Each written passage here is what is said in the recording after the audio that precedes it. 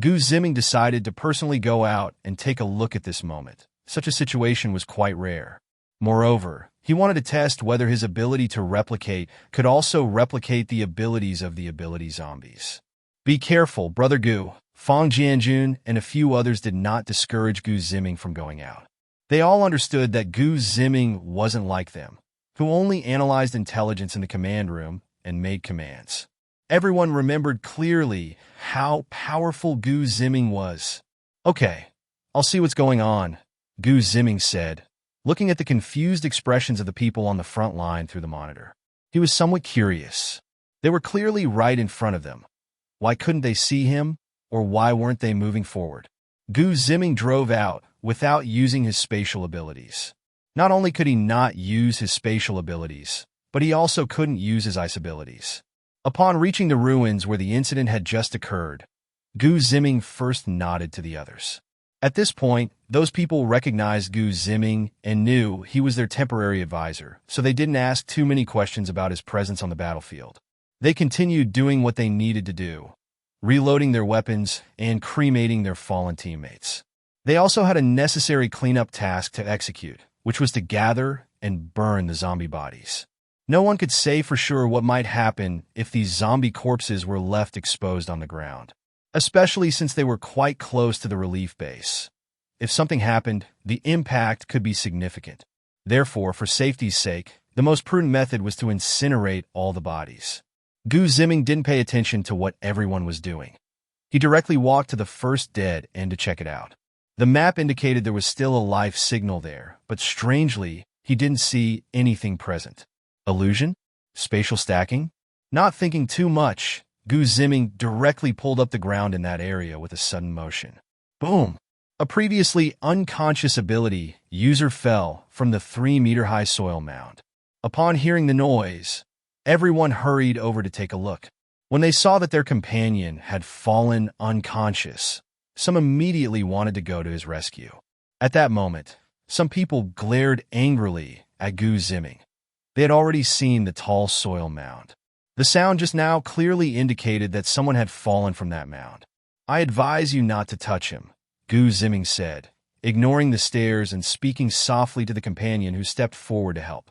The companion paused for a moment, glanced at the unconscious ability user, and then, pretending he hadn't heard Gu Ziming's advice, stepped forward to grab the ability user's arm. He was preparing to carry the unconscious ability user on his back. He recognized this ability user. He was his old squad leader who had saved his life in a previous battle. He had just observed that his squad leader's chest was rising and falling, and there were no obvious external injuries, so he decided to ignore the so-called temporary advisor's advice. Just as he lifted his old squad leader onto his back, the squad leader suddenly opened his eyes. However, those eyes were filled with blood vessels and lacked any vitality. The man felt a chill at the back of his neck, followed by a row of sharp teeth biting into him like a saw. Overwhelmed by extreme pain, he forcefully threw off the old squad leader behind him, sending him flying 2 or 3 meters away. But in the air, a rain of blood sprinkled down as the old squad leader had bitten off a chunk of flesh from his neck. The man collapsed to the ground, clutching the back of his neck, but unfortunately, bright red blood gushed out like it was free. The others were also stunned. Their companion who had just fought alongside them was bitten just like that. At that moment, the old squad leader was swallowing the flesh and blood he had torn from the man's neck, and his skin started to show some gray spots, clearly indicating something was wrong. "Help me!" A weak cry for help escaped the man's lips as he lay on the ground, looking hopelessly at the others nearby. "Give him a quick end," Gu Ziming said faintly, then turned and walked toward another corner. "This? You give him a quick end? I'm not familiar with him. Aren't you all from the same class?" "Exactly, because we are from the same class that I can't bring myself to do it." Several soldiers in front heard Gu Ziming's words and understood what he meant. But they were still in a battle on the battlefield. Now that the fight was over, everyone's adrenaline had subsided, and that excitement and impulse faded away. At this moment, to really shoot their comrade, they felt a bit reluctant. A few of them pushed and shouted, making the company commander, who was watching from the side, unable to stand it any longer. Bang! The man who had just been bitten was shot in the head. Bang, bang. Then came 2 more shots. The infected old squad leader was also dealt with before he fully turned into a zombie. Be more careful in the future. Before confirming there's no infection, don't approach recklessly. Although the company commander acted decisively, he spoke gently to the people behind him. Wasn't he heartbroken? Both of them were soldiers he had once led. On the other side, Ziming followed his previous actions, and several earthen pillars shot up from the ground. 6 pillars, 5 unconscious abilities were pushed out. The last pillar did not hit anyone. And the missing person was the mysterious ability user who had smiled slightly at the monitor earlier. This time, everyone didn't hesitate and immediately opened fire, shooting the remaining 4 unconscious people in the head. Ziming looked at the map again and found a green dot and a purple square entangled together not far away. He estimated that the ability user was fighting this strange and abnormal zombie. But even though it was showing not far away, Ziming looked around but found no sound or sight. Combining the fact that the previous few abilities could be revealed by his earthen pillars, he speculated that this zombie might possess an illusion-type ability. Moreover, this illusion was of a high level, as it not only concealed them from sight, but also from sound and sensation. Now he faced 2 choices. One was to directly join the battle, separate them, and then take the opportunity to kill that zombie to see if he could replicate the ability. 2 was to wait until both sides were injured or until one side was defeated before killing the zombie. Choosing the first option would expose some of his strength. He had just discovered that those few people could still be observed, but now everyone knew nothing. The second option had more advantages. He might benefit as a fisherman, but the only fear was that the ability user might directly kill the zombie. In that case, he wouldn't be able to replicate this interesting illusion ability. After thinking for a while, feeling that the small green dot on the map was still bright green and that the purple square had faded a bit, he decided to take action first. As for concealing his strength, Ziming felt it was time to show a bit more of his power. With a wave of his right hand, a massive earthen wall, as tall as the sky, rapidly rose from the ground, separating the still battling clams and sandpipers. Everyone turned their gaze towards the spot where Ziming was demonstrating his abilities. The illusion set by the zombie had already been shattered, so everyone could see an ability user on one side of the massive earthen wall and a zombie that was somewhat grayish-black on the other side. What's going on here? Were they just fighting? Didn't anyone notice that it was President Gu who discovered them first? At that moment, the soldiers, seeing Ziming for the first time, had an intuitive understanding of his abilities. Before, they had only heard some companions boast about how Ziming had created a fissure in the earth that swallowed thousands of lives. For soldiers who had yet to see any real power, that sounded like a tall tale. Earthquakes could only be caused by divine beings, and such feats were beyond human capability. Now, seeing this nearly 40-meter tall and 5 to 6 meter wide massive earthen wall, they finally believed in Ziming's strength. It wasn't that Ziming wanted to show off by creating such a large wall. It was because he had realized that both the ability user and that zombie were of the mental type, and only a wall of this thickness could completely sever their spellcasting. The ability user was trapped on one side of the earthen wall, looking somewhat bewildered. Where did this come from? Wasn't I in a mental contest with a zombie? How did such a massive earthen mountain suddenly appear? Did I fall for it? In an instant, he thought of many things, and only when he noticed the crowd and Ziming's gaze converging on him did he realize that reinforcements had arrived. Although he felt that he could drag that zombie down by himself, having reinforcements was certainly safer, wasn't it? Ziming nodded at him and activated the eye of the villain. Name: Fong Zichang Faction. Neutral military friendliness. Plus 60 key ability. S-rank telekinetic ability, capable of converting mental energy into telekinetic force for manipulation or attack, which can affect the real world. Wow, S-rank special trait and related to mental telekinesis. No wonder he's so arrogant. He felt a desire to have this ability for himself. Fang Zichang noticed the enthusiastic gaze Gu Ziming had, which was highly regarded by his elder, and couldn't help but feel a chill in his heart. Ahem. Gu Ziming also realized that his gaze was a bit strange and pretended to cough a couple of times. The surname Fang. Could he possibly be related to Fang Jianjun? Now is not the time to discuss this, as that peculiar zombie had also noticed these people, and it was quietly retreating. Faced with this zombie, Gu Ziming didn't show the same courtesy as Fang Zichang. Instead, he sent a massive stone hand rising from the ground, ready to capture it in one go. Crack! The zombie retreated in an eerie manner, and the giant hand only caught one of its feet. At the most critical moment, the zombie actually broke its own foot to escape. Then, it opened its mouth, unleashing an invisible mental wave towards Gu Ziming. Watch out! Fang Zichang, sensing something, shouted at Gu Ziming. Unfortunately, in front of him was a giant earthen wall, making it impossible to unleash any telekinetic attacks. Gu Ziming felt a wave of dizziness wash over him, and then he seemed to see countless zombies crawling towards him, like a scene from hell. Ha! Gu Ziming chuckled lightly, and the hell formed by countless zombies instantly collapsed. Just now, he merely wanted to experience the zombies' attack method. In fact, he had already made thorough preparations upon realizing that this might be a zombie with illusion abilities. Shield of Thought, a trait with S-level abilities. It has only one function: to resist 99.99% of mental attacks. This skill was specifically exchanged by Gu Ziming for 1 million luck points, intended to complement the immunity to all physical attacks that the Void entity offers. Of course, there are abilities that provide 100% immunity to mental powers, and those abilities have other functions, but the required luck points reach astronomical figures, clearly beyond Gu Ziming's current means. So Gu Ziming chose this Shield of Thought. Even though it can only provide passive defense and has a few minor flaws, its price is still reasonable.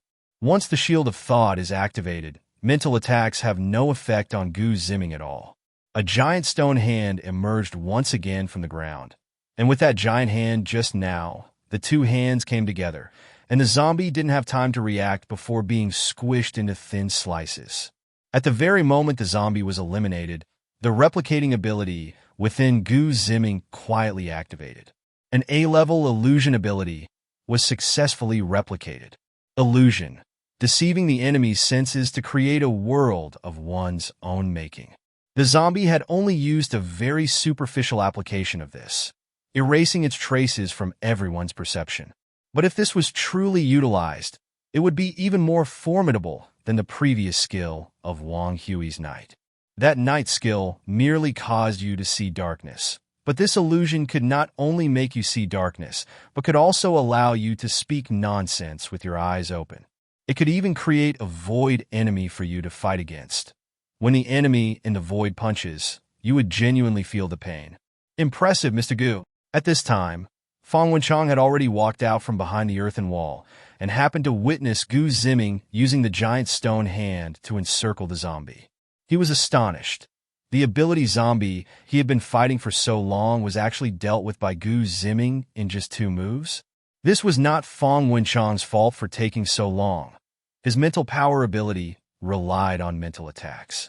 He could influence reality through mental power, but given the current strength of his influence, such attacks had little effect on this ability zombie.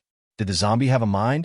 Yes, but it was weak, and they mostly relied on physical abilities to move. Thus, his mental attacks were not particularly effective against the zombie. Where are you from? What do I call you, brother? Thanks to you for exhausting this monster for so long, I can be considered to have picked up a bargain. Gu Ziming did not directly call out Fang Wenchang's name, and he also credited him with a significant part of the achievement of defeating the zombie. Fang Wenchang surely knew how difficult the zombie was to kill, but those present were unaware of the truth. If Gu Ziming claimed that the zombie was too easy to kill, that he could eliminate it single-handedly, what would happen? Some people would definitely think that their struggle was pointless compared to Gu Ziming's single skill. At the same time, some might wonder why Gu Ziming, being so strong, didn't intervene earlier. That way many lives could have been saved. And indeed, It was true. Seeing Gu Ziming so effortlessly eliminate the zombie that had been held off by their ability team leader for so long, some complaints inevitably arose in their hearts. However, Gu Ziming explained himself at this moment, giving Fong Wenchang some face and rationalizing his seemingly effortless kill of the zombie. This rationalization was one that everyone could understand. Sure enough, when Gu Ziming mentioned that he had picked up a bargain, the resistance of the crowd diminished significantly. I am Fong Wenchang, the current captain of the EC ability team. Fong Wenchang introduced himself directly, not mentioning the zombie situation anymore. Hello, Captain Fong. Hello, General Gu. Gu Ziming and Fong Wenchang shook hands. This counts as Gu Ziming's fourth handshake with someone in the military. The first two were with Fong Jianjun and Chen Gang, and the third was with the major antagonist, Song Qing. If the original plot of the third part is accurate, an ability bureau will be established in Donghai to specifically organize resistance against ability users who have absorbed zombie crystals. Gu Ziming had never seen anyone from this ability bureau before, but according to the rules of World Fusion, this ability team he was with might very well be the precursor to the ability bureau. It's a good idea to build a rapport with the current team leader. Moreover, according to Gu Ziming's speculation, after the zombie crystals appear, a large number of ability users will emerge. The chances of the mysterious rays awakening people before were simply too low. For now, most people are still ordinary in this apocalyptic world. However, in the third part of the plot, almost half of the survivors had awakened abilities. For this character, Wu Tian, he could almost be considered a semi-invincible start. To ordinary people, he is simply a target. By killing zombies, there is a chance to obtain crystals, and consuming these crystals might lead to awakening abilities. Although the probabilities in both steps aren't very high, they are repeatable experiments. Unlike the initial mysterious rays, which could only give people a one-time chance to awaken. Once missed, there was no way to awaken again. Calculating the time, Wu Tian might still have half a month before he arrives in Donghai. As Gu Ziming was still contemplating his future plans, Fong Wenchang continued to cooperate with everyone to clear the scattered zombies. Seeing no one was paying attention to him, Gu Ziming drove his car around the base. He had promised Fong Jianjun that he would dig a moat around the base. While driving and playing music, Gu Ziming followed the rhythm and used his Earth-based abilities to create a 3-meter deep pit 10 meters away from the barbed wire fence. With his current strength, he could have done it all at once, easily using his abilities to create a circular pit around the entire base. But still, the saying goes, he could, but it wasn't necessary. Moreover, finishing something in just a few seconds would only give people a cheap impression. It's like hiring a locksmith. If they take less than half an hour to open the lock, you would feel they charged too much. But if the expert first takes a wrench, then a hammer, and goes through a series of tools to disassemble the lock, sweating profusely, and finally, after you grow impatient, takes half an hour to open it, you'd feel that the fee is justified. There's even a sense that if you had hired someone else, it would have cost you more than just that one fee, making you feel like hiring him was a real bargain.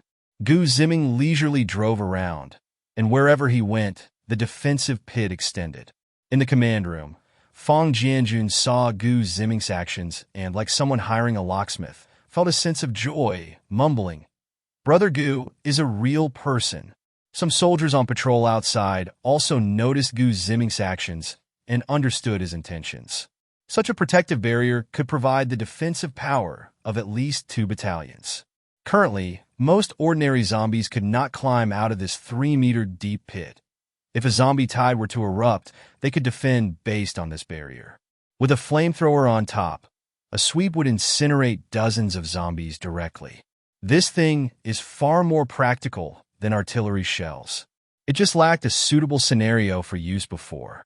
The soldiers looked at Gu Ziming swaying in the car, filled with gratitude. After working for nearly half an hour, Gu Ziming finally finished surveying this official relief base. A circular pit measuring 3 meters wide and 3 meters deep was thus completed. At the same time, Gu Ziming left a bridge surface about half a meter wide at the 4 main gates of the base, which serve as a temporary access route for them. Whether the military wanted to keep it or dismantle, it would be up to their own discretion. After completing all this, Gu Ziming did not stay at the base any longer. Before leaving, Fang Jianjun specifically ran out to say, "Brother Gu, thank you. We will start producing that protective net you wanted right now. Just come back in a week to pick it up." "All right." Gu Ziming rolled down the car window, waved his hand, and replied loudly, then drove away from the official base. Now he needed to find that mutated zombie capable of quickly infecting humans. He had previously marked its location on the map, and since it was still within the display range, he just needed to follow the marker to get there. After driving about 2 kilometers beyond the outer defense perimeter of Donghai University, Gu Ziming parked his car in a hidden corner. He did not intend to drive any closer because driving was too slow. He also didn't need to check the local environment anymore, so he planned to make a spatial leap and resolve the situation quickly. Taking another look at the location of the peculiar zombie, he saw it wandering in an underground parking lot of a residential complex. At this time, the underground parking lot had no humans left. Gu Ziming's map only displayed dozens of zombie blocks wandering simultaneously, with no small dots indicating human presence. Gu Ziming guessed that this area had been taken over by zombies, and the people had either fled elsewhere or had all been infected. However, looking at those ordinary zombie blocks, he felt that the probability of them all being infected was higher. With a spatial leap, Gu Ziming appeared in the underground parking lot. The scent of a living person immediately agitated the zombies, which were clearly very hungry and thus exceptionally alert. The speed-type mutated zombie seemed to be saying something, following behind the group of ordinary zombies as they approached Gu Ziming. The ordinary zombies noticeably quickened their pace upon hearing the gulu-gulu sound. Gu Ziming was a bit surprised. Had the zombie king that could lead other zombies already evolved? The so-called zombie king is a general term for zombies that can lead a group. Regardless of how many zombies they can command, any zombie capable of leading others can be called a zombie king. Such zombie kings typically evolve after infecting a significant number of humans and tearing apart countless fellow zombies. In the original storyline, the first zombie king to appear was the protagonist, Wu Tian, but the second one wouldn't appear until over a month after Wu Tian's introduction. But now, Wu Tian had yet to appear, and the zombie king was here? Even if Wu Tian's appearance was delayed by a few days, the timing of the zombie king's emergence was still too early. The zombie king ignored Gu Ziming's days and continued to roar out a few gulu-gulu sounds. Dozens of zombies had already surrounded Gu Ziming and launched an attack. Gu Ziming had no interest in playing with these low-level ordinary zombies. He directly made a spatial leap to land on the back of the zombie king. Then a cold ice dagger materialized in his hand, and he aimed for the back of the zombie king's neck and swiftly slashed across. Crack! The neck of the zombie king was completely severed, yet it still managed to move forward a bit thanks to its speed ability, leaving the front half of its neck still connected to its head.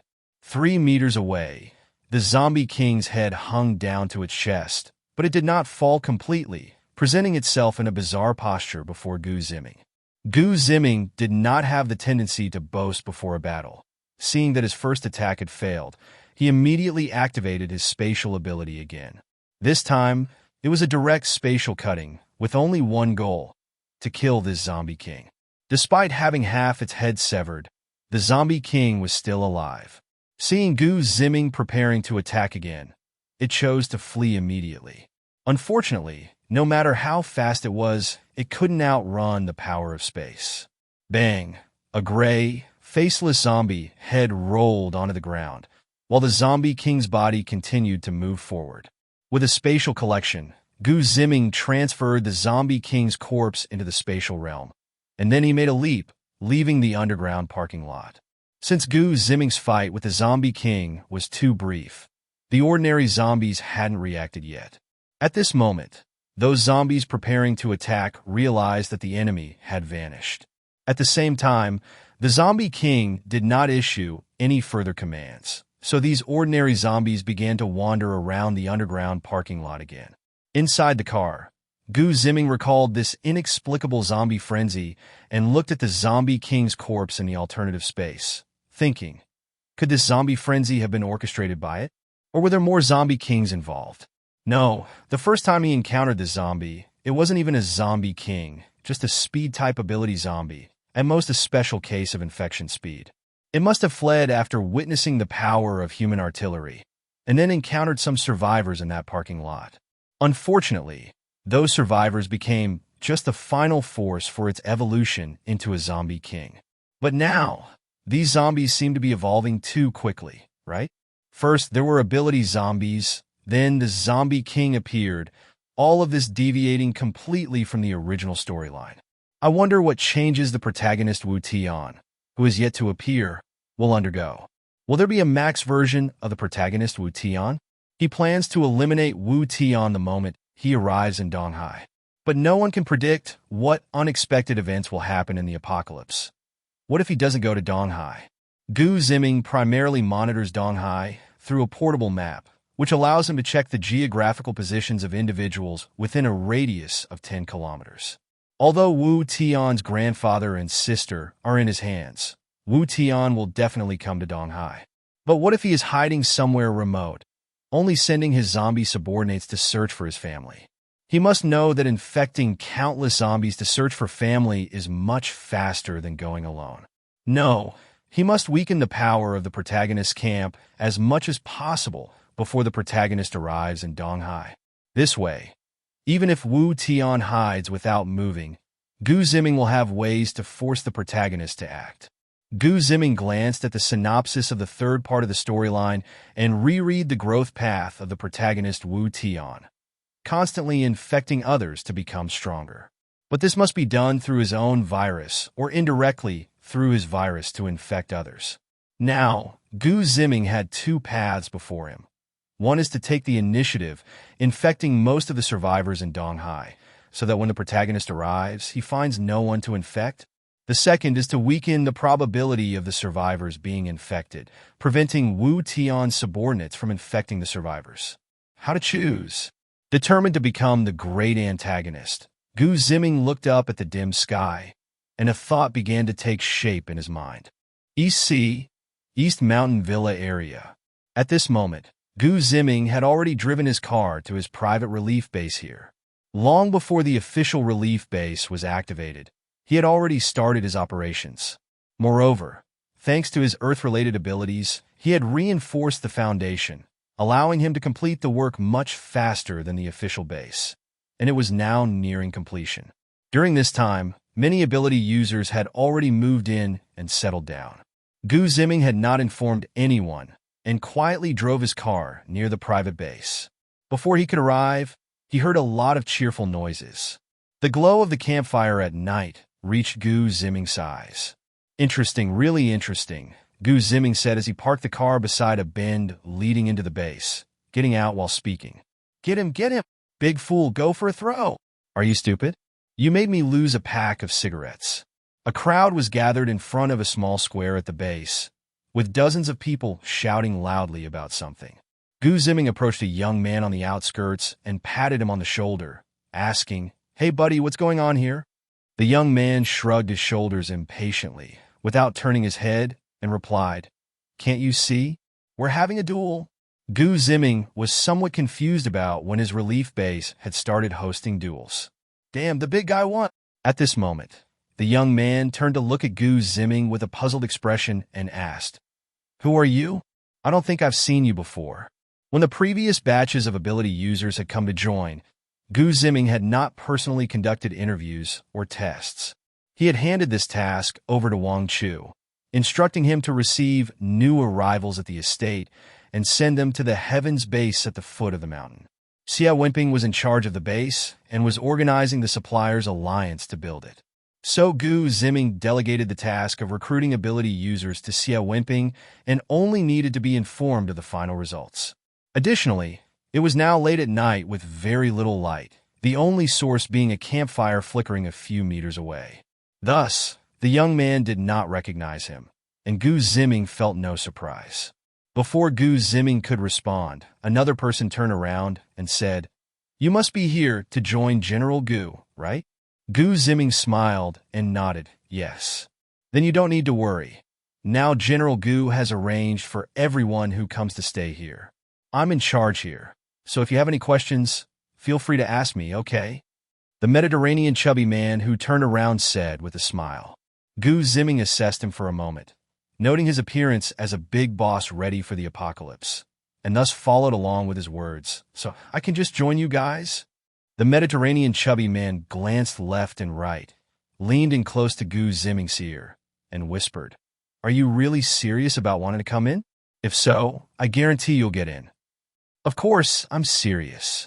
I came all the way here, Gu Ziming replied, lowering his voice as well. The young man beside him chimed in, Brother, I was the one he arranged to bring in. This guy's heart is not bad. Looking at your outfit, you seem to be doing well.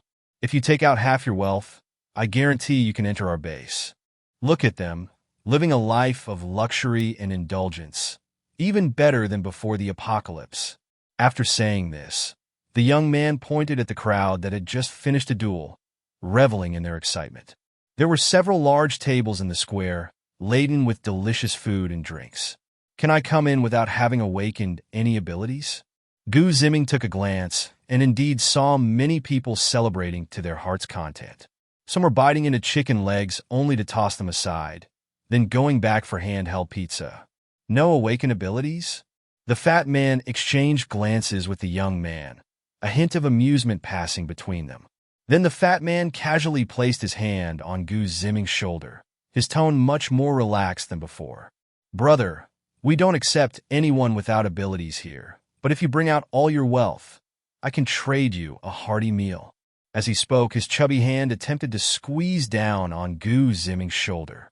Gu Ziming slightly shook his shoulder, causing the fat man's hand to roll off, nearly making him fall over. Brother, you just wasted a chance for a free meal. The young man covered his mouth and chuckled, finding the fat man's predicament amusing. He then teasingly said to Gu Ziming, You could have had another hearty meal, but it looks like you've angered the fat man. The fat man got up from the ground, smoothing his slick hair, and seeing his companion laugh, he didn't get angry. Instead, he grinned and said, Brother, here's your chance. If you lick my shoe clean, I'll let you go. The young man, enjoying the scene, added fuel to the fire. Licking shoes is too dirty. Why not lick his backside? Isn't that your favorite? Ha ha. Gu Ziming, however, wasn't angered by their disgusting antics. Instead, he found himself reminiscing about how long it had been since he encountered such foolish villains. It was almost nostalgic. Wasn't he enjoying a bit of the protagonist's treatment right now? If he hadn't crossed over, would the original character have acted like a clown in front of Lin Fan? No doubt about it. At this moment, he had already thought of 2 ways to deal with these two, and it was time to tidy up this relief base. In fact, he could have just left it as it was. Generally speaking, are most villain bases like this? Whoever comes in first ransacks the place, then the old ones bully the newcomers, and the weak serve the strong. But Gu Ziming wanted to be the biggest villain. These thug-like antics would only lower his villain status. Now, he had already thought of a better way to cultivate his villain style. A giant stone hand suddenly rose from the ground, gripping the young man and the fat man tightly. Just now, he had checked the 2 of them through the villain's eye, and their information was as ordinary as could be. One had enhanced strength, and the other could secrete a mucus similar to that of a toad, which could paralyze enemies. He also checked the data of the dozens of people in the base, most of whom were C rank or B rank, with a few common abilities. With a loud bang, he pulled everyone out of their revelry. The 2 caught in his grip struggled desperately to use their abilities to break free. But as soon as the fat man activated his ability, he unconsciously secreted a layer of slime. The young man was pressed closely against the fat man, so he was directly affected, his whole body going numb like a rag doll, completely immobilized. Gu Zong, spare me. At this moment, the fat man realized who was before him. The grip tightening around him was made of clay and stone, a strong, earthy smell filling his nostrils. Gu Zong, I was just joking with you. Feeling the giant stone hand tightening its grip, the fat man bared his teeth and shouted. Some people nearby, who had just seen their companions being captured, were preparing to use their abilities to come to the rescue. But upon hearing the fat man call out Gu Zong, they immediately halted their abilities. A few others who were somewhat intoxicated instantly sobered up, standing upright and motionless. Gu Ziming noticed that everyone was paying attention to him, so he smiled and greeted them. "Good evening, everyone. Good evening, everyone." A perfectly normal greeting, yet it sent a chill of fear through the dozens of people present. "What's wrong? Is no one welcoming me?" Seeing that no one responded, Gu Ziming floated another sentence lightly. "Gu Zong, good evening. Gu Zong, good evening. Finally, we meet Gu Zong. Good evening to you." Hearing this, the crowd began to mimic Gu Ziming's manner, greeting him in return. "Gu Zong, please spare me." At this moment, the fat man let out a plea for mercy, but he was so compressed that he found it hard to breathe, making his words weak and powerless. "You too, come with me up the mountain later." After Gu Ziming finished speaking, his huge hand released the two, retreating into the ground. The fat man hurriedly gasped for air, breathing deeply. He had never found the hot air to be so sweet before. The young man, paralyzed by the fat man's slime, continued to lie on the ground, but his face had turned from a purplish hue to a reddish one, and his overall condition had clearly improved a lot. "Thank you, Gu Zong. Thank you, Gu Zong. You are magnanimous, and I am grateful for your generosity." The fat man immediately bowed his head, expressing his gratitude to Gu Ziming. Seeing the fat man's pitiful state, some in the square guessed a little about what had happened, scoffing softly and inwardly thinking he deserved it. Others, however, were puzzled about how the fat man had angered Gu Ziming and were pondering what exactly the fat man had done wrong. Noticing that everyone had fallen silent, Gu Ziming spoke again. "What were you doing just now?" At this moment, a heavy and dull voice sounded. "I was just discussing with this brother who has come here." The speaker was Zhao, one of the first big men to come to Gu Ziming. As for the brother Zhao who mentioned, he was an extremely overweight person who looked like a small mountain. The first time Gu Ziming saw him, he was reminded of a sumo wrestler from the island nation. "What's your name?" "My name is Inoue Takuro. I was a coach at a sumo club in the East Sea and just arrived at this base yesterday." "Thank you for your hospitality, Gu Zong." Inoue Takuro spoke fluent Mandarin while bowing slightly to Gu Ziming. Inoue's words and actions were very respectful, but when Gu Ziming checked his villain's eye, he found that the loyalty level was actually 0. Name: Inoue Takuro Faction. Temporary Villain Faction Loyalty. 20 main abilities. A-grade body enhancement, fat enhancement. After using his abilities, his body fat becomes as impervious as rubber, and he can absorb most of the impact. A loyalty of 20? That doesn't seem like someone who is so respectful. A loyalty of 20 is almost equivalent to having none at all, meaning he wouldn't even be willing to kill a chicken, let alone do anything for the protagonist. No need to be polite. Have you two come to any conclusions? Gu Ziming asked the two with a smile, as if he were an old friend making casual conversation. Upon hearing Gu Ziming's question, Zhao couldn't help but lift the corners of his mouth, revealing his bright white teeth that could even be seen at night. Inoue Takuro scratched his head, looking a bit embarrassed as he said, "Gu Zong, this Tiger-san is more skilled. I lost temporarily." "I don't believe it, with your physique. How could you lose?" Gu Ziming carefully examined Inoue Jiro again and asked somewhat uncertainly. Inoue Jiro appeared somewhat frank and replied, "Skill is inferior, Gu Zong, I indeed lost." Gu Ziming laughed and shifted his gaze from Inoue Jiro to the crowd, loudly asking, "How many of you just bet on Jiro to win?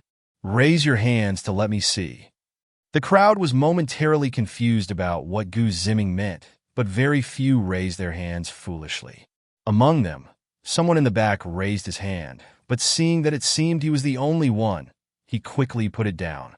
That brother in the back, if you raise your hand, just keep it up. What are you afraid of? I won't eat you."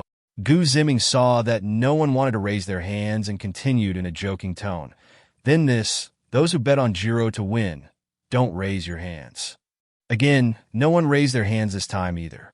Some insightful ability, users seemed to sense that the atmosphere on site had subtly changed. Inoue-san, right? Gu Ziming turned around and asked Inoue Jiro. Yes, Guzong. I'm Inoue Jiro. Look, everyone bet on you to win, but you actually lost. How disappointing is that? How about this? Let's have another match to cheer everyone up. After saying that, Gu Ziming raised his hand, making a please start your performance gesture. Inoue Jiro's forehead was unknowingly covered in sweat. The pressure Gu Ziming exerted on him was much greater than the pressure Zhao who had earlier. Zhao, who also noticed something was off and stood up to say, Guzong, we just had a match and our energy is almost exhausted. After speaking, those who came with him also turned their gaze toward Gu Ziming. Except for Old Wu, who was not present, Berenmu, Jiang Tao, and Chen Quan, who had arrived at some point, all looked at Gu Ziming. However, they did not speak. As the first batch of ability users, they would never forget how cold Gu Ziming was when he saw them that day. Only Zhao Hu, as one of the sparring partners, had to step forward to talk to Gu Ziming. Otherwise, he would have quietly watched the sparring performance like the best audience. Then, I bet 1 gold coin that you will win. Is that okay? Gu Ziming did not pay attention to Zhao Hu's refusal. Instead, he took out a shiny gold coin from his pocket and placed it on the table. This. Zhao, who was somewhat fearful of Gu Ziming. He remembered how Gu Ziming's giant hand had crushed the long-tongued monster into a pulp. Now he couldn't even say a complete sentence. Inoue Jiro, on the other hand, was not particularly concerned. He thought that Gu Ziming was no different from the audience who enjoyed watching his sumo performances. Those spectators arrived late and missed the most exciting parts, so they would loudly shout, "Do it again!" Now, as Gu Ziming was his apparent boss, Inoue Jiro felt it was somewhat inappropriate to refuse directly. Seeing that his opponent Zhao, whose objection was ineffective, he understood even more Gu Ziming's determination to watch another fight. For Inoue Jiro, it was just a performance, it didn't matter. If they had to do it again, so be it. He had more important tasks waiting for him. No need to say more, just rest up and start when you're ready. Gu Ziming walked over to a table full of wine bottles, poured himself a glass of red wine, and raised his glass to the two in the center of the square, saying, Zhao Hu and Inoue Jiro, you may begin. Seeing this, Zhao Hu and Inoue Jiro had no choice but to return to the big circle they had drawn earlier. Gu Ziming took a sip of the red wine, looked at the two who were prepared, and gently said, To avoid any fixed match, this duel will continue until death. Until death do we part? As soon as this statement was made, the entire venue fell silent. At this moment, the audience watching the spectacle widened their eyes, staring intently at Gu Ziming, who was still savoring his red wine. With graceful movements and well-dressed, he looked like a young and noble gentleman. If one had to use a phrase to describe him, it would probably be cultured and refined. What they didn't expect was that this cultured and refined boss would make such a big move right from the start, directly ordering his subordinates to fight to the death. Seeing Gu Ziming for the first time, the ability users felt a bit uneasy. Their impression of Gu Ziming was still stuck on that all meals and lodging included recruitment notice. They thought that once they arrived and joined Gu Ziming's relief base, everything would be smooth sailing. In fact, that was exactly what they hoped for. Since they arrived, they had just needed to find a manager named Sue to report in, showcase their abilities, and then they moved into this brand new base. For the past few days, they had been enjoying food and drink, completely like their dream paradise. Some of them even went to check out the official relief base first and found that over there they had to work and the food and drink offered couldn't compare at all to what they had here. That was why they decided to join this private relief base. Among them, some individuals displayed a nonchalant attitude, as if the situation did not concern them, and watched the drama unfold. These people weren't foolish. They had already guessed that Gu Ziming had set up this base to accommodate them, the enforcers. What gave them the confidence to sit back and relax was precisely their confidence in their own strength. Tonight, it seemed that those two fools had angered Gu Ziming, so he wanted to quell the arrogance of these enforcers. How could he quickly suppress their arrogance? Of course, it was by killing the chicken to scare the monkeys. And the two most dazzling duel protagonists tonight were, of course, to be the chickens Gu Ziming would slaughter to scare the monkeys. As for Gu Ziming treating them as monkeys, they didn't mind. They came to ally with Gu Ziming, taking his money and helping him solve problems. At this moment, Zhao Hu and Ishii Itaro on stage were somewhat unable to adapt. Zhao Hu, hindered by his fear of Gu Ziming, did not speak. As for Ishii Itaro, he was completely unfazed. Baka. For a moment, Ishii Itaro felt insulted, unable to help but mutter a low curse. This muttered curse went unheard by the crowd, but Gu Ziming noticed that Ishii Itaro's loyalty had completely dropped to zero, making him feel something and gaze at Ishii Itaro on stage. Well then, if there are no objections, let's start the match. Gu Ziming put down his wine glass, seated himself like an extremely curious spectator, and looked up at the two in the center of the square. Wait, Mr. Gu, doesn't your summer country value harmony above all else? Can't we just keep it moderate? Ishii Itaro bent slightly, smiling as he spoke towards Gu Ziming. No, I've bet money with everyone. What if you two team up to throw the match and trick me? Gu Ziming shrugged and continued, I really hate match fixing. Mr. Gu, you are treating our lives as toys, as if we are nothing. Inoue Jiro's plump hands were tightly clenched into fists, and he shouted loudly, slightly out of breath with indignation. At that moment, he deliberately scanned the crowd below, hoping that everyone would say a few words to support him. Most of the audience below lowered their heads slightly, unwilling to meet Inoue Jiro's gaze. Only a small number of spectators did not look away, their eyes filled with mockery as they looked at Inoue Jiro. Gu Ziming glanced at the crowd's reaction and couldn't help but exclaim. As expected, they are really the villain camp. When facing the boss wanting to eliminate a subordinate, the other subordinates either cowardly avoided the situation or took pleasure in the misfortune. None of them showed the solidarity that the protagonist group would. Stop talking. If we don't start soon, your life will soon be treated as mere grass. Gu Ziming waved his hand slightly, and 4 giant stone hands emerged in the center of the square, surrounding Zhao Hu and Inoue Jiro. Seeing the massive stone hands breaking through the ground, both Inoue Jiro and Zhao Hu felt a chill in their hearts. Inoue Jiro began to calculate his chances of winning this battle. He had already concealed part of his strength when entering the base, and at that moment, he still had special trump cards provided by the organization. Moreover, through the recent spar with Zhao Hu, he felt that although this opponent was strong, he was still limited in strength. If he released his hidden power and used his trump cards, he could still win this nonsensical fight comfortably. As for exposing his strength and trump cards, making the organization's task difficult, he could only say that he'd deal with that later. The 4 giant stone hands surrounding him were like 4 towering mountains, placing pressure on him far beyond that of his opponent, Zhao Hu.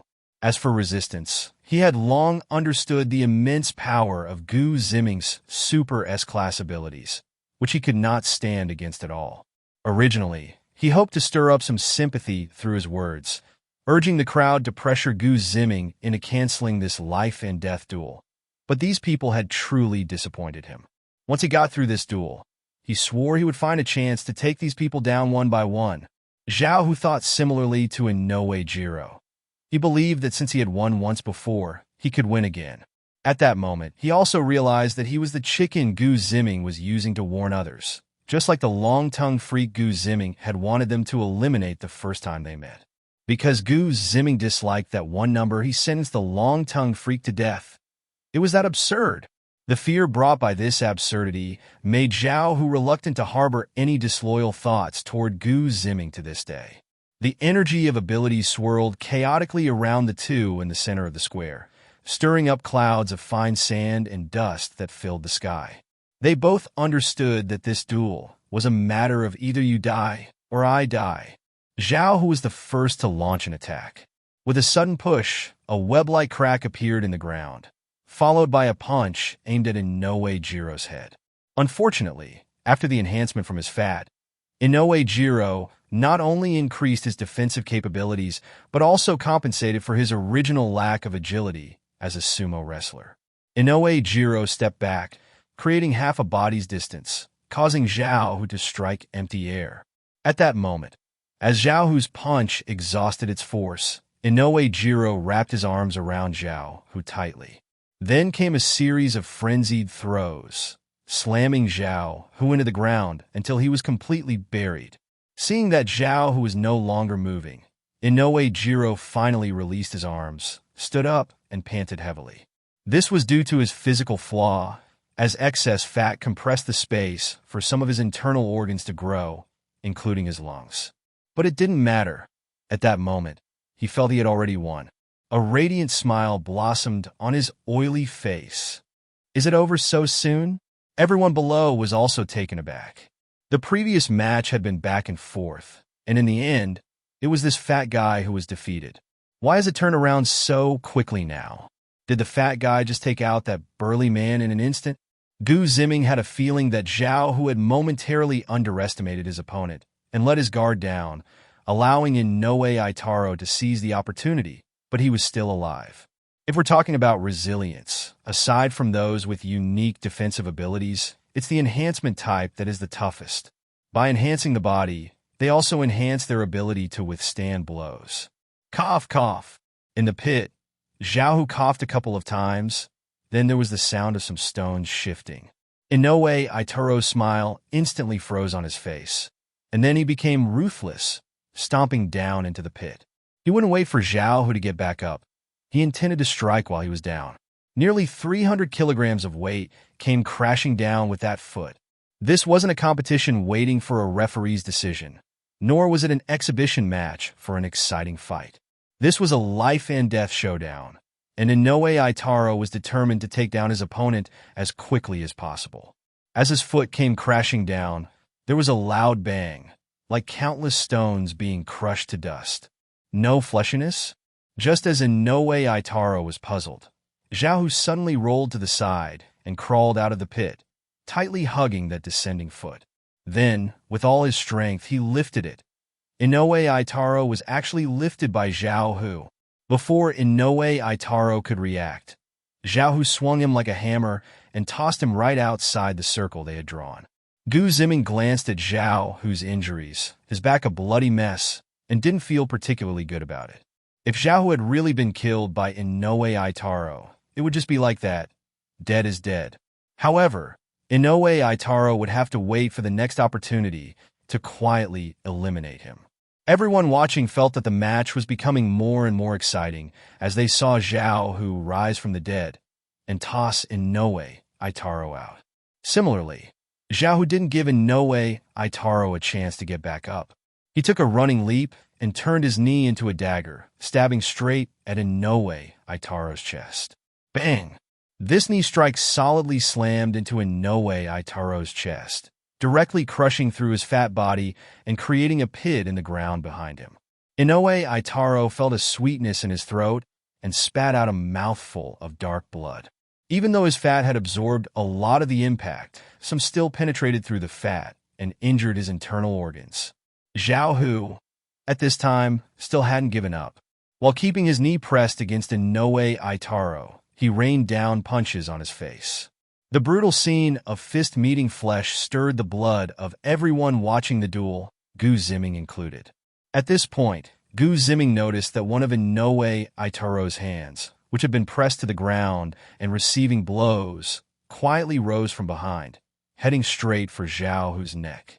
Interesting, this Inoue Aitaro is a smart player. Gu Ziming had always thought that this mountain-like figure would only break through with brute force, but this was clearly a perfect display of strategy.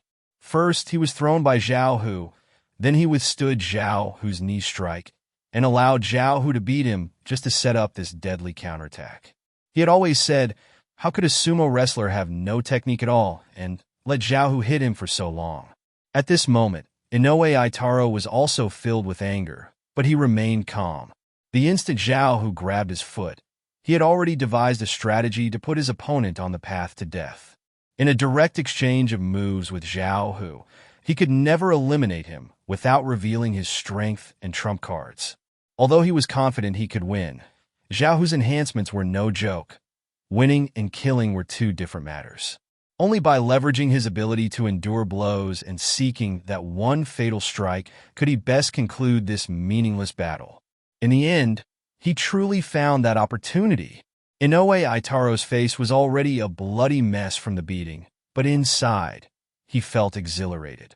His hand had already reached Zhao Hu's neck, and with a little application of strangling technique, it would be no problem to snap Zhao Hu's neck.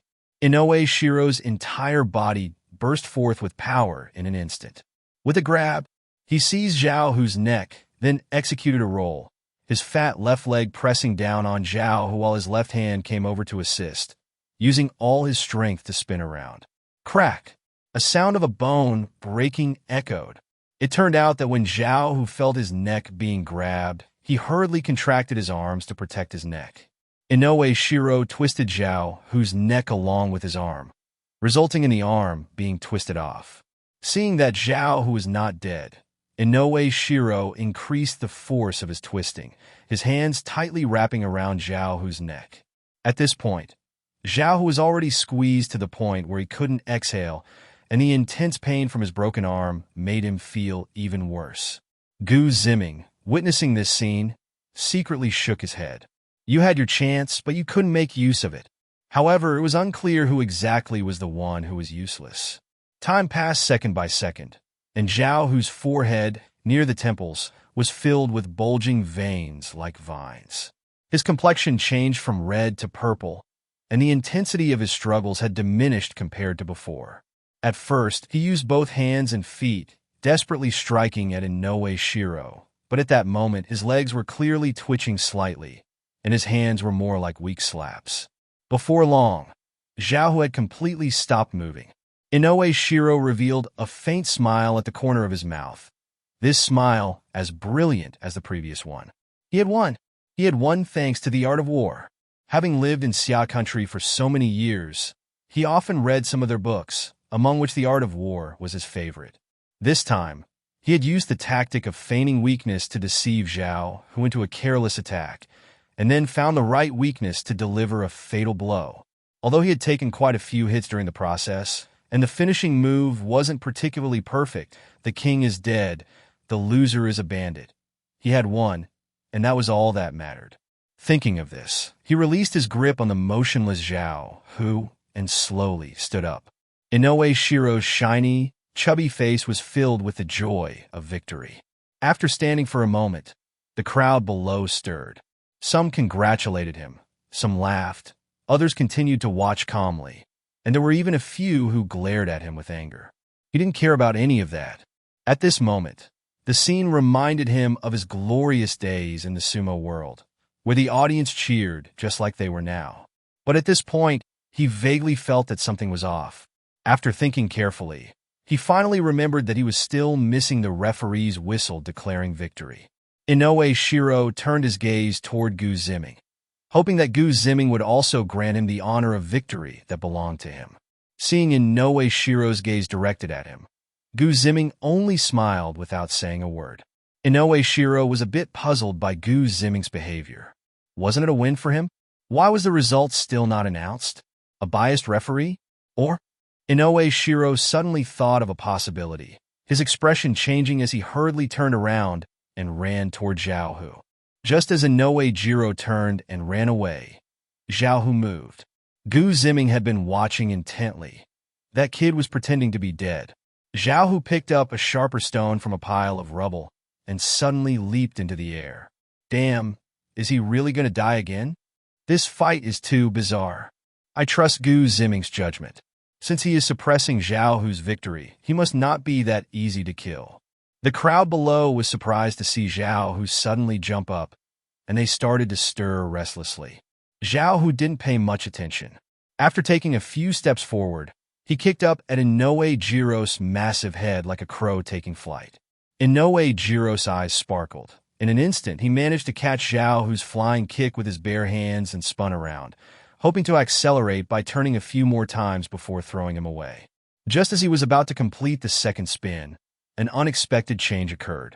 Zhao Hu performed a sit-up, pulled his body in, and threw a stone directly at Inoue Jiro's face. Inoue Jiro couldn't dodge in time, and was struck right in the forehead. Ah! A spray of blood burst out, and the stone was flattened at the tip. At the same time, Inoue Jiro loosened his grip, and Zhao, who was thrown away. Not bad, not bad. Gu Ziming clapped his hands beside him, praising Zhao Hu. At this moment, Inoue Jiro felt dazed and sat down abruptly. Baka! The blow had struck the forehead, which had the least fat on his body, and much of the impact force went straight to his brain. He felt he might have a mild concussion. He sniffed and felt a warm flow surging inside his nose.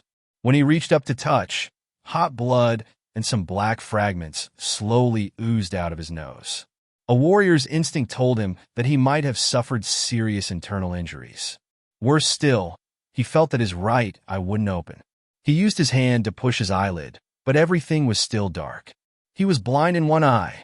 On Zhao Hu's side, he was also dazed from being thrown, but unlike his opponent, he landed on his back, giving him a significant cushion from the impact. Zhao Hu shook his head and stood up again. Just as he was about to launch another attack at Inoue Jiro, this Inoue Jiro actually pulled down his sumo shorts, tore them apart, and then opened his mouth wide, swallowing them. What the hell? The people below felt a chill run down their spines. What is this fat guy doing?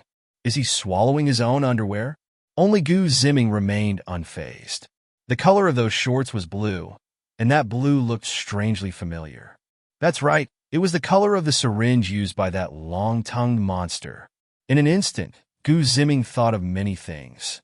This person and the long-tongued monster were both willing to go to any lengths to enhance their powers. What exactly were they after?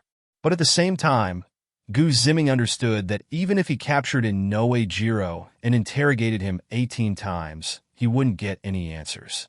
Given the caution and strictness of that organization, tasks were released one after another, and until the very end, they wouldn't reveal what they intended to do. He wanted to uproot this organization entirely, but dealing with just Inoue Jiro was completely unrealistic. Both the island nation and the United States were involved. Interesting, just as Gu Ziming was contemplating this, Inoue Jiro moved. This time, his actions were completely beyond what one would expect from a fat man of his size. Not to say he was as fast as lightning, but he was certainly swift as the wind. Bang! Before Zhao Hu could even react, he was directly knocked away by Inoue Jiro. But Gu Ziming had no intention of stepping in to save him this time. The last time he faced the long-tongued monster, he could say he was unprepared, lacking experience, or had not anticipated a multitude of excuses. But this time it's different.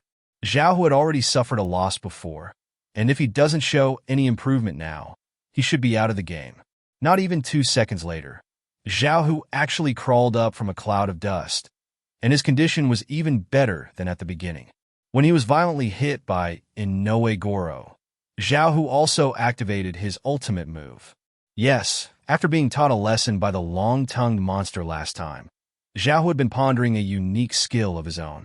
The inspiration for this ultimate move also came from that long-tongued monster. During his idle time, he thought about continuously storing a portion of his abnormal energy in his muscles. After much contemplation, he actually succeeded. However, when he used his muscles to store energy, they quickly filled up, and that storage capacity was practically useless. So, he began experimenting and eventually discovered that he could increase the storage capacity of his muscles by repeatedly striking them. Thus began his nightly dueling performances. Zhao Hu didn't use any tricks. He simply withstood his opponent's attacks and occasionally retaliated. Because of his brain-dead fighting style, some newcomers even nicknamed him Big Fool. However, in order to hone his ultimate move, he ignored what those people called him. For him, strength was the top priority, and everything else was secondary. He had already experienced a helpless situation once and didn't want to try that again. Zhao Hu let out a long howl, releasing all his stored energy, and his rock-solid muscles grew even stronger. In terms of physique, Zhao Hu and Inoue Goro were now almost on par. Bang, bang, bang.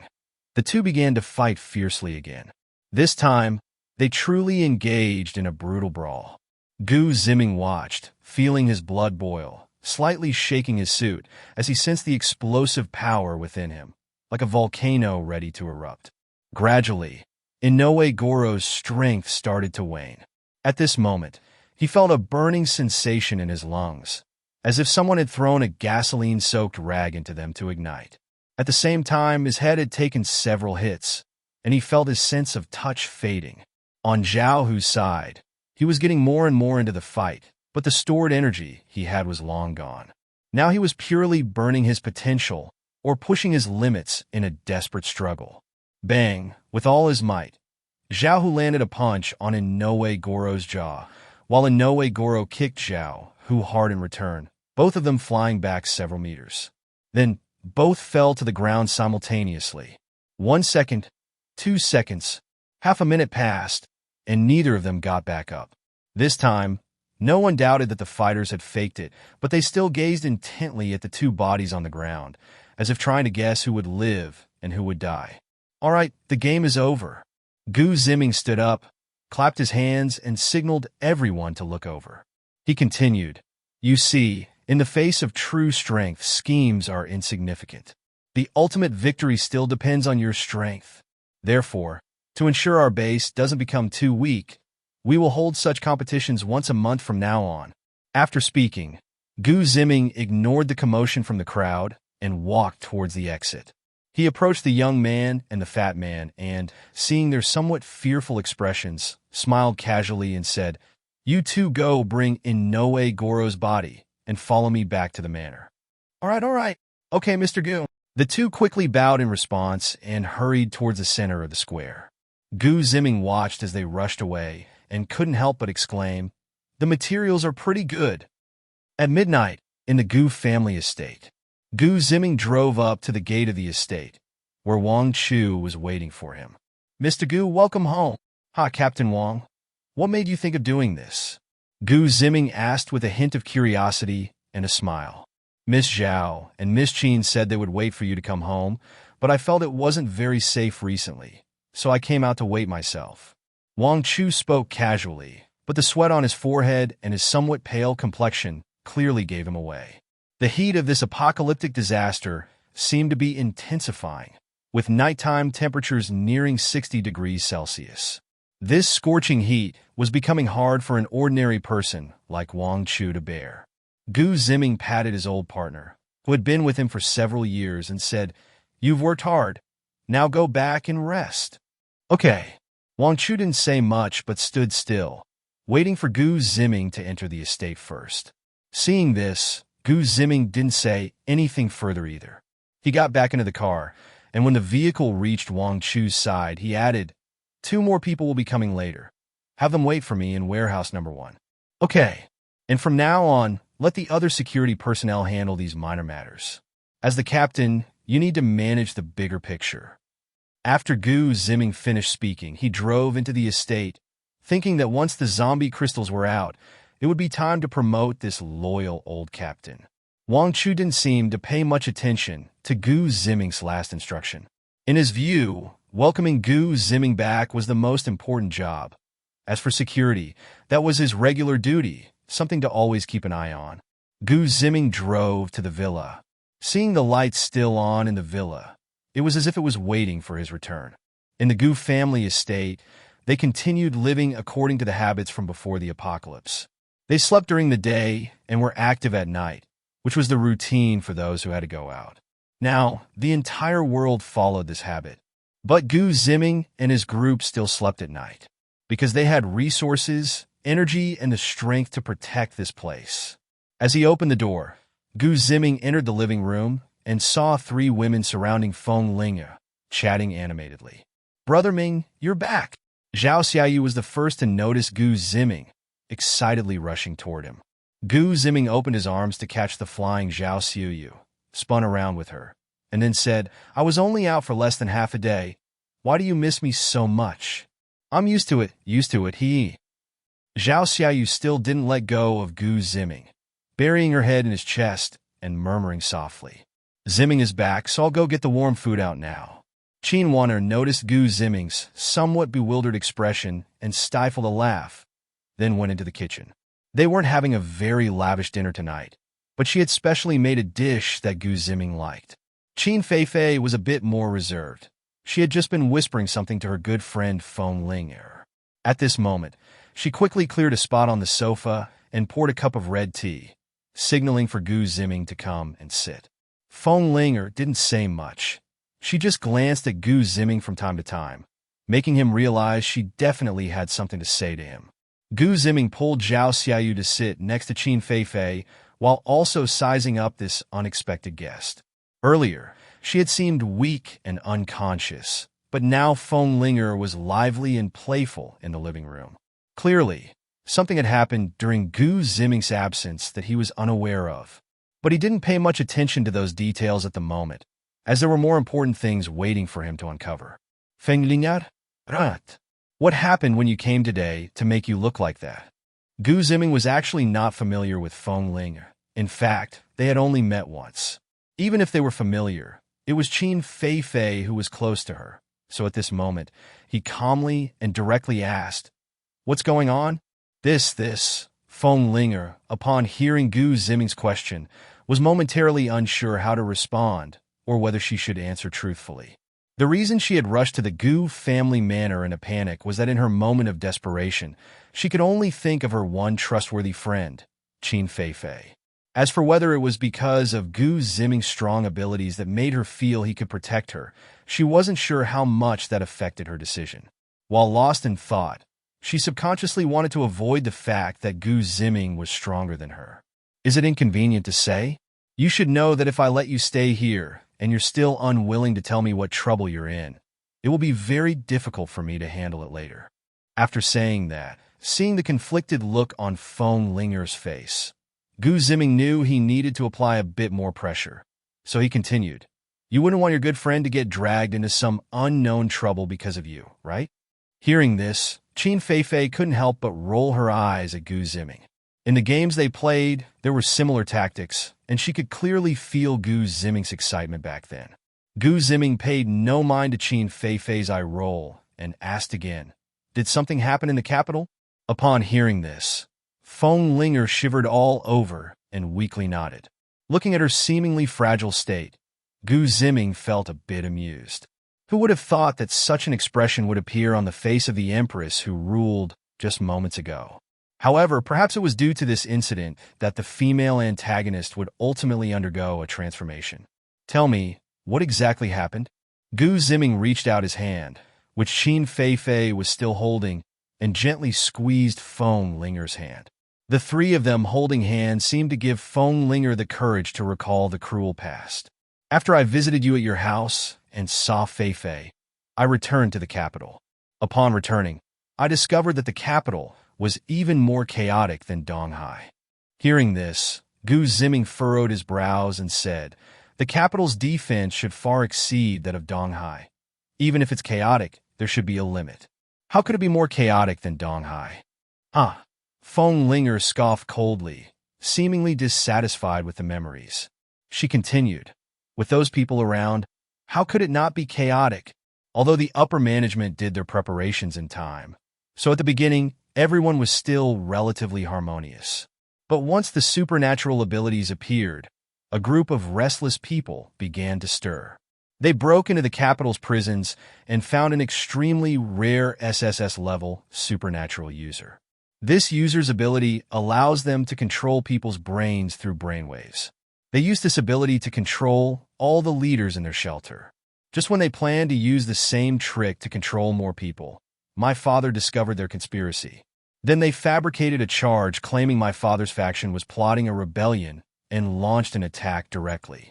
In that sudden assault, my father's army was almost completely annihilated. At that time, they wanted to eliminate everyone from my father's faction, including children and women. The artillery concentrated fire on our shelter, and in the end, only a small number of people managed to escape. In the chaos, we each fled for our lives, going in different directions. Eventually, I ended up here with you." Based on her fragmented account, Gu Ziming finally pieced together a complete event and concluded. There was an internal conflict in the capital. The next day, early morning. "Good morning, Feifei." Gu Ziming looked at the girl in front of him, and couldn't help but greet her. It's not early anymore, it's almost 10 o'clock. Qin Feifei heard Gu Ziming speaking to her and shyly nudged against his chest, saying, Sister Qin has already eaten breakfast several times. Why didn't I hear Sister Qin calling us? Gu Ziming yawned. He had stayed up too late last night. First, he listened to Feng Linger talk about a bunch of secrets from the capital, and then he transformed into Sun Wukong, continuing to grind through the Spider Cave dungeon until it was almost dawn before finally falling asleep. With this kind of routine, he was starting to doubt whether his sleep deprivation was affecting his health. Although his energy had been cleansed several times, he still felt a bit sore in his lower back. You slept too deeply. When Sister Qin was having breakfast, you didn't wake up at all. Qin Feifei reached for Gu Ziming's waist and gently twisted it, then said, You even held me tightly, so I couldn't get out. Now I'll have to embarrass myself in front of them later. Who would dare to make fun of you? Tell me, and I'll help you teach them a lesson. Gu Ziming pretended to be fierce, but his hands didn't stop moving. He was training for future rock climbing. Woo-woo! Qin Feifei didn't know how to respond. Zhao Xiaoyu and Qin Wanner were just like her. They wouldn't laugh at their sister. But just then, Feng Ling had just arrived, and their relationship didn't quite match up at the moment. She felt a bit embarrassed to face her good friend. Unbeknownst to her, her good friend was currently discussing her outside. Feng Linger and Qin Wanner were laughing and joking in the living room with a few others. Linger, you should settle down here. It's much safer than the capital.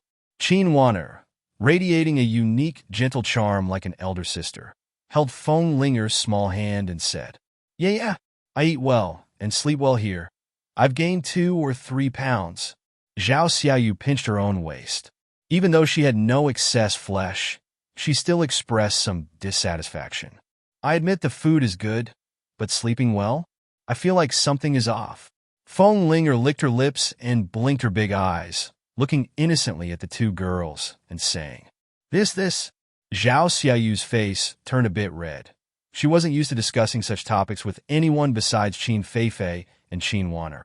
Seeing Zhao Xiaoyu's innocent expression, Feng Linger became even more playful and continued.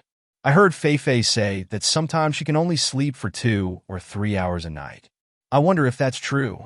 Zhao Xiaoyu felt a bit flustered under Feng Linger's seemingly innocent gaze and could only shift her focus to somewhere else, glancing around randomly. Okay, stop teasing Xiaoyu. Noticing Zhao Xiaoyu's awkward demeanor, Qin Wanner had to step in to ease the atmosphere. Feifei is just joking. Right now, we basically have all day for leisure besides training. We can sleep as long as we want. How could we be sleep-deprived? Qin Wanner had already noticed Feng Linger was teasing Xiaoyu. To give her a way out, she explained to ease the situation. Then, Qin Wanner started her own round, straightforwardly saying, Linger, that kind of thing is very pleasurable, much more so than sleeping. Do you want to give it a try? This direct approach? Feng Linger blushed a bit at Qin Wanner's question, as her instinct as a girl made her feel shy. What are you all talking about? The speaker was Gu Ziming, followed by Qin Feifei behind him. Qin Feifei lowered her head like an ostrich, sitting down at the dining table and starting to eat breakfast. Gu Ziming's bedroom has its own washstand, or rather, every room in the entire villa has its own washroom.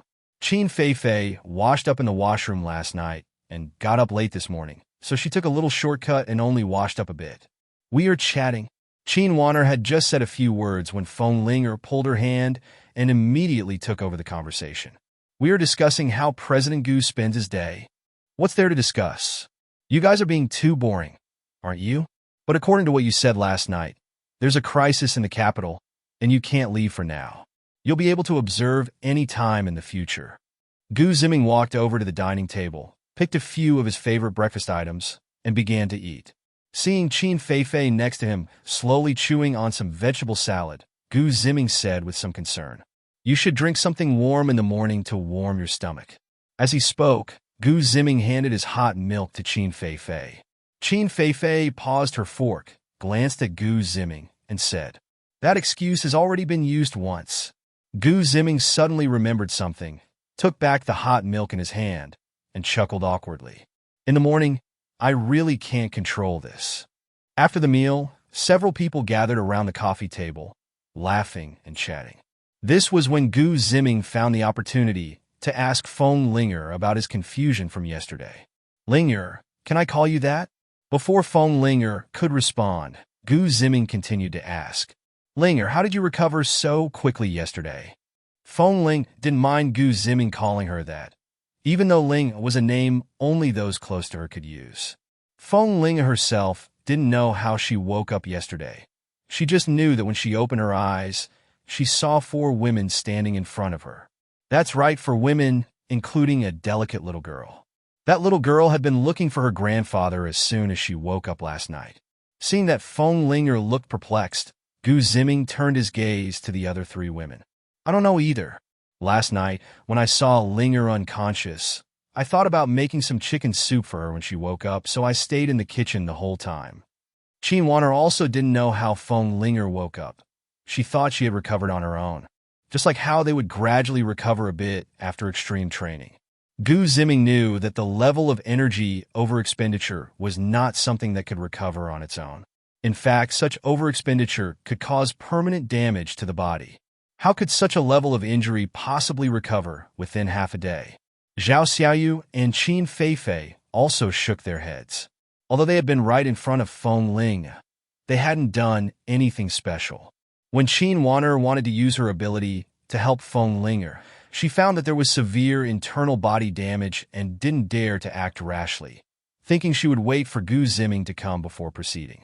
Qin Feifei also conducted a checkup on her close friend based on some medical knowledge she had recently learned, and she came to the same conclusion. Zhao Xiaoyu didn't do anything. Hearing the descriptions from the girls, Gu Ziming noticed a slight, unusual clue. Wu Mingming? Angel's Blessing? No way. Could her bug-level ability be usable? Angel's Blessing. Active skill. Can negate all negative statuses. Gu Ziming recalled Wu Mingming's SSS-level special trait ability. This ability seemed to also have a passive skill that significantly increased the luck of its possessor and those who were close to the possessor. Thinking of this, he roughly guessed that it was Wu Mingming who had saved Feng Linger, and then he asked, "Where's Mingming?" He had returned late last night, so he hadn't seen Wu Mingming and hadn't asked, thinking she was sleeping in her room. Now, Gu Ziming noticed that the little girl who loved to stick close to Zhao Xiaoyu was actually missing. Zhao Xiaoyu immediately answered when she heard Gu Ziming's question. Mingming said last night that she wanted to chat with her grandpa, so she went to the fortress to sleep. Since Zhao Xiaoyu had the best relationship with Wu Mingming, it was she who had taken the little girl to the fortress at the entrance of the estate last night. To help Wu Mingming not be so afraid of the zombies, Gu Ziming had arranged for Wu's grandfather to join the security team and had formed a small medical team for him. Of course, right now there was only him in that small team. In this high-temperature apocalypse, these security personnel were still just ordinary people, and there were outdoor training sessions for 1 hour each during the day and night, which inevitably led to some injuries and illnesses. Moreover, being in the base below didn't mean that those with abilities couldn't be injured or fall ill. Therefore, establishing a medical team was also a necessary position. Currently, in Gu Ziming's team, only Wu's grandfather understood some medical skills, and he was also a healing-type support ability user, so he was considered a specialized personnel. Additionally, Gu Ziming had given Wu's grandfather a non-privileged privilege, allowing him to have a residence both in the estate and in the base. This was convenient for him to run between the two places while also giving Wu Mingming a bit of space to connect with her grandfather, preventing them from being too far apart. Gu Ziming glanced at the map. Wu Mingming was indeed at the fortress entrance. Since that was the case, it wouldn't be too late to check on Wu Mingming later. Right now, Gu Ziming's urgent task was to study that mutated zombie and how to handle the corpses of the young man, the fat man, and in no way Hiroshi from last night. Feifei, you come with me to the lab. The rest of you can take care of yourselves. After speaking, Gu Ziming quietly placed the zombie's corpse into the laboratory freezer. What are you going to do? I want to go too. Zhao Xiaoyu was the first to speak. She had been feeling a bit bored lately, and aside from training, she wanted to find something fun to do. Unlike Qin Feifei and Qin Feifei, who had their own things to work on, she was just doing training activities. Qin Feifei was doing experiments in the lab, and Qin Feifei was learning something, She couldn't understand any of that. She preferred martial arts and fighting sports, but Gu Ziming wouldn't accompany her, so it wasn't fun to do alone. Qin Feifei glanced at Gu Ziming and, seeing his tacit approval, pulled Zhao Xiaoyu and Feng Linger along while saying to Qin Wanner, "Let's go together. Sure, if everyone has nothing to do, you can come over to take a look. But I want to say in advance, Feifei and I are studying zombies. If you feel uncomfortable, don't blame me," Gu Ziming shrugged and said. His strength was sufficient, so there was no need to rush to train the psychological resilience of the women. Later, not only would they face zombies directly, but they would also have to dissect and study them. Even Gu Ziming felt a bit nauseous at the thought. He had killed enough zombies and humans to get used to it. However, those women who had been protected a bit too well by him might not be the same. "We're not afraid. We're the ones who have encountered zombies before Ziming. When I came, I ran into way too many zombies." The girls spoke one after another, with Qin Wanna even patting her chest to show Gu Ziming that they had already encountered zombies. "When did you encounter them?" Gu Ziming was a bit curious. Qin Wanner had always been in his estate, and he couldn't recall any time he had taken her out.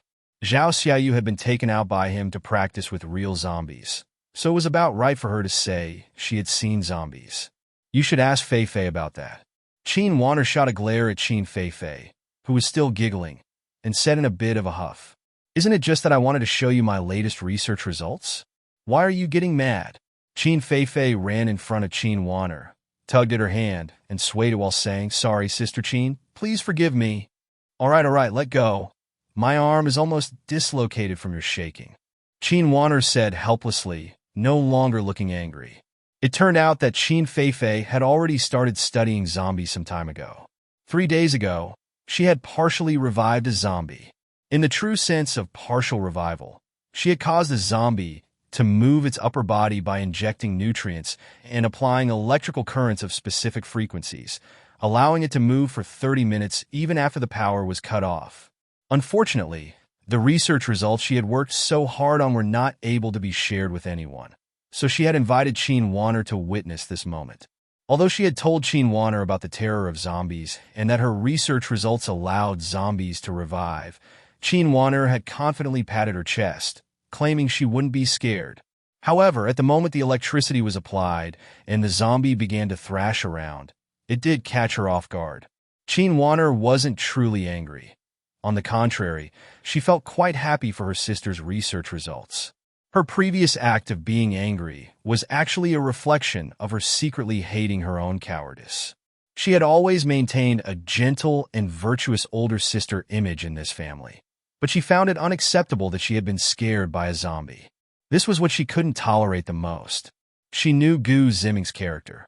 He hoped that these women would remain strong and courageous, and she had always been doing just that. "All right then, let's all go." Gu Ziming waved his hand, and everyone followed him down to the basement from the villa's elevator, then walked along the long corridor toward the innermost experimental lab. At this moment, Qin Wanner was following behind the others, constantly encouraging herself. "You are Qin Wanner, the big sister of this family. You must set a good example. You can do it. Keep going, keep going." Gu Family Villa, Underground Laboratory. Inside the clean and spacious laboratory are various experimental devices. The most eye-catching is a cylindrical culture container with a diameter of about 1 meter, which contains a quasi-living zombie that Qin Feifei is studying. It is referred to as a quasi-living being because it is neither completely dead nor truly alive in the conventional sense. Its mouth opens and closes as if it is swallowing the nutrient solution in the container, but its shriveled body shows no signs of movement. Is there a biological current stimulating it in this culture container now? Gu Ziming walked up to the zombie container, carefully examining it, and asked. Qin Feifei, hearing this, naturally thought he was asking her, so she responded, "No, I am stimulating the zombie virus within it through medication to maintain a certain level of activity for the virus."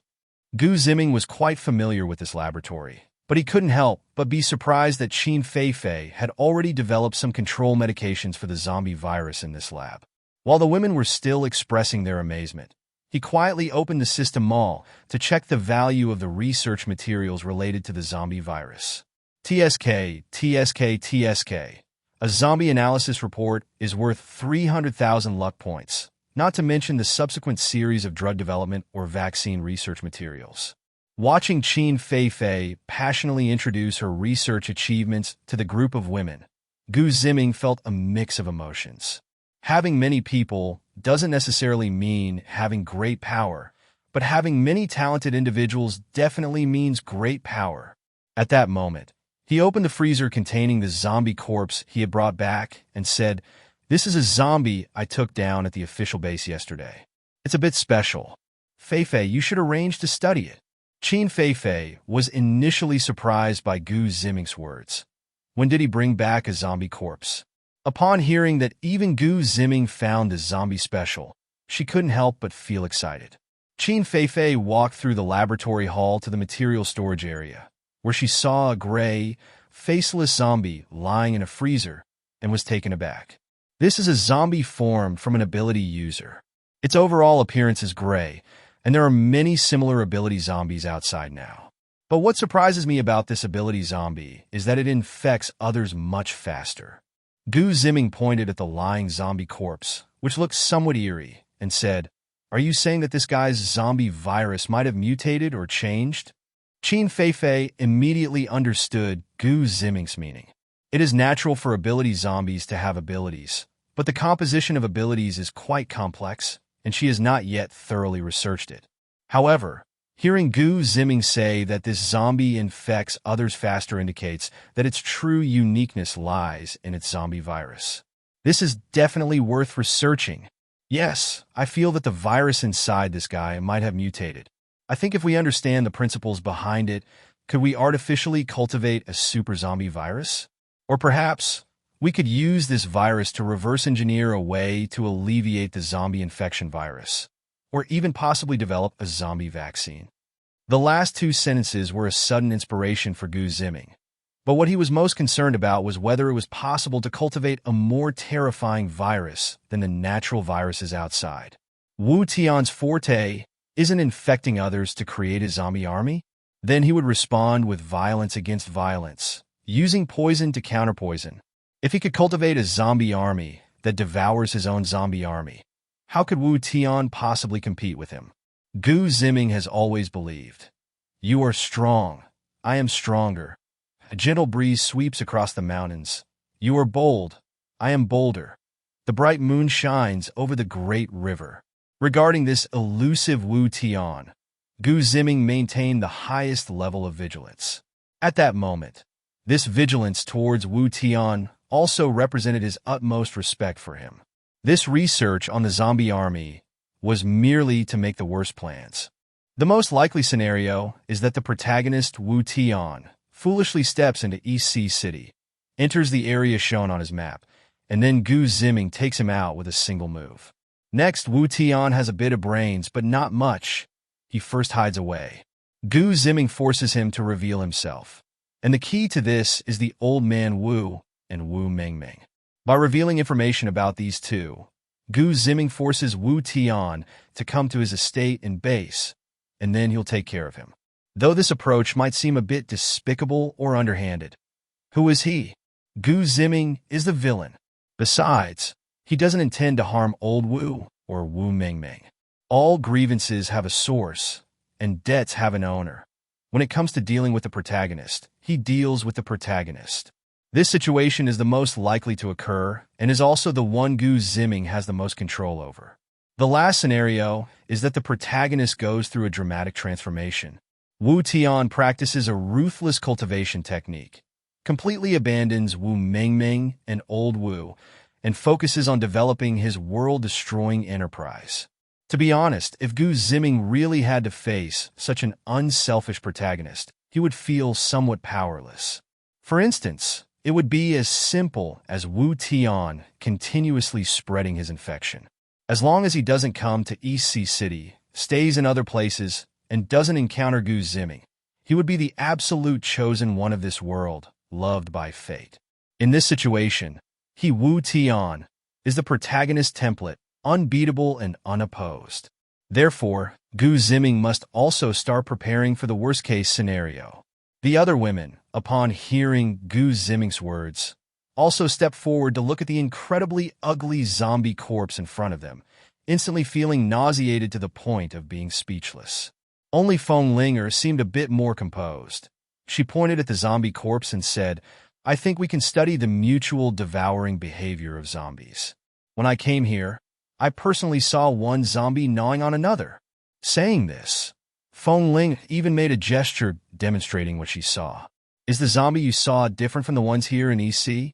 Gu Ziming turned his head to ask Feng Linger. At this moment, he was indeed a bit curious about the changes in zombies outside EC.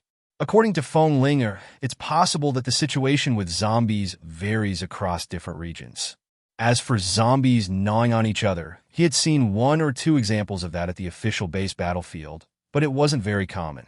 "Let me think," Feng Linger said as she raised her hands to scratch her head, then continued, "There is a slight difference.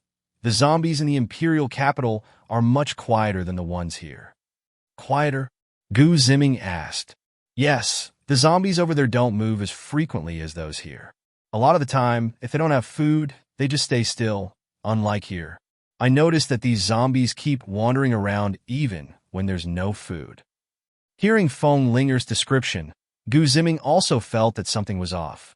According to the descriptions in the story, if not disturbed, zombies would indeed gradually quiet down. But the last time he went to that underground garage, what he saw at first glance were zombies constantly wandering around. According to biological instincts, when there is no energy supply, entering standby mode and remaining still would be the correct choice. Forget it, maybe he was overthinking it. Gu Ziming shook his head, deciding to focus his energy on dealing with the protagonist. He then said to Qin Feifei, "Feifei, for the next little while, see if you can research something from this guy." Qin Feifei also felt that Gu Ziming seemed to have assigned her an important task, so she nodded seriously and said, "All right, other experiments are also nearing completion. From now on, I'll focus on researching this project." Villa, restaurant. At this moment, it was already noon. Qin Wana had long prepared lunch and was getting ready to call Gu Ziming and Qin Feifei up to eat. Qin Wana, Zhao Xiaoyu, and Feng Linger had only stayed in the laboratory for a short while before coming out. Despite the spacious appearance of the large laboratory, they still felt a bit stifled. After they left, Gu Ziming and Qin Feifei began a series of tasks in the laboratory, including dissection, separation, and cultivation. Before they knew it, they had been busy until noon. Ding, ding, ding. A landline phone rang in the laboratory. Gu Ziming walked over from beside the electron microscope and answered the call. A clear voice sounded in his ear. "Ziming, lunch is ready." This was what Gu Ziming had specifically instructed, to call them out to eat once the food was prepared. When it came to science, or dealing with the protagonist, Gu Ziming was quite focused, but it was clear that it hadn't reached the point of making him forget to eat and sleep. In this apocalyptic world, Gu Ziming had set a tone for himself. To enjoy life. "Okay, we'll be right up." After saying this, Gu Ziming hung up the phone. Qin Feifei also heard the call, glanced at the time, and walked towards Gu Ziming. Clearly, she understood Gu Ziming's intentions. If it were just her alone, she might have casually dealt with it and continued her research. But with Gu Ziming present in the laboratory, she felt a mix of helplessness and gratitude that he wouldn't let her continue her research. Restaurant. Gu Ziming looked at the lavish lunch spread on the table and felt quite pleased. But then he suddenly remembered the equally lavish feast at his private base's plaza last night, and he couldn't help but question, did our supplies leak out? The women looked at each other, not understanding what Gu Ziming meant. Finally, it was Qin Wana, who was responsible for the estate's logistics, who spoke up directly. "All the food and drinks we have in the villa are taken from the storage room, and the vegetables and fruits are grown in the cultivation room. The supplies for the estate and the relief base below are kept in warehouse number 5. That area is managed by Wang Chu and Su Wimping together." At that time, Gu Ziming had indeed put a batch of supplies in warehouse number 5 for convenience, allowing them to take whatever they needed. The purpose was to quickly establish his private relief base. However, he had also set clear regulations for the supply of materials. Whether it was the security personnel of the security team or the supernatural beings who sought refuge in the base, he had established an accurate quota for them. As for the glass of red wine he had last night, it clearly did not fall within that accurate quota. At least not at the moment, because he had stipulated that only those who contributed or were personally instructed by him could enjoy those luxuries. But who had made any contributions last night? Or had he issued any commands? As the highest leader of the base, not knowing the situation was quite concerning. Thinking of this, Ziming's expression became somewhat grim. However, he reminded himself that these were merely his speculations. He had not yet checked the warehouse, nor did he have any evidence to confirm his assumptions. Furthermore, both Wang Chu and Su Wenping had their loyalty maximized. How could they possibly steal supplies? So at this moment, he didn't think much about it. He would go and take a look to investigate the truth of the situation. What's wrong? Is someone trying to steal supplies? Seeing Ziming's suddenly unsightly expression, Qin Feifei asked with concern. The other women also sensed the seriousness of the issue and turned their gazes toward him. It's nothing. Before returning last night, I went to check the base below. I found that they were eating about the same as us, which surprised me a bit. Ziming did not keep this matter to himself and directly explained it to the women. You mean they didn't have the conditions to eat this well, but it actually happened? Feng Linger immediately grasped the essence of the situation and asked Ziming. Yes, what level are they at? Eating the same food as us. Ziming picked up a piece of steamed base and answered while dipping it in sauce. Although the women felt it was somewhat funny, they indeed began to contemplate the issue. Could it be that someone stole extra supplies? Qin Feifei was very familiar with the supplies in the second warehouse, as she had previously collaborated with Ziming to move some supplies from the space into the warehouse. Ziming had revealed a bit of his space secret to Qin Feifei, mentioning that the supplies he had bought earlier were indeed still with him. Since Qin Feifei was responsible for the logistics of the entire estate, it would be impossible for her to overlook the sudden appearance of a large amount of supplies. Unless Ziming came personally, but that would be quite troublesome as he would have to retrieve items daily. At this moment, Qin Feifei immediately thought of the possibility that their supplies had been stolen. She didn't know that Ziming had a loyalty monitoring system, so she immediately suspected the sly-looking Su Wenping, saying that Su Wenping is currently responsible for the supply logistics of the base, so it's very likely he secretly took extra. Ziming did not immediately refute her, as there were indeed some oddities in this situation. At the same time, Ziming had confidence in the security system of his estate. Logically, there shouldn't be any possibility of anyone other than Su Wenping stealing. However, Su Wenping, Wang Chu, and even Qin Feifei, who directly managed the supplies, were all at max loyalty/sensitivity levels, making betrayal impossible. To open the warehouse door, both Wang Chu and Su Wenping had to come personally. Even if they called some people to move supplies, based on the loyalty levels of the two, they would definitely stop anyone who took too much. So, the only remaining possibility was that these supplies did not come from inside, but were obtained from outside. But this possibility was also extremely slim. He still had some impression of the bottle of red wine from last night. It was actually the cheapest among the several brands of red wine he had purchased. Forget it. I'll go check our warehouse later and see for myself. There's no need for everyone to worry too much. Moreover, we have plenty of supplies. We might be lacking in other things, but we definitely have enough living supplies. Ziming checked the map he carried with him and found that there were no clearly marked red dots at the base on his map. Additionally, there were no outsiders in the core area of the estate, and other security personnel were patrolling the outer perimeter. So he comforted the women a bit, telling them to relax their tension. Later, Ziming decided to personally check the second warehouse. If something really had gone wrong, he would have to investigate thoroughly. To steal his supplies was like digging at the head of a dragon. Moreover, if they could quietly steal supplies, it would mean that his security might have lost some assurance as well. Investigate. He must investigate, and it must be a thorough investigation. Afternoon, warehouse number 2.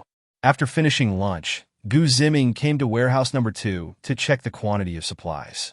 Originally, the warehouses were built in a ratio of 1 large to 1 small, so not every one of them is as large as warehouse number 1. Odd-numbered warehouses are large, while even-numbered ones are small, designed for situations like this, where a few supplies can be stored for easy access by others. Warehouse number 2 is specifically set up as a storage place for supplies used by his subordinates, divided into 3 areas: a food and drink area, a daily supplies area, and a specific tools and electrical appliances area. Ziming connected 2 power lines to supply electricity to the base below, making it convenient for them to use air conditioning and other electrical appliances. As for electricity, he always has a surplus. There's more than enough power to go around. Basically, his solar power generation matrix panels can provide enough electricity for several days with just an hour of sunlight each day. Of course, he couldn't supply unlimited electricity to the base below. He also set standards for electricity usage to prevent them from stealing power to sell. In the outside world, electricity has become one of the hard currencies for bartering. In some official shelters and cities, they even chose to build near power plants. Furthermore, there's a possibility that some superpowered individuals might team up to rob power plants, because controlling a power plant is equivalent to mastering a printing press before the end times. Ziming carefully examined the incoming and outgoing quantities of supplies. Sure enough, he found several boxes of meat, alcohol, and cigarettes that didn't match up in quantity. Especially with the alcohol and cigarettes, there was a significant discrepancy. This confirmed his previous suspicion that someone had come to steal supplies. Ziming took out his phone and started reviewing the surveillance footage of the warehouse. All the data, monitoring, and laboratory information, as well as the weapon defense systems of the entire estate, could be viewed from his phone. Ziming had previously ordered the creation of such a dedicated system, and after Qin Feifei acquired her superbrain ability, she upgraded the system. Being able to check all the information of the estate and its surroundings anytime and anywhere was incredibly convenient. Ziming took out his phone, which was secured with a brainwave password that could only be unlocked using specific brainwaves when he focused on the phone. He pulled up the time frames of Su Wenlan and Wang Chu going in and out of the warehouse a few days ago, and examined them closely. Wang Chu had come twice, both times calling the same 2 subordinates. Each time he came, he drove a vehicle and took away some meat, rice, flour, and some alcohol. On the second visit, he also took away some furniture, which Ziming guessed was for old man Wu. After checking the quantities of supplies Wang Chu had taken, Ziming noticed that a few of them matched up perfectly, with no discrepancies. Next, he looked at the video of Su Wenlan supply pickups. Compared to Wang Chu, who had been steadily taking daily supplies, Su Wenlan, having newly built a private base, had taken a lot more. Su Wenlan had made twice as many trips as Wang Chu, and each time he came with a small truck, running 2 or 3 trips in one go. Watching Su Wenlan directing about 10 people bustling around, Ziming didn't find anything particularly strange. Su Wenlan's ability to command was not that easy for other superpowered individuals, especially those with higher abilities, as it could even lead to backlash. The only reason he could command so many superpowered individuals in the base was because of Ziming, the solid backing behind him, and the supplies provided by Ziming. Just when Ziming was feeling a bit bored, there was a sudden change in the surveillance footage. A small box suddenly disappeared. Yes, it suddenly disappeared. Ziming rewound the video a bit and saw several superhumans moving their respective supply boxes out of the warehouse. Then, in the southwest corner of the screen, where the cigarettes were stored, a box of cigarettes was suddenly missing. After about 2 or 3 minutes, another box was also missing from the cigarette area. What the hell? Who has spatial abilities? Which protagonist-level genius emerged from nowhere? Ziming carefully watched the surveillance video again and noticed a young man with a mohawk hairstyle, wearing a ripped denim jacket, who seemed off. It wasn't that he was suspicious as a person, but rather that in comparison, the time he spent moving was unusual. This mohawk guy initially moved at the same speed as the others, taking 2 or 3 minutes per trip, but later on, the interval time in the video noticeably increased, almost double that of the others. During the time that mohawk guy was absent, it coincidentally matched the time when supplies went missing. The truth of this situation was obviously coming to light. The Mohawk guy must have used some means to steal supplies from the warehouse. However, looking at the expressions of the companions nearby who were moving goods, it seemed they hadn't noticed anything unusual which was worth pondering. Were they simply overlooking it? Or were they involved as accomplices? Or did they genuinely not know? Gu Ziming didn't plan to investigate this further. The villain's principle is to prefer to mistakenly kill one than to let one go. But looking at Su Wenping, the base leader, Gu Ziming still narrowed his eyes. During this time, overall, Su Wenping had been quite diligent in sticking to his plans. Whether it was the supplier alliance or the construction of the base, Su Wenping had contributed significantly, and the results were generally in line with Gu Ziming's expectations. But now, there were real problems emerging under Su Wenping's very nose. Gu Ziming decided to give him a deep lesson and at the same time adjust his position as base leader. Manager Su was more suitable as a manager and not fit to be a leader. Some people are suitable to be in charge of a project, but not to oversee the entire operation. After figuring out the truth of the situation and considering everyone's arrangements, Gu Ziming didn't feel as anxious. He guessed that the Mohawk guy probably had some kind of invisible ability, not some so-called spatial collection or material transfer. He only disappeared with one box at a time, and the timing coincided perfectly with the time it took to make a round trip. Even a fool could guess it. Indeed, if Gu Ziming had this invisibility skill, along with his spatial and phasing abilities, there would be no place in the world he couldn't go. Just as Gu Ziming was thinking about going to the base to take out that invisible person, he suddenly remembered that there were still 2 experimental subjects in warehouse number 1, along with the corpse of Inoue Aitaro that they had brought. Moreover, the sumo hall that Inoue Aitaro mentioned was worth exploring. He suspected that the long-tongued freak and this Inoue Aitaro were from the same organization. After all, their 3-second real man potion was identical, and this Inoue Aitaro had only recently come to the base, so the place he stayed before was likely a branch base of their organization. Warehouse number 1. Although Warehouse number 1 has been transformed into an operational base, accommodating 2 people is still an easy task. The light-footed man who came last night is named Jiang Chao, while the fat man is called Zhou Yuanjin. At this moment, both Jiang Chao and Zhou Yuanjin feel somewhat uneasy. What do you think Boss Gu called us up here for? Jiang Chao, the light-footed man, is worried. He didn't sleep well last night, constantly speculating on the reason why Gu Ziming summoned them. Why do you care so much? Just eat and drink, Zhou Yuanjin said leisurely, taking 2 cans of beer from a refrigerator and handing one to Jiang Chao. He isn't particularly concerned about what Gu Ziming might do to them. Zhou Yuanjin has studied Gu Ziming's behavioral patterns and knows that if Gu Ziming really wanted to kill them, they wouldn't have survived the night. Moreover, Gu Ziming had already vented his anger on that fat guy from the island nation last night, further reducing their risk. If it weren't for the fact that he drank too much alcohol last night, the lighting was poor, and he didn't expect Gu Ziming to appear in that manner, he would have recognized Gu Ziming long ago. Before he came to join Gu Ziming, he watched that recruitment video and the one about slaughtering the mob several times. According to his calculations, Gu Ziming should be the type of ruthless and straightforward hero who would take revenge on the spot. Since Gu Ziming called them up here, it must be to assign them other tasks. Otherwise, he might as well have killed them both on the spot. If he had killed them in the square, Gu Ziming could have used their deaths to establish his authority and wouldn't even bother to collect their bodies. Seeing Zhou Yuanjin's calm demeanor eased some of Jiang Chao's worries. He took the beer and downed it in one gulp. Refreshing. It's even better than the beer we had downstairs. Then drink more if it's good, Zhou Yuanjin replied. Suddenly, a voice came from outside the door. Who is it? Jiang Chao shouted in a bit of panic, but unfortunately, due to his fright, his voice was a bit hoarse, causing no one to hear him clearly. However, Zhou Yuanjin responded quickly, standing up and rushing towards the door. Seeing this, Jiang Chao also reacted and immediately followed Zhou Yuanjin outside.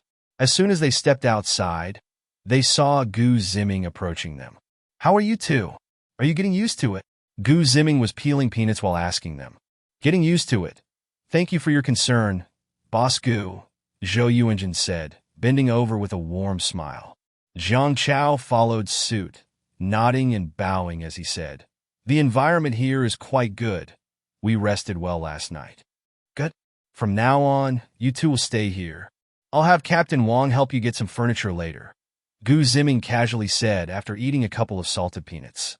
Hearing Gu Ziming's words, both of them were instantly ecstatic. This place was much better than the private base they had downstairs. The rooms in that base were too small, and the communal area was overcrowded. Here, even a single room was larger than their living room, and last night, they were the only ones in warehouse number 1. It was simply paradise. However, now you need to come with me. I have some tasks for you, Gu Ziming said, throwing the peanut shells into the trash bin. Yes, yes, yes. We will follow Boss Gu's orders. They both answered in unison, their voices and tones perfectly synchronized, as if they were two computer-controlled robots. Indeed, at this moment, they were like two machines because Gu Ziming had employed his hypnotic abilities. This hypnotic ability is a skill that Gu Ziming recently developed. While he was talking with them, he continuously performed the action of peeling peanuts to hypnotize them. He was trying a method of hypnosis that others wouldn't easily notice. If he directly used his hypnotic powers, it would be too obvious from a third-party perspective. This hypnotism skill was prepared by him so that he could hypnotize a specific individual or a certain group of people when facing the public in the future. At that moment, he was conducting an experiment. He first hypnotized the chubby Zhou Yuanping and then Jiang Zhao. The entire process was incredibly smooth. Follow me, he said, and with that, Gu Ziming was the first to walk out of the warehouse. The two behind him said a casual okay and directly followed Gu Ziming out. At this point, Gu Ziming did not go from the villa into the underground laboratory, but drove directly to the underground parking lot. The two behind him were sweating profusely from running, but they remained silent and just ran into the sun, making their way to Gu Ziming. Gu Ziming waved his hand, and the large door to the basement slowly opened. Still passing through that seemingly endless corridor, the three of them arrived outside the living specimen laboratory. Gu Ziming pushed the door open and walked in. At this time, Qin Feifei was intently watching a mass of bright red substance resembling flesh slowly wriggling. This was the zombie virus culture medium she had cultivated. She was in the process of reactivating the zombie virus carried by a deceased zombie. Hearing the sound of the laboratory door opening, Qin Feifei turned her head to take a glance. Upon realizing it was Gu Ziming, she hurriedly jogged over and asked, "Didn't you say you were going to chase the thief? Why are you down here now?" The thief case has found the culprit, an invisible ability user. Gu Ziming explained the situation briefly. The abilities in this world are truly bizarre. Even invisible abilities can awaken. Qin Feifei remarked casually, then asked, "But you still haven't said why you came down here?" Gu Ziming snapped his fingers, and Jiang Zhao and Zhou Yuanping walked in. "Who are these?" Qin Feifei glanced at the two who entered, one thin and one chubby. Seeing nothing special about them, she asked with some confusion, "Weren't we going to study the virus?" Gu Ziming pointed to the 3D projection of the flesh that Qin Feifei had just been observing and said, "This is much more useful than your previous subjects." Qin Feifei gasped and immediately covered her mouth with her hand. "You mean to use them?" Qin Feifei looked at the two standing behind Gu Ziming, noticing their unchanged expressions, and said uncertainly, "How can we see how the zombie virus behaves if it doesn't infect people? Testing it on those little white mice yields far inferior results." Gu Ziming explained directly while raising his right hand to wave. A glass door on the right wall of the laboratory opened automatically. Then Gu Ziming turned to the two and said, "Go ahead, stay inside that door." The two immediately walked toward the glass door that had just opened. Seeing this, Qin Feifei tacitly accepted Gu Ziming's choice of experimental subjects. "Don't worry, there will be more materials coming later." Gu Ziming thought of a few more people who were transporting goods and decided to let them contribute to the development of the world. Qin Feifei rolled her eyes, somewhat worried that Gu Ziming might turn into a supervillain like those in movies and dramas. As a woman who considered herself to understand Gu Ziming well enough, Qin Feifei wasn't foolish enough to outright reject Gu Ziming's intentions at that moment. Well, maybe it would be best to talk about it later when things are more enjoyable in the evening, she thought to herself. Gu Ziming, however, did not realize that Qin Feifei was having so many psychological deliberations at that moment, so he simply said his goodbyes. I'll be going now. I still need to deal with those oil-stealing rats. Private base. At this moment, everyone is discussing the two people who followed Gu Ziming up the mountain last night. These two are enjoying good fortune, being singled out by President Gu. Enjoying good fortune? I don't think so. Didn't they offend President Gu last night? How could they still be enjoying good fortune? If you ask me, these two are more likely to be in serious trouble. A few people gathered together, each talking with those they were more familiar with. Inside the base, near the core, is where Zhao Hu and a few of the first batch of supporters are located. Do you think that my private duel with that fat guy last night will anger President Gu? Zhao Hu scratched the back of his head and asked the three people sitting around him. Hard to say. I've never seen President Gu angry. Jiang Tao shook his head and continued. From what I guess, since President Gu didn't mention it at the time, this matter should be considered over. Although Barenmu is from the Golden Triangle, he is quite familiar with the essence of the culture here in Xia country, and he said, those in power are unpredictable. As soon as these words were spoken, a few people widened their eyes and stared at him, and then everyone stopped discussing the matter. In a dark corner, there is another person silently observing the discussion. This person is all-egg Chen Quan. Since he returned from the ruins last time, he seemed to have become a different person, becoming taciturn and excessively eager for strength. There are daily training missions in the base, and since they are all superpowered individuals, the training intensity far exceeds that of the ordinary security personnel on the mountain. Chen Quan always trains the hardest and most frantically. Moreover, this small team is already at a higher level than the average training level of the base. So after finishing training with the team, Chen Quan often continues to practice alone. No one knows what happened to Chen Quan after everyone defeated the long-tongued monster and was forgotten in that place. All they know is that later, Chen Quan miraculously survived and continued to follow Gu Ziming. Ding, ding, ding. Just as Gu Ziming stepped out of the laboratory, he received a phone call. Looking at it, it was Su Wenping. Gu Ziming frowned but still answered the call. Hello, what's going on? Since Su Wenping built the base, he had rarely contacted Gu Ziming directly. Now that he called, it was hard not to give Gu Ziming a bad feeling. President Gu, there's a problem with the supplier. The factory has been set on fire. Su Wenping trembled as he relayed the news he had just received. At this moment, beads of cold sweat had already appeared on his forehead. Last night, he learned that there was a sudden private inspection by Gu Ziming at the base, and at that time, someone had died, and 2 people had been captured. Just when he planned to come and report his work to Gu Ziming today, the factory had problems after he had just finished coordinating with the military. The situation at the factory is even more serious. Not only were the military supplies robbed, but some workers were also directly killed. Worse still, some of these workers were military personnel. As for the guards, they were all wiped out, with not a single person surviving. With these consecutive problems arising, doesn't it directly indicate that there's a problem with his capabilities? Su Wenping had already received the bad news from the factory for 5 minutes.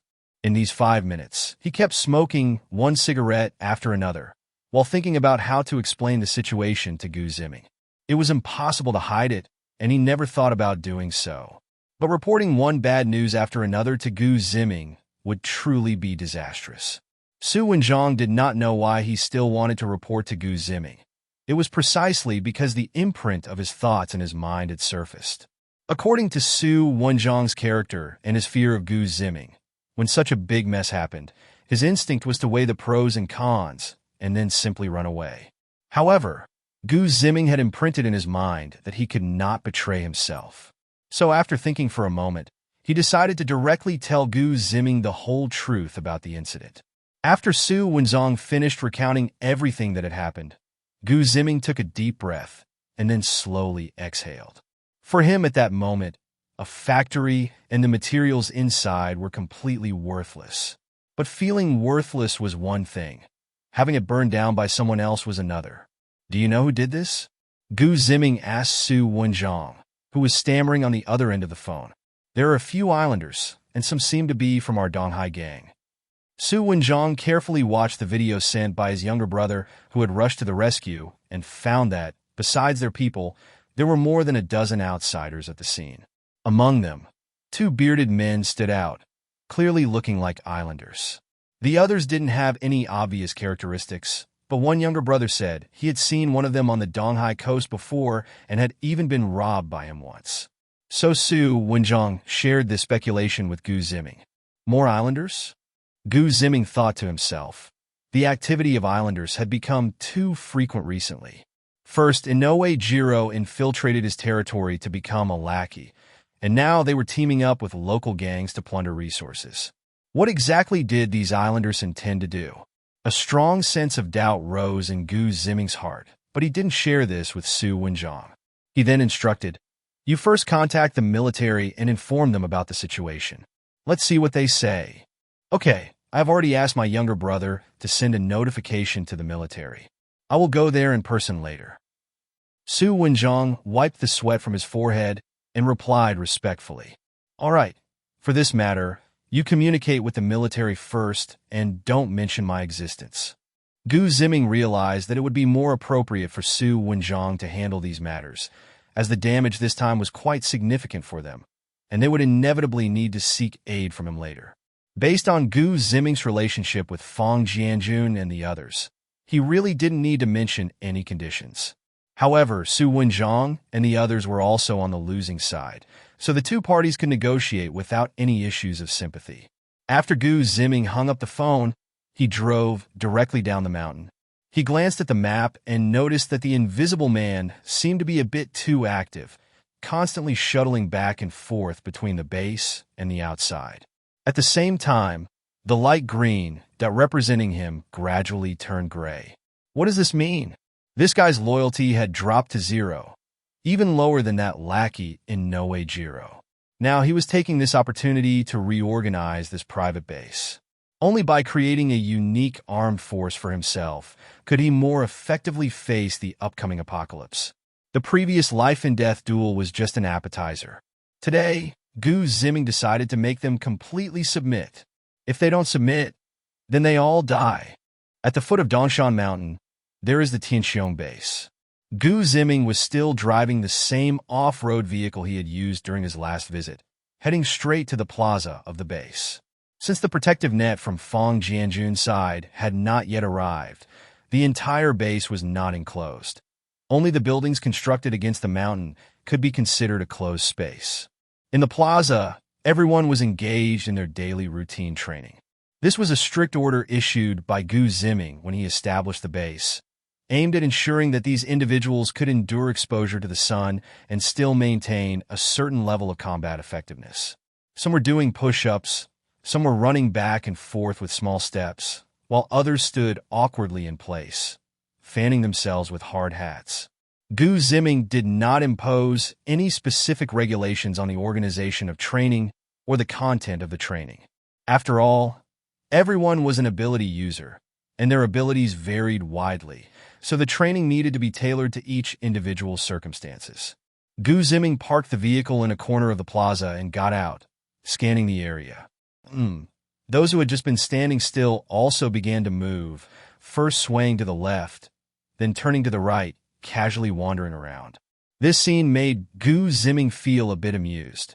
Wasn't this the awkward behavior he had observed during his previous inspections when some employees were caught slacking off? Did these people think they were here to enjoy themselves or to seek refuge? Wanting to gain without putting in any effort? Where in the world can you find a free lunch? Gu Ziming sneered and gestured, then called out in a voice that was neither too loud nor too soft. "Gather!" There was no commander on site, nor any superior. When the crowd heard Gu Ziming shout "gather," they all moved toward him, but it was more like a crowd gathering to watch a spectacle. Gu Ziming had only appointed Su Jiping as the head of the base, and he hadn't bothered with anyone else. Now, observing the reaction of the crowd, he realized that these ability users were indeed a disorganized bunch. Gu Ziming first checked the number of people present, and sure enough, several were missing. One of them was the invisible person. He was the closest to the base, and the map indicated that he had just escaped. There were also a few who had heard about Gu Ziming's plan to hold a death duel competition every month, and they had escaped the base overnight. Looking at the mini-map, Gu Ziming found that these individuals had not gone far, hiding about 4 to 5 kilometers away from the base. That direction happened to be toward the official relief base. Heh, Gu Ziming chuckled softly. These people were quite clever. The crowd surrounding Gu Ziming, seeing that he wasn't saying anything, felt a chill run down their spines as he chuckled lightly. They remembered that last night, Inoue Aitaro had also been killed in the center of the plaza during a similar laugh. Although Gu Ziming hadn't personally done it, Inoue Aitaro's death was still a result of Gu Ziming's words. Only stop when dead. Everyone, haven't you noticed that some people are missing from this base? Gu Ziming didn't waste any time with small talk and directly pointed out that some had escaped the base. Among them, there must be some who knew about the escape. In fact, Gu Ziming believed that among those remaining here, there were certainly some who also wanted to leave. Thus, the current situation was that, 1, the so-called monthly duel was still a ways off, and 2, he didn't know how he would react to those who left. Should he pretend he didn't know and just ignore it? Or should he fly into a rage and vow to make those who left pay the price if he ever encountered them? If there were no serious consequences, then they would just stay for another half month before leaving. At this moment, upon hearing Gu Ziming's question, the crowd felt a mixture of fear, curiosity, and excitement. But no one chose to speak up. Instead, they opted to observe quietly, as most people do when watching a show. Is no one going to answer? Everyone. Gu Ziming walked back and forth a small circle, but still no one responded. All right, everyone line up. Gu Ziming issued a strange command. Everyone thought that the matter of those people escaping the base was over, and they relaxed a bit, with some even feeling a bit of joy. Those who were happy had already decided to leave the base by the end of this month, when they were supposed to duel. They had no confidence in their own abilities and believed that with such a large base, there was no need to go out and fight to the death. Gu Ziming was simply looking for trouble. Only the first group of Zhao, Hu, and a few others felt a bit scared. They had witnessed Gu Ziming's erratic and violent methods of killing and believed he would not just let it go. Looking at each other, they silently stepped back a bit. Move faster. Anyone who can't stand still in 10 seconds will never be able to stand again.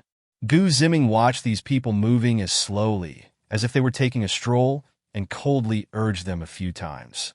Upon hearing Gu Ziming's words, those who were still hesitating about who should go first and who should go later all stood up. Now, starting from the first person, tell me if anyone has left the base. Gu Ziming pretended to pull out a gun from the waistband of his suit and aimed it at the head of the first person. Aye. Bang! With the sound of a gunshot, a spray of blood burst forth. The first person didn't even have time to react before being shot in the head and fell to the ground with a thud. Only then did everyone realize what had happened. Dead, someone is dead. After half a month of eating and drinking in comfort, they had almost forgotten the cruelty of the apocalypse. Before they arrived at the base, they had experienced some violent incidents, and some among them had committed even more heinous acts, such as gang rapes and cannibalism. But they all had their own motives, or what they considered reasons. Now, Gu Ziming had just killed someone without any reason, without any warning. You say. Gu Ziming pressed the gun against the forehead of the sixth person and said calmly, I don't know. I was asleep last night, and I didn't notice anything this morning. The sixth person, clearly a bit rattled, still managed to give his answer even with the gun pointed at his head. Gu Ziming first lowered the gun, then turned his body slightly. Just as the sixth person took a deep breath, thinking he had escaped with his life. Bang! Another gunshot rang out. This answer is not acceptable. Gu Ziming turned back and said calmly to the third person. At this moment, everyone felt a bit restless. They still remembered Gu Ziming's seemingly divine, earth-based powers, and for the time being, no chaos had erupted. Those who were lined up at the back, initially thinking they were safe or had some strength as ability users, were now rapidly reconsidering their thoughts. What exactly does Gu Ziming want to do? What does Gu Ziming want to do? Of course, he wants to stabilize the internal situation before dealing with external threats. The first two have loyalty ratings of around 20 or 30. What's the point of keeping people who might betray him at any moment? Should he keep them around to wait for them to stab him in the back? Gu Ziming certainly couldn't keep them anymore. The third one is a bit better, with a loyalty rating of around 80. However, after being startled by Gu Ziming's 2 shots before, it has already dropped to 60 now. Tell me which people left and when? Gu Ziming put the gun down and no longer pressed it directly against the foreheads of the first two.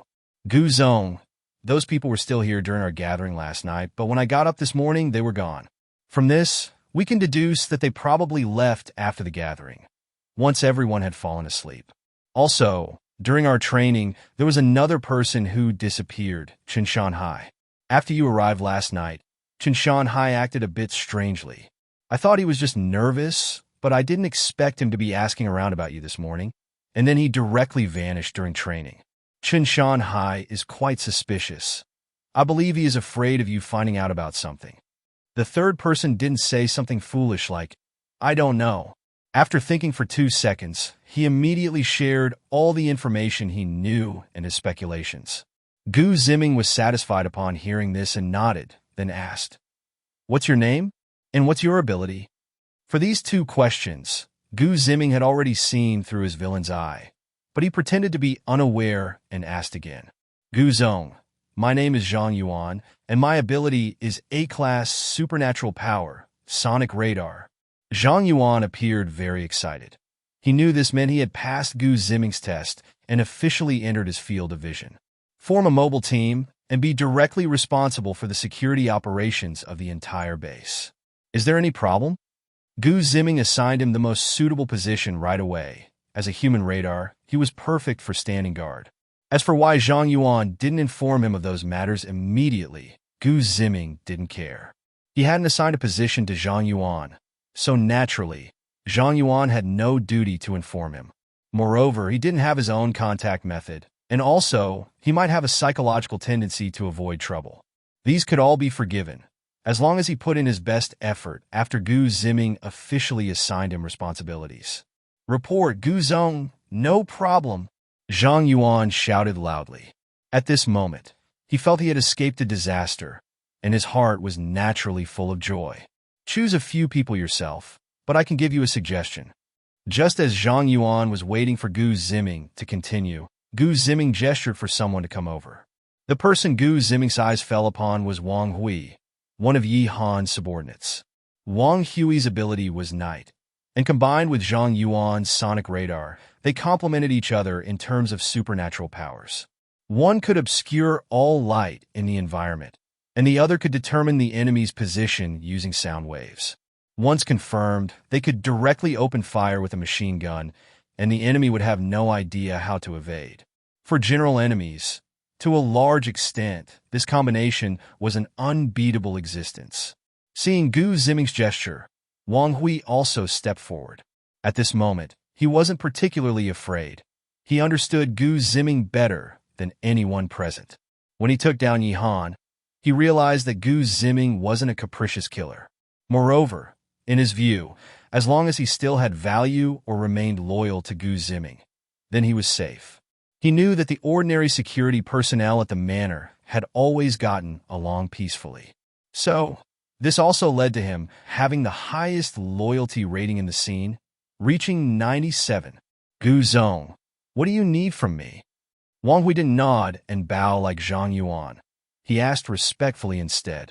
Wang Laolu, you and Zhang Yuan will form a small team, and from now on, you will complete missions in this team format, Gu Ziming said, pointing at the beaming Zhang Yuan. At that moment, Zhang Yuan was indeed very happy.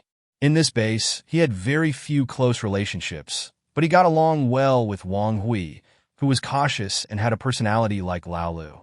All right, thank you, Manager Gu. Zhang Yuan and Wang Hui looked at each other and said in unison. At this time, Gu Ziming had noticed that Zhang Yuan's loyalty had risen back to 80 and even broken through 90, and it was still on the rise.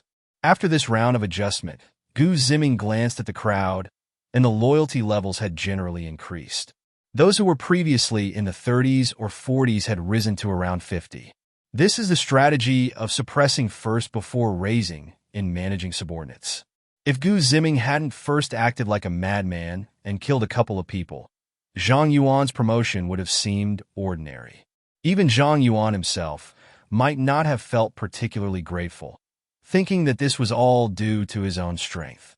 As for the others, after being intimidated by him, seeing their companions promoted by Gu Ziming, they also developed a sense of submission. At this moment, Gu Ziming naturally would not randomly shoot other people anymore, but that did not mean he wouldn't clean up those whose loyalty had not yet passed the mark. Now, I am issuing a command that everyone in the entire base must complete.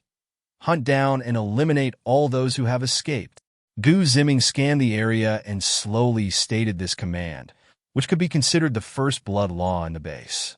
Everyone's expression changed. Just when they had finally relaxed, their nerves were once again taut.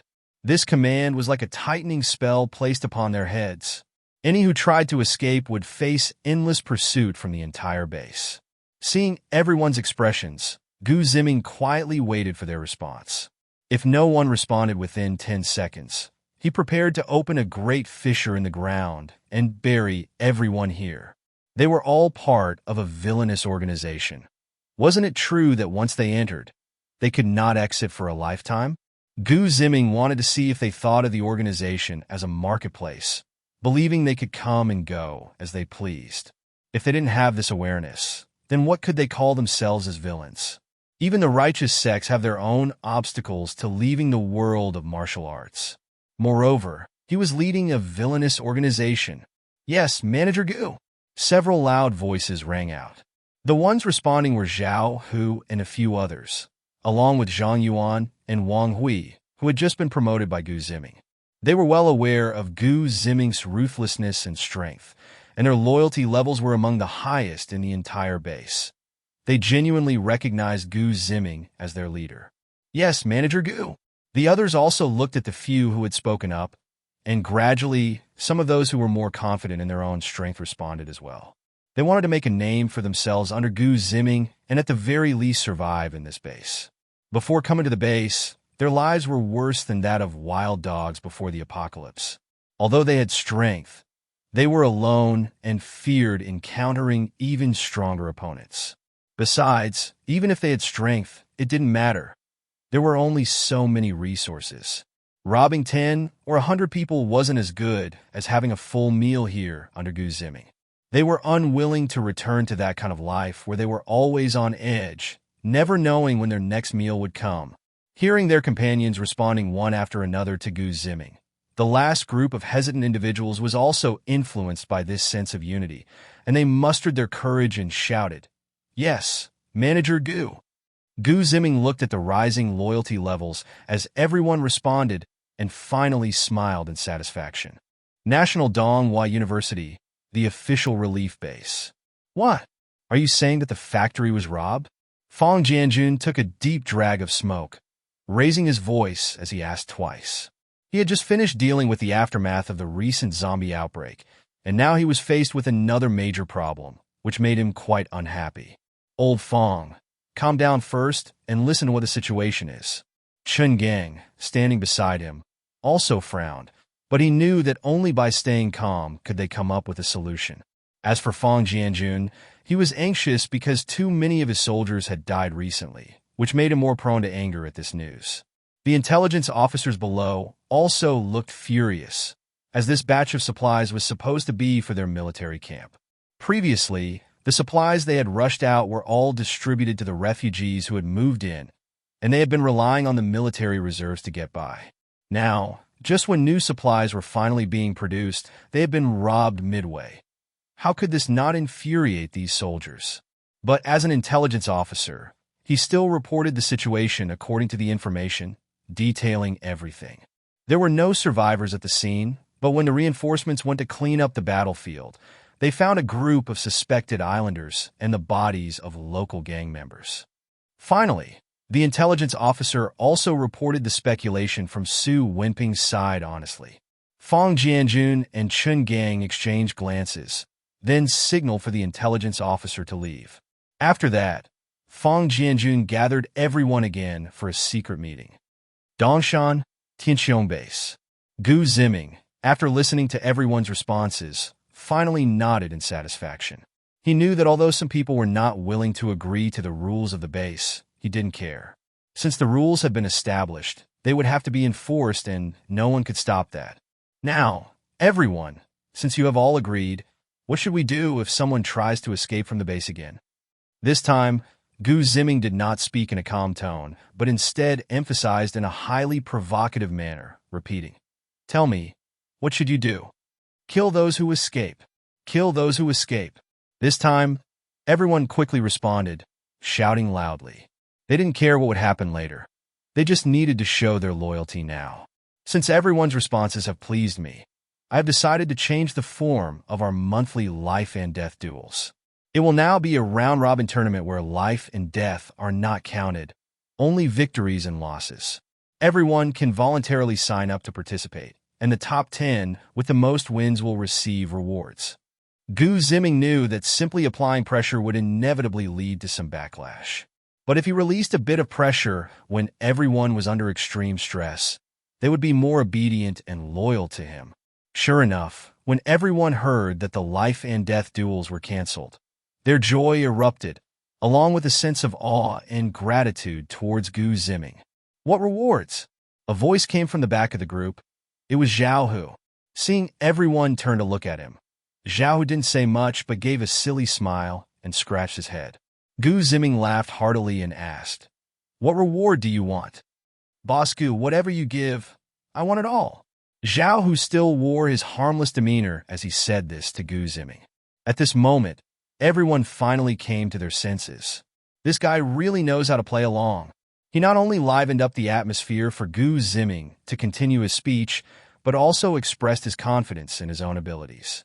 In the end, by stating that whatever Boss Gu gives, he will take, it was like showing loyalty, wasn't it? Only then did the others realize that the seemingly simple-minded giant with thick brows and big eyes was not at all foolish. On the contrary, he was quite clever. Just as they were preparing to show their loyalty, Gu Ziming spoke up. "Strengthening your abilities, resources, weapons, and even vacations can all be obtained. However, the rewards will definitely be more generous for those ranked higher." Upon hearing such powerful rewards and knowing that participation was voluntary, those who were confident in their own abilities became excited and prepared to showcase their skills.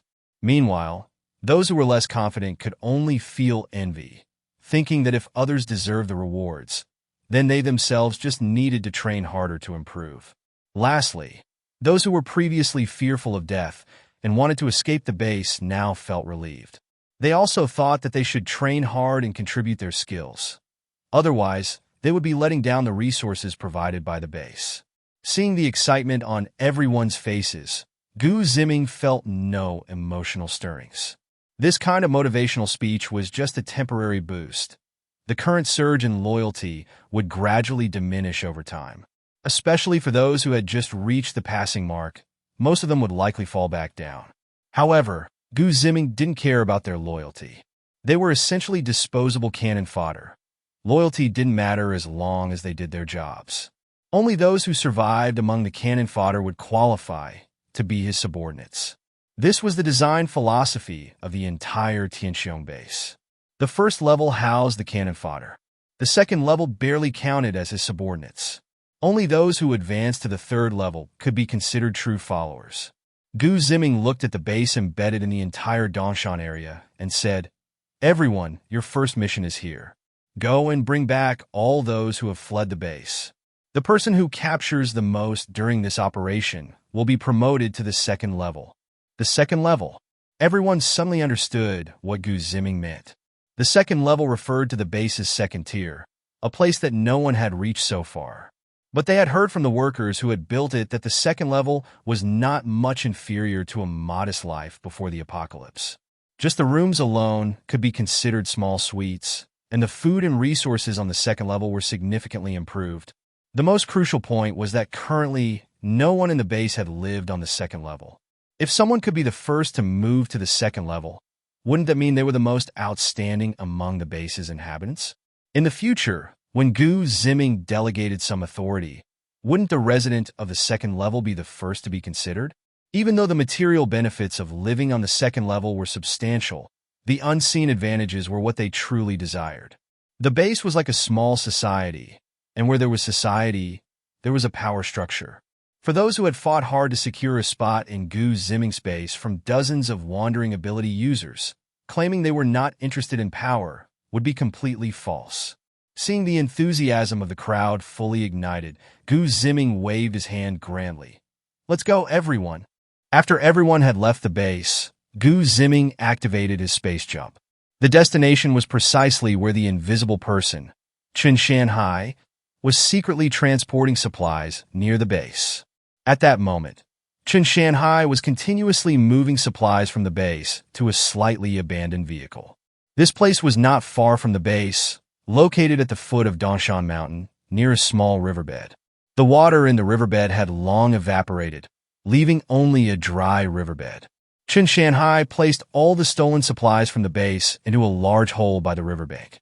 Next to the riverbank was a relatively clean vehicle that seemed to have been well maintained. At this time, Qin Feifei was continuously moving supplies from the riverbed into the trunk of the car. Ziming quietly observed all of this from behind a charred wooden stake on the opposite bank. He watched as Qin Feifei first placed pieces of steak into the trunk, then took out bags of melted chocolate from the hole, preparing to put them on the back seat. Unable to hold back, Ziming spoke up. Tiske, these are all high-end goods that need refrigeration. Need any help?" The moment Ziming spoke, Qin Feifei trembled all over, causing the melted chocolate to fall to the ground. He didn't look around. He immediately activated his ability and turned invisible. Ziming saw the person in front of him instantly disappear, which piqued his interest, and he said, "Don't move. If you do, you'll leave footprints on the ground."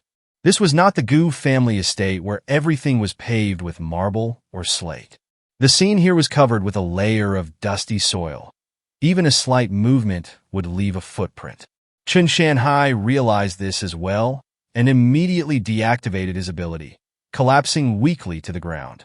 Mr. Gu, I just wanted to take some supplies and leave."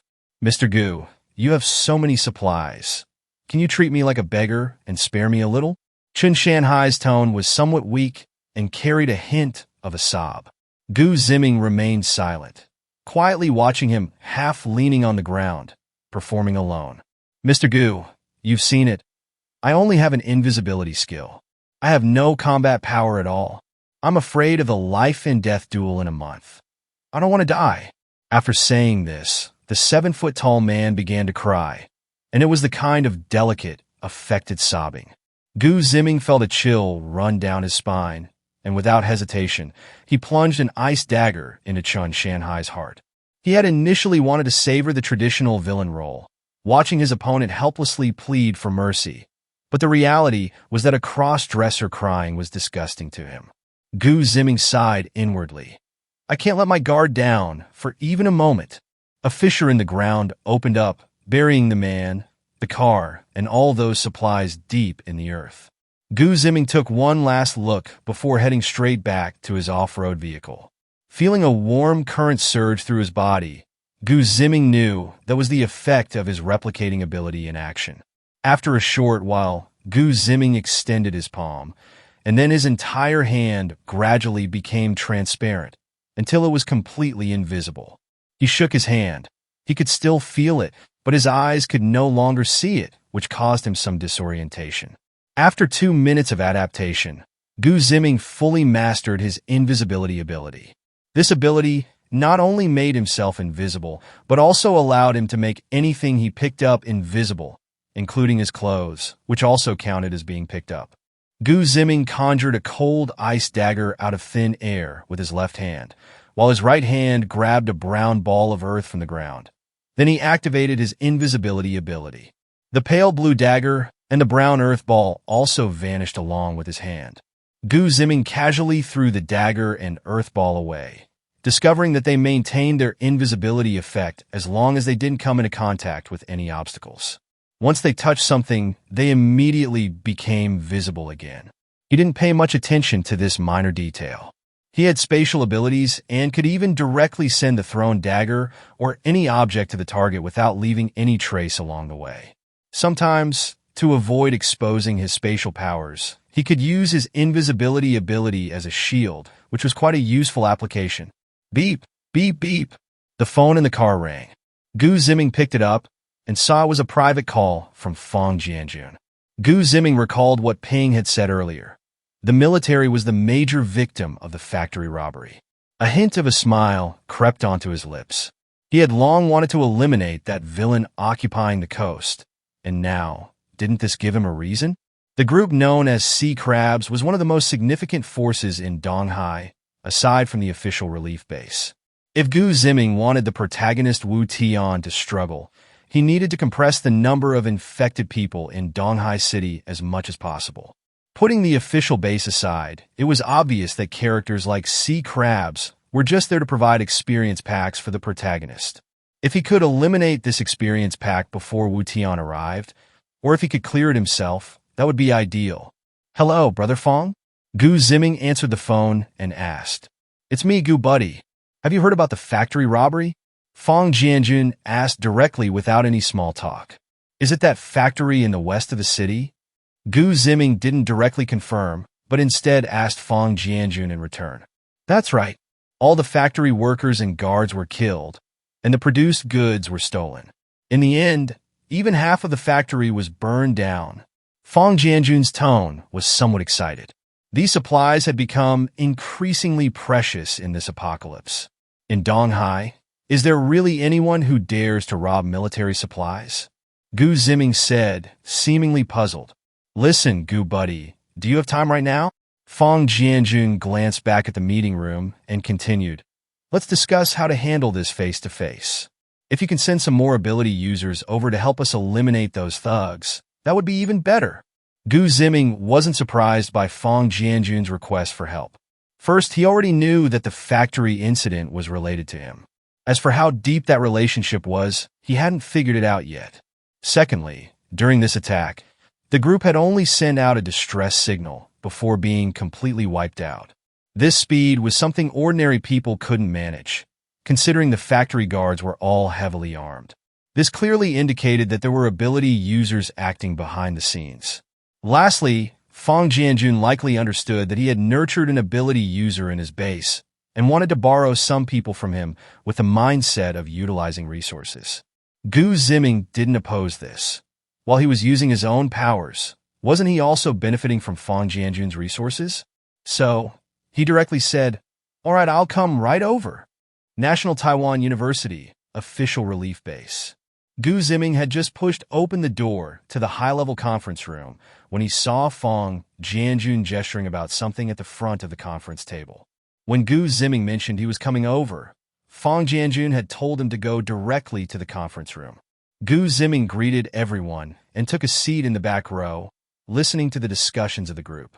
The others were not surprised and tacitly accepted Gu Ziming, as an outsider, to attend their military meeting. In fact, Gu Ziming had fought alongside them against the zombie frenzy last time, making him somewhat of an acquaintance. Although he hadn't contributed much effort, he had helped them take down a troublesome illusion zombie. Once Gu Ziming sat down, the atmosphere of the meeting returned to normal. The military leaders were discussing how to attack the Sea Crab Gang, the largest gang in the East China Sea. The military intelligence personnel had immediately gathered information related to the gang as soon as they learned that a factory had been destroyed.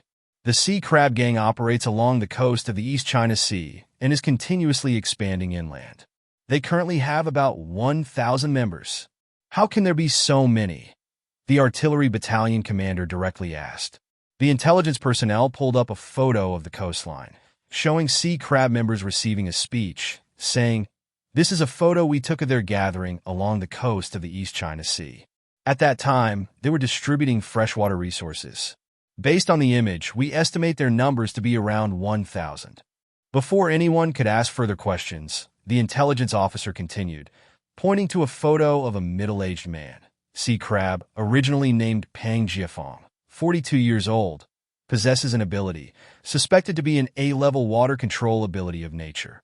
He was originally a restaurant owner and, after the apocalypse broke out, relied on his restaurant supplies to awaken his powers. After awakening, he became aggressive and used his water control ability to purify a large amount of freshwater resources, thus recruiting a large number of followers. Xiao Lu, hasn't this sea crab always been active near the coast? Why are they now operating in Donghai City? Asked a senior staff officer who appeared to be in his 40s, peering through his reading glasses at the paper in his hand. The factories that were attacked were all located in the west of Donghai City, about 100 kilometers from the coastline, and there were no signs of the sea crab gang operating in that area. Upon hearing this question, others nodded in agreement. Yes, I remember the sea crab gang has always been quite honest. Why are they acting so excessively this time? They've always operated along the coastline. Could it be a mistake?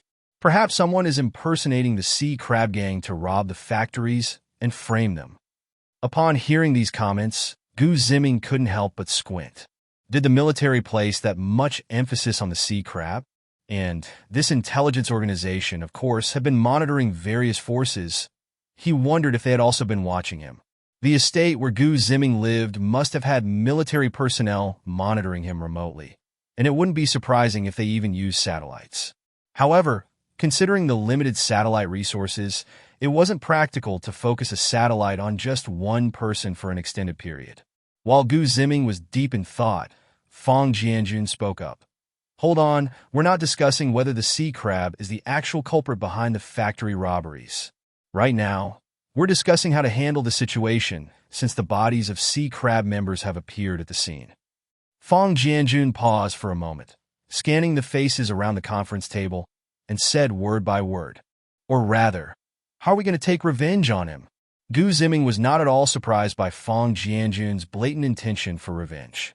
In the phone call, he could clearly hear Fang Jianjun's determination to eliminate the sea crab gang. Currently, in Donghai City, the power is divided into three major forces, forming a situation of three-legged competition. The first is, of course, the military, with nearly 10,000 soldiers, along with tens of thousands of relief workers, which has become a considerable living force in this post-apocalyptic world. The second might be Gu Ziming's faction. It's not about the number of soldiers, but their quality. Now in Donghai, everyone implicitly acknowledges that Gu Ziming is the highest combat power, capable of standing against 1,000 troops. Gu Ziming's faction is also considered a significant force. Lastly, there is the Sea Crab Gang. The Sea Crab Gang is almost open to anyone who wishes to join. However, to exchange for freshwater resources or protection resources from them, one must do so through a system of exchanges. In other words, those who want to join the Sea Crab Gang need to plunder enough supplies before joining to obtain a spot in the gang. This is also the root of Fang Jianjun's inability to tolerate them. Every time the Sea Crab Gang expands, it represents an instance of robbery or even murder. Moreover, after joining the Sea Crab Gang, the extent of robbery and murder would deepen further. Those who couldn't be accommodated at the official relief base, as well as the ability users who couldn't secure a spot at Gu Ziming's private base, mostly chose to align themselves with the Sea Crab Gang. With so many people gathered, the Sea Crab Gang is clearly the largest and most dangerous time bomb in Donghai City. They could pose unpredictable threats to the entire Donghai at any moment. To eliminate this threat, one must act decisively and take the initiative to dismantle this dangerous bomb. Especially after gaining Gu Ziming's support, Fang Jianjun increasingly wanted to get rid of the Sea Crab Gang. Even though this bomb was indirectly produced by him, he still wanted to eliminate it as much as possible. I suggest an artillery attack.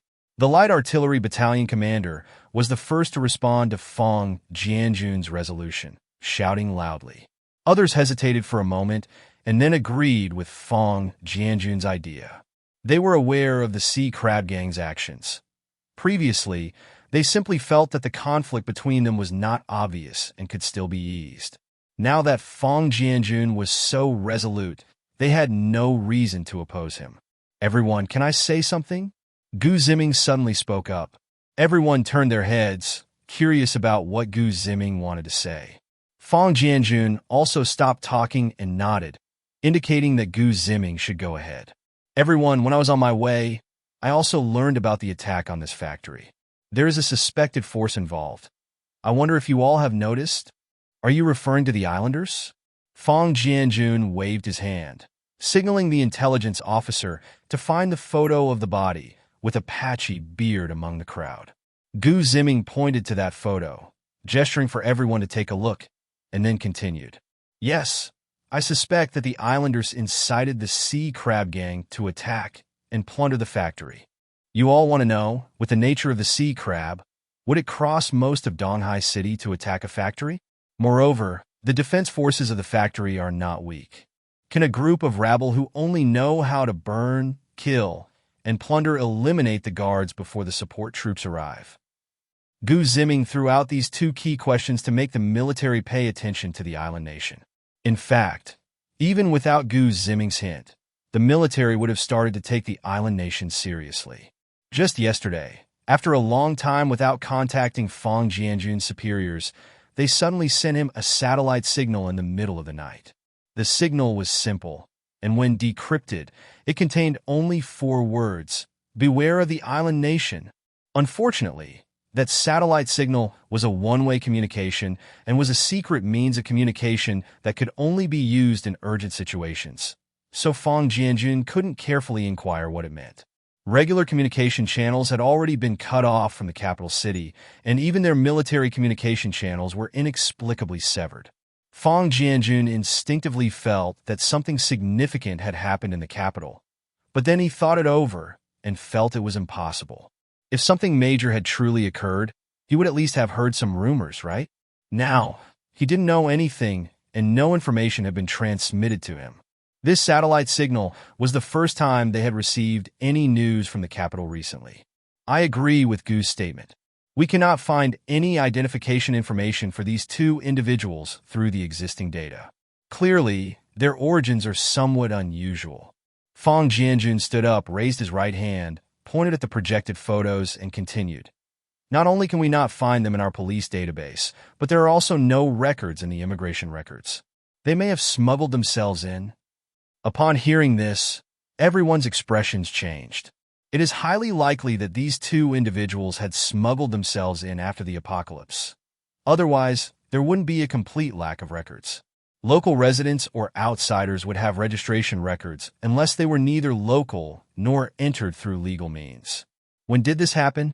Most likely after the apocalypse, because the probability of 2 people simultaneously smuggling themselves into Donghai before the apocalypse is almost 0. After the apocalypse, suspected islanders smuggling into Donghai and planning an attack on a factory. This series of clues converged in everyone's minds. These clues were like a vast net shrouded in fog, encompassing the entire Donghai city and hovering over the hearts of these onlookers. Xiao Lu, does your intelligence department have any special findings? Asked a senior staff member with graying hair. Such as any ports or ships?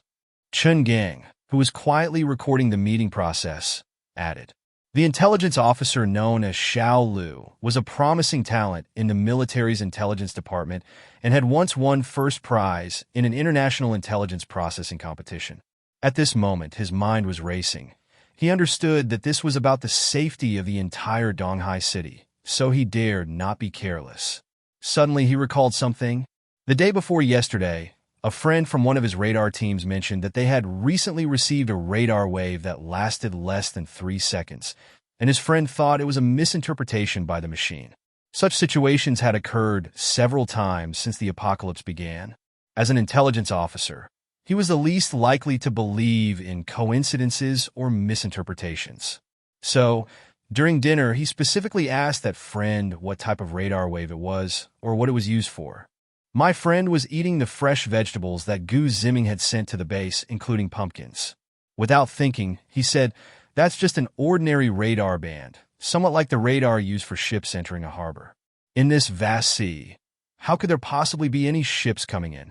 As he enjoyed the sweet pumpkin, my friend casually explained this while also expressing his admiration for General Gu. At that moment, he thought he might be overreacting, because he also knew the sea wasn't calm at all right now. Due to the melting glaciers, a large amount of fresh water was pouring into the ocean, causing a series of oceanic fluctuations, with waves reaching over 10 meters high appearing out of nowhere. Unless absolutely necessary, no one would dare to risk sailing. Xiao Lu slowly conveyed this matter to everyone, and after he finished, there was a moment of silence. Fang Jianjun and the others were pondering. If there really was a ship coming, it was highly likely that it belonged to an island nation. If that was the case, what could the purpose of this island nation be? It couldn't possibly be that they traveled across the ocean just to burn down a factory in the East China Sea, could it? Especially Fang Jianjun, who was thinking even more. Combining the signals they had received, he wondered secretly what this island nation was really up to. Suddenly, a terrifying thought crossed his mind, sending chills down his spine and causing cold sweat to trickle down his back. Gu Ziming was thinking even further. If a ship had really arrived in the East China Sea, then was it possible that the protagonist, Wu Tian, was on board? As the protagonist, Wu Tian could not be swallowed by mere sea winds and waves. At most, he would face some danger, but would safely reach his destination. If Wu Tian had indeed arrived in the East China Sea via this ship, what would that have to do with the islanders on board? Or perhaps it was a ship that had crossed from the United States, with just 2 island nation crew members on board? Gu Ziming was flooded with various speculations, but he couldn't determine which scenario was true. He placed great importance on the protagonist, who had always remained elusive to him. Seeing that everyone had come to similar conclusions, Fang Jianjun decisively said, "We need to investigate this matter thoroughly." Then, Fang Jianjun turned to Xiao Lu and said, "Later, you go back and carefully sort out the details from that day. Try to clarify all the specifics, such as whether that radar signal came from a ship. If it did, where is that ship currently, and who is on board? You are fully responsible for investigating these details. I give you the highest level of authority from the intelligence department. Yes, I will definitely get to the bottom of this." Xiao Lu did not hesitate and decisively accepted Fang Jianjun's order. This was not just due to an order from above. He genuinely wanted to understand the entire situation. For an intelligence officer, having only partial knowledge of something was the most uncomfortable feeling. At that moment, Gu Ziming felt relieved that the military had finally been directed towards the island nation and the protagonist. Although he had not yet established a sufficient intelligence department, having the military's intelligence capabilities at his disposal was a good choice. Not everything is mine, but everything can be utilized by me. With the military's thorough investigation, it compensated greatly for his lack of manpower. Gu Ziming looked at Xiao Lu's fervent determination and felt a wave of emotion. "Brother Wu Tian, the net has already been cast, and everyone is waiting for you to take the initiative to jump in." Gu family villa, living room. "You mean you're going to attack that crab gang, or whatever?" Qin Feifei asked, sitting on the sofa with a slight frown as she looked at Gu Ziming. The other women also wore serious expressions as they watched Gu Ziming, quietly waiting for his response. After the meeting, Gu Ziming had returned and was currently informing the women about the meeting's contents. In the latter half of the meeting, Fang Jianjun and the others had already started formulating a plan to eliminate the crab gang, naming this operation the Coastal Cleanup Plan. What is coastal cleanup? It involves sweeping the coastal areas to catch all the sea fish, crabs, shells, and so on. This time, the military plans to deploy 2 infantry battalions, 1 artillery battalion, and all of the special abilities team. Currently, the number of special ability users in the military has greatly increased, primarily due to the tens of thousands of people who were rescued. Ordinary rescued people are responsible for farming, producing supplies, and maintaining cleanliness, among other tasks. Those with special abilities can join the special abilities team, under the unified allocation of Fang Wenchang. Those with offensive capabilities will have priority access to base supplies, and there will also be military instructors for specialized military training. As for Gu Ziming, he is coordinating the operations. Ultimately, the approach is up to him. He can decide how to proceed, but before the action, he needs to report to Fang Jianjun to prevent any conflicts or friendly fire incidents. Naturally, Gu Ziming agreed to this condition. If the Crab Gang doesn't have any formidable figures, he planned to train the base's special abilities team. If there are special or powerful abilities, Gu Ziming could eliminate them and copy their abilities. The operation is scheduled for tomorrow at 2 a.m. I estimate that the military will probably take until morning to finish this operation. Gu Ziming explained to the women while eating grapes that Qin Feifei had peeled for him. I want to go too. My water manipulation ability is exceptionally strong, Zhao Xiaoyu exclaimed. After saying that, she grabbed the air, and a perfectly formed water sphere coalesced in her hand. The crystal-clear water sphere had a perfect spherical shape. To Gu Ziming's keen eyes, he could see the high-speed rotating energy inside the sphere. Without a doubt, if this water sphere were thrown, it would likely be more powerful than a grenade. Before Gu Ziming could speak, Feng Linger nearby also excitedly said, I want to go too. I've been eating and drinking at your place for so long. I feel a bit embarrassed. After saying that, Feng Linger struck a shy pose and began rubbing her soft arms against Gu Ziming's arm. Feeling a soft sensation on his arm, Gu Ziming couldn't help but feel a bit restless. However, they were discussing serious matters at the moment, so he shook his arm, hoping to calm the bunny down. This isn't about taking out zombies. It's about taking out living people. If you really want to go, be prepared mentally, Gu Ziming said calmly. He knew Zhao Xiaoyu was simply restless after staying in the villa for too long and wanted to go out and have some fun. As for Feng Linger, it was clear that she was not so simple-minded and wouldn't feel guilty about eating and drinking. Her true aim was to understand the situation outside and to demonstrate her own strength to Gu Ziming. For an ambitious female antagonist like Feng Linger, she wanted to grasp the entire situation just like Gu Ziming. Clearly, eating, drinking, and having fun in the villa could not satisfy her desire for control. Additionally, she had a competitive spirit towards Gu Ziming. She, Feng Linger, wanted Gu Ziming to fall beneath her dress. Don't worry, I definitely won't hold you back. Feng Linger nodded first. She was not unfamiliar with the chaos of battle, so she had this psychological quality. After some hesitation, Zhao Xiaoyu also nodded seriously and said, Me too. My wish is to protect everyone. How can I be defeated by such a small difficulty? All right, rest well tonight, and tomorrow we'll set off together.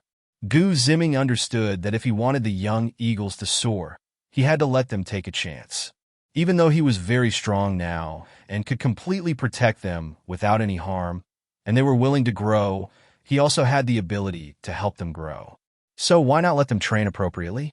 Gu Ziming opened his mouth, waiting for the next grape to be fed to him, but he waited for a long time without receiving one.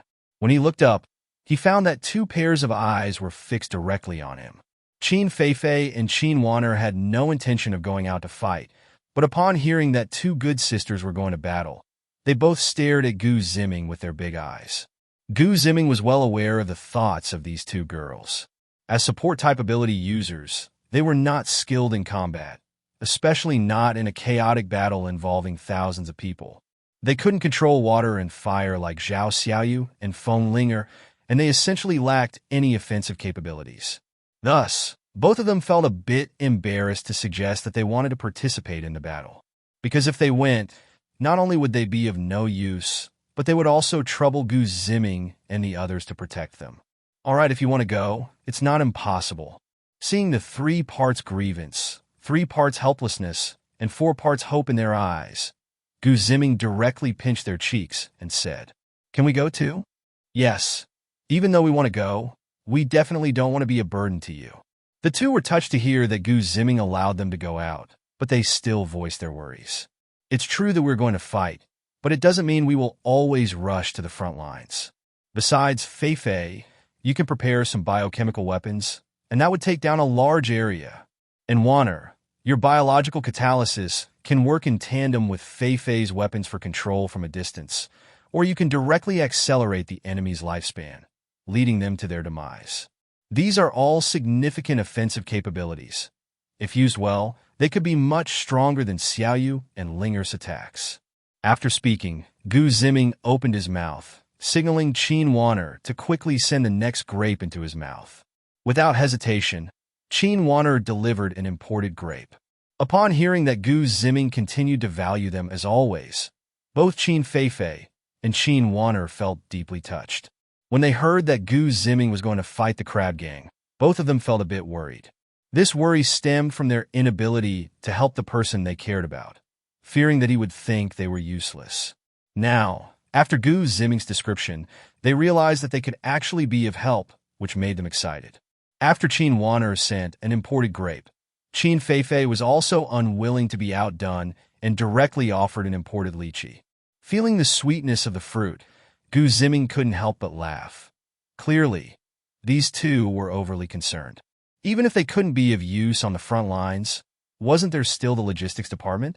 Just as Gu Ziming was enjoying the service of the beautiful women, a riot broke out on the other side of the East Sea among the crab gang. On the coast of the East Sea, there is a large beachfront hotel. Before the end of the world, this was a famous scenic spot along the Golden Coastline.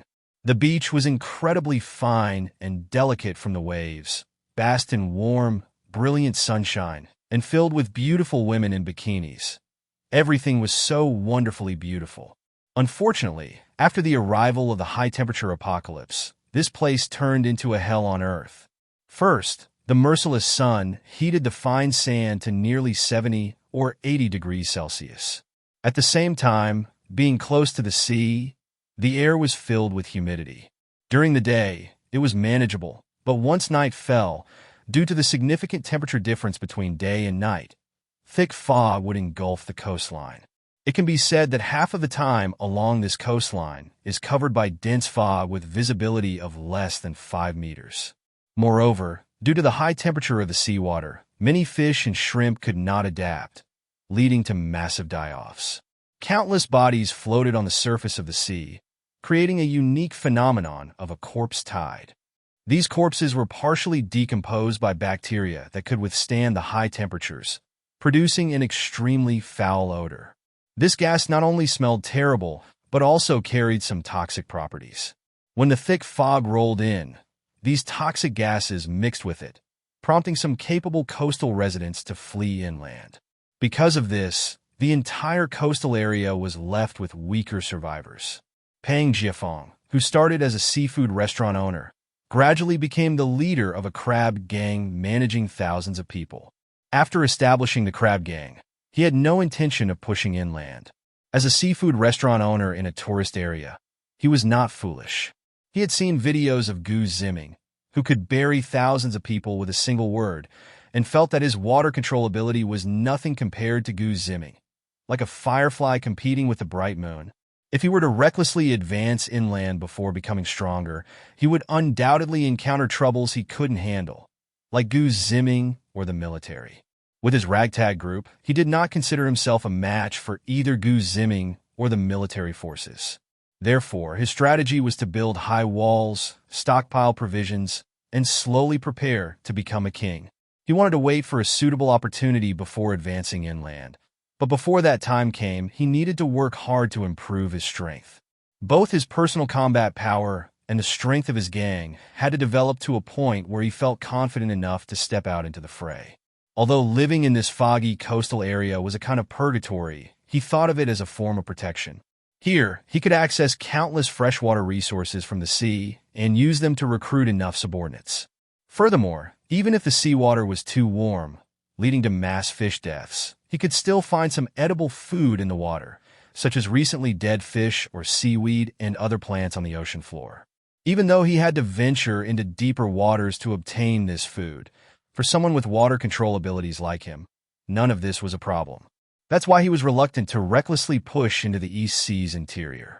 Just yesterday, he received word from his spies in the mainland that his crab gang had participated in an attack on a factory. This instantly shocked him. Why? Because he had never commanded any member of the crab gang to attack a factory, and he had repeatedly emphasized not to cause trouble inland. Even if they were to go inland, it should be done individually or in pairs to avoid drawing attention from the military. After establishing the crab gang, he specifically sent some spies to monitor the military base and Gu Ziming's estate. For the military, he arranged for a few people to infiltrate the relief base. As for Gu Ziming, He placed several spies on the side of Danshan to keep an eye on any movements from the ability user base. Just now, he received a message from his contact at the official relief base. The factory was attacked by the Sea Crab Gang, and the military seems to be taking retaliatory action.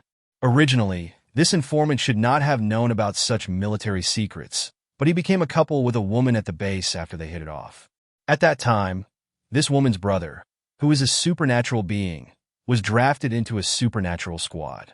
Before their operation, this supernatural being learned about the details of the operation. He was just an ordinary person, and the supernatural being was somewhat fearful of war. So, when others weren't paying attention, he secretly visited his sister and warned her that this operation might be dangerous. Of course, the supernatural being didn't dare to refuse directly. At that time, he had entered the supernatural squad, and military orders must be followed without question. So after the two had a heartfelt farewell, he returned to his team, trembling with fear. When the informant came to chat with the girl, he noticed that she was in low spirits. Upon asking, he discovered this shocking secret. The informant's mother was still under the control of the Sea Crab Gang, so he didn't hesitate and immediately used the agreed-upon method to inform the Sea Crab Gang of this news. The Sea Crab Gang, realizing that there was a traitor among them who had blatantly defied his orders, decided to investigate thoroughly. Today, once the fog cleared, the members arrived to collect freshwater resources. However, he did not choose to distribute immediately, but instead wanted to root out the traitor. Everyone who defied my orders and went to attack the factory in the mainland, the sea crab shouted loudly from the high platform. The crowd below was in chaos. Not a single person stood up to admit it. The freshwater resources for today are on hold. Until I find out who defied my orders, I will not distribute water to anyone. Seeing that no one responded, the sea crab sneered and said coldly, "This fresh water was distributed in a once-a-day format, despite being a bit troublesome. It allowed this 1,000-member gang to obey him to the greatest extent. There have been several instances in the past where someone defied his orders, and when he halted the water supply, everyone became obedient. This time was no different. He decided that as long as he couldn't find out who defied his orders, he would continue to restrict everyone's access to fresh water." Half an hour passed. The sea crab had already returned to his air-conditioned room. The scene left hundreds of sea crab gang members still waiting on the ground. They didn't dare to leave because once anyone left, regardless of whether they were the one who defied the orders, they would not receive any water afterward. There was a previous incident where over 80 subordinates who left early died of thirst. The sun was now exceptionally scorching, and the temperature had risen to over 30 degrees. In the crowd below, everyone had sweat pouring down their foreheads, and some people collapsed from heat exhaustion. In the back of the crowd, two people with slightly fairer skin than those around them exchanged glances and nodded. One of them shouted loudly, "We did nothing wrong. Why won't you give us water?" The other immediately followed with another shout. "No one defied the orders at all. We want water." Hearing the shouts, the crowd, desperate from thirst, vented their built-up grievances and shouted in unison, "We want water. We want to drink water. We want to drink water." Everyone shouted in unison, their voices rolling in waves toward the crab's lounge. At this moment, the crab was lying half-reclined on a jade stone sofa, eyes closed. Opposite him was a screen displaying the noisy scene of the crowd outside. After about 3 minutes of shouting, their voices grew hoarse, gradually fading until the noise from outside could no longer be heard in the lounge. In an instant, the crab opened his eyes. The bloodshot pupils revealed a violent gaze, carrying a chilling aura that could strike fear into anyone. He had finally fully mastered his water control ability. Within this fog of stench, he had been continuously honing his abilities, and now it had reached a level that satisfied him. The crab slowly extended his right hand, watching as a mass of water vapor quickly formed into the shape of a crab.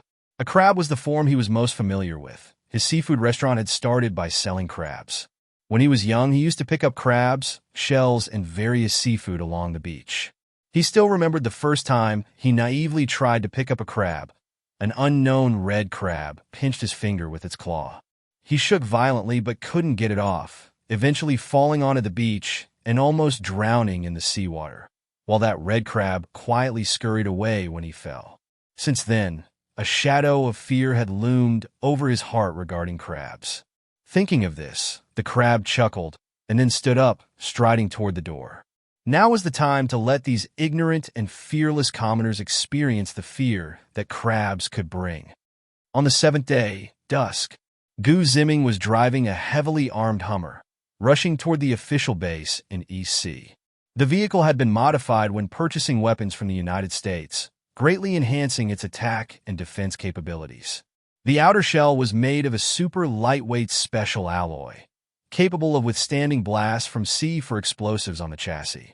Both inside and outside were equipped with temperature control, air purification, and internal circulation systems, providing comprehensive protection. In terms of firepower, the vehicle was outfitted with 6 small rocket launcher systems and 2 automated machine guns at both the front and rear. Ziming wasn't worried about the supply of rockets and bullets. He could continuously replenish them from his space. The 4 girls in the vehicle were somewhat excited, looking around, touching everything, and constantly asking Ziming various questions. This vehicle feels safer than any presidential car I've seen. Feng Linger had seen some presidents and their cars up close while following her father, and she could confidently say that this vehicle was definitely better than any she had encountered before. Ziming smiled, but didn't explain anything. He had spent a large amount of money to have a master in the U.S. modify it, and when it was brought out, he even spent 100,000 luck points to upgrade it. Feng Linger said this vehicle was safer than a presidential car, which was certainly true.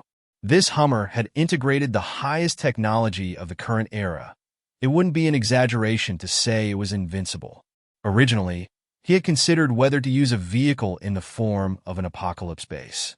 But after thinking it over, he realized it was completely unnecessary. Wasn't living in a large villa much more pleasant?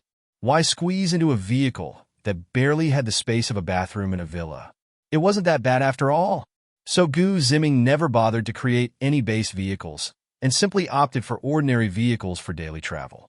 With his space distortion ability, he wasn't afraid of any attacks. This time, we were taking a few girls out to see the world, or perhaps to see some blood, which has activated this massive armored vehicle. Following behind are 3 specially modified minibuses. The minibuses do not have Ziming driving the armored vehicle with a series of configurations. They are also domestically customized bulletproof vehicles. Before the apocalypse, Ziming ordered a total of 20 of these minibuses, and no more were needed. Each minibus, including the driver, can accommodate a total of 12 people. The ability users at the Tiancong base had long completed the mission assigned by Ziming to hunt down the defectors. Those defectors were basically just a bunch of weak-willed fools. They had only run a few hundred meters out of the base when they started arguing over dividing the supplies. The supplies they took from the base were not the same. Some had cooked food, some had frozen items, and others had snacks and water. Among them, those with frozen items hoped to trade for some supplies with a few others. This was also something they had agreed upon before fleeing. All supplies would be evenly split. However, those with cooked food and snacks thought that the frozen items wouldn't be finished, were inconvenient to eat, and were prone to spoilage, so they suddenly went back on their word and insisted that what they had taken belonged to them. This infuriated the ability users carrying 40 to 50 pounds of frozen meat. A few of them, who had drunk blood wine and sworn brotherhood during their escape, almost ended up fighting each other. Without the pressure of the base, these sworn brothers, who had agreed to flee together, revealed their most common selfish nature in the apocalypse. They argued for a long time, with neither side willing to back down. In the end, under the coordination of the person who first proposed the escape, the group redistributed the supplies equally, preventing a collapse and allowing them to continue heading towards a neighboring area. This dispute provided crucial time for the pursuing ability users behind them. Among the 30 or so ability users, a few were specialized in enhanced tracking abilities, which also helped everyone in the pursuit. In this situation of gain and loss, They ultimately eliminated this wave of defectors at a location near the East Sea. Among them, Balunmu, who obtained firearms, finally showcased his skills honed in the Golden Triangle, directly taking down 3 ability users and earning the highest reward for this mission to encircle the defectors. He was the first to advance to the 2nd tier. Additionally, those who contributed in tracking and those who worked together to take down a defector also received consolation prizes from Ziming. They were awarded the qualification to reside on the 2nd tier for a month. Although this reward was not permanent, in this apocalypse, being able to experience the happiness of life before the apocalypse again was like reliving a dream. Moreover, after experiencing this kind of life, returning to the 1st tier would undoubtedly create a huge disparity. This disparity would be enough to make them willing to exert 1/10 or 1/20 of their effort to complete tasks for Ziming next time. This time, Ziming assigned them the task that whoever kills 20 members of the Crab Gang would have the chance to advance to the 2nd tier. This task is not considered simple. The members of the Crab Gang have gained quite a bit of training through their continuous wrongdoing. Currently, the base has about 30 ability users, and if they all managed to kill 20, it would nearly cripple the Crab Gang, which is only about 1,000 members in total. Of course, even though Ziming equipped them with firearms obtained from Feng Jianjun, it would still be very difficult for them to complete this task. Before distributing the firearms, Ziming scanned everyone's loyalty again and found that the lowest was at 60. The previous encirclement had a significant deterrent effect. At this moment, Ziming glanced at the map in his possession. They were about to reach the official relief base to rendezvous with Feng Jianjun. However, Ziming did not turn off the map. Whether observing enemies or allies, the portable map plays an irreplaceable role. This time, the entire army was mobilized, and he could not afford to make even a single mistake. Boom, boom. Ziming drove the armored vehicle to the entrance of the relief base, rolled down the window, and waved at the guard soldiers. The gate slowly opened, and Ziming drove the vehicle inside. Inside the armored vehicle, Qin Feifei, Zhao Xiaoyu, and Qin Wan'er didn't show any particular reaction, but Feng Linger opened her mouth wide in surprise. "Linger, what's wrong? Is this base really that impressive?" Qin Feifei, who was sitting beside her, asked curiously when she saw Feng Linger's shocked expression.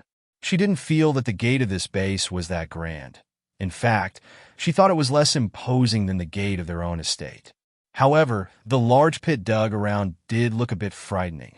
When Ziming drove the armored vehicle past it, she worried that the boards below wouldn't hold up and that the vehicle might fall in. Zhao Xiaoyu looked through the window at the buildings inside the base and directly asked, "Is this the official relief base? How is it so different from our private base?" "It's because you all are living too comfortably. Just look at this base. It's a place that so many outside dream of." Ziming thought the women were shocked by the appearance of the official relief base and casually shared some of the hardships and struggles that survivors outside faced. Hearing this, the women couldn't help but feel emotional, finally exclaiming, "We are really lucky and blessed to be able to follow you." As Ziming drove the vehicle toward the command room, he smiled at the women and said, "Then the request I mentioned last time should be fulfilled, right?" Upon hearing this, the women immediately lowered their heads, falling silent, with a blush rising on their faces, not daring to answer Ziming's question. Only Feng Linger raised her head again, looking at him seriously, thinking to herself, "Just now, he waved his hand, and the guard opened the gate to the base. What kind of trust must that take?" You have to understand, this is the apocalypse, with terrifying zombies and enhanced zombies, and they didn't even check, just let everyone in? Maybe this man can help me find my family in the capital. At that moment, Feng Linger thought of her family far away in the capital, but she wasn't sure how they were doing, not even sure if they were still alive. During the chaotic escape, she didn't even get to see her family. Only an aide came to inform her to leave quickly. And that aide had died just as she left her room, killed by a shell. That deadly shell was a result of the aide's earlier warning, which allowed her to avoid that catastrophe. But even so, she was still injured. Now is clearly not the time to bring up this request. Feng Linger glanced at Gu Ziming, who was still driving, and thought, maybe if I can satisfy that bad guy once, I might be able to talk to him. During her time at the Gu family's villa, Gu Ziming had been quite polite to her. Only once, after drinking too much, did they have a relationship, and afterwards, everything followed her will. When she felt shy and didn't want to, Gu Ziming didn't force her. In contrast with Qin Feifei and the others, Gu Ziming sometimes coaxed them half-heartedly. She knew that this was a reflection of the close relationship they had. The other women were also somewhat immersed in Gu Ziming's strong attitude. Many times, she even envied the intimate interactions Gu Ziming had with the three women. It was precisely because Gu Ziming had been so polite to her that she felt it inappropriate to make a request. Making such a request would feel like a burden. Gu Ziming, however, had no idea about all the little thoughts Feng Linger had.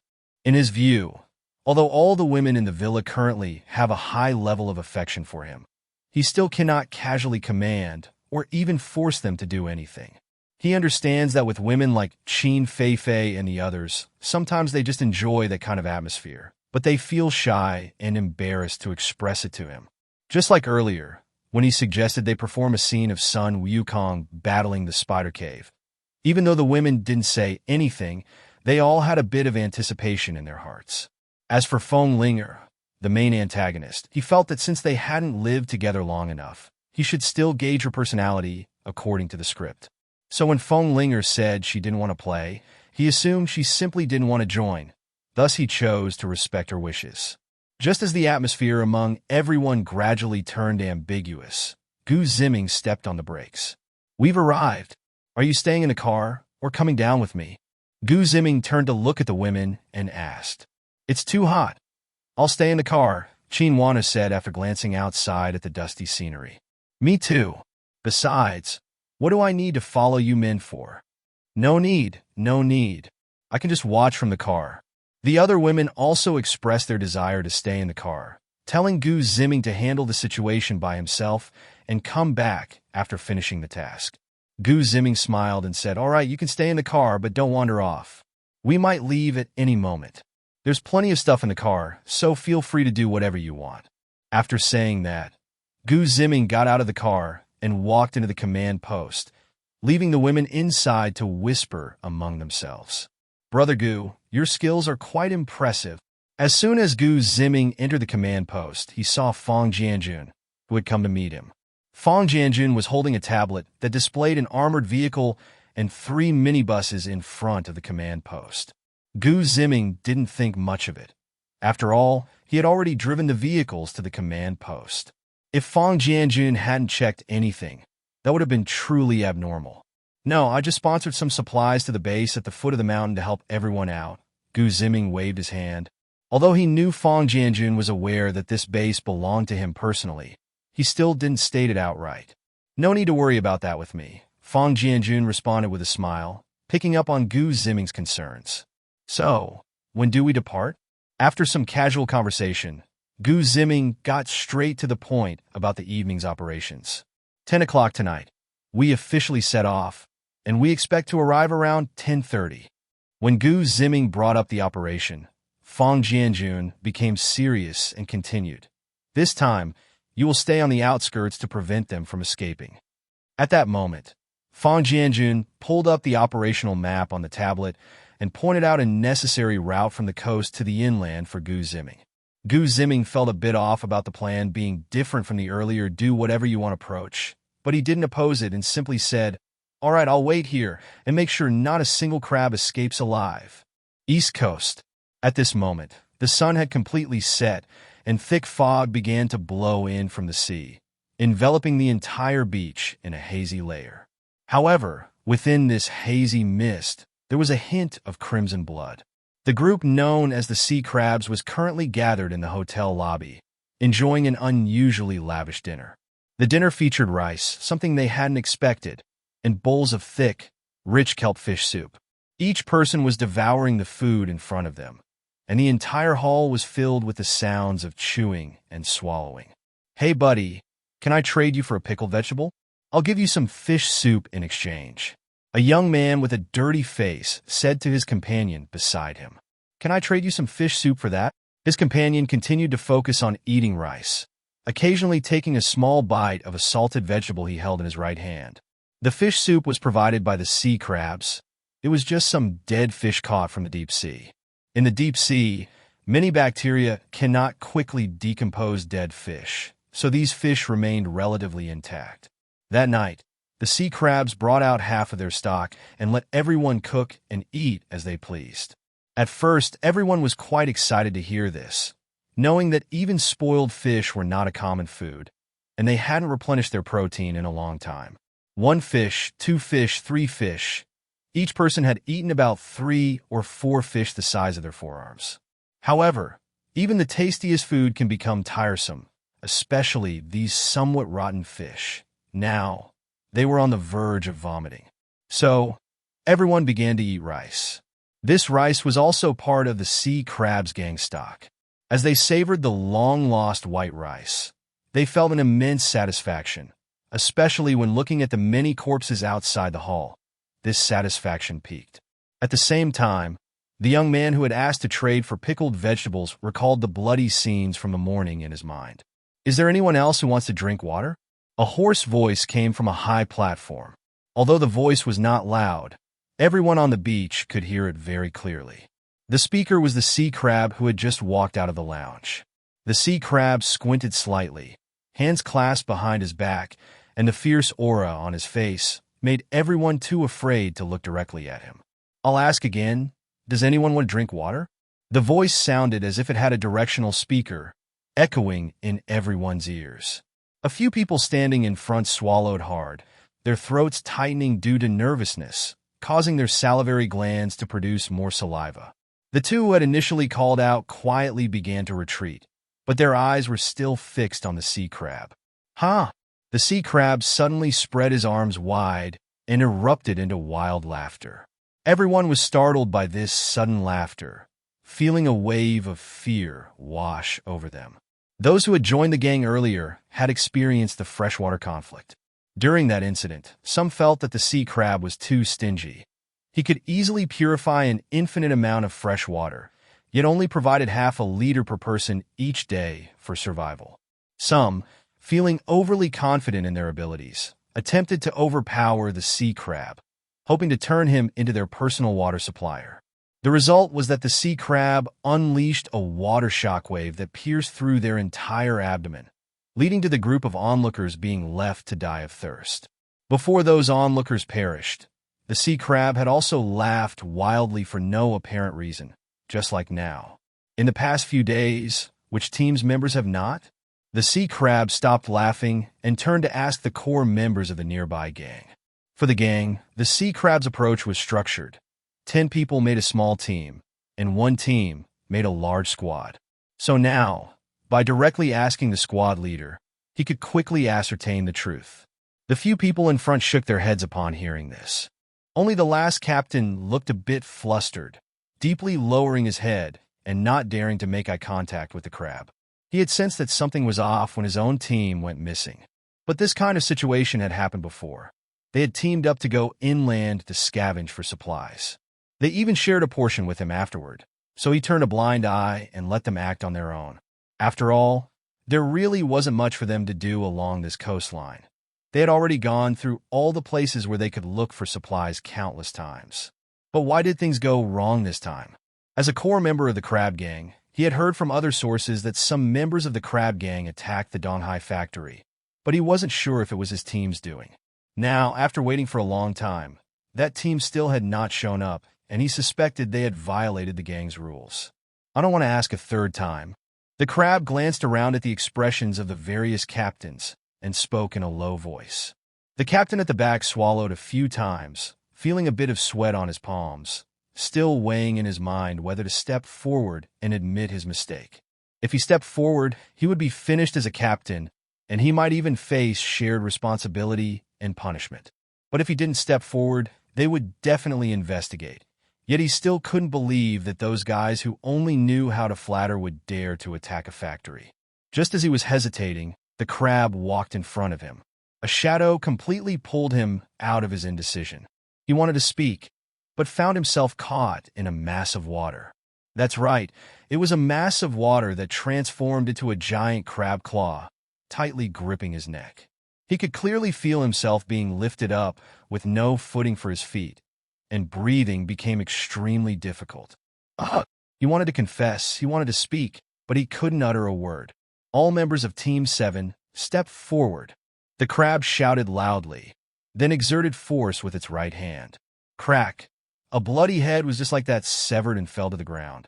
Blood splattered on the faces of several captains nearby, and they could feel the warmth of the blood. 1 second, 2 seconds, 3 seconds. None of the Team 7 members moved, but the others quietly distanced themselves.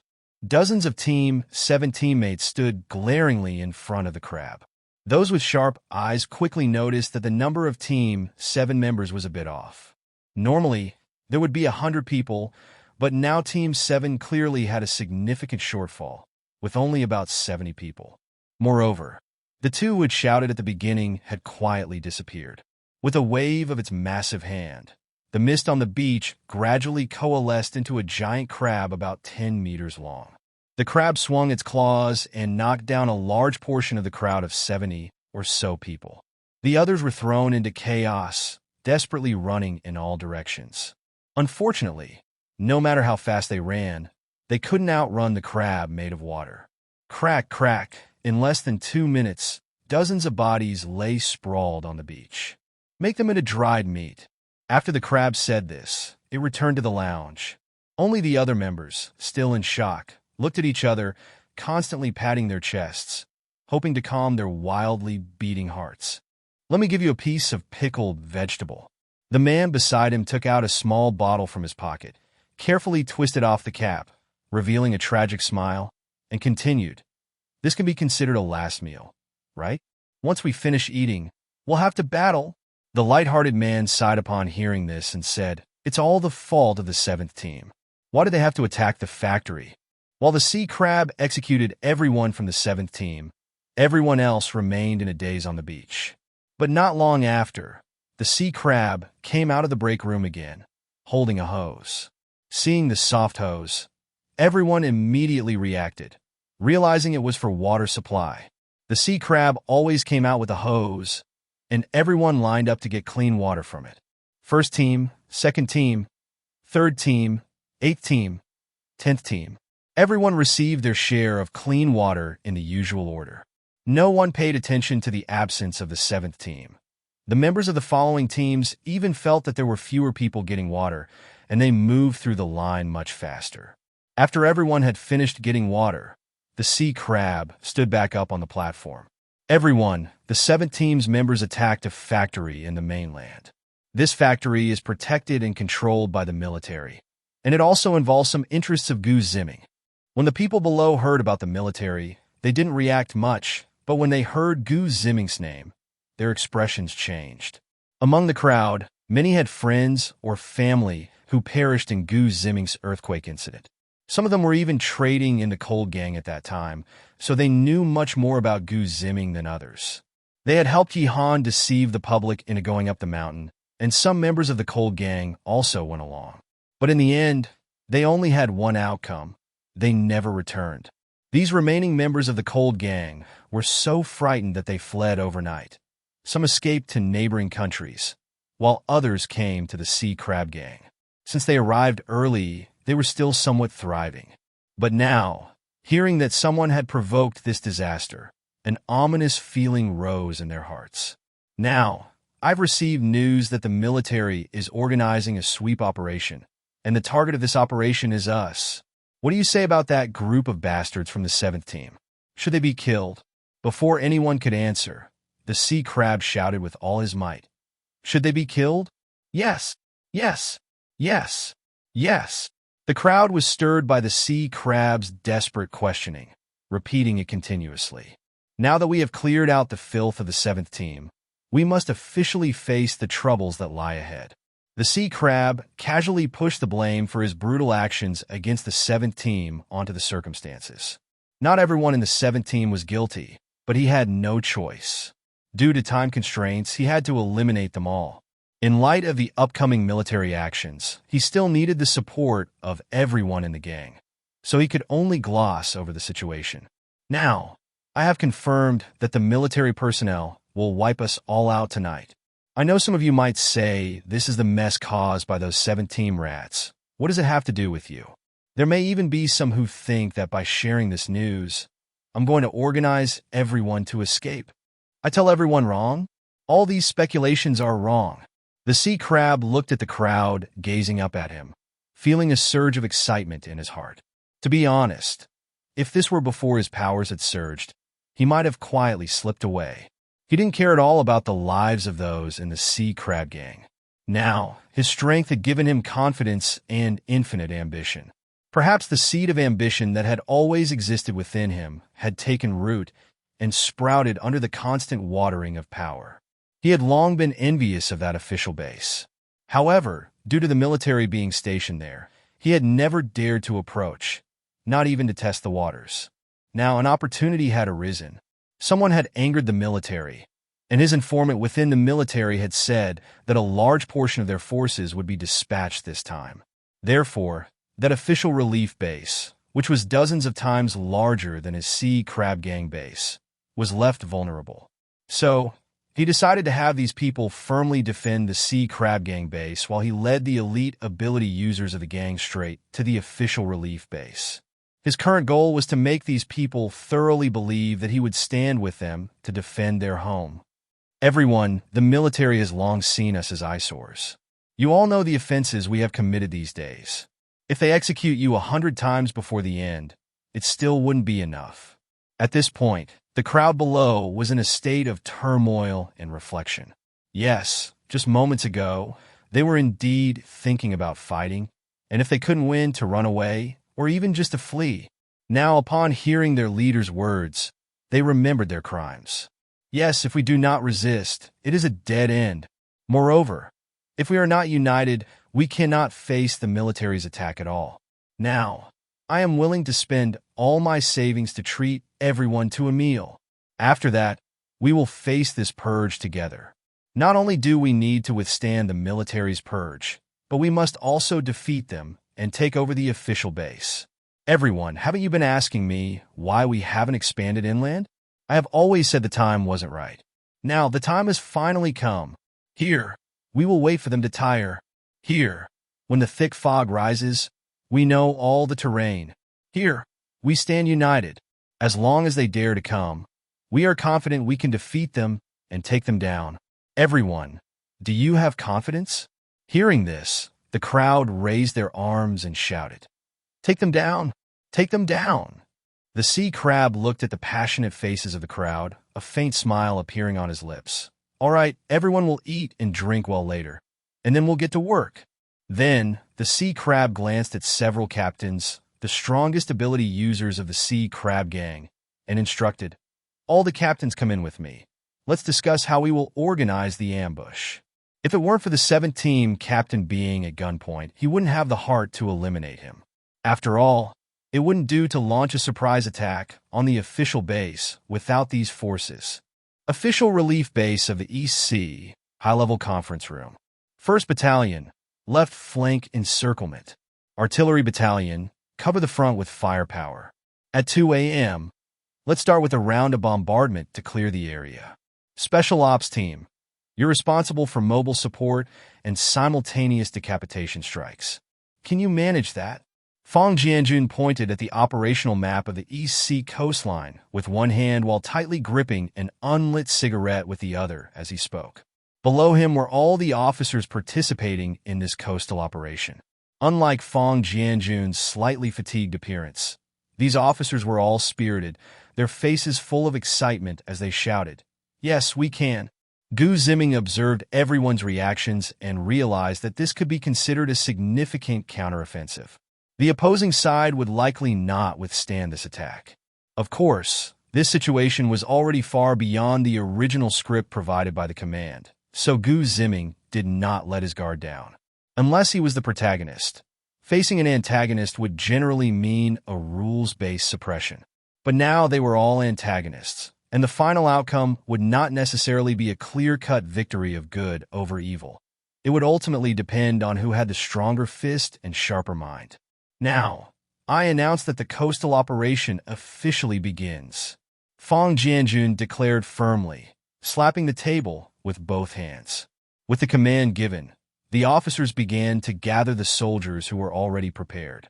Only then did Fang Jianjun have time to take out a lighter, light the cigarette he had been gripping awkwardly, and take a deep drag. He turned to Gu Ziming, who was still in the conference room, and said, "It's currently 9 p.m. We plan to set off at 10 p.m. and will reach the target location by 1 a.m. Gu, are you coming with us or setting off later?" "You all go ahead. I'll follow behind. Once we reach the place, we'll naturally separate," Gu Ziming replied, taking another careful look at the military operational map before slowly speaking. He only had one armored vehicle and 3 small buses, and it would only take about 2 hours to reach the prearranged crucial checkpoint. There was no need to squeeze in with the main force.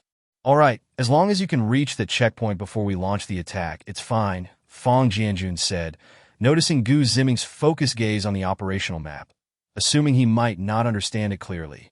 He explained again, "Look, the sea crabs are here at the East Sea Grand Hotel. Behind them is the ocean. We only need to set up a semicircular defensive line. Then we can gradually close in like tightening a noose and finally eliminate them all here." Fang Jianjun pointed again at the scenic area of the East Sea, indicating, "This place is flat terrain, and the ocean is right behind them. They have no way to escape." Gu Ziming had already understood Fang Jianjun's plan. This approach was indeed the most reliable and safest deployment.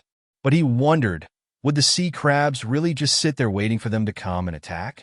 Gu Ziming did not view the sea crabs as ordinary people. After all, they had made an appearance in the original story. When the protagonist's halo was not present to diminish intelligence, the sea crabs were not necessarily just a bunch of experience packs that only knew how to mock. Is the checkpoint I guard really the only passage between the coast and the inland? Gu Ziming asked, his expression somewhat hesitant. He had discovered through the map that this road was merely the fastest and most convenient one. "Brother Gu, I understand what you mean. You're saying that aside from this road, there are other routes that can also lead to the inland, right?" Fang Jianjun asked with a meaningful smile. "Exactly," Gu Ziming confirmed. However, seeing Fang Jianjun so relaxed after understanding his point clearly indicated that they had already considered these issues. "We have already destroyed other roads leading in, and this road was left intentionally as a gap for our convenience in entering." Fang Jianjun glanced at Gu Ziming and continued speaking. "Surrounding the enemy must leave a gap. This is also a seemingly viable escape route we've left for the sea crab gang." Upon hearing this, Gu Ziming couldn't help but point at Fang Jianjun and sighed. "You really know how to play. Don't worry. We will do our best to eliminate their main forces ahead. This small gap will only allow a few people to escape, and with your strength, Brother Gu, you'll definitely be able to handle it." Since the decision was made to take action against the sea crab gang, Fang Jianjun had been constantly thinking about how to devise a battle plan. In the end, he came up with the idea of encirclement. However, if the encirclement is too tight, the enemy might fight back, causing significant damage to the troops. If they were to attack head-on and the enemy fled, it would become a major disaster. Therefore, he decided to adopt a strategy of leaving a gap in the encirclement, but the guarding force at this gap had to be strong. Otherwise, it could really lead to letting a tiger return to the mountain. At that moment, he thought of Gu Ziming, the top-tier supernatural combat power from the East Sea. That's why he changed his previous promise, hoping Gu Ziming could serve as this final killing force. Gu Ziming thought for a moment. This also aligned with his earlier intention to recruit some strong supernatural beings for replication. So he said, "Don't worry, as I said before, not a single live crab will be allowed to escape." Upon hearing that Gu Ziming accepted this challenge, Fang Jianjun felt relieved. He was worried that Gu Ziming might not agree when he heard this plan. "Rest assured, I will assign my security team to you. In terms of numbers and firepower, you won't suffer any losses." If it weren't for the need for too many personnel for the encirclement and the requirement to leave some people to guard the home front, Fang Jianjun would have wanted to assign even more people to the crucial final point with Gu Ziming. "Hey, did you forget? I'm not coming here empty-handed. We've brought the firepower from your shopping. Gu Ziming didn't let Fang Jianjun's men come over to him. On one hand, it wasn't necessary, and on the other hand, he didn't want to expose too much strength in front of everyone. All right, after this operation ends, I'll arrange some nice things for you. But now it's too late. We need to move soon. Fang Jianjun also remembered that Gu Ziming had taken quite a bit of military supplies from him, so he no longer insisted. After the operation, he decided to send a big gift as a reward for this mission. At 1 o'clock in the morning, the military and Gu Ziming had already arrived at their respective destinations for a while. Gu Ziming was sitting in an armored vehicle, still enjoying a late-night snack with the girls. Try this Tang Yuan sweet rice balls. Qin Feifei held out a bowl of sweet fermented rice Tang Yuan, blew on the spoonful, and gently offered it to Gu Ziming's mouth, whispering, "Ah." Gu Ziming took a bite of the Tang Yuan. "Can't you all be a bit more serious? We're about to go to war." Feng Linger looked at Gu Ziming, who was surrounded by 3 girls, and said somewhat anxiously, "But we still have an hour. What's the rush?" Gu Ziming lightly waved his hand and continued to eat the tofu pudding that Qin Wana handed him, slightly sighing. "This tofu pudding is great, but it's a pity the scenery outside isn't very nice. It's all foggy. If only it had some color, it would look much better."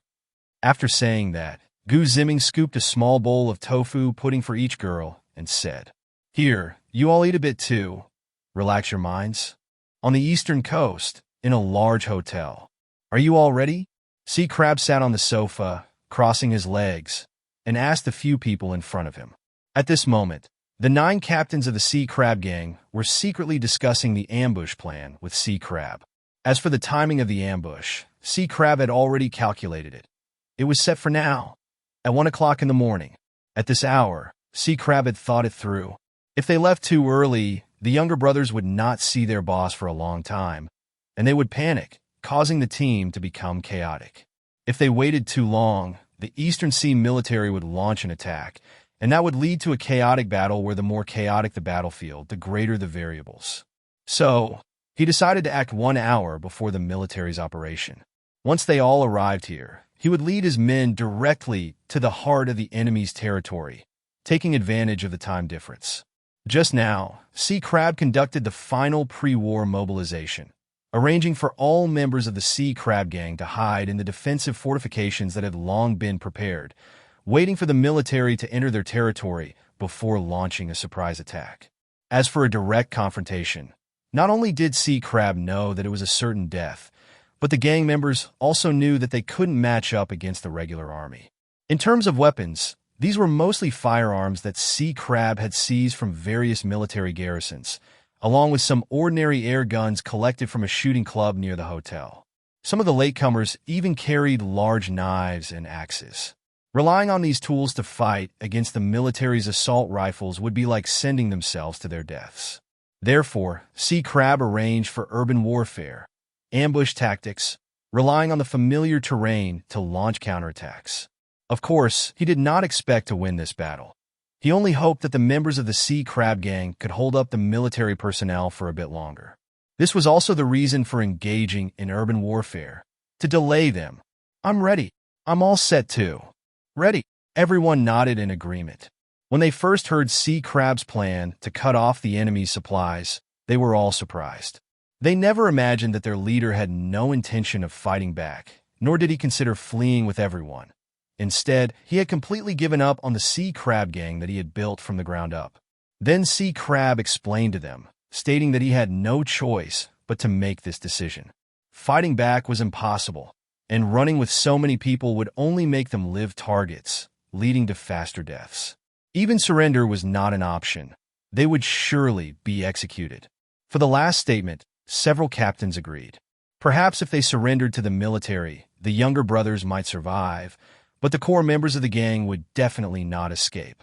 Thus, they no longer listened to Sea Crab's seemingly despairing speech and directly chose to agree with his approach, expressing their willingness to attack the official relief base together.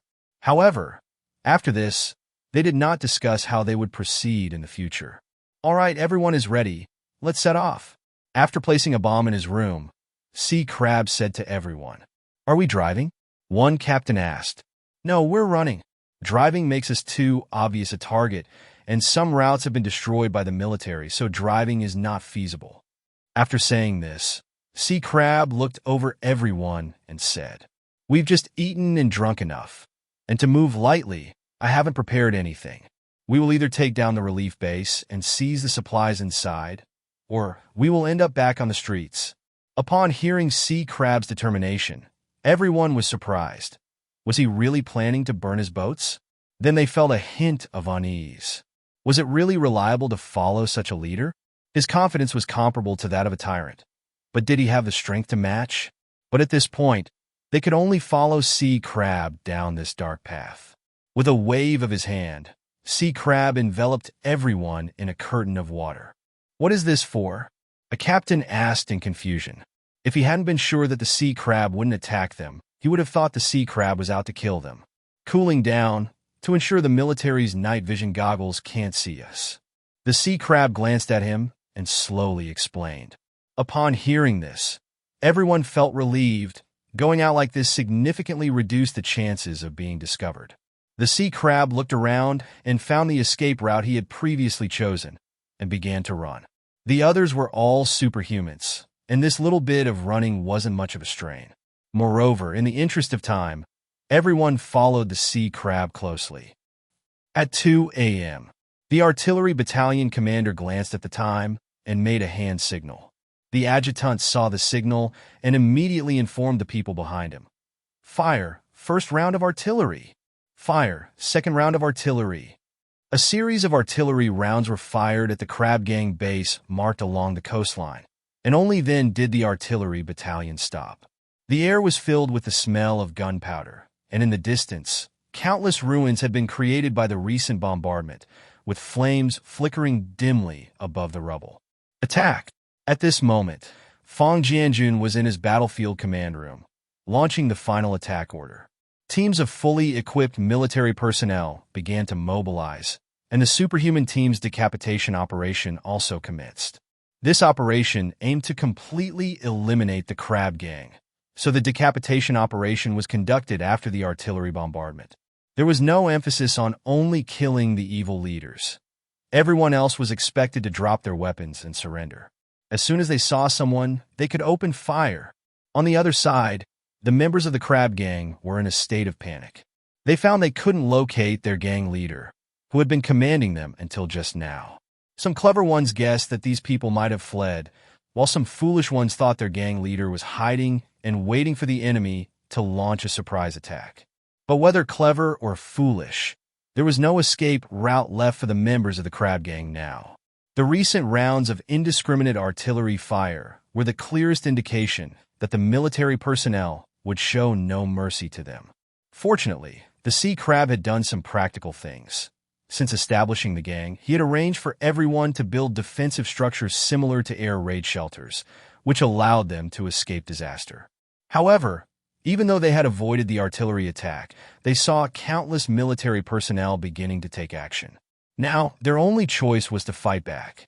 Only by killing could they carve out a path for survival. On the road they had to take, Ziming was quite far from the frontline battlefield, and the sounds of the artillery fire reaching him were already not very clear. Then he noticed several red dots on his map moving toward him. He remembered that these red dots had started moving before the military attack. Moreover, the red dots were moving quite fast, but since they were constantly taking detours, they had only just arrived at his location now. Ziming glanced at the time, stroked his chin, and thought with interest, "Interesting. Have they bypassed the military's encirclement? What is this Sea Crab really up to?" East Coast. Gunfire once again shattered the smoke-filled, dark fog. Tat tat tat. The military had already arrived at the ambush position set by the Sea Crab Gang.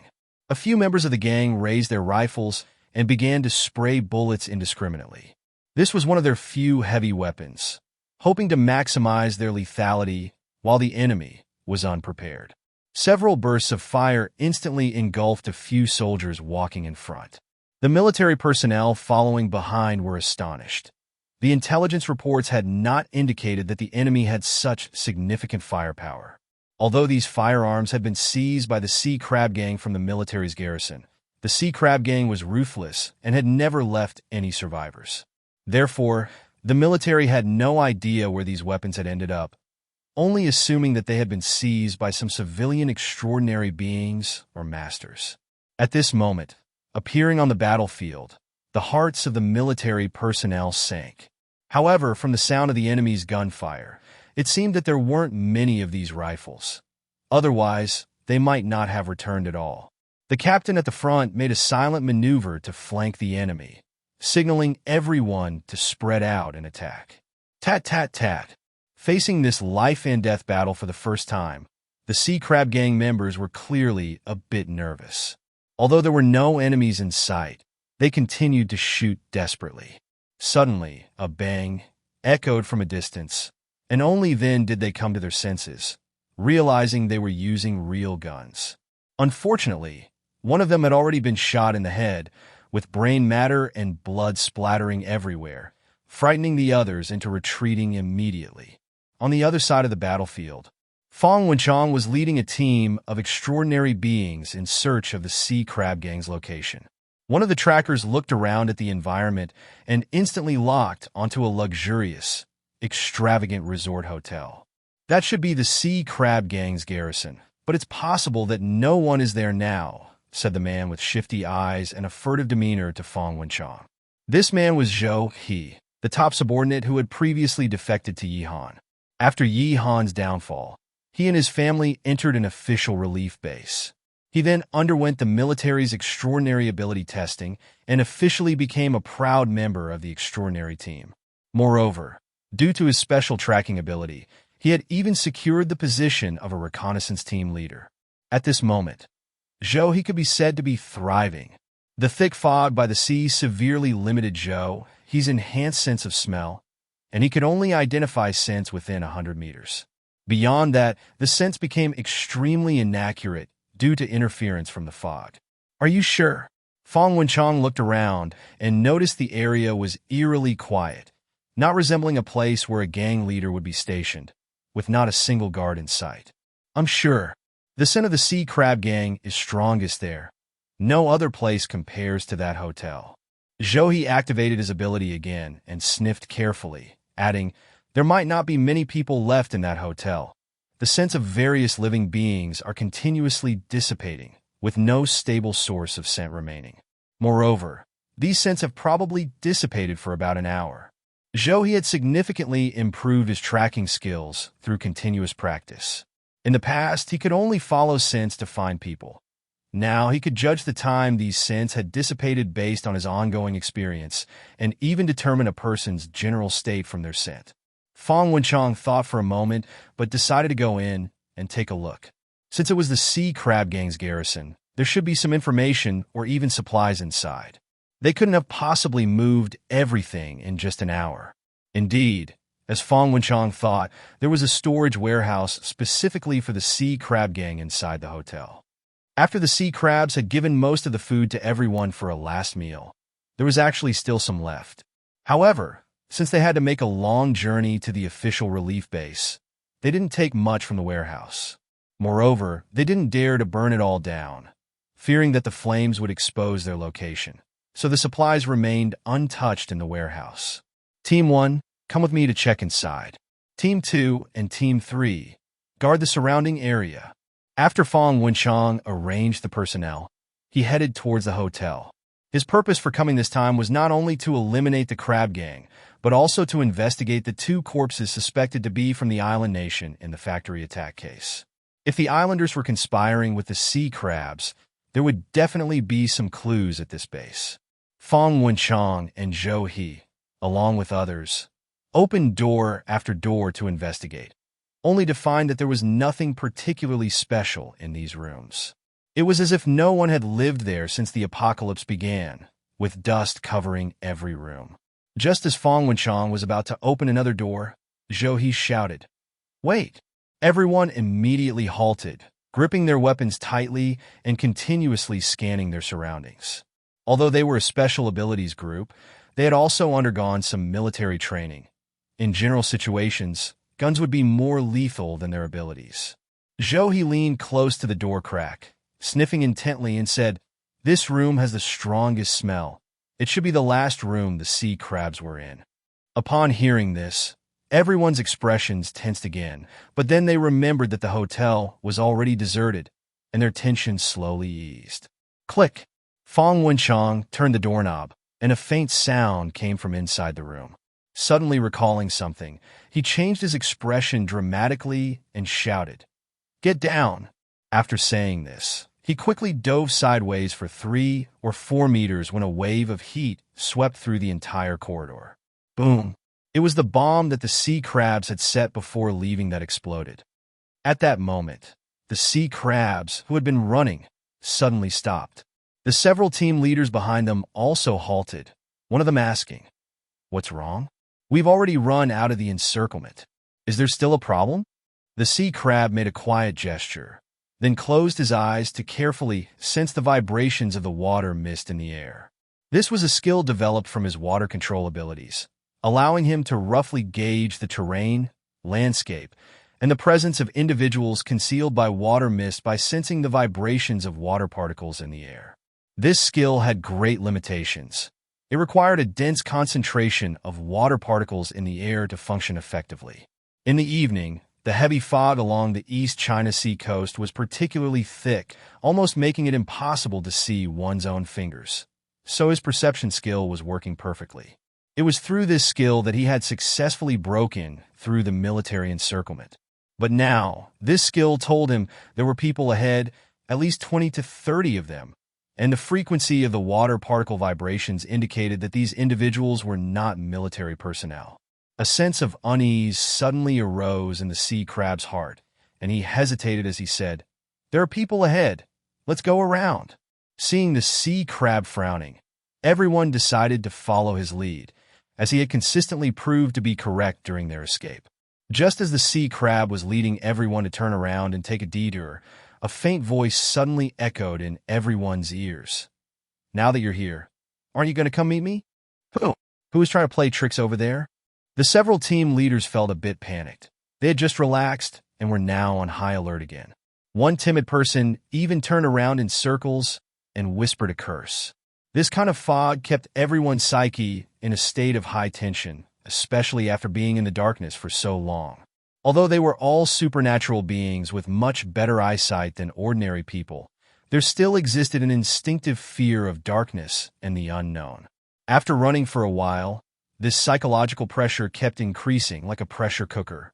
At this moment, a sudden voice was like opening a vent on the pressure cooker, causing the fear in everyone's hearts to start boiling. Only the crab was slightly better. His perception ability made him feel less like a blind person, and he had already guessed that it must have been someone ahead who spoke. "What are you panicking about? Didn't I just say? There are people ahead. They must have discovered us and just sent a message over."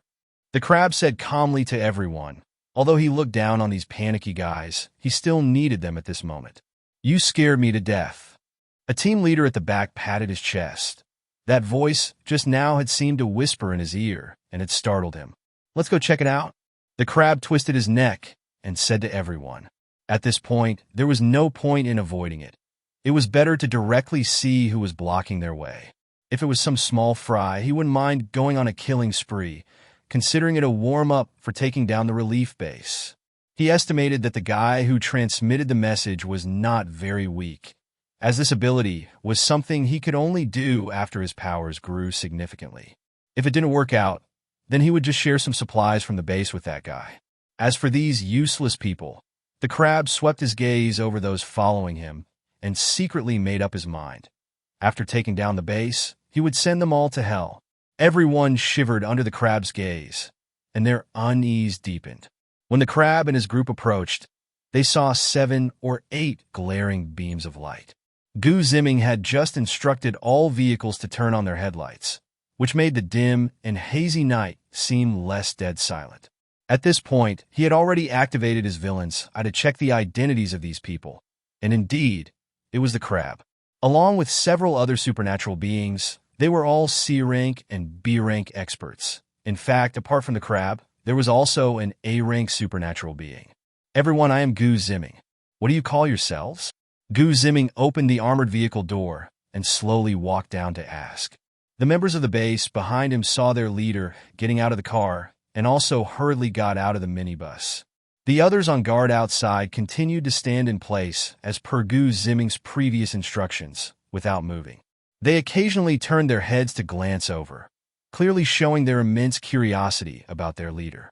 "Mr. Gu, it's an honor to meet you. My surname is Pang, and my name is Pang Jiafan." The crab felt a slight vigilance rise in his heart. Seeing Gu Ziming being so polite and introducing himself, he also followed suit. He didn't play any tricks of hiding his name. He valued Gu Ziming immensely. When he had just acquired his water manipulation ability and could only control the shape of the water flow, Gu Ziming had already buried thousands of people deep in the ground. He would never forget the shocking feeling of witnessing such a godlike display. But fortunately, after his continuous efforts, he was now able to control thousands of people with just a word. Especially in this misty seaside environment, he believed he was no less capable than the person in front of him. Even if Gu Ziming could defeat him, he was confident that he could escape from his subordinate's grasp. However, if he said that his subordinate captains behind him would probably be unable to escape, and if there was a conflict with Gu Ziming, then his plan to ambush the base would definitely fail. Thinking of this, Hai Panxie revealed a smile he considered to be friendly and said, "Mr. Gu, I hope you can let me off this time. We just want to survive in this world of the end." Hai Panxie did not ask Gu Ziming why he was here at this time, nor did he inquire about the meaning of the phrase, "Since you're here, you might as well." At this moment, Gu Ziming's presence already explained everything. It was clear he had come to cooperate with the military to intercept them. If he asked those questions now, it would seem foolish. Gu Ziming was taken aback for a moment. He had considered many scenarios, such as Hai Panxie loudly reprimanding him to get out of the way, or Hai Panxie coming straight at him with his abilities. But he truly did not expect that Hai Panxie would plead for mercy right off the bat. And to plead so straightforwardly? The crowd behind Hai Panxie, as well as the ability users behind Gu Ziming, were all incredibly surprised. Immediately, the people behind Gu Ziming felt a sense of admiration for him, while also provocatively glancing at the crowd behind Hai Panxie, as if to say, "See, this is our boss.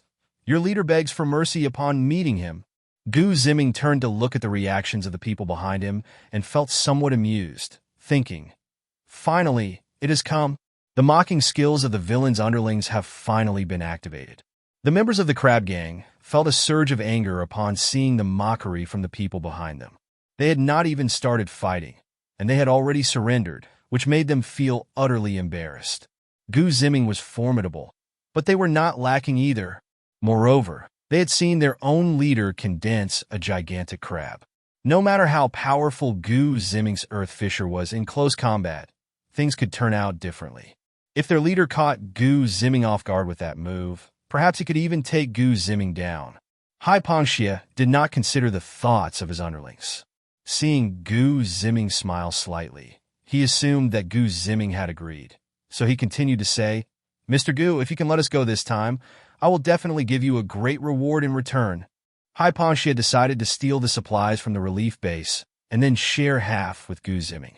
This way, he could repay the favor of being let go this time and completely turn Gu Ziming against the military, allowing the military to focus their energy on Gu Ziming while he himself could fly far away without worry. He had heard that Gu Ziming had a good relationship with the military, and if Gu Ziming and the military teamed up to capture him later, it would be a huge trouble. Thinking that by giving away a little bit of supplies he wouldn't take away too much, he could resolve this major trouble, Hai Panxie felt quite excited. Perfect. This was simply a perfect plan to kill two birds with one stone. Gu Ziming looked at Hai Panxie's excited expression and felt puzzled. He hadn't even said anything, yet Hai Panxie was already smiling to himself. But at this point, he had no intention of continuing to speak. A giant stone hand suddenly burst out from the ground, reaching towards Hai Panxie, and with a loud cracking sound, it echoed throughout the night. "Ah!" The sea crab let out a deafening roar that echoed through the air. Suddenly, a massive stone-like hand grasped its ankle and crushed the bones within. As an A-class mutant, the sea crab was always on high alert, particularly regarding Gu Ziming's movements. When it heard the sound of earth and stones cracking beneath it, the sea crab immediately jumped to the side to avoid being swallowed by the fissure created by Ziming.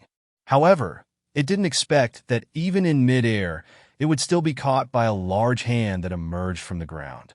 This was an attack method that completely took it by surprise. Now hanging upside down in the giant stone hand, the sea crab weakly groaned. "Goo, please, let me go." The sensation of having its ankle crushed was unbearable. Waves of piercing pain made its voice tremble. Seeing their companion captured, the other squad leaders said nothing, and each activated their abilities to the utmost and sprinted away at high speed.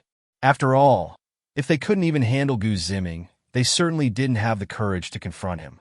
Some of them were quick to react, and had already taken a step back the moment the giant hand appeared. The remaining few saw that the sea crab had stopped resisting and decided to flee alone. With 7 or 8 people scrambling in all directions, surely some would manage to escape, right? As the squad leaders ran, they glanced back at their surroundings, moving further away from Ziming's convoy, and the whole area fell back into an endless darkness and thick fog. "You all go chase after them. Don't let a single one escape." Ziming shouted a command to the mutants behind him who were eager to give chase. He didn't care much about the squad leaders who had fled. None of them were above A class, and their abilities were quite common, so there was no need to replicate them. Those minor characters could serve as practice for his subordinates, which was a good choice. Before Ziming could finish speaking, the mutants in the base eagerly dashed toward their chosen targets. Many of those targets were individuals who had failed the selection at Ziming's base, so everyone was confident about this operation.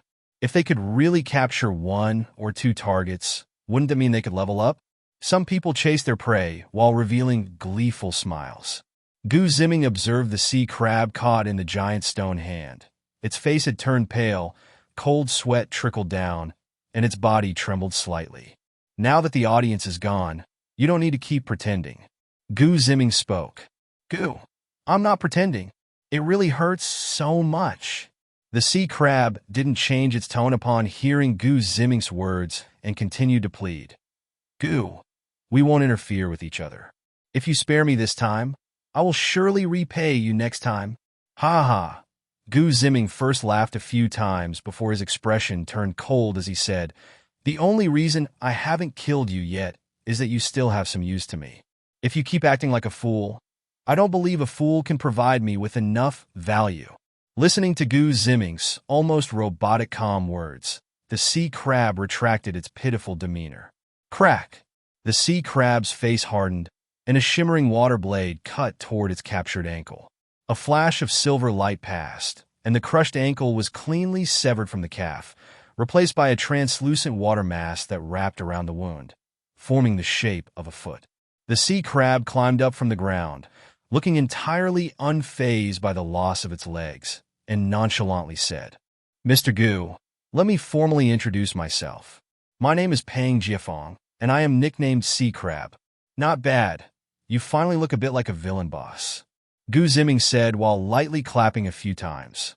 Inside the armored vehicle, Zhao Xiaoyu was astonished to see that the sea crab, who also possessed water manipulation abilities, could use the power of water to replace a severed limb. She let out an incredulous "oh." This was a direction of abilities she had never considered before. Ziming, however, was not overly concerned with the methods of using these abilities. Even if 2 people had the same powers, they might not use the same techniques. These techniques were developed based on the user's habits or ideas. As long as the person was different, the techniques would differ. "Tell me, what happened during that factory attack?" Ziming retracted his giant stone hands, forming a throne-like seat, and sat down. He wanted to hear the explanation from the leader of the sea crab gang about who was really behind the factory attack. "If I tell you, will you let me go?" The sea crab slowly approached Ziming, his transparent feet not affecting his movement at all. "Sorry, you don't have the right to refuse." Ziming shrugged, spreading his hands as he spoke. At the same time, he released 2 giant stone hands, mimicking the same gesture. The sea crab did not stop his slow approach. He continued walking and said, "When the factory attack happened, I was unaware. Gu Ziming slightly furrowed his brows. He didn't think the sea crab looked like he was lying. At the same time, he was suspicious of the sea crab's deliberate closeness while pretending not to know. He continued to ask, "Oh, so it seems you weren't involved?"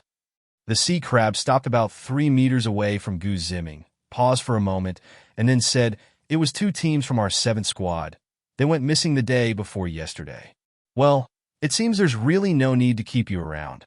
Not hearing the news he wanted, Gu Ziming decided to end the game of catching crabs. "Wait, I have some news about the harbor. I wonder if Mr. Gu would be interested?" The sea crab still looked calm. He was gathering the surrounding water vapor, preparing to unleash a powerful attack on Gu Ziming. Since it wasn't ready yet, he wanted to buy some time. What harbor? Upon hearing the word harbor, Gu Ziming instinctively thought of the zombie king, Wu Tian. A few days ago, an ocean liner ran aground in East Bay. I suspect that many outsiders disembarked from that ocean liner. Those outsiders are the planners behind this factory attack, while our sea crab gang's group of fools were just used by them. The sea crab spoke excitedly, and his body unintentionally moved forward a couple of steps. "Be careful." A sharp voice came from inside the armored vehicle, spoken by Zhao Xiaoyu.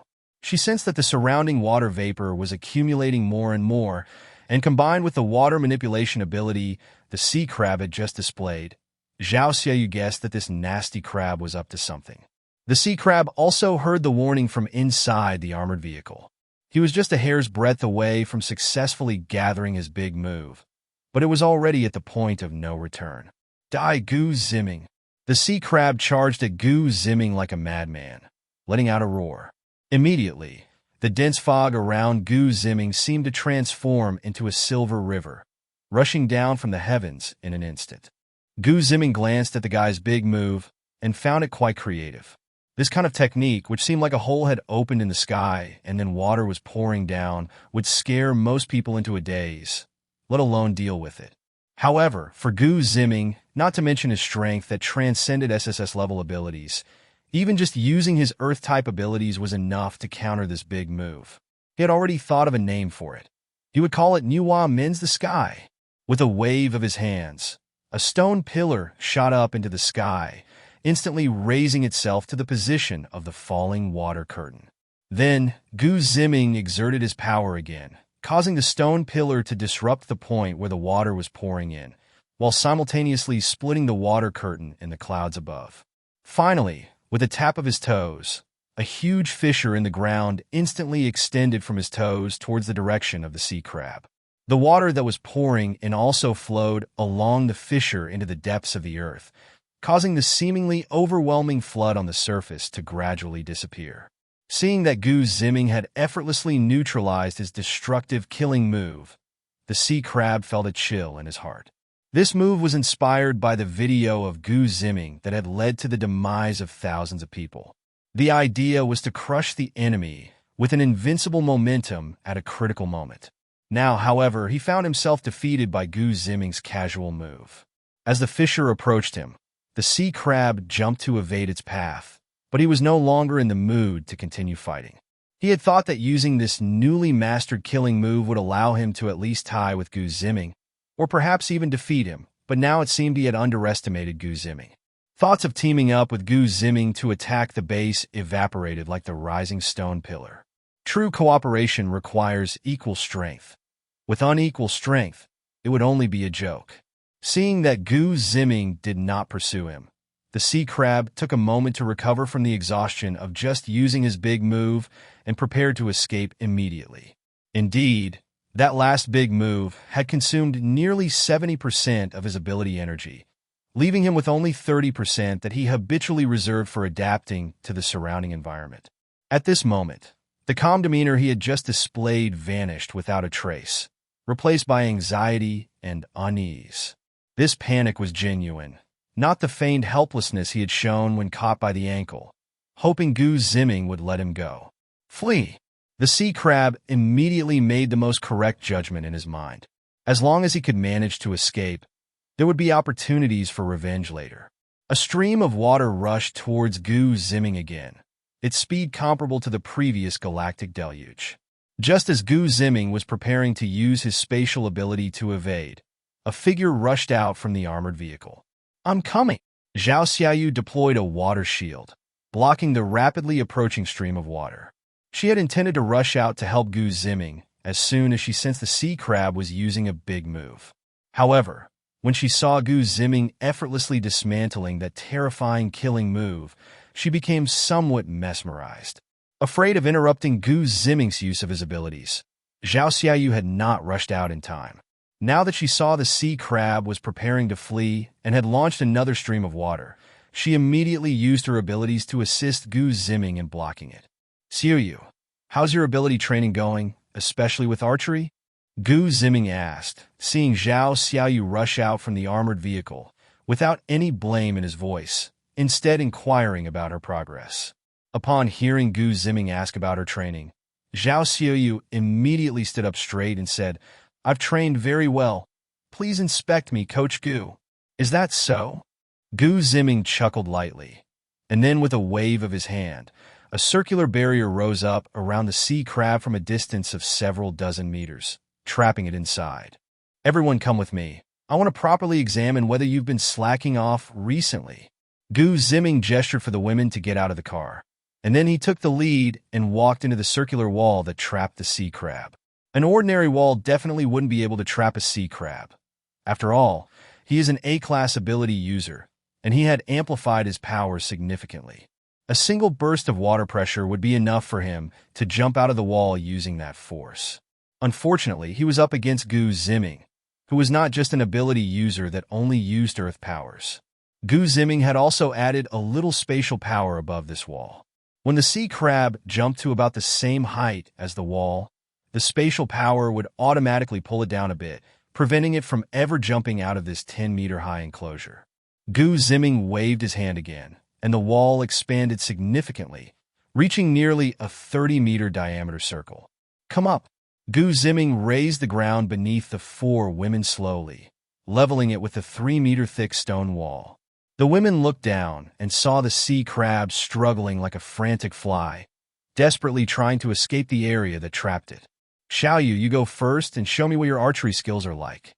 Gu Ziming nodded at the ground below and said, "Okay, I'll go first and show you the results of our family's constant training." As she spoke, Zhao Xiaoyu made a grabbing motion in the air, condensing a deep blue longbow. Then with her other hand, she pulled back the string, automatically forming a light blue arrow. Whoosh! A sound of slicing air erupted as a blue beam shot towards the sea crab. The sea crab dodged to the side, and the light blue beam grazed its clothing before crashing down to the ground. Having already noticed Gu Ziming and the others standing on the wall, the sea crab had been secretly paying attention to them, and upon seeing Zhao Xiaoyu draw her bow and prepare to shoot, it felt an overwhelming sense of alertness. Thus, the arrow did not inflict any physical damage on it.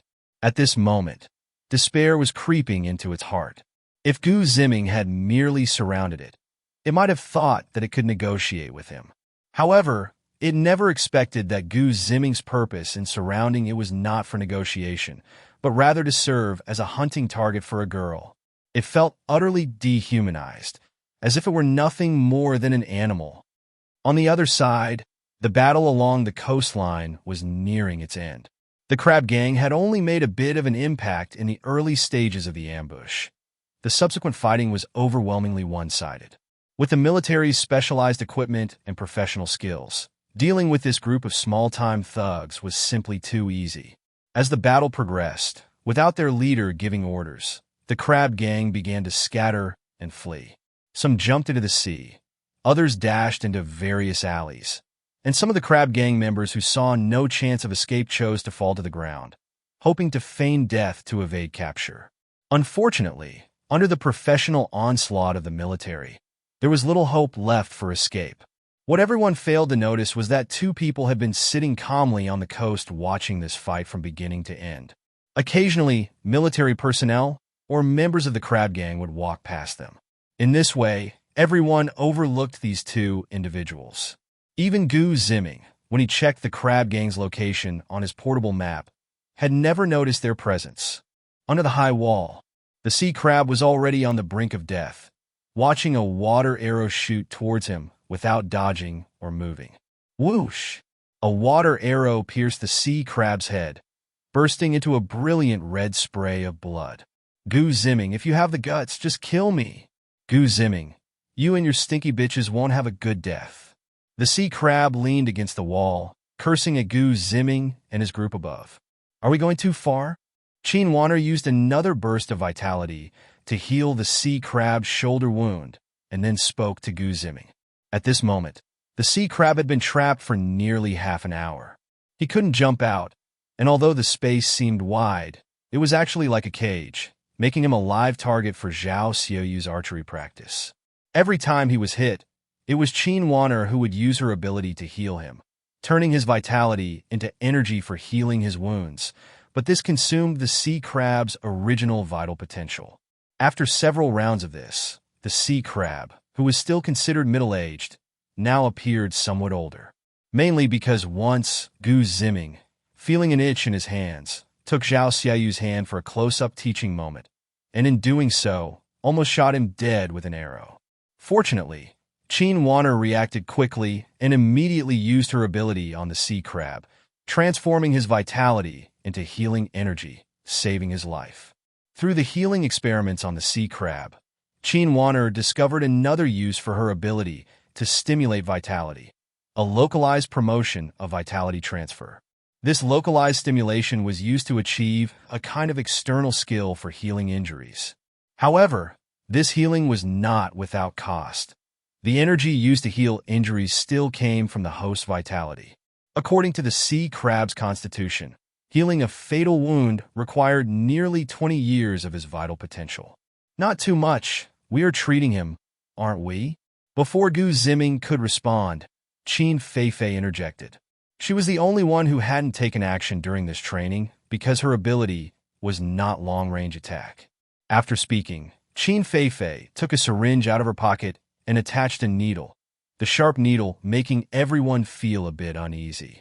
This is the zombie virus infection reagent I developed. I wonder who can help me inject it? Qin Feifei slightly pressed the syringe, expelling the bubbles from the reagent. Hey, look, what does that sea crab want to do? Zhao Xiaoyu put away her bow and arrow, pointing at the extremely agitated sea crab below.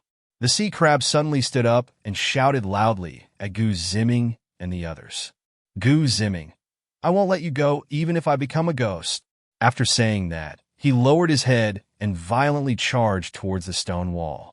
Is this suicide? He had just overheard Gu Ziming and the women talking, almost spitting blood from anger. How could he, the dignified leader of the sea crab gang, be toyed with by a few women to this extent?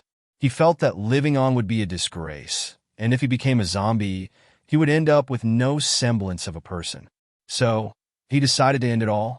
Just as the sea crab was about to crash into the high wall, a large hand suddenly emerged from the ground, grabbing his entire body.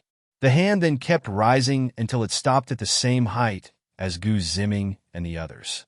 Let me see if I can cultivate a zombie artificially. After Gu Ziming finished speaking, he reached for the syringe in Qin Feifei's hand and stabbed it into the sea crab's body. With a hard push, a tube of gray reagent was injected into the sea crab's body. Gu Ziming would not show any mercy to this sea crab. To him, even if the sea crab chose to die, it would be a form of relief, but also a waste. At the last moment of his life, experimenting with the medicine would be the best option to maximize its effects. As the gray reagent was injected, the sea crab clearly began to tremble. As time passed, the shaking became increasingly intense. 5 minutes had gone by. Gu Ziming had already removed the surrounding walls. A few people had also landed on the ground early, watching the reaction of the sea crab that was being held by the giant stone hand. The skin of the sea crab first turned red, then a deep purple, but after a while, the purple faded, becoming lighter and lighter, until it finally turned into a dead, lifeless gray. It's dead! Qin Feifei opened her wristband and scanned the sea crab. Its current state was extremely consistent with the original state of a zombie. Gu Ziming, however, did not feel at ease. as he sensed that the sea crab was actually struggling. Furthermore, he had not received a prompt indicating the copying of abilities. This meant that the sea crab was not dead yet.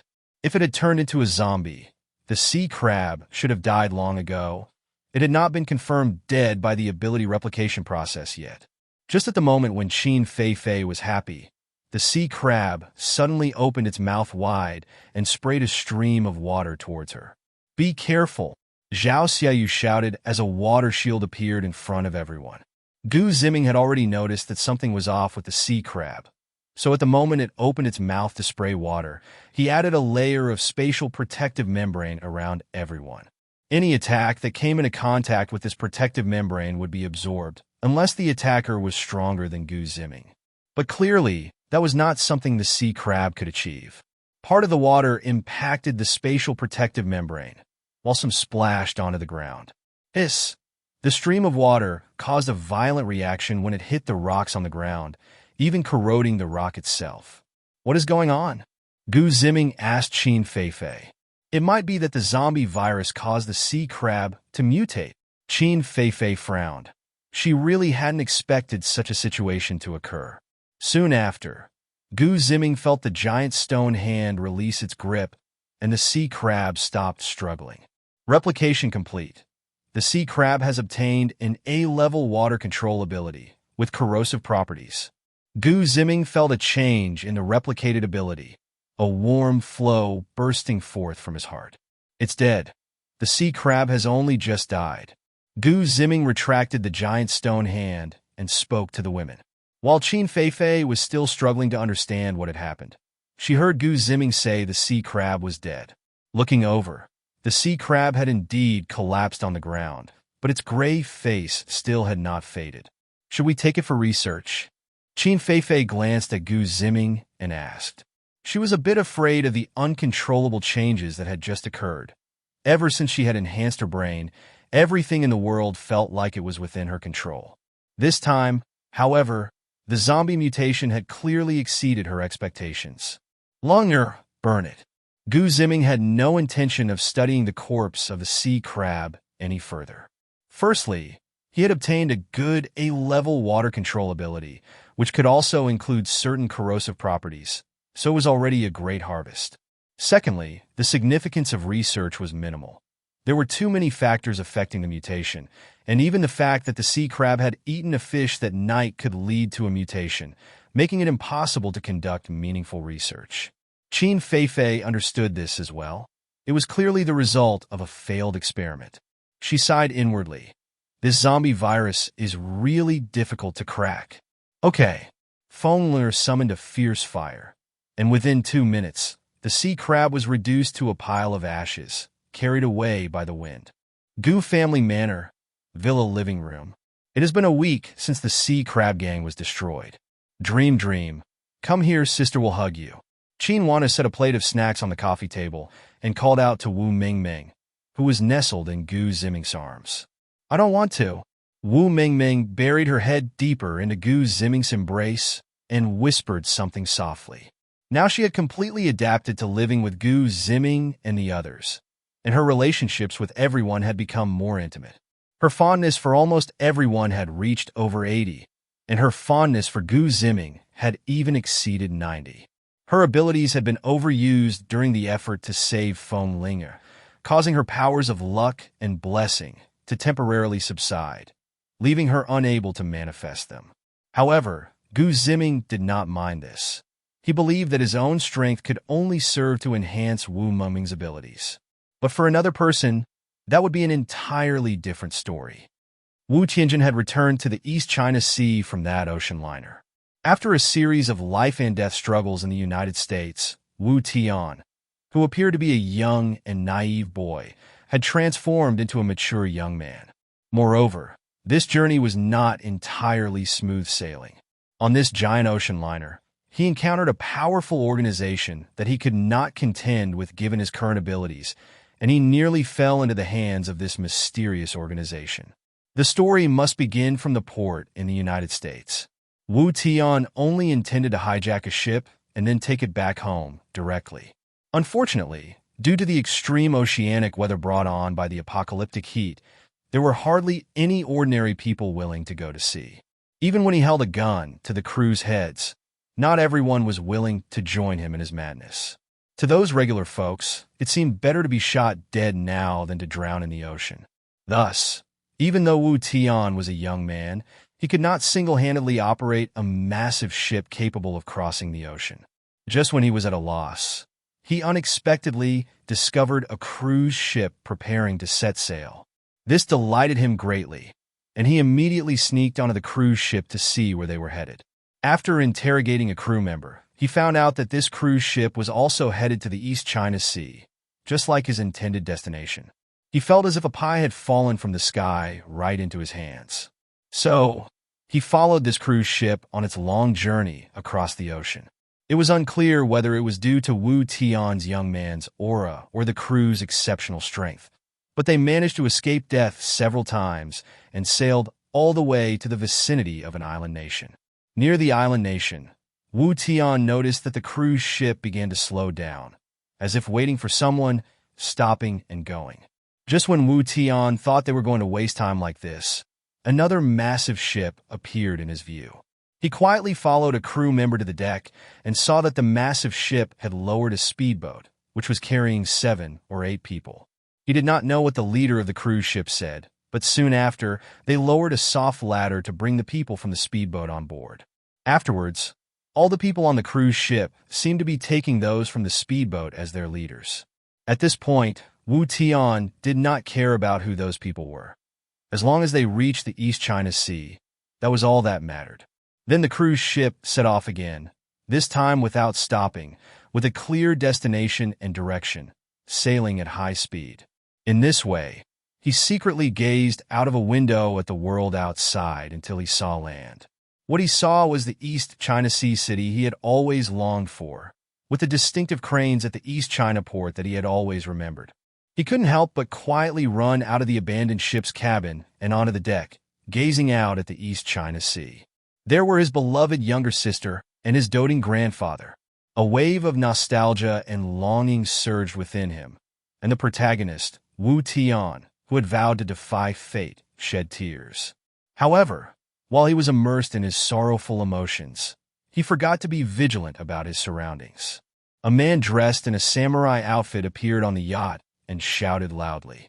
Wu Tian couldn't understand what he was shouting, but he sensed from the anger in the man's eyes that he had been exposed. If it were an ordinary person, they might have jumped into the sea to swim back. But who was Wu Tian? He charged forward, clawing at the man's chest. But that man was no pushover. He quickly rolled away to dodge Wu Tian's claws, and then immediately drew his katana, swinging it at Wu Tian. The fight on the deck attracted the attention of others. Wu Tian's strength was impressive, even surpassing the level of A-class abilities, but he realized that the samurai's strength was actually quite similar to his own. Moreover, after several exchanges, Wu Tian found himself at a disadvantage due to not having a weapon. He couldn't find an opportunity to injure the samurai with his claws. A few others rushed over, disregarding the samurai's fate, and began shooting immediately. Wu Tian had decided to come to the deck to look at the East China Sea on a whim, leaving his gun in the cabin. Hearing the gunfire, he immediately rolled and took cover under the deck. Before he could react, a barrage of bullets rained down on him. Tat tat tat. He was hit several times in the back. Although his tough skin could withstand the damage, the pain was real and registered in his mind. At that moment, the crew inside heard the gunshots and were about to come out to check when they unexpectedly ran into Wu Tian. Wu Tian bit down on the neck of a crew member, and the small wounds he had just sustained healed instantly, even feeling a surge of vitality. In recent days, he had been suppressing his desire to infect these crew members in order to reach the East China Sea smoothly. But now that he could see them, they didn't seem so important anymore. The crew member bitten by Wu Tian couldn't hold out for even half a minute before turning into a zombie. The zombie then blocked the pursuers behind Wu Tian. Seeing this, Wu Tian no longer held back and began to bite all the remaining crew members. To ordinary people, these crew members might seem weak, and some even had awakened abilities, but none could withstand Wu Tian's assault. As the number of zombies on the ship increased, Wu Tian's advantage grew. The few people who had come over from the yacht were soon surrounded by zombies. Moreover, the zombies that Wu Tian had personally bitten were not weak. Each one had reached roughly the level of B-class abilities. This made those few people particularly furious. Just as Wu Tian was preparing to turn the remaining survivors into his followers, the cruise ship was struck by one wave after another. The entire cruise ship lost control, allowing the waves to batter it, and everyone was thrown to the ground. Then another massive wave hit, forcefully pushing the cruise ship to the shore, causing it to run aground. The few surviving ability users exchanged glances and immediately jumped off the ship, disappearing without a trace. And on the entire cruise ship, only Wu Tian and his zombie army remained. Wu Tian slowly climbed to the highest point of the cruise ship and gazed toward the direction of his former home, murmuring softly, "Grandpa, sister, I'm back. Gu family villa. Ming Ming, be good and listen to your sister," Qin Wanner said, pretending to reach out to catch her, continuously tickling the girl in her armpits, which made the little girl giggle uncontrollably. Gu Ziming looked at Wu Mingming's cute appearance and felt much more relaxed. He noticed that Wu Tian's luck had decreased by nearly 100,000, which was a significant blow. Since the Destiny girl had left to protect Wu Tian, it was likely that things were not going well for him now, Gu Ziming guessed to himself. Beep, beep, beep.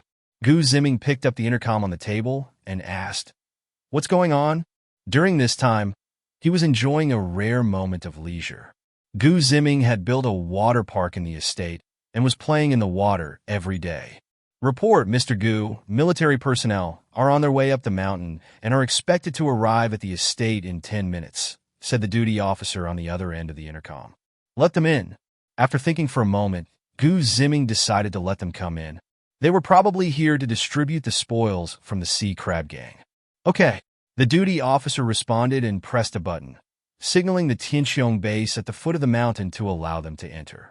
The last time they had cleared out the sea crab gang, Gu Ziming had sent them to pursue those few captains, and they had not disappointed him.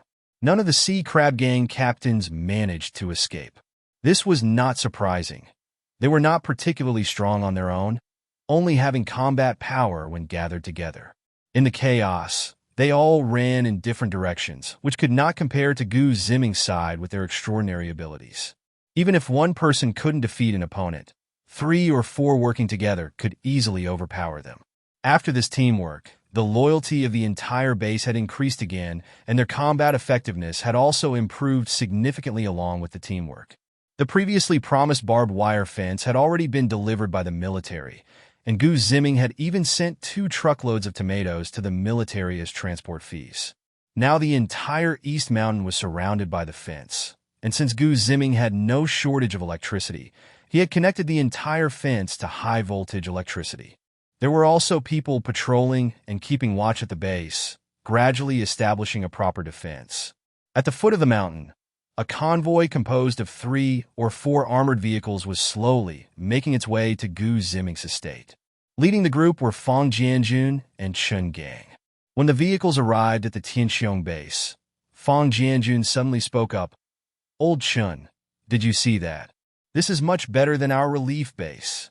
Chen Gang did not immediately respond to Fang Jianjun, but focused on observing the fence. After a while, he said, "What do you notice about their net? What difference could there be? Isn't it just like our net?" Fang Jianjun was more focused on observing Gu Ziming's defensive fortifications, like the watchtowers, rather than paying much attention to the fence. He noticed that the watchtowers at Gu Ziming's base were indeed well-positioned and provided a good view. At every critical viewpoint, there was a stone and earth-made bunker, which reminded him of Gu Ziming's incredible earth manipulation ability, and he couldn't help but shake his head. There really was no comparison. They've powered this fence with high-voltage electricity. Chen Gang pointed to a certain spot and told Fang Jianjun. "Is that so? Let me take a look." Fang Jianjun followed Chen Gang's finger to the direction he was pointing, and sure enough, he saw a faint blue arc of light flickering at the interface of a protective net. "Isn't this a bit too extravagant?" Fang Jianjun was somewhat surprised. To be fair, this protective net was quite extensive, surrounding most of Dongshan, covering at least several kilometers. This was due to the fact that one side was a cliff facing the sea. Otherwise, if Gu Ziming wanted full protection, even more materials would be needed. Thinking about their relief base's power supply policy during the mining period, he couldn't help but feel a bit envious. Before long, Fang Jianjun and Chun Gang arrived at the Gu family villa. Seeing that the villa had constructed a completely enclosed access road leading to a large warehouse not far away, Fang Jianjun was somewhat puzzled. But at this moment, he wasn't here for these minor matters. He had important things to discuss with Gu Ziming, and he also brought a thank-you gift as mentioned last time. Brother Fang, Brother Chun, please have a seat. Gu Ziming led the two into the living room and gestured for them to sit down. Gu, do you remember the thank-you gift I mentioned for helping to eliminate the crab gang? Fang Jianjun immediately embraced Gu Ziming and brought up the thank-you gift from last time, which left Gu Ziming somewhat at a loss for words. He had been eating, drinking, and playing these past few days, completely forgetting about it, but he couldn't say that he remembered it all the time, so he laughed and said, "Let's have some tea." "There's no rush. We can take our time with the tea, but I must give you this thank-you gift first. I had prepared it for you a long time ago, but suddenly we found something even better. I'm sure you'll be very interested in it." Fang Jianjun slowly pulled out a cloth bag from his coat pocket and carefully handed it to Gu Ziming. "Oh, what could it be that makes Brother Fang so concerned?" Gu Ziming carefully took the bag while asking. The bag was light, and the contents were not large, but somewhat scattered, making it feel like it contained some small bits of food. So Gu Ziming joked, "It wouldn't be sunflower seed candy, would it? Open it and take a look." Fang Jianjun didn't explain, but smiled, and let Gu Ziming open it himself. If it weren't for Gu Ziming seeing that Fang Jianjun, Qin Gang, and others were all marked as deep green dots on the map, he would have thought it contained something illicit. Gu Ziming gently pulled the elastic band on top of the cloth bag, peered inside, and saw something resembling glass shards, but the shapes were much more regular than glass fragments. Gu Ziming reached in and grabbed a handful, about 3 or 4 pieces, each with a different shape but all neatly symmetrical. At this moment, Gu Ziming had already guessed what this was. This was the only way for ordinary people to gain extraordinary powers for the second time. Zombie crystals, a type of energy stone that, once absorbed, has a chance to awaken extraordinary abilities again. This hadn't been detailed in the original storyline, only described as a diamond-shaped crystal-like object. Seeing that Gu Ziming had no reaction, Fang Jianjun thought he didn't know the purpose of this item, so he explained. This thing is excavated from zombie skulls and can give a certain chance for people to awaken extraordinary powers. This was discovered during the dissection after our military hunted zombies, and research has shown that as long as people's fresh blood comes into contact with it, it will automatically transform into extraordinary energy and enter the bloodstream. This extraordinary energy not only helps ability users recover quickly or enhance their powers, but can also awaken abilities in ordinary people. Of course, ordinary people awakening abilities also has a probability, which we haven't fully studied yet. But based on the results of our tests, that probability isn't very high. Hearing this, Gu Ziming frowned slightly. This was somewhat different from what he had seen in the plot. In the drama, ordinary people did not awaken their abilities so easily.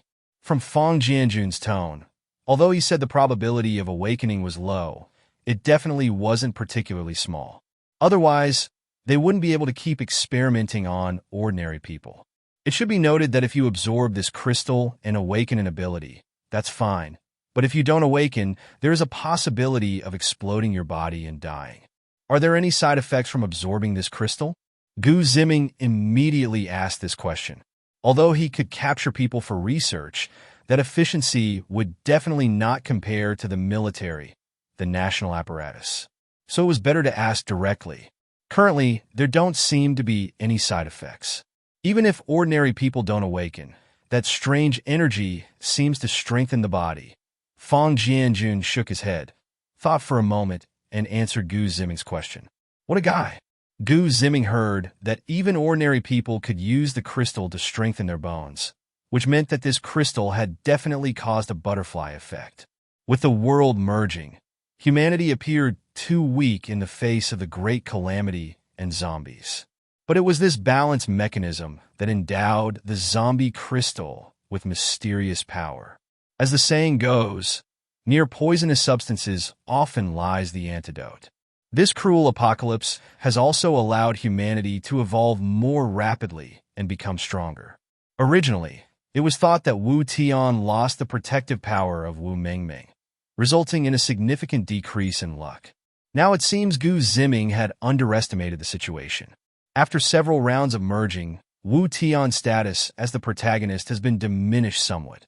His zombie army faced more powerful humans, which is why his luck value was significantly reduced. Now, the hopes of humanity are almost entirely pinned on the zombie crystal. While Wu Tian wants to become stronger, but must continuously infect humans. This contradiction has become even sharper due to the transformation of the crystal. Did you have to kill a lot of zombies to get this zombie crystal? Although Gu Ziming was asking Fang Jianjun, he already had a pretty good idea of the answer in his mind. Yes, the probability of encountering a zombie crystal is quite low. Sometimes, even after killing dozens of zombies, you might not obtain a single crystal. Fang Jianjun pointed to the zombie crystal in Gu Ziming's hand and continued, "For this one, we estimate we had to kill nearly 400 zombies to obtain it. We originally planned to send you military rockets as a thank you, but then we suddenly discovered this mysterious crystal. After thinking about it, this should be much more appealing to you ability users than rockets." Gu Ziming was taken aback and secretly complained in his heart. "No, brother. I actually want the rockets. When someone annoys me, I could just launch a rocket and blast them to bits." But Gu Ziming also knew in his heart that, although the crystal could restore or enhance ability energy, and even allow ordinary people to awaken abilities, it was indeed precious, but that wasn't the main reason. The more important reason was that now, in Fang Jianjun's view, the EC no longer had external enemies. The only local forces left were the military and Gu Ziming's group. If they were to give something like rockets, which are long-range destructive weapons, that wouldn't be particularly good news for their military. Thus, Fang Jianjun simply gave him this bag of zombie crystals. He counted earlier, and there were about 10 pieces, which could be considered quite valuable. This way, it could reflect Fang Jianjun's gratitude towards him, while not making Gu Ziming feel threatened by the remote weapons against the rescue base. It wasn't about any malicious intent.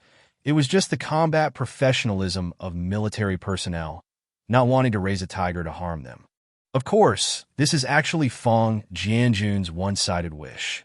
In his space, he can store heavy weapons imported from the United States, including quite a few long-range weapons like rockets.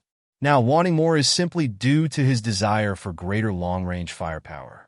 Gu Ziming cheerfully handed over the zombie crystal to Qin Feifei beside him, then said, "Just right, I also have a gift for you all. Follow me." After receiving such a gift, Gu Ziming naturally had to return the favor. The return gift was the usual fare: vegetables and watermelons. But Fang Jianjun and Chun Gang were genuinely happy with this. The military had also set up indoor vegetable cultivation rooms in the relief base, but unfortunately, the current output couldn't keep up. Hearing that Gu Ziming was going to send more vegetables and watermelons made them quite delighted. This time, Qin Feifei and a few other girls also followed Gu Ziming down to the basement. Gu Ziming hoped to cultivate these girls more, so he invited them to come along to see how he would perform later. "Brother Gu, the 2 trucks of tomatoes you sent last time were a real treat for us, especially when stewed with some mushrooms. That taste was simply amazing," Fang Jianjun said as they walked, making a nostalgic expression. In contrast to Fang Jianjun's ease, Chun Gang was noticeably more serious, but he nodded at this moment and said, "Yes, our vegetable production capacity can't keep up right now. We can only eat mushrooms all day." Hearing their remarks, Gu Ziming understood what the official relief base was like now. Due to the long growth cycle of vegetables and their lack of professional equipment like what Gu Ziming had, the vegetable production couldn't be improved. Hence, some botanists suggested cultivating mushrooms. Mushrooms have a fast growth cycle, and they can grow significantly in just a few days. Moreover, they taste good and provide decent nutritional value. Additionally, The environmental requirements for growing mushrooms are easy to meet.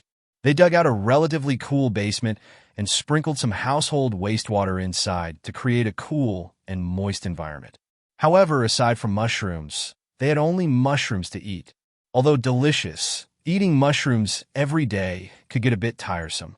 So, Ziming sending 2 trucks of tomatoes over had rekindled their appetites. This time, can I send you 2 more trucks of tomatoes? Fang Jianjun and Chun Gang exchanged glances. They weren't foolish and quickly realized what was happening. This was clearly just like the previous situation of buying vegetables with arms. First, he said he was bringing them some vegetables. Then he mentioned making a deal. Sure, of course. We would be more than grateful for 2 trucks of tomatoes. Or we could trade as well. Fang Jianjun laughed and, seeing Ziming not responding, pretended to sigh and said, "Brother Gu, tell us, what do you want? We'll get it for you." Seeing Fang Jianjun's eagerness, Ziming also gave him an opportunity to save face, saying, "Brother Fang, it's not that I don't want to trade. It's just that I've only planted a few more tomato plants, and the rest are still what we grow for ourselves, so the current output isn't enough. But how about this? Let's make a deal." Chun Gang chimed in. "What kind of deal?" "Simple, the crystal you just gave me. I'll trade 1 pound of vegetables for 1 crystal. What do you think?" Ziming picked a few plump, ripe tomatoes again, distributing them while speaking. "Brother Gu, you really know how to do business, don't you?" Fang Jianjun smiled at Ziming's request and took the tomato that Ziming handed him, asking, "Do you know how many zombies you have to kill to get one of these crystals?" "Yeah, not only do you have to kill zombies, but the troublesome part is that you have to open their heads to see if there's a crystal inside," Chun Gang added from the side. They were still quite interested in the business of exchanging crystals for vegetables, but they were not satisfied with the rate of 1 crystal for a pound of vegetables. "So, how much do you think this crystal is worth in terms of vegetables?" Ziming didn't continue to quote a price, but instead handed the question over to Fang Jianjun. 30. I think 30 pounds of vegetables for 1 crystal sounds reasonable." Fang Jianjun loosened his hat and said, originally, he wanted to suggest a price of 40 or 50, but he felt that this price was indeed an overestimation of its value. Crystals are not particularly hard to obtain, but for those with weapons like them, it's just a matter of a few dozen bullets. The only difficulty lies in the danger of going out to hunt zombies, which is primarily the responsibility of their military. They plan to first eliminate all the zombies in the center of Donghai City, then gradually clean up other areas of Donghai, and finally, if possible, clear the entire Donghai. Eliminating the threat of zombies would significantly enhance the security of their base. As for why they didn't use the crystals themselves, that was a question Fang Jianjun had already considered. Among the zombies they had cleared previously, they had only obtained nearly a dozen crystals. They used dozens of crystals to awaken one psychic, and this psychic was only a lowly D class, with abilities just slightly stronger than an average person, about 1.3 times stronger. Though this psychic seemed useful, in terms of the survival of the entire base, the benefits gained so far were minimal. Therefore, they mostly viewed crystals as a form of energy supplement. Considering their current number of psychics and the rate at which they were obtaining crystals, they still had a surplus. Thus, they hoped to convert this surplus into tangible supplies. "How about this? I can purchase for the price of 1 crystal, 10 pounds of vegetables." Ziming slowly stated his price. Seeing that the others wanted to say something, he quickly added, "The supply of these vegetables is not unlimited, and I can also send people to clear zombies to obtain crystals. However, that speed won't match your help in hunting. Right now, I just hope to awaken some abilities in my security personnel to provide additional protection for my estate. That's why I'm willing to offer some vegetable supplies for trade." Hearing Ziming's candid words, Fang Jianjun and Chun Gang understood his intentions. Indeed, Ziming had a need for crystals, but that need was not very strong. Fang Jianjun thought for a moment and finally said, "All right, then 10 pounds. We'll bring over all the extra crystals we have." As soon as Ziming heard this, he smiled and said, "Great. You can just drive over to pick up the vegetables anytime." With the deal settled, the group began to explore the underground vegetable and fruit cultivation area. No matter how many times they looked, Fang Jianjun and the others were amazed by this high-tech cultivation area. This is simply like some alien technology. It's so mesmerizing. Gu Ziming thought to himself that this really was the current level of technology, just the extreme limit of what could be achieved at this time. In the field of technology, one can't just follow the principle of you get what you pay for. The final stage of improvement can cost more than all previous expenses combined. No one is as willing to invest as he is. Or perhaps it's just that Gu Ziming's system is incredibly powerful. Beep, beep, beep. Just as everyone was touring the fruit area, Gu Ziming's walkie-talkie rang. Report to you, Director Gu. We received a communication request from the official rescue base, saying they are looking for Commander Fang. Communication request? Gu Ziming asked in response. The official base communicated with them here to find Fang Jianjun. Suddenly, he thought that this might be due to the poor signal in Fang Jianjun's underground base, and they did not receive the notification from the base. As for why he could receive notifications from the security personnel, it was because his communication system had also been upgraded. Put it through, Gu Ziming told the security personnel on the intercom, then handed the intercom to Fang Jianjun and said, "They're calling from the base for you. Do you want me to help you answer it here? They're looking for me? Something must have happened at the base, right?" Fang Jianjun took the intercom, didn't answer Gu Ziming's question, and directly said into the intercom, "Hello, this is Fang Jianjun." Immediately, Gu Ziming noticed that Fang Jianjun seemed to have heard some terrible news. His expression changed, and he hurriedly walked outside. Chen Gang quickly followed him. "Let's go. We need to head up too," Gu Ziming said to a few women. Could it be that something happened at their base? Zhao Xiaoyu, linking her arm with Gu Ziming, asked. "Maybe, otherwise, their call wouldn't have come directly to us." Gu Ziming glanced at Fang Jianjun, who was walking faster and even starting to run, and slowly said, "I guess it's because of the zombies." Qin Feifei walked up to Gu Ziming's other side, her expression somewhat serious, and continued, "I recently modified the zombie serum from last time, and it's been successfully used to artificially create zombies." Gu Ziming didn't find this strange. Instead, he thought it was odd that Qin Feifei hadn't managed to create any. To study an antidote, one must first understand how the poison works. Now that the poison has been successfully replicated, it means that the process for making the antidote is already more than halfway completed. In less than 2 minutes, Gu Ziming and his group walked out of the basement and into the villa's living room. "Gu, I have something to attend to. I need to leave now." Fang Jianjun returned the intercom to Gu Ziming and said, "What's the matter? Why the rush?" Although Gu Ziming guessed it might be a problem caused by zombies, he still wanted to understand some specifics. "It's zombies. They actually broke out at our base." Fang Jianjun took out his phone, dialing while speaking.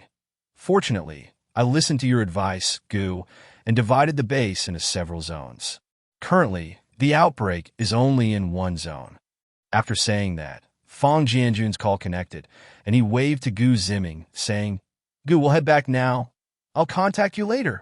Gu Ziming didn't ask any further questions. He knew the situation was urgent and didn't allow Fang Jianjun to say more. So he said, "All right, you all take care. If you need any help, just let me know immediately." "Thanks, Director Gu." It was Chen Gang who spoke, and at this time, Fang Jianjun had already started giving commands over the intercom. A few minutes later, several armored vehicles rushed out from the manor gate. Not long after Fang Jianjun and the others left, Gu Ziming took out a crystal. The crystals were of various colors, but all were transparent and clear. Gu Ziming held a light gray crystal in his hand and slowly channeled his special energy into his palm. The special energy had no effect on the crystal. Then, Gu Ziming conjured a small ice blade and lightly cut his fingertip, causing a drop of blood to ooze out and fall onto the crystal. The other women were curious and gathered around to see what the crystal could do. As soon as the blood dropped onto the crystal, it melted instantly, like a thin ice cube thrown into boiling water, and a stream of special energy surged into Gu Ziming's body. Gu Ziming slightly closed his eyes, carefully feeling the flow of the crystal's special energy, which moved like a little tadpole swimming through his body. Before long, The crystal's special energy was absorbed by Gu Ziming's own energy. He felt a slight increase in his special energy, so subtle that he would hardly have noticed it if he hadn't been paying close attention. He speculated that it was likely due to the vastness of his own special energy, making the energy from the crystal feel like just a drop of water in the ocean. Brother Ziming, what does it feel like? Is it as amazing as Fang Jianjun said?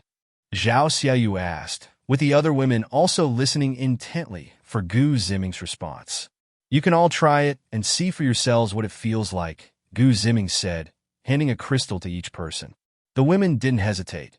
They took the ice blade and made a small cut on their fingers. They didn't ask how Gu Ziming conjured the blade. They all accepted his extraordinary abilities as a given. Even if one day he told them he could make them young again and keep them eternally youthful, they wouldn't be surprised. I feel like this crystal doesn't restore much of my special energy. Me too. This energy is too little. Could it be because of the size of the crystal? After absorbing the crystal, the women began to share their feelings. Their experiences were similar to Gu Ziming's.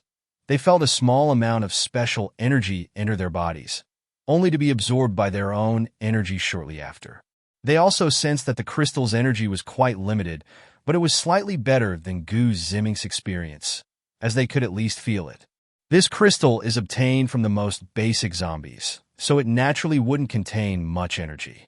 Moreover, you're all S-class special ability users, and your own special energy far exceeds that of the crystal, so it's expected that you wouldn't feel much, Gu Ziming explained to the women, dispelling their doubts. So do we get a bad deal? We exchanged 10 kilograms of vegetables for this useless stone, Qin Wanner said, clearly concerned about the resources she managed at the estate. Although she knew they had plenty of vegetables, the worth of a trade was all that mattered. And last time when we helped clear out the crab gang, they only gave us this little bit of crystal. That's really stingy, Feng Linger chimed in, noting Fang Jianjun and his group's behavior.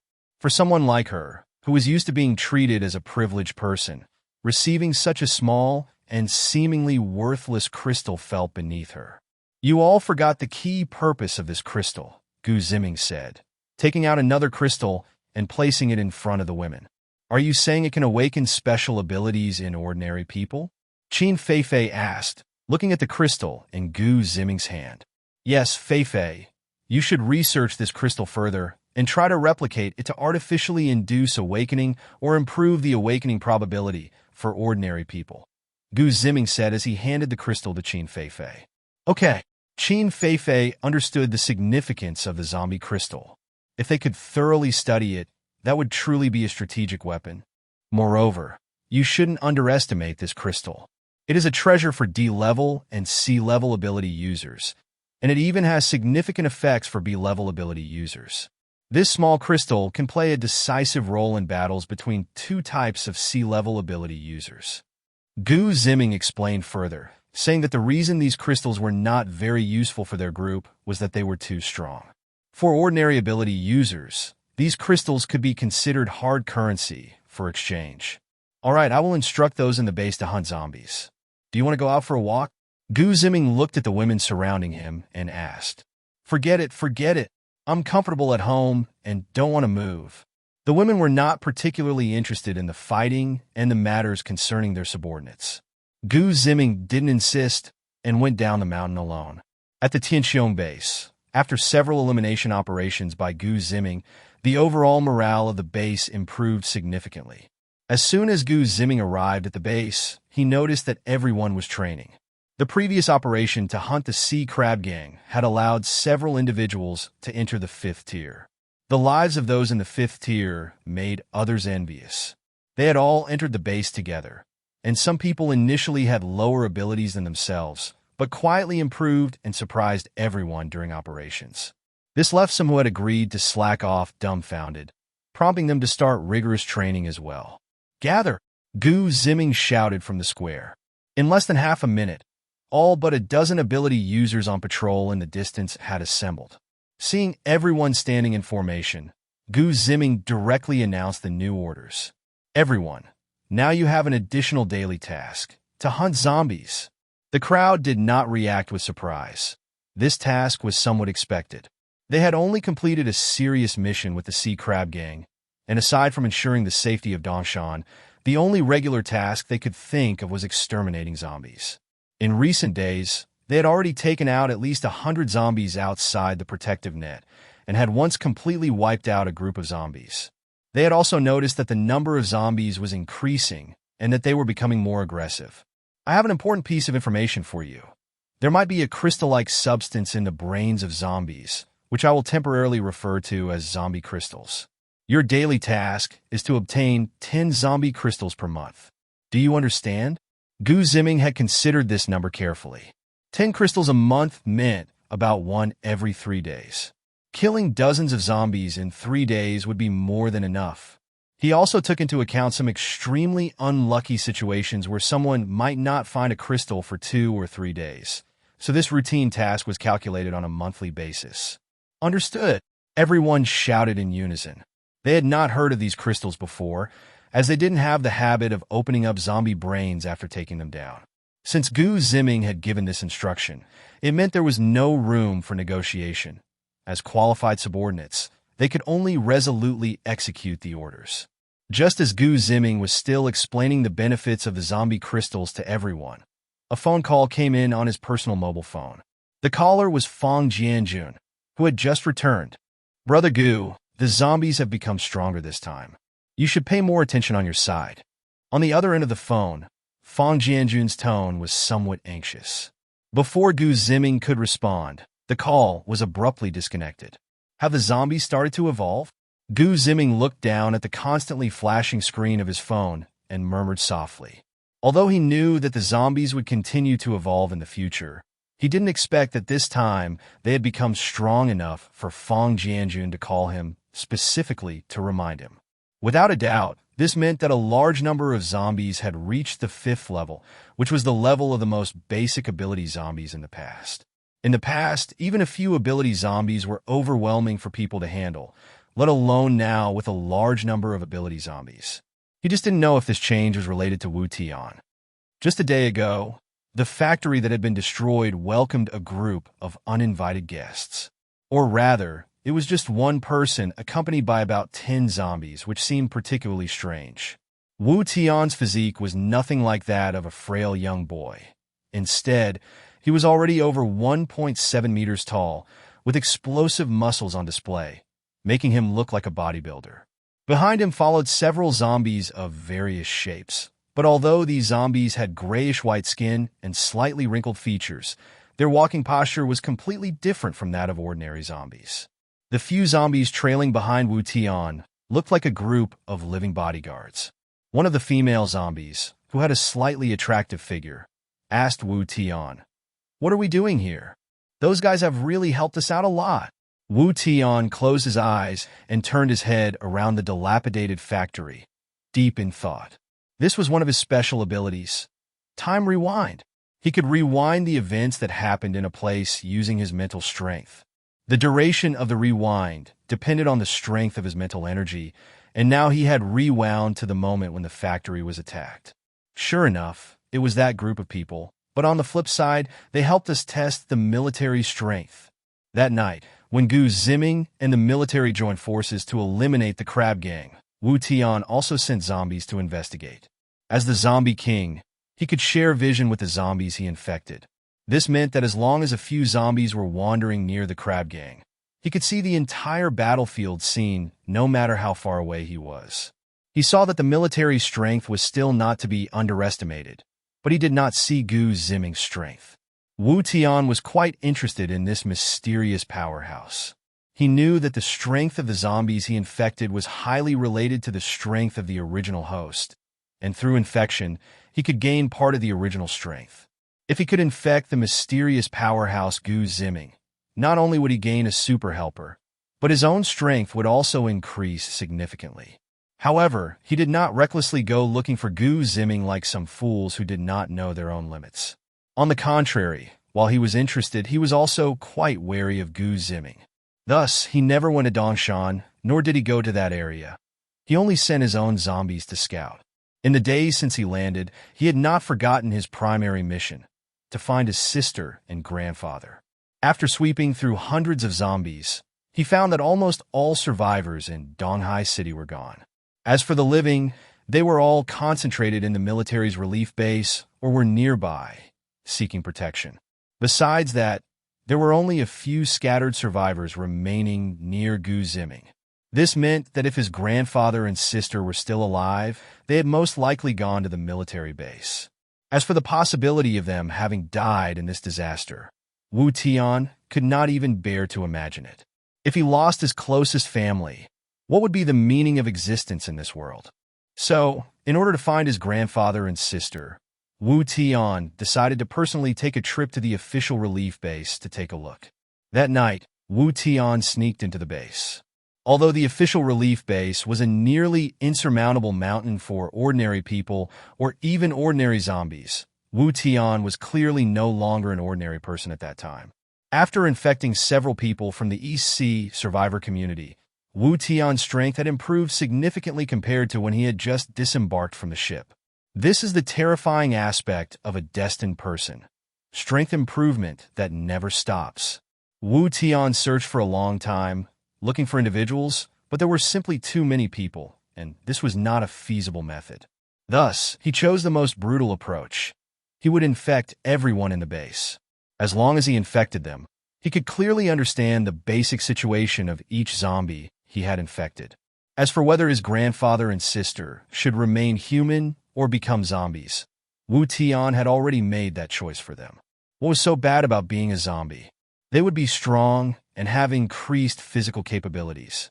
Moreover, if his grandfather and sister became zombies, he could grant them the bloodline of a zombie king, making them just one level lower than himself as a zombie king. Just as Wu Tian was quietly infecting the survivors in the base, he was suddenly discovered by the patrol team. Some of the survivors infected by Wu Tian had completely lost their agility, obediently following Wu Tian's command to remain motionless. In order to provide the best bloodline for his sister and grandfather, it was essential that he personally infect them. For the other zombies, he had his subordinates do the infecting as he no longer regarded these ordinary people's infection materials with any respect. "Everyone, stand up!" the patrol team leader shouted. Seeing this, Wu Tian did not want to be discovered so early. If he was found out, it might cause panic and potentially harm his grandfather and sister. So he used his mind to control everyone to stand up. However, this uniform standing made the captain feel that something was wrong. It was too orderly. It looked almost rehearsed. Rows of people stood up in unison, which was completely impossible in the past. When the captain pretended to get closer for a better look, he noticed that the faces of these survivors were somewhat pale, and their eyes lacked luster. He did not immediately shout. Instead, he clenched his trembling hands tightly and slightly turned away, saying, "No problem, sit down." He then cast a stern glance at the patrol team member standing there and continued, "Let's go." Even he did not notice that the phrase "let's go" came out with a slight stammer. Seeing that the patrol team had left, Wu Tian then stepped out from the crowd and continued toward the next station community. After the patrol team leader left, he immediately reported to his superiors, specifically mentioning the unusually obedient behavior of those suspected of being infected. After receiving the news, the superiors immediately ordered the lockdown of the 3 neighboring communities and reported the situation to the command center, where Chungang was located. The base was set up in districts, with 8 major districts, each further divided into several smaller communities. This division was also to better prevent emergencies. Following that, the command center took urgent measures and contacted Fang Jianjun. When Fang Jianjun returned, the military had already initiated a cleanup operation, and the infected community was in a state of chaos. The first command Fang Jianjun issued was to completely isolate the 7th district, not allowing anyone to leave. What he did not expect was that one of the main characters, Wu Tian, was locked inside. Ding, Wu Tian's luck +30. In the basement of a remote villa, Ziming was studying crystals when a sudden system notification sound appeared in his mind, leaving him somewhat bewildered. What's going on? Why did Wu Tian's luck suddenly increase so much? Could it really be that the Wu Tian official relief base is up to something?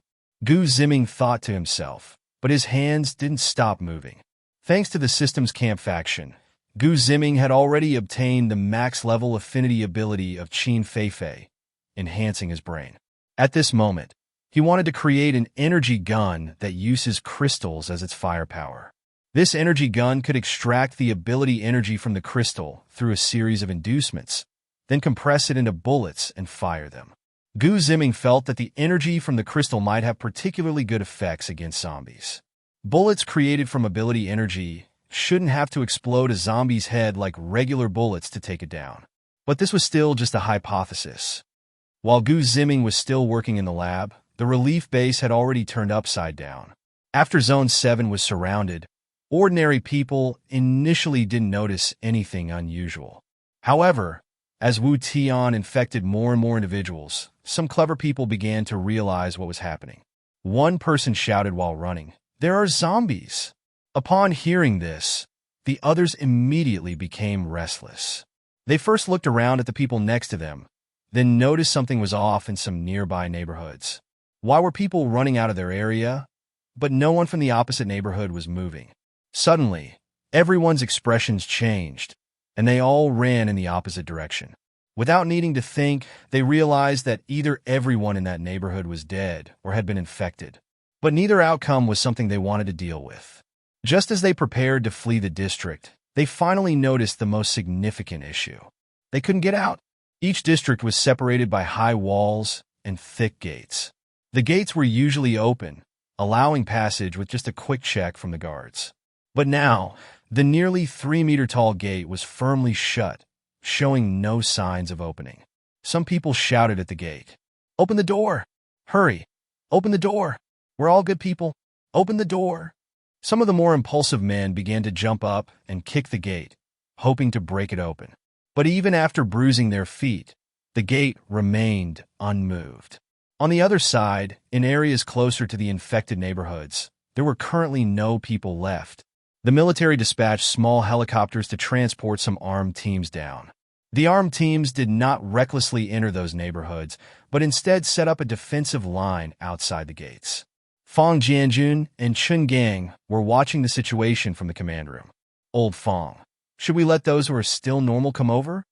Chun Gang was watching the surveillance of the gates connecting Zone 7 to 2 adjacent districts.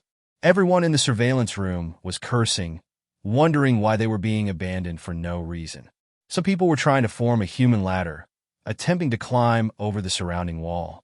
Unfortunately, they found that the wall was too high and there were anti-climbing devices on top of it. What if someone among these people is infected? Fang Jianjun took a puff of his cigarette and said calmly. He wasn't sure if these people had any chance of being infected by zombies. It's important to note that the initial zombie infection outbreak could take several hours. Wu Tian, surrounded tightly by the military, showed no signs of panic. He was now sitting confidently on the high platform of the community, looking down at the motionless zombies below, feeling somewhat pleased. He realized that he hadn't been promoted in a while, and the zombie level seemed to have loosened a bit. He believed that if he could infect a few more people, he could break through to the next level. At that time, no one in the entire East Sea would be able to stop him, not even that so-called Gu Ziming.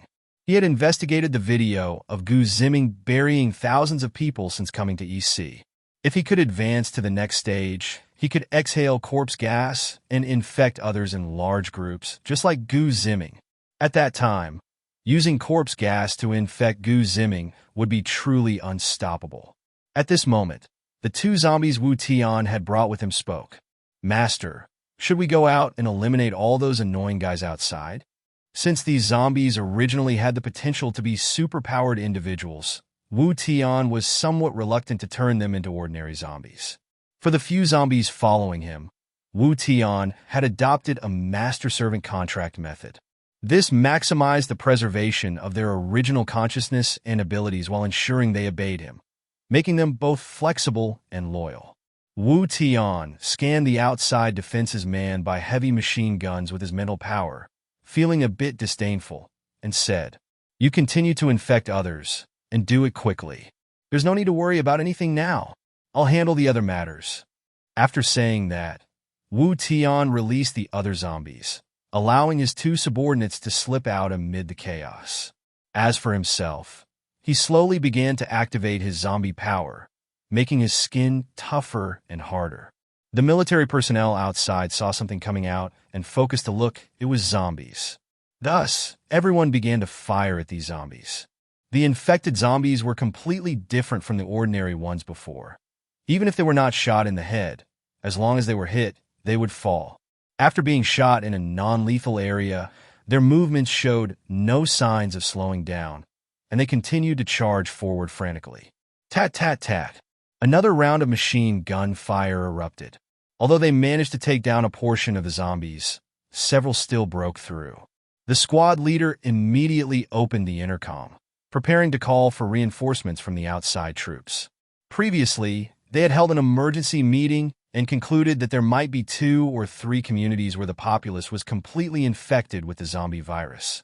Based on their previous experience of exterminating zombies, they believed that a few machine guns should be enough to fully eliminate a zombie outbreak. But now, it was clear that they had underestimated the enemy. These zombies were entirely different from before, and they would need to use more and heavier weapons to eliminate them. Just as the squad leader opened his mouth to speak, Wu Tian struck. A gust of foul wind swept through, and cracks appeared on the necks of the squad leader and a few others. The squad leader pressed his hand tightly against his neck, trying to say something, but opened his mouth without making a sound. The blood in his hands gushed out like a flood that had broken through a dam, wildly spilling out. All the generals in the monitoring room, watching the horrific scene of the squad leader and his team, felt a chill run down their spines. Fang Jianjun and his team were monitoring the situation when they saw Wu Tian suddenly burst out. With a wave of his hand, he used his nails to slash the necks of several people. In an instant, they fell to the ground convulsing, but soon they stood back up. Clearly, the squad leader who stood up again was no longer human, but had transformed into a zombie. Artillery squad, fire! Artillery squad, fire! Fang Jianjun did not hesitate any longer and immediately ordered the nearby artillery squad to launch a fire coverage attack. Although Fang Jianjun did not know Wu Tian, he had already realized that the zombie from earlier was extremely powerful. A series of rocket shells streaked across the sky, accurately landing at Wu Tian's location. Unfortunately, by the time Wu Tian heard the explosions, he had already dashed away, leaving behind a few zombies that had just been infected. Although speed was not Wu Tian's strong suit, he managed to retreat behind a cover thanks to the timing difference with the artillery fire. The shells blasted a large crater into the ground, filling the air with dust. Is he dead? The artillery squad was watching the surveillance footage, and the captain curiously asked. Although they saw Wu Tian run away when the shells landed, they thought he couldn't have gotten too far. Moreover, this time they employed a saturation attack, targeting the entire open area. As the dust settled, the ground was a wreck, and the team saw fragments of several zombies. They were uncertain whether Wu Tian had already died. On the other side, Wu Tian's 2 subordinates had already rushed into the densely packed crowd. Without hesitation, they pounced into the throng and began biting. This was also part of their zombie advancement method, draining human blood and devouring human flesh. In an instant, the entire crowd erupted in chaos. Originally, they hoped to escape from this large area, but the gates were tightly shut, leaving everyone dumbfounded at the entrance, unsure of what to do. At this moment, 2 powerful zombies crashed into the area, akin to wolves entering a sheep pen, and the sheep were trapped, unable to flee. Some strong young men raised sticks and tried to smash the zombies feasting on their companions. Unfortunately, as soon as they struck, the zombie countered with a grab and pulled them into its mouth. As chosen subordinates of Wu Tian, they were naturally not as dumb as ordinary zombies. In addition to their bloodthirsty brutality, they retained some basic human abilities. Seeing that the sticks were ineffective, the other young men chose to retreat and flee. There was no choice. If those who were bitten by the zombies turned into zombies themselves, they would truly have nowhere to escape. Run! Someone in the crowd shouted, and everyone began to flee for their lives. However, some, having been scratched by the zombies, did not even notice and continued to run along with the crowd. The people outside watched this scene through the surveillance footage, and they couldn't help but sigh. The 7th district is finished. Yes, they had initially thought that after dealing with the zombies that had inexplicably appeared, they could wait for everyone to pass the infection's incubation period. But now it seemed that all these people would become infected by those two exceptionally fierce zombies. Old Fong, we need to implement emergency level 3 measures now. At this moment, Chen Gang in the command room said to Fong Jianjun, his face filled with conflict and helplessness. The level 3 plan referred to a complete infection of the base area, requiring a containment and eradication method aimed at clearing the entire area to prevent further spread throughout the base. Although there were still some survivors in the 7th district continuously fleeing, they could no longer distinguish who was a zombie and who was a human. Some people, while running, suddenly pounce on their companions and bite them. Now, in the crowd of fleeing people, everyone is on edge, wanting to drive away anyone who comes too close, fearing that the next one to mutate will be their own companion. Fong Jianjun hesitated. If he launched an indiscriminate attack before the others turned into zombies, could he bear the consequences of such an action? It wasn't just them who had surveillance to observe the situation in Area 7. Ordinary people outside were also aware of what was happening. After all, there were gunshots, cannon fire, and heart-wrenching cries. Anyone who wasn't foolish knew that there was a problem in Area 7. In this apocalyptic world, what could make the military so nervous? Without a doubt, it was the outbreak of the zombie virus. They had already partially adapted to the high-temperature environment, sleeping at home during the day and venturing out at night to gather survival supplies for their families. They cherished this way of life, so they did not want anyone or any zombies to disrupt this peace. Thus, some people voluntarily requested to eliminate everyone in Area 7. "Commander, please attack! Commander, please attack!" Some individuals shouted loudly outside the command room. As the shouting outside grew louder and more powerful, the pressure on Fong Jianjun in the command room increased. Beads of sweat the size of beans constantly rolled down his forehead as he tightly gripped the walkie-talkie in his hand. Finally, he opened the walkie-talkie channel and said, "Launch a full-scale attack on Area 7. The artillery battalion and armed helicopters immediately sprang into action. The helicopters hovered in the sky, watching the zombies below as they chased people, relaying visual data and coordinates to the artillery battalion. The artillery unit directly fired cannons, continuously bombarding the areas dense with zombies. Seeking death, Wu Tian, having rested behind cover for a moment after narrowly avoiding a rocket attack, had already exhausted some of his energy. Moreover, he had conducted a search through the perspective of those zombies. But he didn't expect that the military would soon launch indiscriminate artillery attacks. A surge of anger rose within him. He needed to consider that if his grandfather and sister were among those crowds, wouldn't they be directly blown to pieces? Although he hadn't checked on them through the zombies' perspective, Wu Tian still felt furious. While a significant part of the military's actions were due to his influence, did the military have no fault at all? Now, the entire Area 7 had turned into a hell on Earth. For this kind of large-scale firepower, Wu Tian still couldn't withstand it without sustaining damage.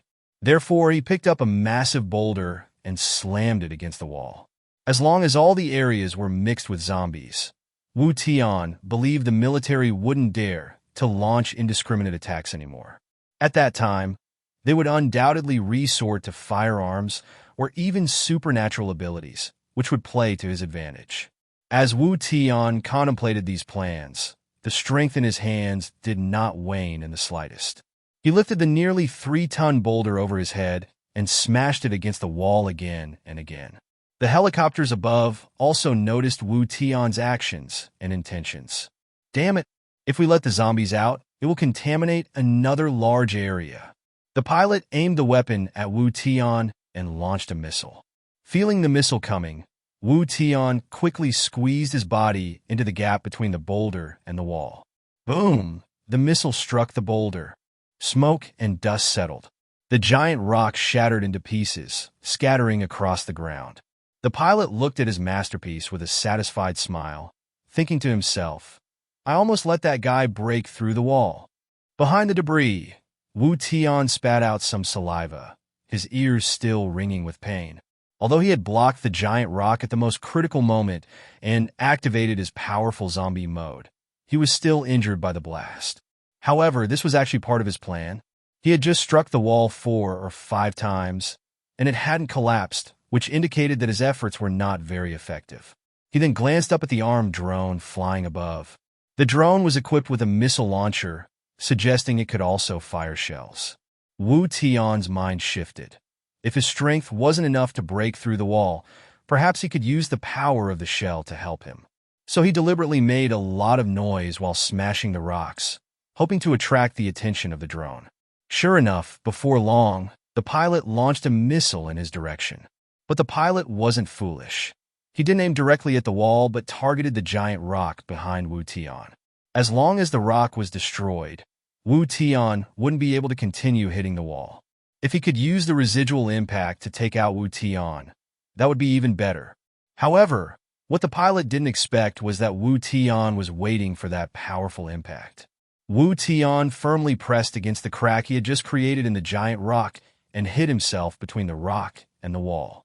As long as he wasn't directly hit by the missile, Wu Tian was confident he could withstand the impact. At that moment, Wu Tian stopped looking at the drone above and instead carefully examined the incredibly sturdy wall. As he had anticipated, the wall couldn't withstand the impact of the missile, and it was covered with numerous cracks. Wu Tian raised his right fist and struck the center of the crack. With a loud bang, the crack widened, and small debris fell from it. Then, with a push of both hands, a thick wall suddenly collapsed. Seeing this, the pilot felt a wave of panic.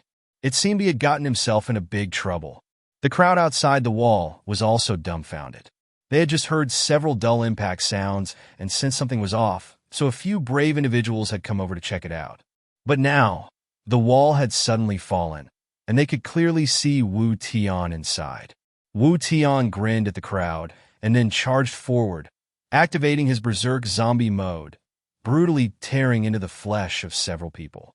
As he completely devoured their flesh and blood, the injuries he had sustained from the missile blast were fully healed. Wu Tian had a thought and notified all the zombies in District 7 that hadn't been killed by the explosion to gather at this breach. This time, he intended to turn this base upside down. In the monitoring room, everyone watched the massive breach through the surveillance cameras. Everyone gasped in shock. What were they going to do now?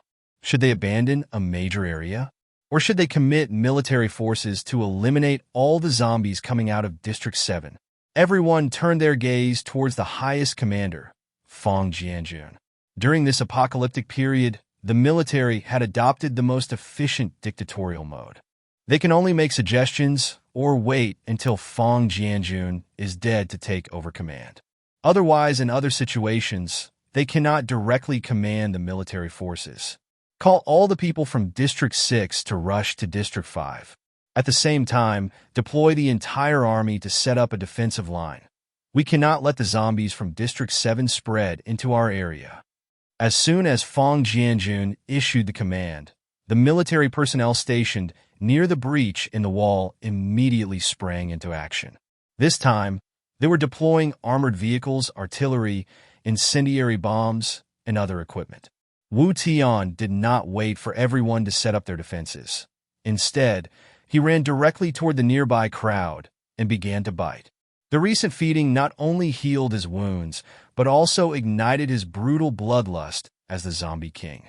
Seeing Wu Tian act like a tiger out of its cage, biting at anyone in sight, the military immediately opened fire on him. Those who were caught by Wu Tian were definitely doomed, while others took advantage of Wu Tian's feeding moment to hurriedly run toward the military. Bang! Bang! Bang! Countless bullets were fired at Wu Tian, but at that moment, Wu Tian, who was already blinded by rage, felt no pain at all. The bullets could not penetrate his hard skin while in zombie mode, and the flesh and blood in his mouth kept filling him with strength. From the collapsed wall, some zombies began to emerge. The first to come out were Wu Tian's two subordinates. Upon seeing the military crouching across from them, the two zombie subordinates grabbed a nearby zombie lackey, using him as a meat shield against the military's gunfire. The two zombies quickly charged towards the military personnel who were shooting, and more zombies followed in a steady stream. Fire! Fire! Against the dense-type zombies, artillery fire had the most obvious effect. The two zombies, along with a horde of others, were midway when they were met with countless artillery attacks. On the other side, Wu Tian had regained a bit of his sanity. Seeing this, he quickly jumped over to the military's machine gun defense line. In just a few swipes, he took out the nearby machine gunners. There were also some superpowered teams nearby trying to defend, but they were also bitten to death by Wu Tian in 2 quick bites. Then he picked up the machine gun and turned it toward the military personnel behind the defense line, spraying bullets at them. As for those who were bitten to death, in less than 3 seconds, they turned into zombies and lunged at others. The military personnel hit by Wu Tian's gunfire were momentarily stunned. This zombie could shoot? They had encountered intelligent zombies before, but those were like animals, using their physical power to hunt or attack humans. But this zombie was actually firing a machine gun at them? Before they could process their astonishment, Wu Tian aimed his gun at the direction of the rocket launchers. A few bursts of fire were unleashed, and the artillery crew also spotted this zombie that could shoot. Although the actual damage was limited due to the distance, they still reduced their firepower against the zombies coming out from the wall. On the other side, in the command room, Fang Jianjun and the others saw the scene of Wu Tian firing the machine gun. This round of gunfire completely broke the blockade at the breach in the wall. Countless zombies began to pour out from the breach, rushing toward the military personnel trying to resist. It's over, completely over. Fang Jianjun and the others felt a sense of despair. The zombie king, who could use human firearms, had completely turned the situation around. The fall of District 6 was only a matter of time. It was even possible that the entire base would be finished. At that moment, Chen Gang handed over a phone, trembling as he said to Fang Jianjun, "Quickly call Brother Gu." Upon hearing this, Fang Jianjun's eyes lit up. He hurriedly took the phone and kept repeating, "That's right. We still have Brother Gu. We still have Brother Gu." Gu Family Manor Villa. Gu Ziming had just finished drawing up a design for an energy gun when he received a call from Fang Jianjun. Without hesitation, Gu Ziming answered the call, already suspecting that it was about a tricky zombie problem. He asked, "Hello, Brother Fang, what's going on?" Fang Jianjun didn't beat around the bush and got straight to the point. "Gu, my younger brother, we have a serious zombie outbreak at our base, and there's a particularly powerful zombie king among them." "Zombie king?" Gu Ziming asked with some suspicion. "Yes, the zombie king. One of the zombies is just like a living person, luring our pilots to blow up the perimeter wall, and after that, it even uses our weapons. Its power is exceptionally strong. We've sent several teams of ability warriors over, but they can't defeat it. The most terrifying part is that its infection ability far exceeds that of other zombies. Even minor scratches can quickly turn someone into a zombie. There's no logic to it at all." Fang Jianjun described Wu Tian, who was still rampaging through the base, but he was also feeling some worry. The power of this zombie king far exceeded his expectations. If Gu Ziming didn't come or couldn't handle it, then the East Sea was finished. Upon hearing about such a formidable zombie, Gu Ziming had already confirmed that the zombie king Fang Jianjun mentioned was Wu Tian. This was the first time he had heard concrete news about Wu Tian. However, the center of Donghai City was too far from where he was, so his handheld map didn't have a marker for Wu Tian. "I'll come over right away." Gu Ziming didn't refuse the request for help. After all, their goal was the same, to eliminate Wu Tian. In fact, he should be thankful to the military base for luring Wu Tian out. At the moment Gu Ziming hung up the phone, the women in the living room all turned their attention to him. This included the somewhat listless little girl, Wu Mingming, whose gaze was fixed on Gu Ziming. Did something happen at the official base? Qin Wanner, who was closest, had overheard some of the conversation from the phone. "Yes, there's been a serious zombie frenzy at the base, and there's also a particularly powerful zombie king. The military can't handle it, so they turned to me for help," Gu Ziming explained as he finished off the tea he had just brewed and prepared to leave immediately. He didn't plan to use his space skills in front of everyone, so he would jump directly to Wu Tian's location. The space skill was his trump card, and it wasn't worth exposing it just for Wu Tian. Be careful. I know I can't stop your decision, but you have to be cautious, Qin Wanner said as she walked over to straighten his collar, and the other women gathered around him as well. Zhao Xiaoyu, Qin Feifei, and the others didn't fuss about going out like they did last time with the Crab Gang. After all, it was a zombie frenzy that even the military couldn't handle. They didn't want to add to Gu Ziming's troubles. Big brother, can I hug you? A sweet voice came from beside Gu Ziming, and it was Wu Mingming, tugging at his pants and looking up at him with her big eyes. Gu Ziming picked her up, lifted her slightly, and then said, Mingming, are you saying goodbye to me too? The little girl, feeling a bit shy, quickly pressed her face against Gu Ziming's shoulder and sweetly said, Big brother, I suddenly feel a bit uncomfortable. You have to be very careful. Where does it hurt? Tell your sister, and she will help you take a look. Before Gu Ziming could respond, Qin Feifei reached out and placed a hand on the little girl's forehead, thinking she might have a cold. Don't worry, Ming Ming. When your brother comes back, we'll play hide and seek again, okay? Gu Ziming gently set the little girl back down on the ground and half squatted to speak to her. He felt a warm sensation from this scene, as it seemed he had finally found a home in this apocalyptic world. While feeling touched, he also found it somewhat amusing. This moment felt like setting a flag. Would anything really happen? But if something were to happen, it would likely be Wu Tian in trouble. After all, he was the one in danger. Gu Ziming thought to himself. Before long, Gu Ziming drove his Hummer to the underground Tiansu base. This time, he needed them to clear out some minor nuisances for the upcoming zombie battle. With 3 minibuses in tow, Gu Ziming was quickly heading toward the Donghai base. Meanwhile, on the other side of Donghai City, a small team was also racing toward the city center. The team was not large, consisting of just 2 jeeps and about 6 people. At the forefront was the warrior group that had fought with Wu Tian on the cruise ship. Everyone had changed into black combat uniforms and were even armed with assault rifles. Captain Aurora, how much longer until we arrive? Asked the co-driver Matsubara Tetsu, wearing a black baseball cap and continuously chewing gum. At that moment, the Captain Aurora responded, About an hour more. What's wrong? Can't wait? Yes. That guy deceived our family out of nearly half our gold reserves. I really can't wait any longer. Matsubara Tetsu tore off a piece of paper, wrapped his gum in it, and then rolled down the car window to throw it out. Aurora glanced at this pretentious action and couldn't help but smirk inwardly.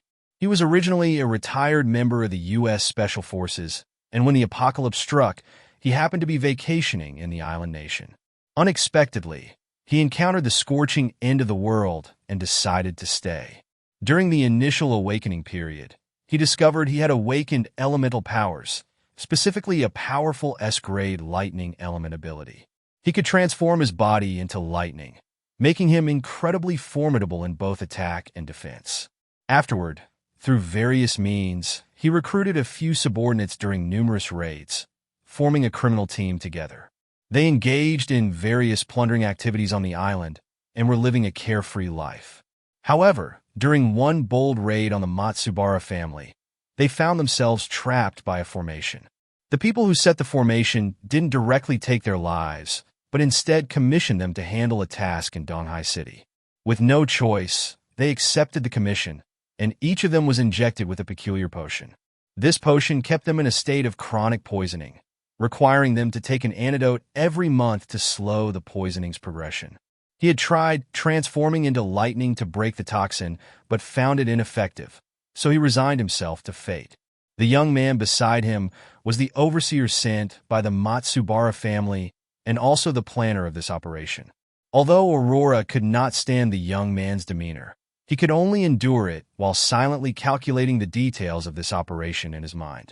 They have never aimed at the military, but at Gu Ziming. Before the apocalypse arrived, Gu Ziming exchanged cash for the Songyuan Inoue family's gold reserves and a super cruise ship. After the apocalypse came, the Songyuan Inoue family regretted and was furious about this. They believed that Ziming had foreknowledge of the apocalypse and had deliberately deceived them. Now, all they have are a pile of useless US dollars, which feel as worthless as chicken ribs. Throwing away these US dollars pains them greatly, yet keeping them serves no purpose.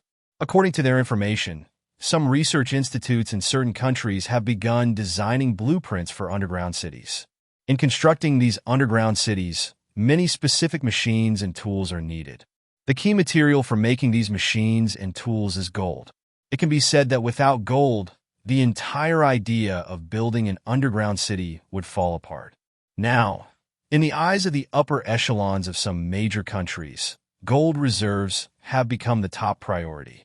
During a high-level meeting in the island nation, the Prime Minister hinted several times that these jewelers should contribute some gold.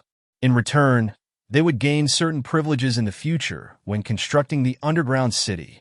Moreover, the Prime Minister even privately communicated with him, indicating that in the island nation, the Songyuan family's gold reserves are enough to rank among the top private enterprises. But where would he find that much gold now? Most of the gold had been exchanged for Ziming, and at that time, to expedite the process, he bypassed the island nation's official channels. Moreover, since this was considered a private transaction, if gold prices drop in the future, he could buy it back and profit from the price difference. After the apocalypse arrived, the entire island nation suffered significant losses, especially since most of their houses were made of wood. Under the scorching sun, they were not only very prone to catching fire, but also had poor heat resistance. This led the island nation's officials to be the first to propose the idea of building an underground city at an international conference. As the first country to propose this idea, they naturally had to demonstrate their strength and technology. The Research Institute in the island nation is doing its utmost to develop mechanical tools, so the demand for gold is also very high. The upper echelons first thought of trying to absorb the gold reserves from the private sector. Since the Prime Minister and the Songyuan in no way family have a connection, he hoped that they could play a leading role. Just when Songyuan in no way was forced into a corner, suddenly a criminal gang raided their home. The attackers were all ability users and very strong. The leader's lightning attack directly eliminated all the guards at his shelter. Fortunately, there were also awakened ability users in their family, and the strongest among them was his son, Matsuyama Tetsu. Matsuyama Tetsu has an SS-level ability with a special trait that allows him to perform formations through a series of operations. The functions of these formations are ever-changing, and almost any formation can be implemented according to one's expectations. The only limiting factors are time and space. Deploying a formation requires advanced setup in a specific location, and the time to set it up also varies based on the desired functions and the size of the formation space. The more complex and powerful the formation is, and the larger the space, the longer the setup time. In theory, he could even achieve resurrection from the dead. However, the time required to set up this miraculous formation might already exceed his natural lifespan. After Matsuyama Tetsu awakened and realized his ability, he began to set up a 2-square-meter confinement formation on the path that led to their shelter. This formation, along with some other life-saving formations, took nearly 2 months to complete. As long as no one enters without his permission, they cannot leave by any means, nor can they attack outsiders. The strongest Aurora was trapped on that small island. The others were not opponents of Matsumura Tezhang either, and were directly knocked down. Matsumura in no way saw these supernatural beings and suddenly thought of a plan. That was to rob back the gold and cruise ship that Donghai had tricked Ziming into giving him. After that, it would be Matsumura Tezhang leading this small team to travel by yacht to Donghai. The cruise ship sent from the United States to the island nation was also part of the Matsumura family's assets. On the island nation, Matsumura Tezhang was afraid that the yacht couldn't pass through the island nation's waters, so he chose to take a heavy cruise ship instead. The people on the ship hesitated several times after receiving the Matsumura family's command. But soon, Matsumura in no way promised that once they arrived at the island nation, they could move into the shelter that was already built. The captain thought for a moment as well. After all, the cruise ship was consuming resources, and they had no supplies, so the stocks were about to run out. Thus, the ship took the risk to depart from the United States, crossing the ocean to Donghai. They agreed to meet at the waters of the island nation, but unexpectedly, there was still a Wu Tian on the ship. After some fighting, most of the ordinary crew members died, and the cruise ship ran aground on the beach. If they wanted to seize the island nation, they had to obtain the cruise ship that Gu Ziming had purchased and also take the gold with them. They discovered that Gu Ziming's strength was quite formidable and that he had a good relationship with the military. Therefore, Matsumura Tezhang devised a plan to draw the snake out of its hole, which was the Sea Crab Gang's attack provocation plan. They controlled a member of the Sea Crab Gang to attack a factory controlled by the military, then purposely left the bodies of the Sea Crab Gang members behind. At the same time, they estimated that, despite the military's capability to completely wipe out the Sea Crab Gang, the losses would still be significant.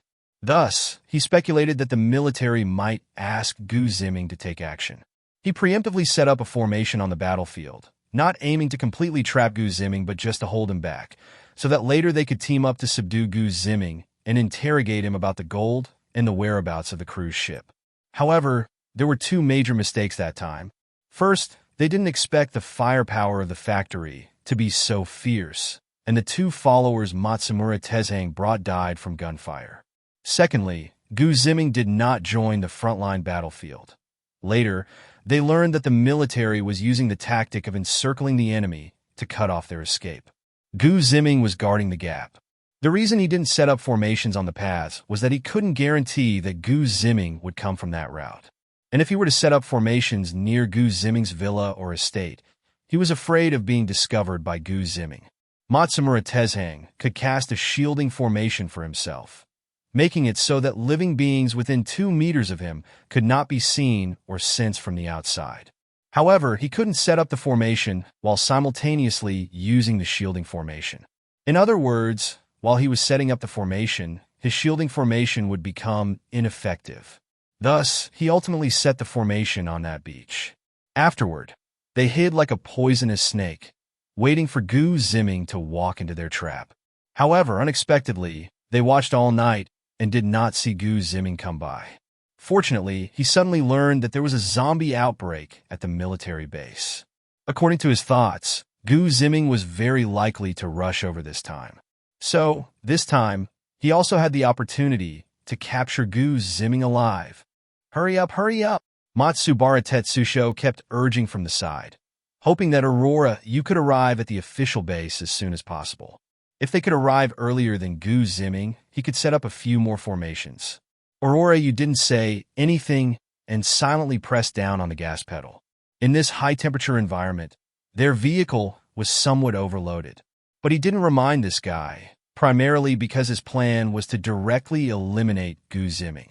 Just find a place to ambush, take Gu Ziming out with one shot, and then go look for the items himself. Wouldn't that be better? That huge cruise ship must be nearby in the port. However, Matsubara Tetsusho insisted on capturing Gu Ziming alive, claiming he needed to interrogate him for some information. To keep Aurora Yu's group calm, Matsubara Tetsusho mentioned that Gu Ziming had a giant luxury cruise ship, but he didn't disclose his other goal. That was the treasure he came to seize this time, gold. Seeing that there were still a few miles to go, the two vehicles made a strange noise one after the other. Ka! The car stalled. Baka! A few of the younger members jumped out of the car and cursed impatiently. It was now almost 2 o'clock in the afternoon, and the sun was at its peak. The scorching sunlight was almost melting the tires, not to mention the fragile human bodies. The car broke down. Aurora Yu, the captain in front, also jumped out of the vehicle and waved his hand at Matsubara Tetsusho in the car, as if to say, "It's all your fault. Let's walk. We can avoid the sentries along the way."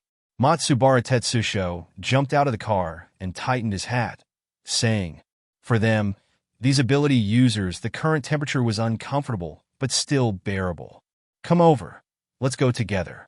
Everyone gathered within a 2-meter radius of Matsubara Tetsusho and headed towards the official base. At this time, Gu Ziming was almost at the official base. His Hummer and the 3 minibuses behind it were specially modified and equipped with targeted protection against high temperatures, so they hadn't stalled along the way. Gu Ziming was sitting in the vehicle, running the air conditioning at high speed, blasting energetic music, and occasionally swaying to the rhythm. He was quite confident about the operation to eliminate Wu Tian. On his portable map, he had already spotted the small red dot. Without a doubt, the small dot represented the protagonist, Wu Tian.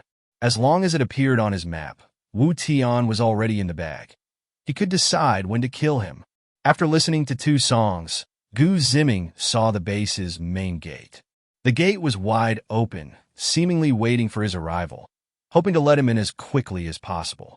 Gu Ziming looked at the nearby sentries and felt that he understood the situation. All these sentries looked extremely tense, gripping their guns tightly, while their eyes kept darting toward the inside of the gate. It was likely that Wu Tian had already made some progress within the base. Gu Ziming drove straight in. He wasn't the least bit nervous about the base that they were so worried and fearful of. But Gu Ziming didn't let his guard down. He activated his spatial and phasing abilities. This was equivalent to an invulnerable shield. Any danger was ineffective against him. Then Gu Ziming grabbed the walkie-talkie beside him and spoke to the 3 minibuses. From now on, you act independently. The only mission is to exterminate zombies as much as possible. Got it? Got it. The command from Gu Ziming came through the minibus, and everyone shouted back loudly. The team members were to exterminate zombies, especially those that originated from the protagonist Wu Tian, as Gu Ziming also had luck points to gain. After all, the number of zombies represented a portion of Wu Tian's actual strength. Weakening the main character's strength also meant weakening Wu Tian's luck. Command room. Chief, should we move to the transfer point first? A guard said to Fang Jianjun. At this moment, Fang Jianjun had already deployed all the firepower, creating lines of defense that surrounded the 7th and 6th districts. However, the situation was not optimistic. The Zombie King was too powerful. Whether it was the ability team sent to kill it or machine gun fire, it could easily evade and even counterattack. As for whether to use artillery shells and bombs for all-around coverage to eliminate the military personnel and Wu Tian together, that last resort hadn't arrived yet. Fang Jianjun was waiting for Gu Ziming to arrive.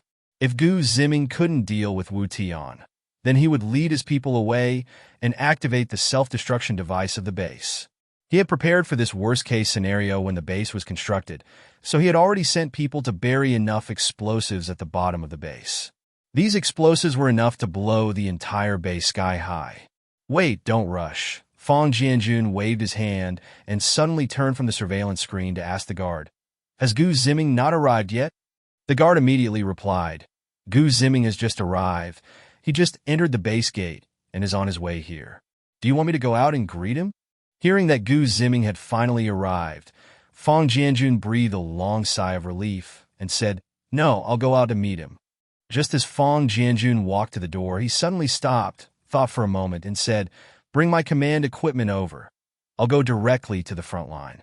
At the same time, order Qin Gang to be the wartime deputy commander. If anything happens to me, Qin Gang will immediately lead everyone to retreat. Qin Gang, who was still analyzing data, suddenly heard Fang Jianjun call his name and immediately looked up. However, he didn't catch what Fang Jianjun said clearly, so he threw a questioning glance. Order. Qin Gang is the wartime deputy commander. If I sacrifice, Qin Gang will immediately lead everyone to retreat. This time, Fang Jianjun's tone was serious, and he stared firmly at Qin Gang and the others in the command room, saying loudly. This surprised everyone. Then, everyone understood Fang Jianjun's meaning. If he and Gu Ziming couldn't eliminate that zombie king, this base would eventually fall. At that point, they would only be able to retreat. However, as their leader, Fang Jianjun should also retreat with them. Old Fang, can't we all go together? Qin Gang asked the question that most were thinking. Old Qin, this time I invited Gu Ziming to help. Gu Ziming is very loyal and came right away without saying much. But to be honest, this zombie king is too powerful, and I don't know if Gu Ziming can defeat it. If he can't, he's also very likely to be in great danger. So I must accompany him. I can't put him in danger alone. After Fang Jianjun finished speaking, everyone understood his meaning. Indeed, if he didn't go to the deadly front line and instead send an outsider to go alone, that just wouldn't make sense. Chief, I'll go, a middle-aged man with glasses and a scholarly demeanor said. Chief, I'll go. I'll go too. The command room immediately became chaotic as everyone vied to accompany Gu Ziming to the front line. Enough, listen to my orders. Fang Jianjun looked at everyone's enthusiasm and felt somewhat moved, but at this moment, he was the most suitable person to accompany Gu Ziming, so he coldly shouted. After saying that, Fang Jianjun turned and walked out of the command room, leaving everyone still in shock at their original spot. Gu Ziming did not know that Fang Jianjun and the others had put together so many plays. At this moment, he had just come out of the command room and happened to run into Fang Jianjun. Brother Fang, how is the situation now?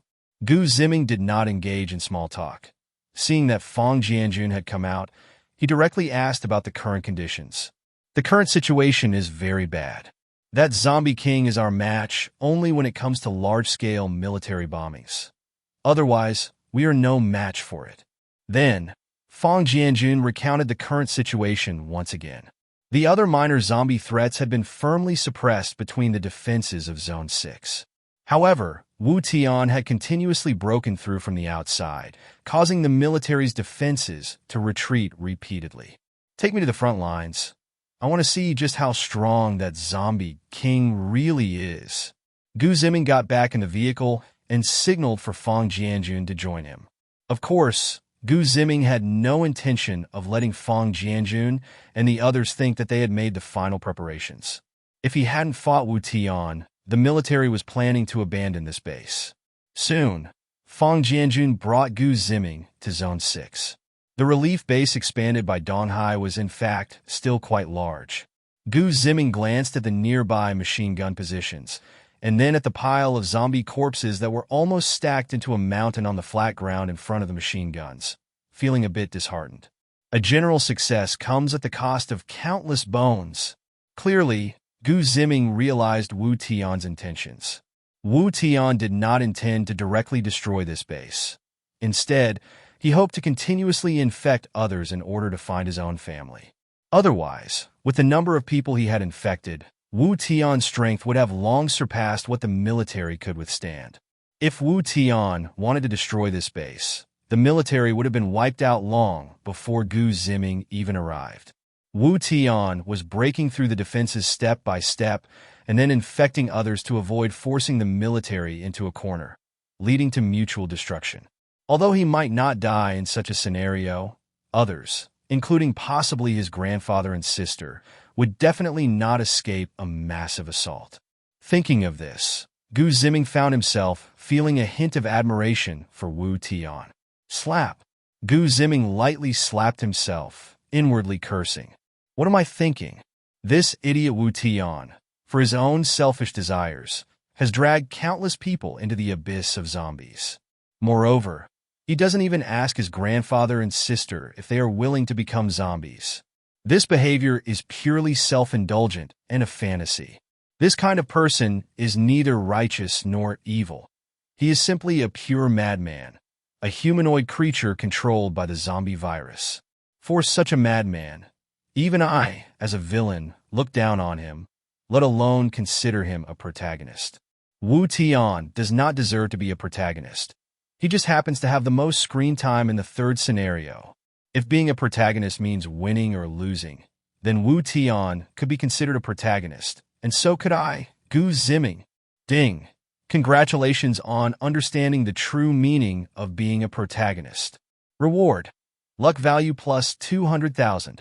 Also receive the protagonist custom badge. Wearing it can grant you the luck of a protagonist in the world. Gu Ziming suddenly heard a system notification in his mind that he hadn't heard in a long time. Was the system also defining him as a protagonist now? And what about that so-called custom protagonist badge, which could grant the luck of a protagonist in the world? Gu Ziming's heart was not stirred by any significant waves. The villain was originally invincible. Why would he need to join the zombies? Not far away, Wu Tian suddenly felt something in his heart. He put down the girl he had been enjoying his meal with, raised his head, and began to look around, trying to find what had stirred his heart. Suddenly, he focused his gaze in the direction where Gu Ziming was. After a careful search, Wu Tian noticed Gu Ziming, who was completely out of place amidst the serious, bloody, and terrifying atmosphere of the battlefield. At this moment, Gu Ziming also cast his gaze towards Wu Tian. The two locked eyes in the air, and the atmosphere instantly solidified, as if the entire battlefield had turned gray. Gu Ziming looked at Wu Tian, whose hair was disheveled and face covered in blood, and felt a bit generous in his heart. He had seen two zombies before, whether it was Lin Fan or Yi Han. Not to mention they surpassed Pan, and in looks, at least they had a clean and refreshing appearance. But now, Wu Tian, with dark clots of blood sticking his hair into clumps and sharp fangs protruding from his lips, along with a mouth full of blood, truly resembled a demon crawling out of hell. On the other side, Wu Tian observed Gu Ziming sizing him up, and he also took a close look at Gu Ziming. For some reason, the moment he saw Gu Ziming, his heart was filled with disgust and anger. Since he had become a zombie, he found everyone he saw to be the most delicious food, which he adored, except for this smiling Gu Ziming. In fact, he didn't even want to catch Gu Ziming to eat him. He just wanted to beat him into a pulp, completely obliterating him from this world. Roar! Wu Tian let out a roar, both venting his displeasure and summoning all the zombies to cooperate with him to attack Gu Ziming. Fang Jianjun saw Wu Tian running towards him as if he had gone mad, and his eyes narrowed, hoping that his buddy Gu could lend a hand. Seeing this, Gu Ziming sneered and then summoned 10 giant stone hands to grab at Wu Tian. Some nearby warriors also consciously stepped back, leaving the battlefield in the middle to Gu Ziming while they dealt with the scattered zombies that were rushing over. The personnel Gu Ziming had brought also started their tasks. Whether hunting alone, in teams, or following military personnel to hunt, they all began to move. So strong. Halfway through his run, Wu Tian's heart sank. This Gu Ziming was indeed not simple. If he had encountered him when he first landed in the East Sea, he might not have been able to defeat him. Wu Tian silently assessed Gu Ziming's strength in his heart, and then let out a cold laugh. Unfortunately, you are the one who has already fallen into my trap twice. D. Wu Tian shouted loudly as his body began to swell, and his skin changed from grayish-white to dark red. This was a transformation he had just gained by infecting thousands of people.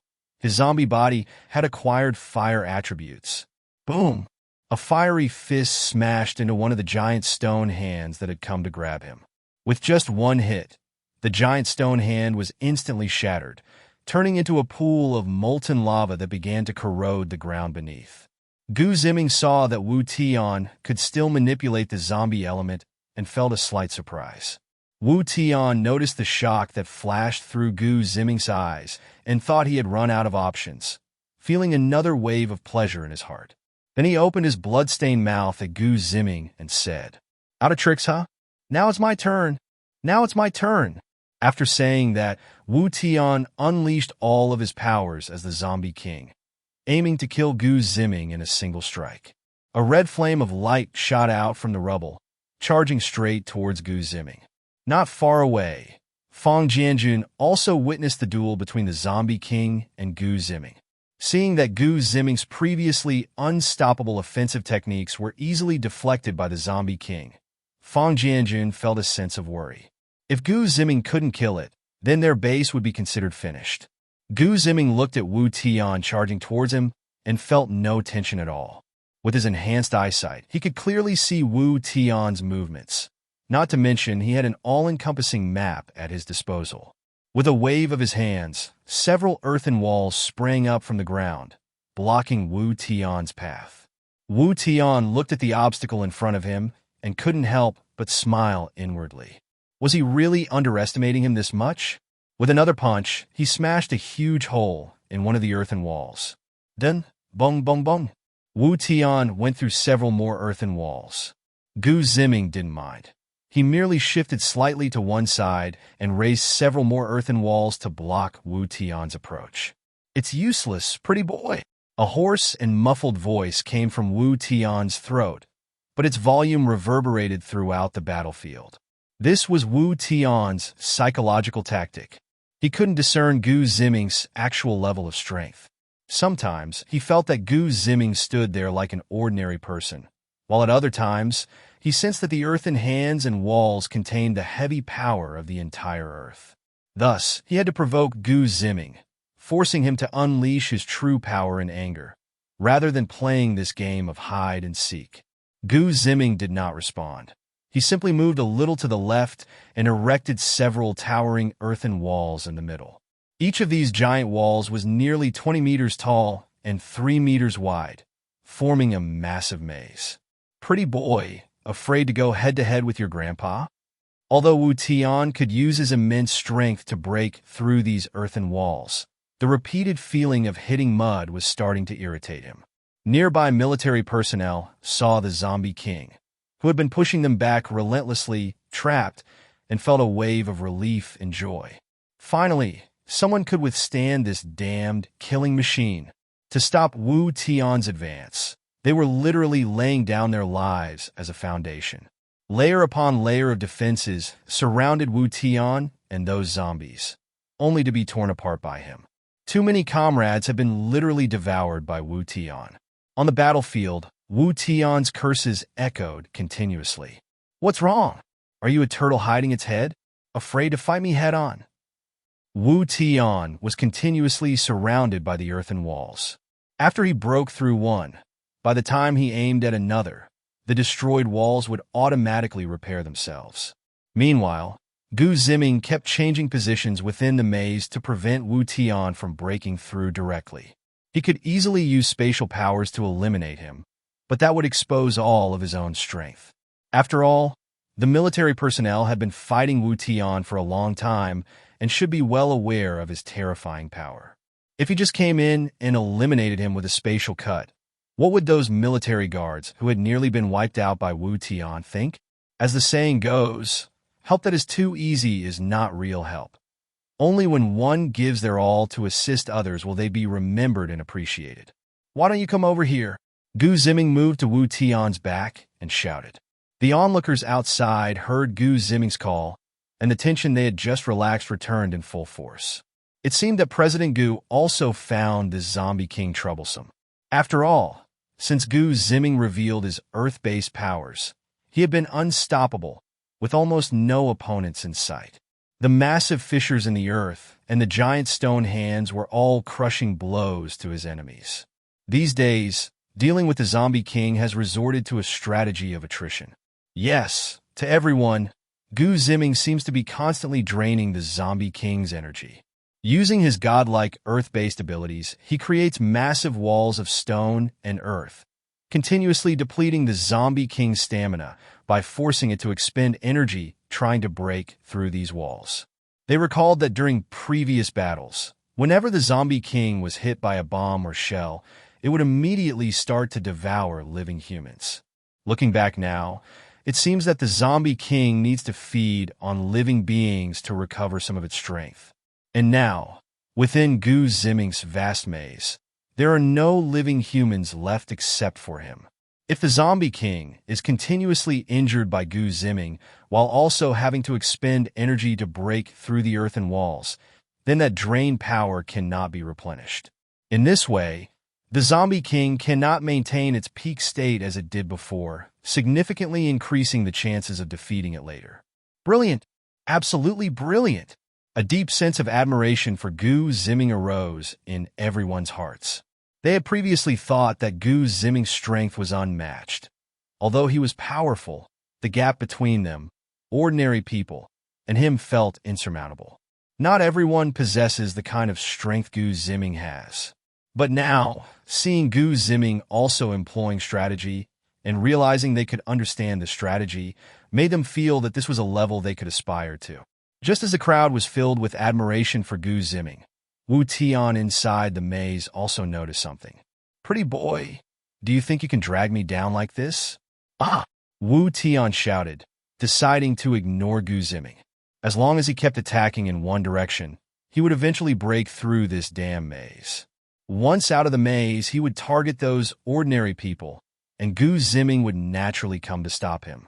Forcing Gu Ziming to confront him directly was much better than running around like a headless chicken. Not coming out, huh? Not coming out, huh?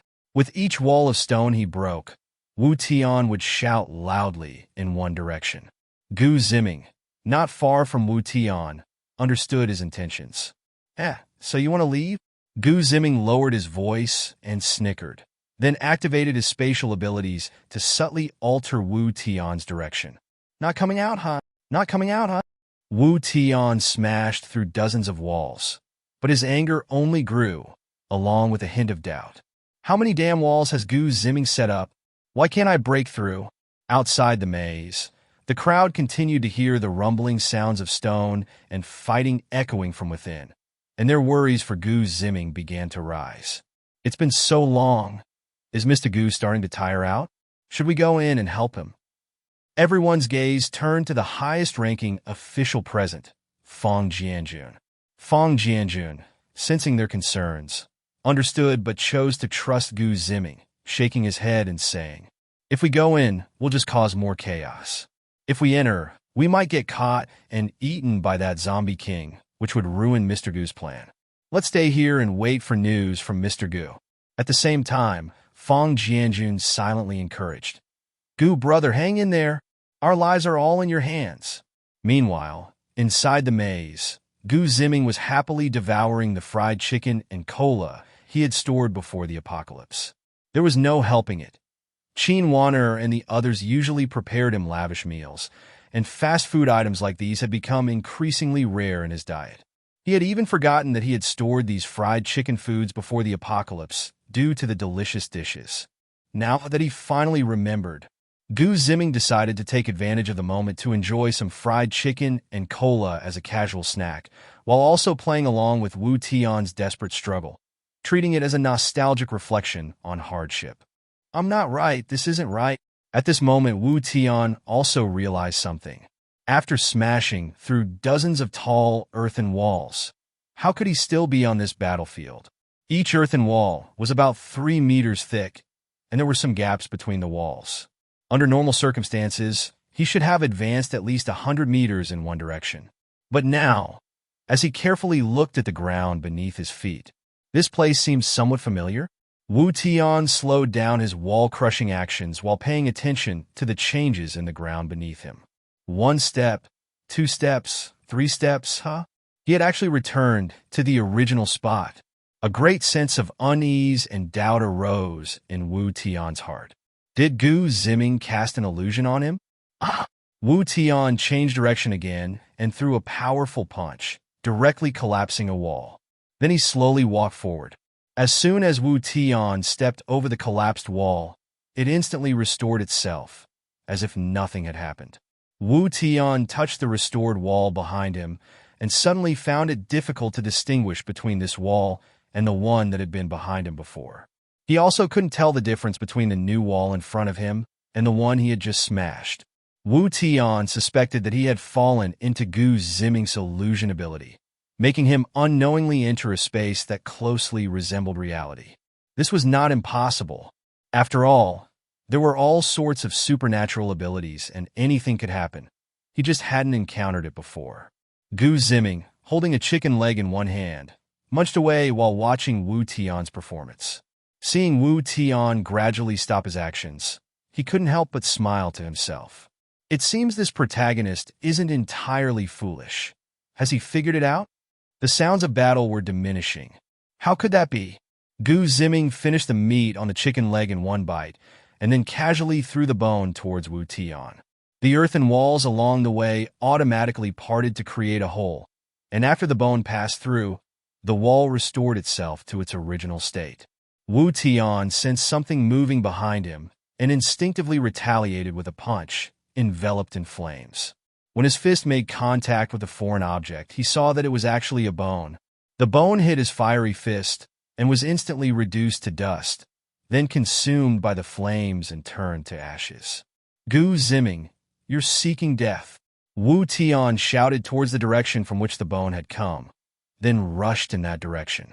Outside, the onlookers heard the sounds of battle inside gradually weaken, followed by the zombie king's roar, realizing that perhaps the climax of the battle was approaching. Bang, bang, bang. A series of crashing sounds echoed, conveying the brutality and intensity of the battle within. Gu Ziming checked the time.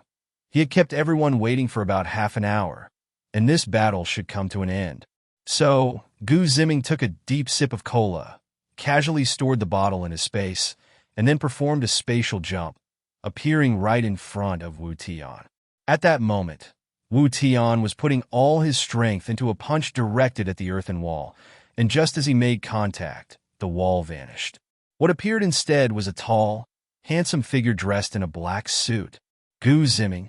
Although Wu Tian's powerful punch didn't hit the wall, he immediately recalled his strength. At his level, he could easily control his strength without the risk of sending himself flying with a punch. Hello! Gu Ziming walked up to Wu Tian, looking at the strongest zombie king, and said, "Since you've come looking for death, I'll gladly fulfill your wish." With that, Wu Tian twisted his neck, and his form seemed to swell once more. At the same time, the flames that were already dancing around him transformed into tattoos on his ash-white skin, and these flame tattoos were even more vibrant than the original flames. Goodbye! Gu Ziming glanced at Wu Tian and waved before losing interest in continuing the game. He was well aware of the saying that the villain dies due to excessive chatter. With a spatial slice, Wu Tian's zombie body was split into 8 pieces. Wu Tian's head, now separated from his body, widened its eyes while desperately trying to say something. Unfortunately, his vocal cords were already severed from his head, and no matter how much Wu Tian called out or how wide he opened his jaws, no sound came out. Wu Tian blinked his eyes again and then fell silent. Gu Ziming looked at the 1/8 of Wu Tian before him, feeling a sense of heaviness in his heart. He hadn't died after all? Yes, his replication ability hadn't activated yet, and the system hadn't issued a notification that the protagonist was dead.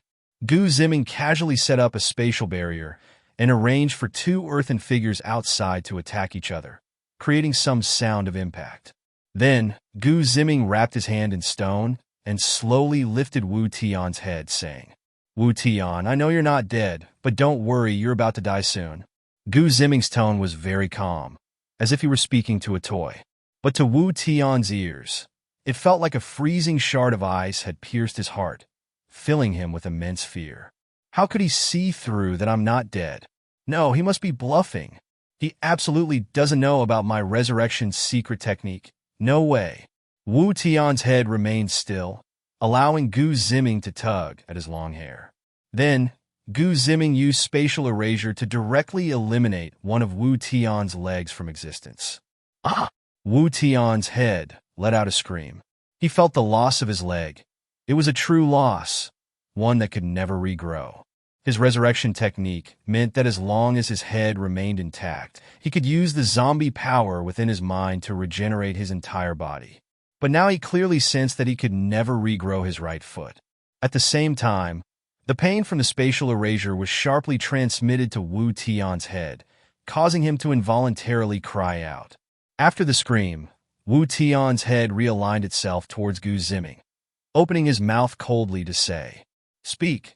I'm still alive. What do you want with me?" Gu Ziming did not communicate with Wu Tian regarding the problem. He waved his hand gently again, and a force of space flew out, causing another severed leg to be annihilated by the spatial power. Ah! A miserable scream rang out, and Wu Tian's eyes turned bloodshot as he stared hard at the devil-like man in front of him. He couldn't understand why this man would dismember him at the slightest disagreement, and was now torturing him repeatedly. According to his memory, he had never met Gu Ziming, let alone had any grudges or enmity with him.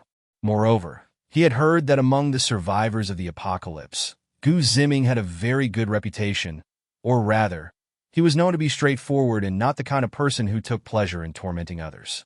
Even though he was technically a zombie now, he was sure he had not provoked Gu Ziming. On Gu Ziming's side, a spatial barrier had already been set up, and Wu Tian's cries of pain could not be heard outside. To those outside, it sounded like just two earth and stone figures were engaged in a fierce battle. Seeing the mix of anger and confusion in Wu Tian's eyes, Gu Ziming couldn't help but chuckle inwardly. That look of doubt and rage was particularly reminiscent of how the protagonists behaved before their rebirth. It was especially similar to the cliché story where the protagonist is killed by the antagonist, only to be chosen again as the protagonist, leading to a journey of growth and a slow uncovering of the truth behind the events. Tell me, how did you come to Donghai City? Gu Ziming did not think any further. The previous two actions were merely to break through Wu Tian's psychological defenses. Naturally, the moment Wu Tian heard Gu Ziming ask how he came to Donghai City, his expression suddenly became serious. Wu Tian was not afraid of Gu Ziming questioning him. He was afraid that Gu Ziming would not ask anything and would directly eliminate him. That kind of power was something he couldn't contend with at his current level. I came by ship from the United States. Wu Tian didn't play any tricks and directly answered Gu Ziming's question. Since Gu Ziming had asked how he came to Donghai City, it meant he definitely knew something. Therefore, if he hid anything further, his life would be completely over. Even if he were to come back to life afterward, it would be of no use. By ship? So you weren't the only one, right? Gu Ziming's eyes held a hint of amusement, but his tone was particularly firm as he questioned. This was precisely the reason for temporarily sparing Wu Tian's life. He needed to figure out what had happened with the island nation's corpses during the last attack on the factory. As for the clues regarding the sumo wrestler dug up from the Tianxiong base, that had already been cut off when he investigated the sumo hall. He personally went to that sumo hall, but found that there was nothing there except for zombies. Not even a ton room or basement was present as an obvious stronghold. Gu Ziming speculated that those people either had another base or that the sumo wrestler was merely a lower-level contact in a single line of communication. As for the clues about the island nation in Donghai City, aside from the sumo hall, there were only the recently discovered corpses of islanders left. Yes, I wasn't the only one. There were many crew members on the ship at the time. Wu Tian continued along with Gu Ziming's line of questioning. Those crew members also set out from the United States, and I just happened to hide on that ship. Hearing that Wu Tian had departed from the United States didn't surprise Gu Ziming. After all, he had originally appeared in a laboratory in the United States. But since these crew members had set out from the United States, what was their connection to the island nation? Gu Ziming sorted through his thoughts and realized a crucial question. Why had they come to Donghai? So he asked, was your destination Donghai? And what happened along the way? Wu Tian didn't know how to answer this question either. He had no idea why those people were heading here. He could only stammer out, I just happened to arrive in Donghai. I have no deep grievances with you, Mr. Gu. If that were the case, you would have let me go. I swear, I will never set foot in Donghai again. Wu Tianxiang suppressed his disgust for Gu Ziming and repeatedly assured him, Mr. Gu, as you can see, I was just infected, but I still have my rationality. If you can let me go, I promise to be a decent person and not a zombie anymore. At the same time, I can help you deal with those zombies. Gu Ziming smiled, but did not say a word, continuing to stare at Wu Tian. Wu Tian felt a bit uneasy under Gu Ziming's gaze, and after a moment of silence, he continued. When the ship came from the United States, it stopped for a while during the journey, and at that time, a few people boarded the ship. Ability users? Yes, they were very powerful, and they also discovered me. When we got closer to Donghai, we had a fight, and the result was that the crew members died, and then the ship ran aground on the shore. Originally, according to the overbearing character of the protagonist Wu Tian, he would never have revealed this information to Gu Ziming, let alone beg for mercy from him. However, when he discovered that an inexplicable force was erasing his legs, he truly felt panic. Since he became the Zombie King, he had been sailing smoothly and had never worried about his life. Even during that battle on the cruise ship, he was only slightly at a disadvantage and had no real life-threatening concerns. It was not until he encountered Gu Ziming, first being toyed with by his maze, and then being dismembered in an instant, that he discovered his rebirth secret technique. Gu Ziming did not care about Wu Tian's fearful appearance. To him, when Wu Tian appeared on his map, he was already like fish on a chopping board. How much do you know about those people? What abilities do they have? Gu Ziming asked. He sensed that he would soon confront those people, so he preferred to know both himself and his enemy. One can attack with lightning, one is skilled in using a katana. There are also ones who can use guns and some who can use ninjutsu. Their abilities are very powerful. As Wu Tian recalled the cruise battle, he slowly described the scene to Gu Ziming. After listening, Gu Ziming couldn't help but feel a sense of nostalgia. The struggle in the apocalypse was no longer in the early days when there were hardly any ability users. Is there anything else you want to say? Gu Ziming said lightly. Wu Tian's eyes widened as he looked at Gu Ziming, already somewhat clear about his intentions, and then he shouted frantically, "No, no! You said you would let me go. You promised. I can't." Before Wu Tian could finish speaking, Gu Ziming used a spatial erasure technique, completely obliterating Wu Tian's entire body. The moment Wu Tian was eliminated, the system in Gu Ziming's mind chimed again. Ding! Congratulations to the host for eliminating the protagonist Wu Tian. Congratulations to the host for earning luck points plus 5 million. Gained all abilities of Wu Tian. Since the protagonist Wu Tian was eliminated as soon as he appeared, the host's completion speed is rated SSS+, and a super gift package is being issued. Note: this gift package temporarily exceeds the current system version limit and can only be opened after the system upgrade. Ding! As the host has successfully killed 3 luck masters, the system has now gained enough energy for an upgrade. Do you wish to initiate the upgrade? Can you even reward yourself beyond your own version? Gu Ziming thought to himself, but since the upgrade needed to happen, he said, "Upgrade!" Ding! The system upgrade has been initiated, and the upgrade time is 72 hours. As soon as the words fell, the system fell silent, and at the same time, Gu Ziming received all of Wu Tian's abilities. Zombie Emperor. As the name suggests, it refers to all the leaders of the zombies, the supreme ruler. This ability can only command the zombies that were infected through oneself. Other zombies cannot be commanded. For Gu Ziming, it is obviously impossible to gruesomely bite living people. At most, he would research the bloodline of the zombie emperor later to see if anything could be discovered from this bloodline. For instance, he could try to replicate some infection or create powerful potions to eliminate the zombie virus. Aside from that, the zombie emperor also granted Gu Ziming an enhancement in physical quality. With his current physical capabilities, he might not be able to withstand a nuclear bomb, but he could certainly endure a regular missile with ease. Regarding the bloodline of the zombie emperor, he could not directly replicate the special abilities. He could only obtain them through the system. However, Wu Tian's SS-level natural fire control ability had indeed been replicated once, and he received system rewards for it as well. At the same time, Gu Ziming also gained part of the fire control ability from Feng Linger through the camp system. Now, Gu Ziming's fire control ability had been upgraded to SSS level. This discovery came from his continuous replication of others' abilities. He found that with a sufficient number of replications, upgrades were also possible. Gu Ziming opened his palm, and a ball of scorching flame flickered in his hand, containing energy that warped the surrounding space by several meters. Watching the surrounding space distort, Gu Ziming felt a surge of confidence. If Wu Tian had an SSS-level fire control ability, spatial slicing might not be so straightforward to eliminate him. Every SSS-level ability is already at the top tier. If cultivated to perfection, there is no real distinction between good and bad. If utilized properly, even the most ordinary physical enhancing ability user can turn their body into something truly indestructible. Gu Ziming glanced at the time. It was almost time to put an end to this farce.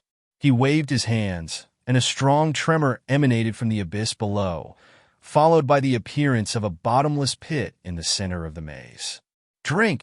Gu Ziming shouted, using spatial abilities to pull in a zombie that looked similar to Wu Tian from outside. Then he slammed it down, forcing the zombie into the bottomless pit, which slowly closed up afterwards.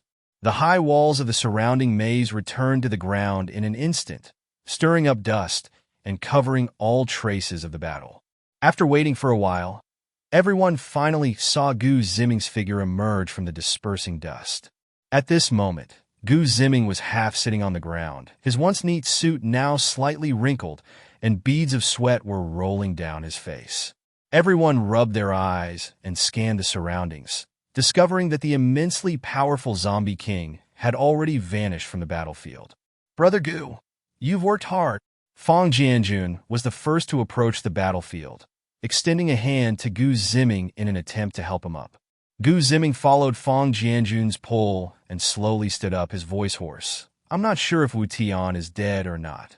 His first sentence stunned everyone who had rushed over. Ignoring their reactions, he continued, "In the end, we had nearly depleted all our strength. I used my utmost power to execute a final move, burying him in a cave hundreds of meters deep." Gu Ziming pointed to a small dip beneath his feet, the exact spot where he had just buried the zombie. Of course, while he said hundreds of meters, the bottomless pit he created had actually reached a distance of nearly 3,000 meters. There was no need to mention that, as he wanted to bury his zombie there out of caution.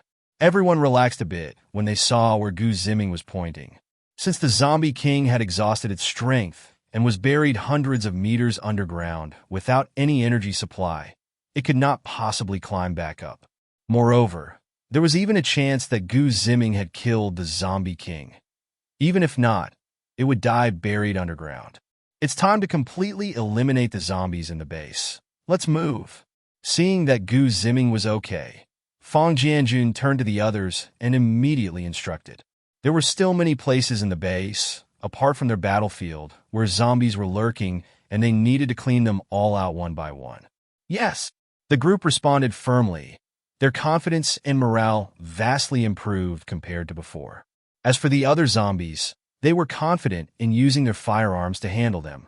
After that, everyone split up to take action. "Brother Gu, you are the greatest contributor in this battle. You should rest for a bit." Noticing that Gu Ziming was heading towards Area 7, Fang Jianjun quickly said to him.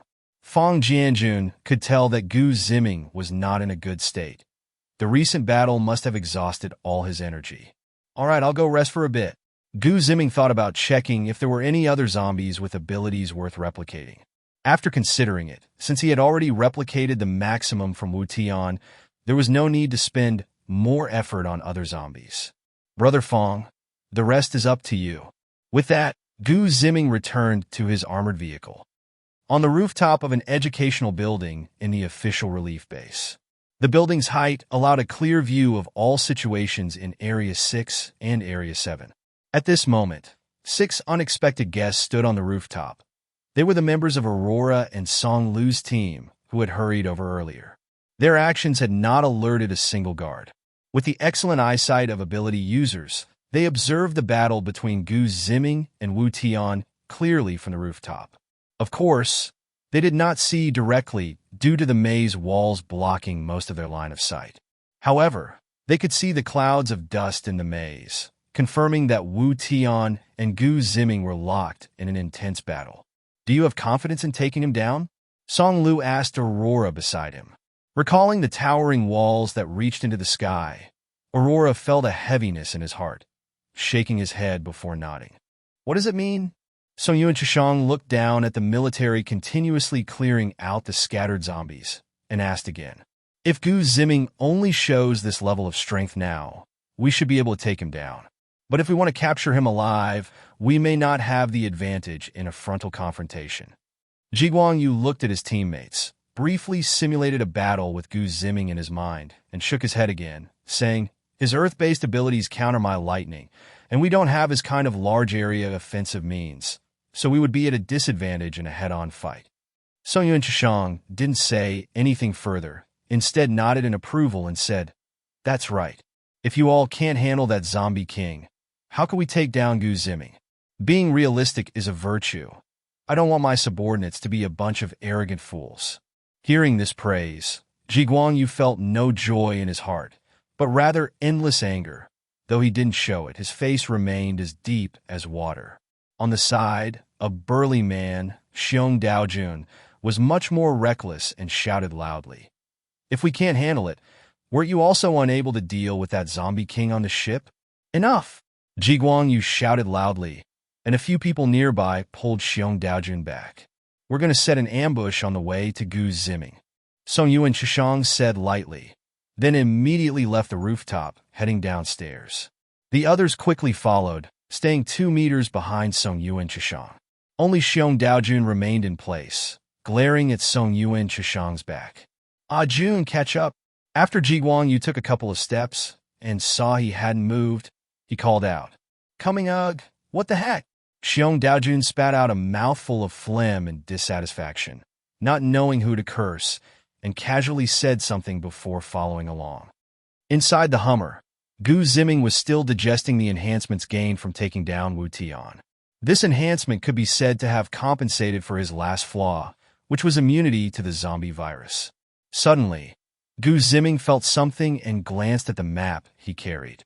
A small red that had suddenly appeared, then disappeared again. Gu Ziming rolled down the window and looked out. The corresponding target was the tall building where Ji Guangyu and his group had just been. Interesting, is the target me? Gu Ziming pondered to himself.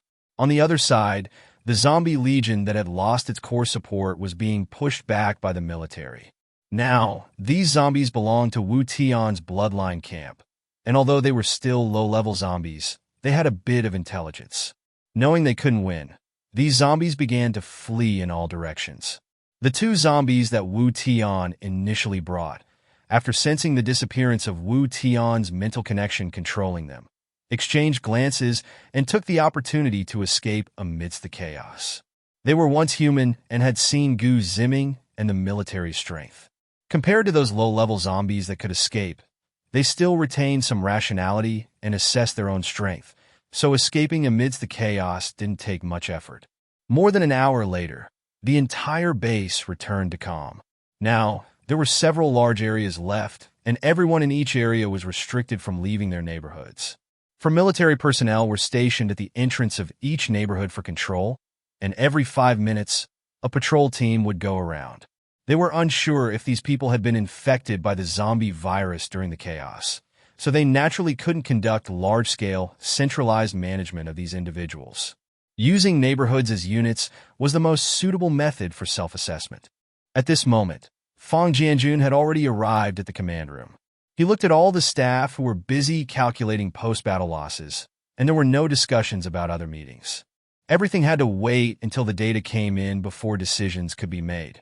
Gu Ziming was sitting sideways in a Hummer, and he opened the car door, facing the gathered crowd at the Tianxiong base. The number of people was noticeably fewer. Gu Ziming counted and found only about 20 people left.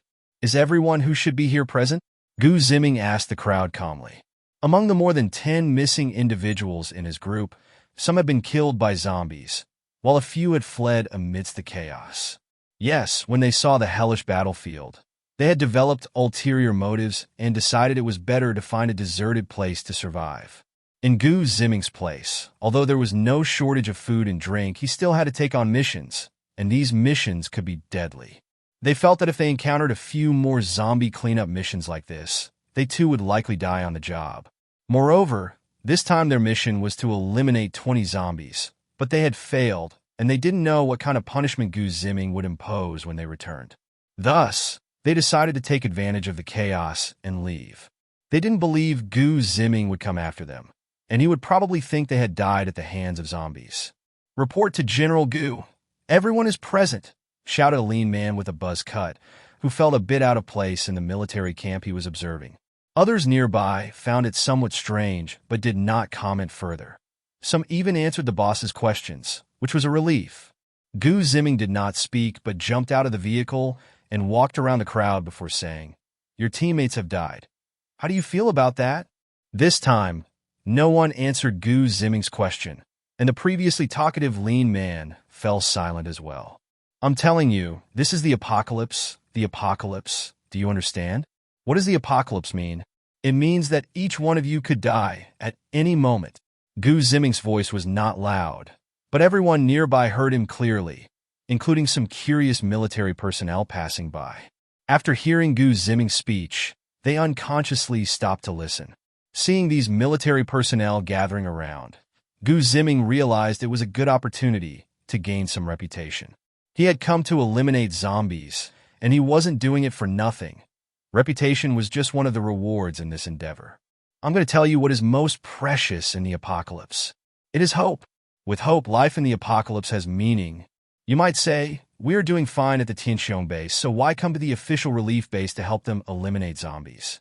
Let me tell you, we are here for the hope that they can survive. Do you understand? If I don't come, that zombie king alone could turn the entire base into a hunting ground for zombies, and these soldiers would become prey for the zombies. After that, once they all turn into zombies, the entire Donghai would lose hope. Do you think we can survive on Dongshan Mountain indefinitely? Do you think you can keep fighting? At this point, Gu Ziming's impassioned expression gradually calmed, and he spoke in a more composed tone. In fact, helping them is helping ourselves. Once this base is destroyed, we will be facing the zombies of the entire Donghai city. At that point, our hope would also be gone. Clap, clap, clap. Before Gu Ziming could continue speaking, a soldier nearby started applauding. Soon, more and more military personnel gathered around, and correspondingly, the applause grew louder. Well said! A loud shout came from not far away, accompanied by applause. The speaker was Fang Jianjun, who had just come out of the command room, along with several other commanders. They had just prepared to come out and boost everyone's morale when they overheard Gu Ziming's remarks. On the surface, it sounded like just a story of mutual dependence. However, Fang Jianjun understood that even if they were wiped out by zombies, Gu Ziming would not necessarily lose any hope. As for Gu Ziming's statement, in his view, it was merely a way to save face for the military, allowing them to feel less ashamed. He had always been someone who protected the public, and it was unexpected that one day they would need protection from others. This realization could lead some sensitive individuals to overthink the situation. Commander Fang, I'm doing this for myself as well. Right now, with you all here, we are united against the enemy. If you were to disappear, we would be in even more trouble. Seeing Fang Jianjun arrive, Gu Ziming felt even more satisfied. Originally, he had only intended to interact with the soldiers, but now a group of commanders had also come. Fang Jianjun waved his hand and said, "Regardless of the circumstances, this time you have helped everyone through a difficult situation, so you are indeed a benefactor to me." Fang Jianjun. Yes, yes. Benefactor, benefactor. Thank you, Mr. Gu, for your assistance this time. Some of the commanders behind Fang Jianjun also applauded and expressed their gratitude to Gu Ziming. Previously, Gu Ziming had collaborated with the military on 2 occasions.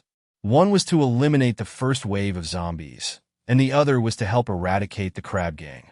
However, on both occasions, the military was in charge, and Gu Ziming was merely assisting. This time was clearly different. Gu Ziming had helped them deal with the most critical and challenging zombie king. Without Gu Ziming's intervention, while they might not have all been killed, it was certain that the base they had painstakingly established would have been rendered useless. In the apocalypse, aside from food and water, shelters were the most crucial resources. Without shelters, they would be left wandering, and they did not have the resources to establish a new one. Moreover, if they were to seek refuge at other official relief bases, it was uncertain whether they could be accommodated, and the mere thought of being dependent on others would be quite uncomfortable for them. Given their numbers, finding a place that could accommodate them would require searching for a super-large official relief base. The nearest super-large base to Donghai City was the official relief base in the imperial capital. The imperial capital relief base had 2 facilities, number 1 and number 2, each capable of accommodating over 100,000 relief seekers. Fang Jianjun and Chen Gang were well aware that if both Fang Jianjun and Gu Ziming had died at the hands of the zombie king, they would have been forced to take everyone to the imperial capital. Once they arrived in the imperial capital, whether they would be accepted was a question in itself. And even if they were accepted, it would be impossible for them to hold power as they did in Donghai. The other commanders understood this reasoning as well, which was why they felt such gratitude towards Gu Ziming, who had saved them. Everyone, I'm not a benefactor. I'm just an ordinary person. I only know that if I didn't come to help you fight zombies, you would have turned into zombies and come to attack me. Gu Ziming was making a joke, not too big nor too small, and he removed the title of benefactor from himself. Joking aside, the last thing Gu Ziming wanted in his life was the so-called good person card. With just the phrase, "you are a good person," all debts of gratitude could be nullified, and from then on, your help would be considered a selfless act. I, Gu Ziming, have limited abilities and can only protect the 10 or so people behind me. You are the truly remarkable ones, having built such a large shelter for the citizens of Donghai City and distributing supplies to the people. Speaking of supplies, I still have a little food here. I've decided to distribute 1 pound of flour for free to everyone at the relief base. Gu Ziming shouted loudly, instantly earning the respect of everyone present. It's worth noting that even with the loss of 2 large districts, which amounts to several thousand people, there were still at least over 20,000 people at the base, including military personnel. This meant that Gu Ziming would be distributing more than 20,000 pounds of flour for free. In the apocalypse, this was no small amount of supplies. They had just been worrying about how to appease the remaining citizens, and giving out supplies seemed to be the best way to comfort them. They didn't have much surplus food, and giving anything else wouldn't be effective in this dire time. The best comfort they could offer was food. Applause erupted once again, this time even louder, spreading curiosity in the nearby residential area. However, no one came out or peeked to watch. Instead, they covered their ears with their blankets. They were trying to conserve energy as much as possible, and only sleep could help them save energy. The applause outside made it hard for them to sleep. Moreover, the official relief base was operating on a labor-based distribution system. Due to the decrease in the military's food reserves and reduced work requirements, the rations for everyone were also continuously decreasing. Once awake, in addition to consuming more energy, they would also feel the hunger in their stomachs. Then I will thank Brother Gu on behalf of everyone. Fang Jianjun hadn't expected that the typically business-minded Gu Ziming would donate so much food at once. In the past, he would only send 1 or 2 truckloads of vegetables at most. While those vegetables weren't bad, they couldn't alleviate hunger, and for them, the importance of staple food far exceeded that of vegetables. All right, since we've resolved the matter, let's head back for now. Gu Ziming felt that he had already gained the goodwill he needed, and there was no need to stay here any longer, so he said his goodbyes. Okay, Brother Gu, you've worked hard too. You all go back and rest. I'll finish up here and come over to discuss some matters with you later. Fang Jianjun didn't insist on keeping him. They were all tired, and they had a lot of post-war work to do. Once Gu Ziming heard this, he understood that discussing matters meant dealing with the distribution of spoils and benefits, so he nodded and got into the Humvee. The people from the Tianqiong base also said nothing and boarded their minibus, following Gu Ziming as they drove away. Fang Jianjun watched the convoy of Gu Ziming leave and instructed, "Remember to dissect all the zombies and extract the crystals. When is that person coming over?" A voice came from a small house by the side of the road. This small house used to be a convenience store along the highway, but unfortunately, it had long been emptied, with only empty shelves remaining inside. The people inside were the ones who had left early to set a trap for Gu Ziming, along with Matsubara Tetsusho and the Aurora team. A few of them knocked down the shelves, sat on top of them, and started discussing the plan against Gu Ziming. It doesn't matter when he comes, as long as he walks down this road, he will be captured. Matsubara Tetsusho looked somewhat excited, still very patient as he awaited Gu Ziming's arrival, like a spider that has spun a web waiting for its prey to arrive. Though excited, he remained as still as a mountain. "Is this the formation you used to trap us last time?" Aurora asked indifferently from the side. "No, there's a bit of a difference." Matsubara Tetsusho's eyes were still fixed on the highway, but his tone was very casual. "Oh, what's the difference?" Nobunaga Shizuku, dressed in samurai attire, casually asked. "I'll tell you, this is the difference." Matsubara Tetsusho's tone was still very casual, but his right hand gestured towards Nobunaga Shizuku. Suddenly, it was as if a thin line had tightened around Nobunaga Shizuku's neck, making it difficult for him to breathe. And before long, his face turned a purplish hue. "Stop! Stop! Stop!" Aurora quickly stood up and shouted loudly. Matsubara Tetsusho continued to look out the window at the road, as if he hadn't heard Aurora's frantic shouts. Having one less person to deal with Gu Ziming means less power. If you kill him, we will be finished. Aurora walked to Matsubara Tetsusho's back, his tone devoid of the previous frenzy, and spoke coldly to him. There's no need to threaten me. I'm just telling him what he wants to know. Besides, don't you want to know as well? Should I tell you? Matsubara Tetsusho replied blandly, while his right hand lightly gestured again, causing the formation that had trapped Nobunaga Shizuku to dissipate. At this moment, Nobunaga Shizuku had already fainted, and his legs were still twitching unconsciously. Matsubara Tetsusho did not want to make things too messy, as he was alone here and might still need some help. If he hadn't encountered Wu Tian on the cruise, and if his subordinates hadn't died, he wouldn't mind getting rid of Nobunaga Shizuku to give Aurora's team a show of force. Aurora also had no real intention of going to extremes. After all, if he wasn't afraid of death, why would he have traveled all the way to Donghai City? Saying that they would dissolve the team was just him trying to save face. Their lives were still in someone else's hands, so they didn't have the right to talk about breaking up. The only reason he confronted Matsubara Tetsusho like this was to protect Nobunaga Shizuku's life. Among their team, he had the best relationship with Nobunaga Shizuku, and just now, it had actually been a tacit cooperation between the two of them. Of course, on the other hand, he was also certain that Matsubara Tetsusho still needed them, as he knew that the guy currently had no subordinates in Donghai City. If they got rid of them, Matsubara Tetsusho would be left without any support. He's here. After a moment of silence, Yanagita Ryo suddenly spoke up.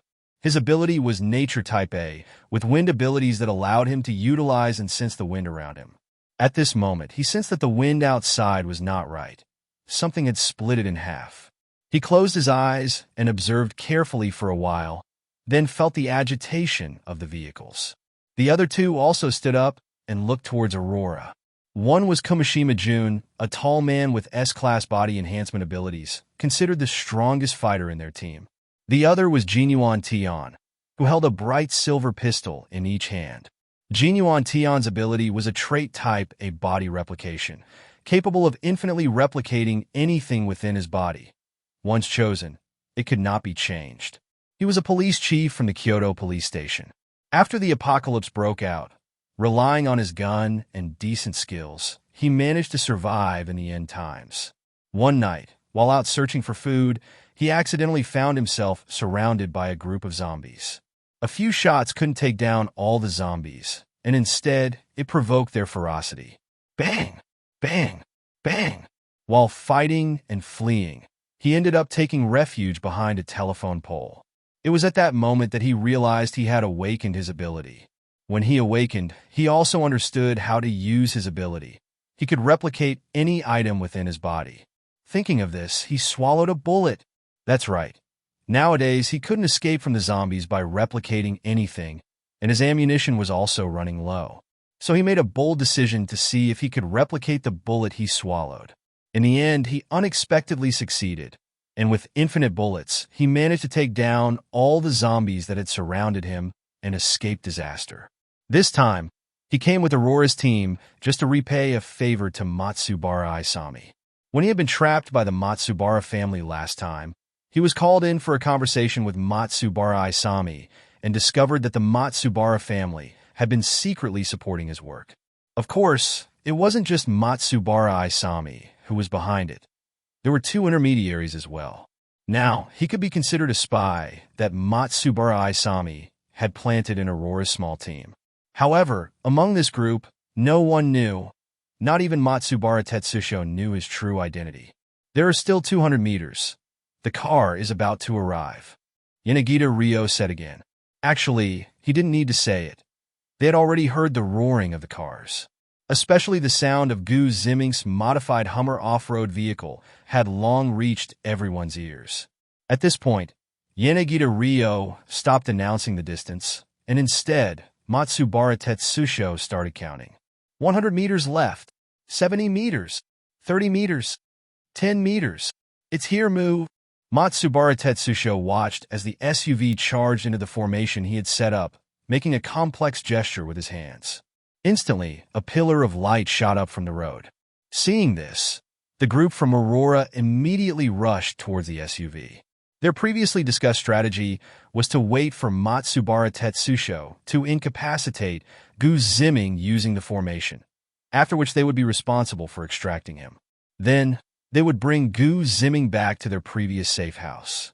Later, Matsubara Tetsusho would have a conversation with Gu Ziming to extract the secrets he wanted to know. Once the secrets were revealed, it would be straightforward. Get on the boat and return. As Aurora watched the SUV getting closer, he couldn't shake an increasing sense of panic. Victory was right in front of them. The SUV was trapped by the formation, standing still and motionless. The 3 minibuses behind also came to an immediate stop. Then, the people at the Tianqiong base saw the pillar of light enveloping their boss's SUV, and suddenly a group of people rushed out from the convenience store nearby. "We're in trouble! It's a trap!" Someone shouted from inside the minibus, causing everyone to panic. As they saw the group of attackers drawing closer to the SUV, and the SUV showed no reaction, meaning Gu Ziming inside did not react at all, everyone felt even more anxious. Some of the more astute individuals guessed that the pillar of light was definitely some kind of supernatural ability, one that could trap people. At this moment, Gu Ziming inside the vehicle was undoubtedly trapped. They even considered the worst-case scenario. What if that pillar of light was lethal and had killed Gu Ziming? Should they get out to protect their boss, remain in the vehicle, or wait and see how things unfolded? If their boss was dead, should they just run away? Everyone's thoughts became lively all at once. But no matter which option they chose, they had to get out of the vehicle. What if that pillar of light struck their minibus? Inside the vehicle, they had no means to resist. They felt like meat on a chopping block, ready to be slaughtered.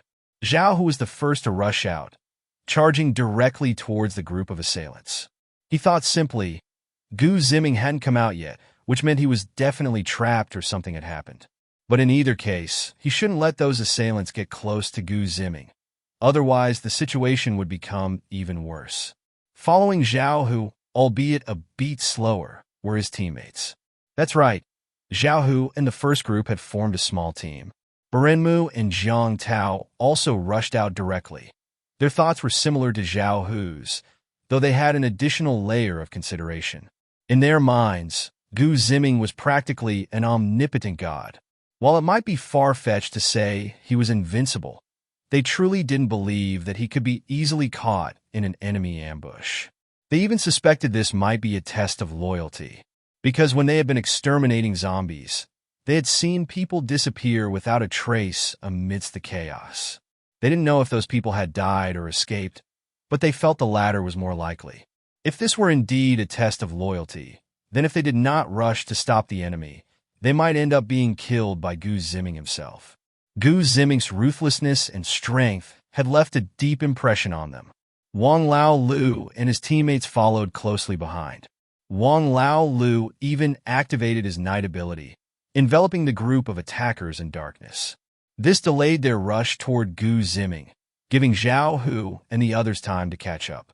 The SUV's door remained tightly shut, as if no one were inside, despite the engine vibrating. Upon seeing Zhao Hu, Wang Lao Lu and the others rushed over. Some people thought for a moment and then followed suit, joining in the chaotic battle. There are still some people hesitating, watching as the majority have already charged in, and in the end, they followed suit. Finally, there were still 2 or 3 people who got out of the vehicle, but they just stood by the car door, watching the struggle of the crowd, their eyes flickering continuously, not knowing what they were thinking. Zhao, who was facing off against the largest member of the Aurora team, Xiong Daojun. The enhanced abilities were activated instantly, and both their bodies surged in size once again, like 2 small mountains continuously clashing against each other. Lu Tianjiro was being besieged by Jiang Tao and a few others, with his own windstorm preventing anyone from getting close. Even though Jiang Tao transformed into a stone man, countless wind blades were still constantly slicing through his stone body, causing a huge drain on his ability energy. On the other side, Jin Yuantian was firing his pistols, forcing others to dodge.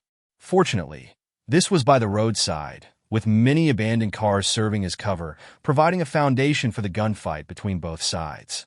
Jin Yuantian had unlimited bullets here, while Baranmu and the others had limited ammunition, but with so many people, 4 or 5 ability users, attacking Jin Yuantian, he was nearly overwhelmed.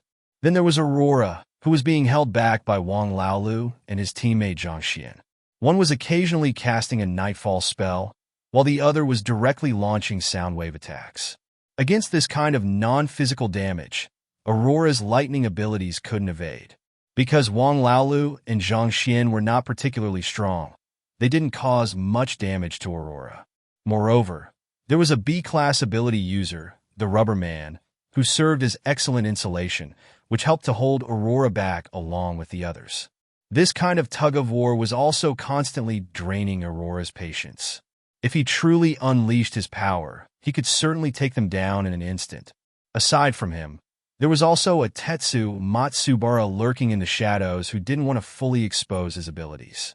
Last time, he was directly trapped by Matsubara's formation and couldn't use his true strength.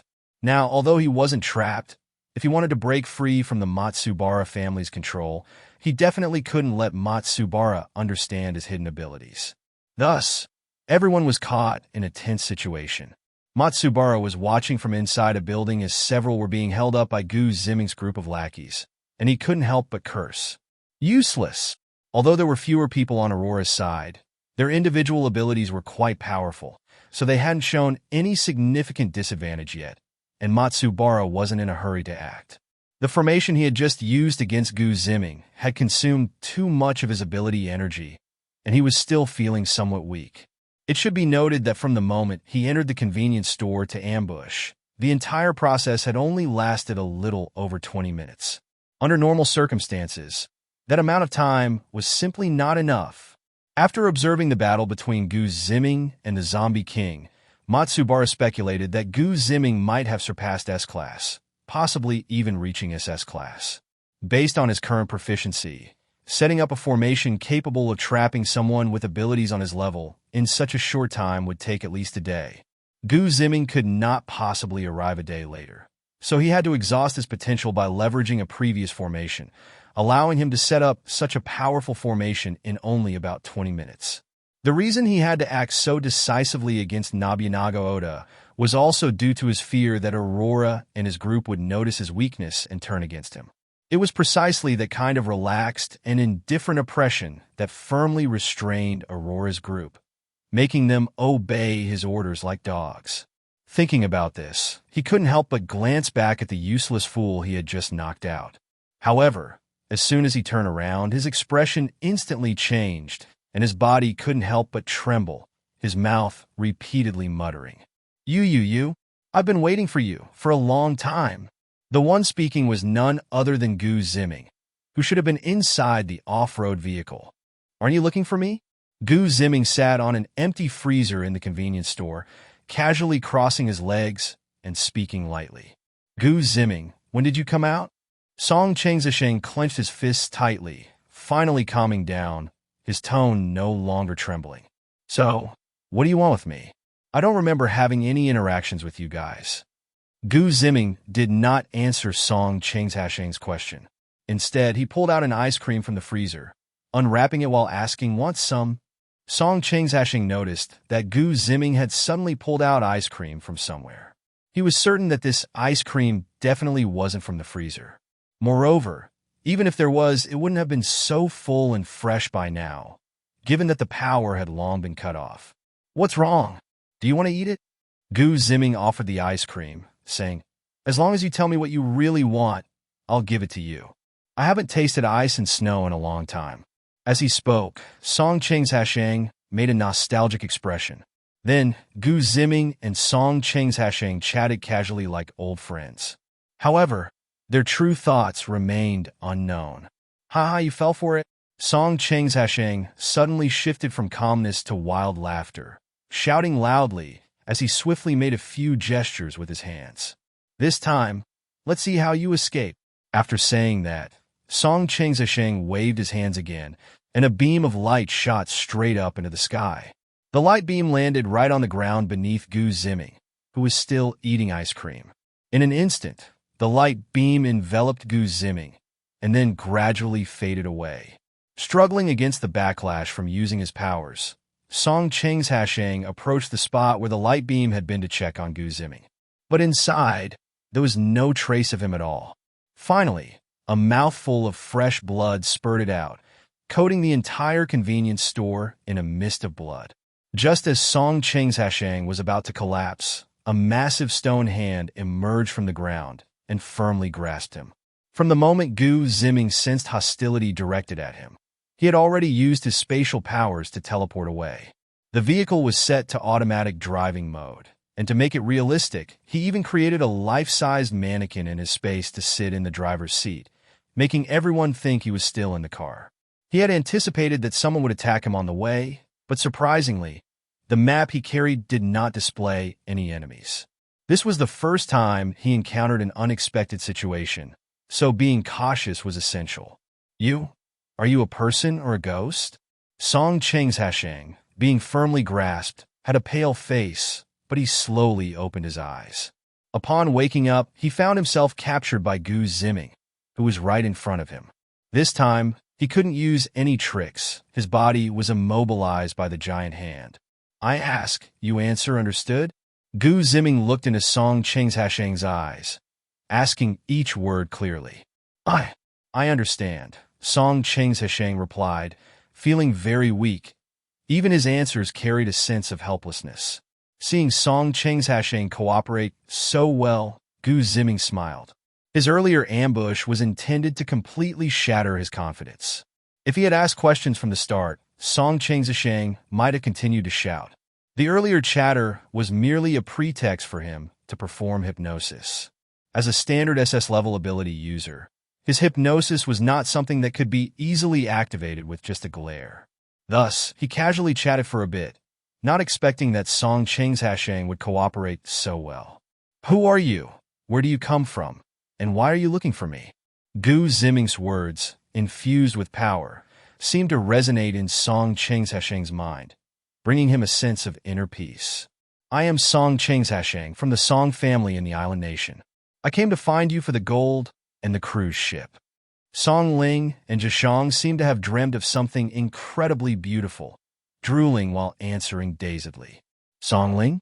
Who are you to Song Ling? Gu Ziming recognized the familiar surname, and a short, chubby figure flashed through his mind.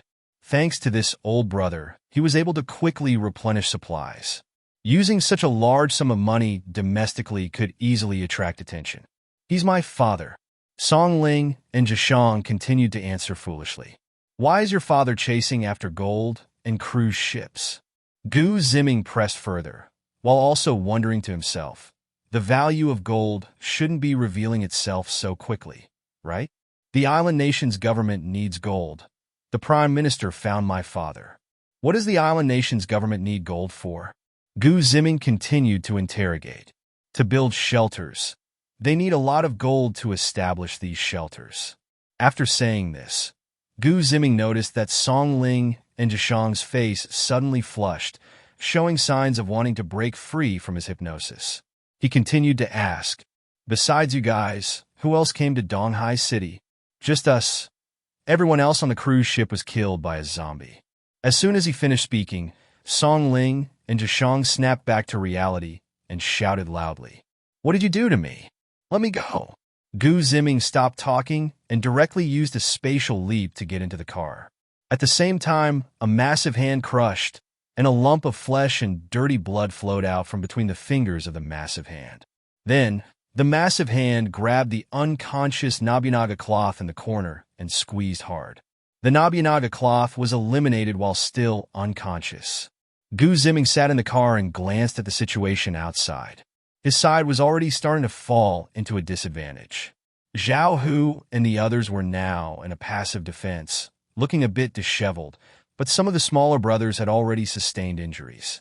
Beep! Gu Ziming pressed the horn, and the entire scene instantly fell silent. The people at the base were almost despairing. They had not seen Gu Ziming come out for a long time and thought he had been eliminated. But at this moment, they had no choice but to retreat or run. If they fled, they would surely be taken down one by the opposing side. Some of the younger brothers' fervor had also cooled. They were even secretly cursing themselves, wondering how foolish they had to be to seek revenge for the boss. Just when they were about to give up hope, unexpectedly, the boss came back to life. Some people were so excited they jumped up directly. In contrast, Jiguanji and his team felt as if they had fallen from heaven to hell. Gu Ziming woke up. Wasn't that guy Song Ling and Zhishang saying he would be unconscious for at least a day and a night? It hadn't even been a few minutes, and he was awake. Facing Gu Ziming, apart from Jiguanji himself, who was confident he could hold his own, the others were filled with fear towards Gu Ziming. They had seen the video of the massive earth fissure that swallowed thousands of ordinary people, and they had also witnessed the confrontation with the zombie king clearly. Lu Tian Heir, Jin Yuan Tian, and Xiong Dao Jun, each one of them, had no confidence in surviving 5 minutes under that zombie king's hand. What are you afraid of? We're not pushovers. Jiguanji immediately sensed his teammates' fear and hesitation, shouting loudly. No matter what, their morale could not drop. Once he falls down, there's absolutely no way for him to escape unscathed. Yes, at this moment, Aurora Yu has already developed a psychological retreat, but he cannot let his teammates see it. From that horn sound, he has already realized that their defeat is certain. Aurora Yu does not know what exactly happened to Song Lai Chishang in the convenience store. He didn't manage to knock Gu Ziming out, and up until now, this plan has not materialized. What does this indicate?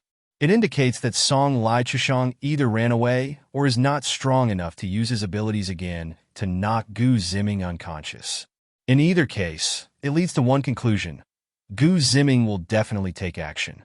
Faced with Gu Ziming, he lacks the confidence to ensure victory. Not to mention there are so many of Gu Ziming's subordinates outside. Aurora Yu dares to bet that if he doesn't find an opportunity to retreat right now, he will definitely be done for here. You guys cover me. I'm going to take down Gu Ziming. Aurora Yu shouted loudly to his teammates. Seeing that Aurora Yu was still nearly 10 meters away from Gu Ziming's off-road vehicle, his teammates shouted in response. Okay. After saying that, a few of them rushed towards Aurora Yu, blocking Wang Laohan and Zhang Qian in front of him. The timing is ripe. A glimmer of joy flashed in Aurora Yu's eyes, as he hadn't expected that at this moment. Gu Ziming hadn't even gotten out of the car yet. He could retreat now. As for his teammates, well, he's sorry. Whether they can survive to see him again is uncertain. Aurora Yu activated his abilities along a specific trajectory, completely transforming into a being of lightning. Before anyone could react, he suddenly accelerated and dashed toward Gu Ziming's side. Gu Ziming sat in the car, watching the performance of the few people, slightly surprised. This lightning ability is truly overwhelming. No matter how fast the lightning is, can it outrun space? Gu Ziming applied a spatial jump to the massive stone hand, directly slapping Aurora Yu, who had just run several hundred meters away. Slap! A shadow quickly flew back from several hundred meters away. When the shadow landed and rolled several times, everyone finally saw the true appearance of the shadow. Isn't that the lightning person from just now? Yeah, I thought he was going to unleash a big move to attack General Gu, but in the end, I didn't expect he was just running away. What's even more surprising is that he actually came back. Are you stupid? This is obviously him being knocked back. This must be General Gu's doing. I knew it. General Gu is fine, huh? The younger brothers who had just stood up to confront the enemy in the base were extremely excited inside. They bet right. Gu Ziming was indeed fine, and they had proven their loyalty to him. There would definitely be a wave of rewards coming their way, especially for those who were seriously injured and thought they were going to die here. They never expected their boss to be so fierce, knocking away the strongest opponent with just one move. On the road, Lu Tianlang, watching the nearly breathless Aurora Yu, felt incredibly complex inside. The one who called for their cover was him, and the one who retreated alone was also him. In the end, he was the one who was slapped back by a giant stone. Aurora Yu felt a deep fear. That earlier slap was definitely not from a soil-type ability. No matter how strong Gu Ziming's Earth-type abilities are, and no matter how much they counter him, his lightning form can immunize him against physical damage. In the moment he was just slapped, his lightning abilities seemed to be turned off, and he simply took the slap with his flesh and blood. Cough, cough, cough. Aurora felt as if all the bones in his body had shattered, and waves of intense pain surged from his internal organs. He felt like he was about to die. Before Aurora died, he wanted to see with his own eyes the man who killed him. He believed that in his life he had never been bested by anyone. This was the first time he had been so thoroughly crushed. At the official base, he had seen Gu Ziming's true appearance, and thought it was no exaggeration to say he was a devil disguised as an angel. At this moment, Aurora felt that Gu Ziming was like a demon cloaked in angelic guise, and that warm, jade-like temperament was merely a deceptive facade. Creak! The door of the SUV opened. Due to Gu Ziming's modifications, the door was quite heavy, and when it opened, there was a slight sound of friction. Hearing the sound of the door opening, Aurora struggled to turn his head, catching sight of that face that seemed to smile, yet wasn't. Then he gasped his last breath. With the leader dead, the remaining members, Lutian Erlang and others, said nothing, and they raised their hands in surrender. Although they all hated the Aurora who had run away alone, it was undeniable that Aurora was their leader, the strongest among them. If even Aurora could be killed with a single slap, they had no chance of turning the situation around. As for Matsubara Tetsu, he hadn't appeared before, and now he couldn't possibly show up again. Gu Ziming opened his portable map to check on the others. Lutian Erlang and Kumishima Shun were slightly red dots, while Jinyuan Tian was gray. Oh! Then Gu Ziming used his villain's eye to check Jinyuan Tian's identity. Name: Jinyuan Tian. Identity: Police Chief of Kyoto, Yamato Country. Loyalty 40. Skills: A-level body duplication ability, advanced marksmanship, advanced reconnaissance, arrest skills, and other police skills. Seeing this Jinyuan Tian, Gu Ziming formulated a plan in his mind. He needed to find out what was happening in Yamato Country now, and whether Matsubara in no way would continue to send people to seize gold. And since this Jinyuan Tian could be a police chief, he wasn't useless. Even if he was, he still had some value for recovery. With this thought in mind, Gu Ziming looked at the other two. Seeing Gu Ziming look at them, Lutian Erlang and Kumishima Shun pleaded for mercy in a flurry of words. Gu Ziming did not respond. Instead, he activated his villains' eye to check their loyalty. Sure enough, the loyalty values fluctuated between 0 and 20, constantly jumping. Seeing this fluctuating loyalty, Gu Ziming couldn't help but chuckle inwardly. Even if I want to use you as cannon fodder, you won't even give me a chance. A giant stone hand suddenly dragged Lutian Erlang down into the depths of the earth. Kumishima Shun, seeing this, hurriedly ran towards the periphery. Only Jinyuan Tian remained standing still, bowing to Gu Ziming with his eyes closed, as if waiting for death. Before Kumishima Shun could run 3 meters, he was tripped by a crack in the ground, and in an instant, the crack opened like a giant blood-red mouth, swallowing him whole. Only a wail echoed from the depths, sending chills down everyone's spine. Then, Gu Ziming walked directly in front of Jinyuan Tian and said in Chinese, "Do you know why I kept you alive? Do you know why I kept you here?" Gu Ziming walked in front of Jinyuan Tian and asked lightly, "Mr. Gu, I am willing to work like a horse for you." Jinyuan Tian spoke in clear and precise Chinese, and his tone was exceptionally firm. He had studied abroad in Xia country and was quite familiar with the language. Hearing Gu Ziming ask him in Chinese, he immediately understood the underlying meaning. Go, find a way to get to the island country and investigate what the island country government is really doing. Gu Ziming did not intend to keep him here, and this could be considered a strategic move. Jin Yuantian's infiltration into the enemy's ranks was indeed good, but being unable to do so was not detrimental to him. Upon hearing Gu Ziming's almost permissive instruction regarding his undercover mission, Jin Yuantian said nothing more and bowed again. "I guarantee I will complete the mission." Gu Ziming was satisfied with this response, and then checked Jin Yuantian's loyalty using the villain's eye. It had now risen to 60. Gu Ziming was not satisfied with this number, and once the system upgraded, he planned to buy a thought stamp. With a thought stamp, even if Jin Yuantian was far away in the island country, Gu Ziming could still control him remotely. At the official base, Fang Jianjun and Chun Gang were in the office, remaining silent. They had just received a long-awaited notice from their superiors. Collect gold as much as possible.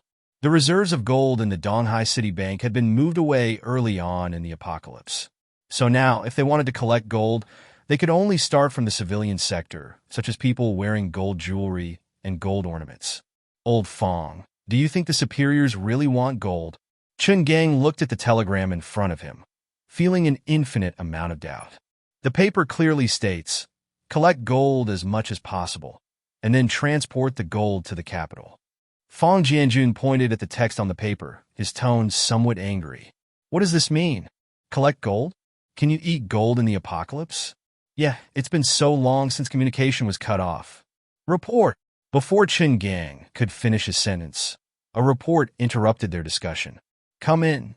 Fang Jianjun put away the note on the table and called out.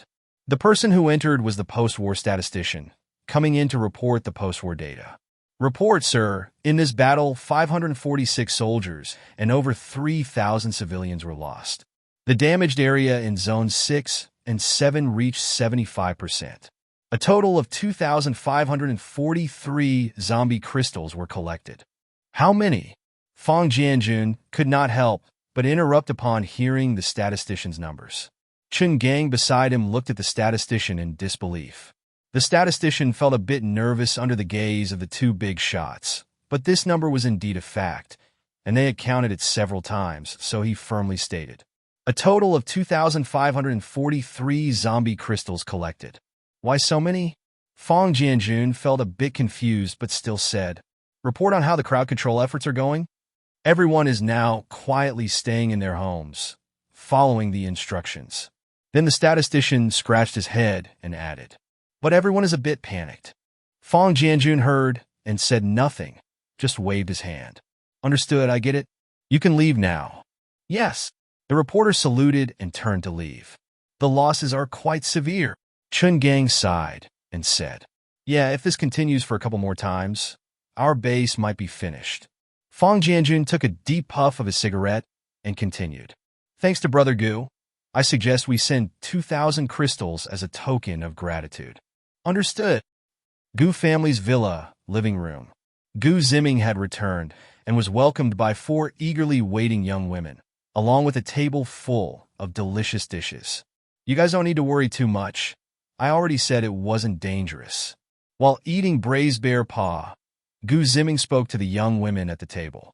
Wasn't it dangerous this time? I saw the synchronized video in the car and was sweating for you.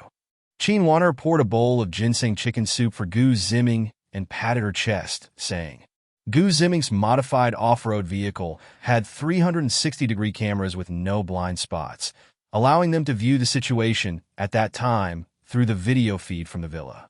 Yeah, that zombie king was really powerful. Do you think zombies also evolved through survival of the fittest? Qin Feifei recalled the zombie king and tilted her head, pondering. Still, my big brother is amazing. Zhao Xiaoyu didn't care about much else. Seeing how Gu Ziming defeated the zombie king with those towering earthen walls made her feel proud. Feng Linger, however, felt indifferent. She always found Gu Ziming's character unfathomable, and his current performance perfectly validated her assumptions. But should she tell him about her own situation? Feng Linger felt conflicted. However, when she glanced at her older brother and sister, she noticed Wu Mingming remained silent, although her eyes were a bit red and glistening with tears that seemed ready to fall at any moment. The moment she saw the zombie king, she felt a sense of familiarity. His facial features were remarkably similar to her long-lost elder brother, Wu Tian. At the moment Gu Ziming killed Wu Tian, she felt an inexplicable pain in her heart.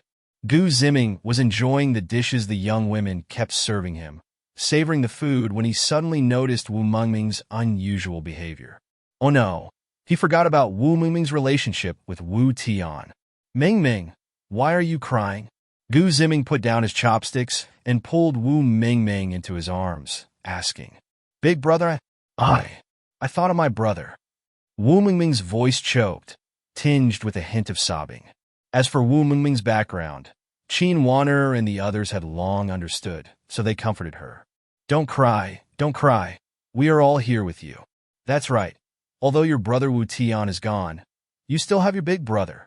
Gu Ziming gently embraced Wu Mingming and stayed silent.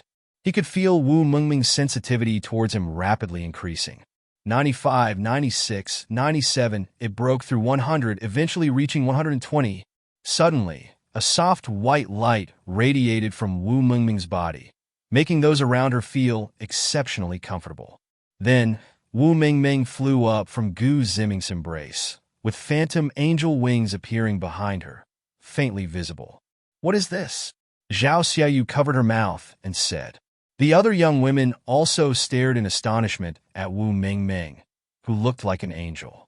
Gu Ziming, however, was shocked. He realized that the fourth main character had emerged. Imperial Capital Research Institute. A scruffy young man trembled all over, his eyes filled with confusion. "Have I crossed over?" The young man realized he was wearing a lab coat and was holding a cage of small white mice. He shook his head and smiled bitterly. Still in an apocalyptic world.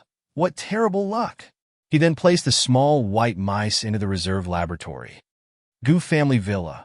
Wu Mingming's recent changes had truly surprised everyone.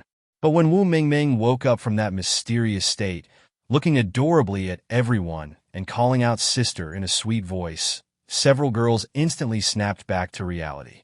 It was still the same Mingming. At the table, Gu Ziming patted Wu Mingming's head and said to everyone, "I've finished eating, I'm going to rest now." He then returned to his room.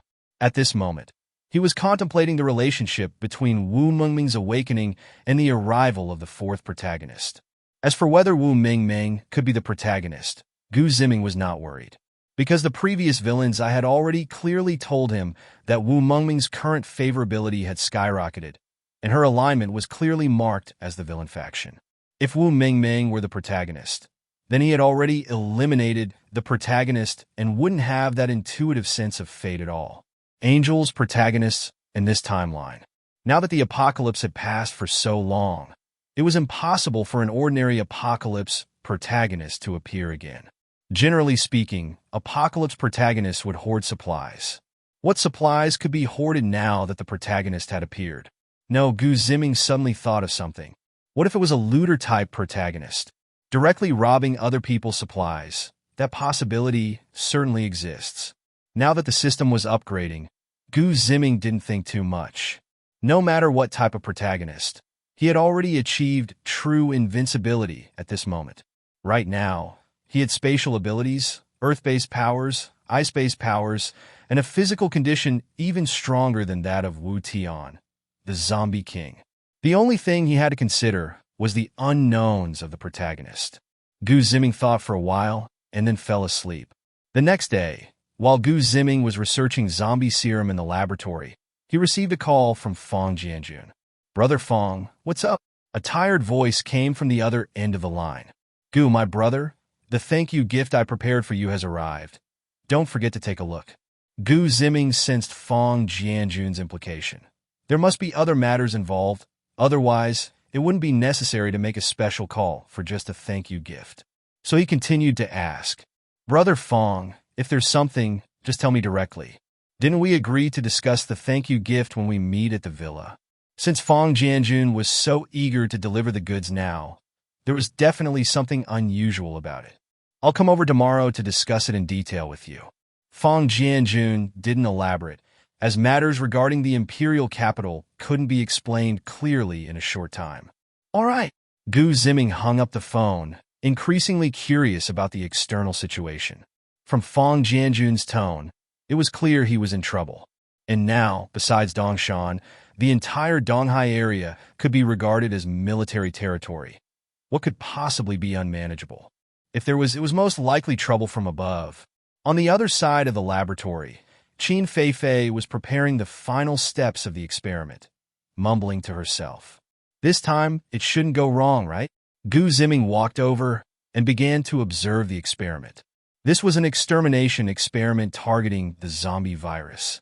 As long as there was a virus, there must be corresponding counterparts that could counter it. If this fails, it's okay. After all, zombies can be killed directly. Gu Ziming approached Qin Feifei from behind, wrapped his arms around her soft waist, and comforted her softly. But if we succeed this time, we won't be afraid of zombies anymore. A glint of determination flashed in Qin Feifei's eyes as she pressed a red button. Immediately, a mechanical arm injected a syringe into the arm of a person who had just been infected. The experimental subject was one of the base members who had escaped during yesterday's chaos. They thought they could escape from the base amidst the zombies and enjoy their freedom. But they didn't expect Gu Ziming had already marked every base member with a personal map. At that time, he couldn't be bothered with them because the space couldn't hold living people and the value of dead bodies was nothing more than trash to Gu Ziming. So, when Gu Ziming returned to the villa, he made a spatial leap to capture all of them and kept them in a laboratory. This experimental subject was a middle-aged man with a big belly. He used to be a boss who was used to calling the shots. But after the apocalypse, he could only survive in Gu Ziming's space and had to obey him, which made him very unhappy. Especially when he was helping the military clear out zombies. He thought it was completely unnecessary. For Gu Ziming, clearing out zombies was a task that could be accomplished with just a finger. But for them, it was a near-impossible challenge. It would have been better to escape amidst the chaos. Just when he thought he could enjoy freedom after running for about 50 kilometers, he unexpectedly encountered the person he feared the most. Gu Ziming. Just an hour earlier, Gu Ziming had injected him with a gray liquid. After that, he lost consciousness. Gu Ziming watched as the mechanical arm injected a tube of red liquid into the soon-to-be zombie subordinate, feeling no ripple of emotion in his heart. Betrayers, whether villains or protagonists, must be killed without exception.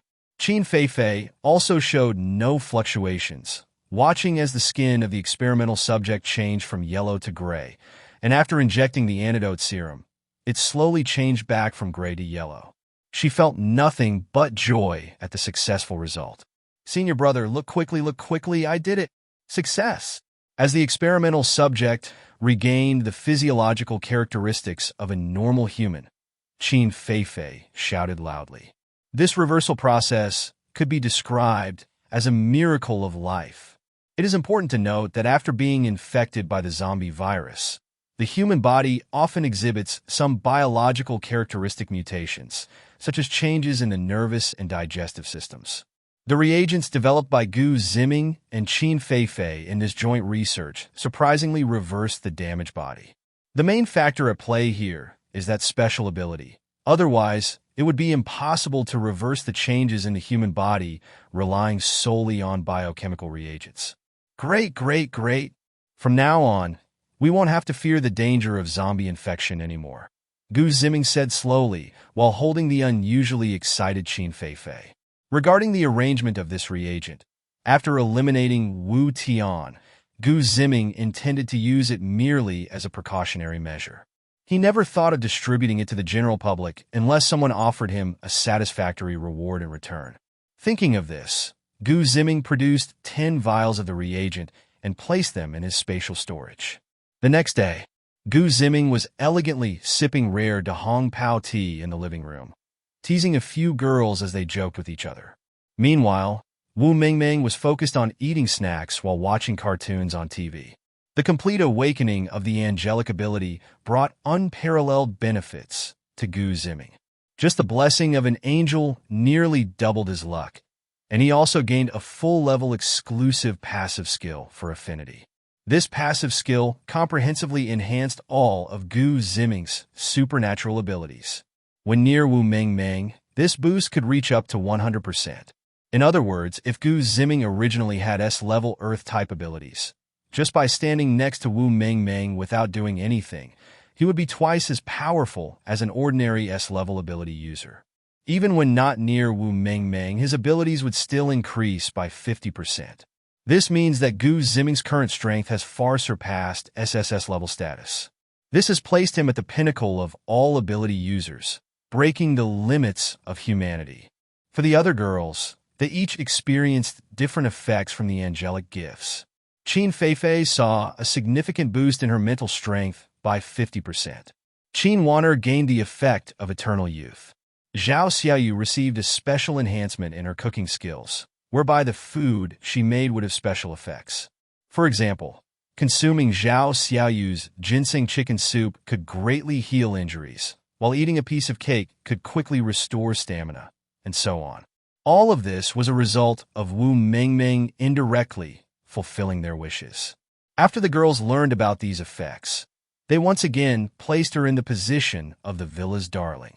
Ding, ding, ding. Gu Ziming noticed that the intercom was ringing. "Mr. Gu, the military has arrived." "All right, let them in." This wasn't the first time the military had come, so the security personnel knew what to do after reporting. Gu Ziming merely nodded slightly, and they had already made the necessary arrangements. The 20,000 gene of flour that Gu Ziming had promised last time had already been stored in the warehouse, and at that moment, wheat cultivation had also begun in the underground cultivation room. For Gu Ziming, the supplies in his space needed to be maintained at an appropriate level. If some were consumed this time, they needed to be replenished as soon as possible. Although the maturation cycle of wheat is not long, it still cannot compare to the speed of retrieving items from the space. Before long, Fang Jianjun arrived with Chen Gang, as well as someone Gu Ziming did not expect, and they entered the living room. "Brother Ziming, it's been a long time since we last met." A striking figure suddenly darted out from the hallway of the living room, and before Gu Ziming could react, she enveloped him in a warm embrace. The visitor was Wen Yan, who had just been appointed as the head of the security department at the official base. "What brings you here?" Gu Ziming did not push Wen Yan away. Instead, he gently whispered in her ear, "I missed you." Those 4 words drained all the strength from Wen Yan's body, causing her to lean slightly against Gu Ziming. The last time Gu Ziming displayed his heroic demeanor during the battle at the base had long since etched itself into Wen Yan's heart. However, back then, she was busy organizing the evacuation of the civilians and didn't have the time to greet him. Just that distant glance made her completely fall for the Gu Ziming in front of her. Initially harboring a faint admiration for Gu Ziming, her already strong admiration for capable men made him the most ideal choice for her husband in her heart. She waited and waited in the military camp, but never received any proactive care or concern from Gu Ziming. She even began to doubt whether he had forgotten his promise to come find her when he had the time. In the end, she truly couldn't hold back any longer. Upon learning that Fang Jianjun was going to Gu Ziming's villa, Wen Yan decided to take the initiative. Ahem! Fang Jianjun, who had always taken great care of the young woman Wen Yan, immediately guessed her intentions upon hearing that she wanted to see Gu Ziming. Although this was the end times, who said that one couldn't consider their own romantic affairs. Fang Jianjun readily agreed to Wen Yan's initiative. Moreover, he could use the matter he was about to bring up to help promote the relationship between the two. Upon hearing her superior's cough, Wen Yan quickly realized that she was being too forward. Her cheeks flushed slightly as she broke free from Gu Ziming's embrace. Normally straightforward, she couldn't understand why she felt a bit shy around him. "Brother Fang, what brings you here?" "It must be something important." Seeing Wen Yan's shyness, Gu Ziming stopped teasing his childhood friend and directly inquired about Fang Jianjun's purpose. "Since you're asking, I'll be straightforward. I'm here mainly to ask for your opinion on something." Fang Jianjun sat upright across from Gu Ziming, frowning as he spoke. "Ask about what?" Gu Ziming felt a bit puzzled. "The higher-ups have ordered us to collect gold and send it to the imperial capital. What do you think about this order?" Fang Jianjun leaned slightly forward, speaking to Gu Ziming. Gu Ziming sensed not only confusion in Fang Jianjun's words, but also a hint of disdain. Perhaps to Fang Jianjun, this was a sign that someone at the top was preparing to escape. "What do they want the gold for?" Gu Ziming asked slowly. "We've also sent inquiries to the higher-ups about this, but no one has replied." Fang Jianjun shook his head. They surely wouldn't say that in the end times, having stability would require gold as a necessary resource. Who would willingly surrender it if they knew? Gu Ziming secretly speculated in his heart. The island nation, now the imperial capital, perhaps the world was beginning to initiate a gold collection journey. If he delved even deeper, maybe countries around the world were starting to prepare for the construction of end-of-the-world cities. Then what are you all planning to do now? Gu Ziming took a sip of the Hong Pao and casually asked. At this moment, no matter what suggestions Gu Ziming made, they would have little effect. This decision could only be made by Fang Jianjun. We want to go to the capital to investigate what exactly happened, Fang Jianjun said, exchanging glances with Chun Gang before nodding. Go to the capital? Gu Ziming didn't expect these two to have such an idea. If he wanted to refuse, he could just not participate. Or perhaps he didn't dare to refuse and could just find some gold to distract them. But going to the capital was definitely not a good thing. Thinking of this, Gu Ziming squinted his eyes and said, This tea grows in Wui, and it is only in Wui that it is unique.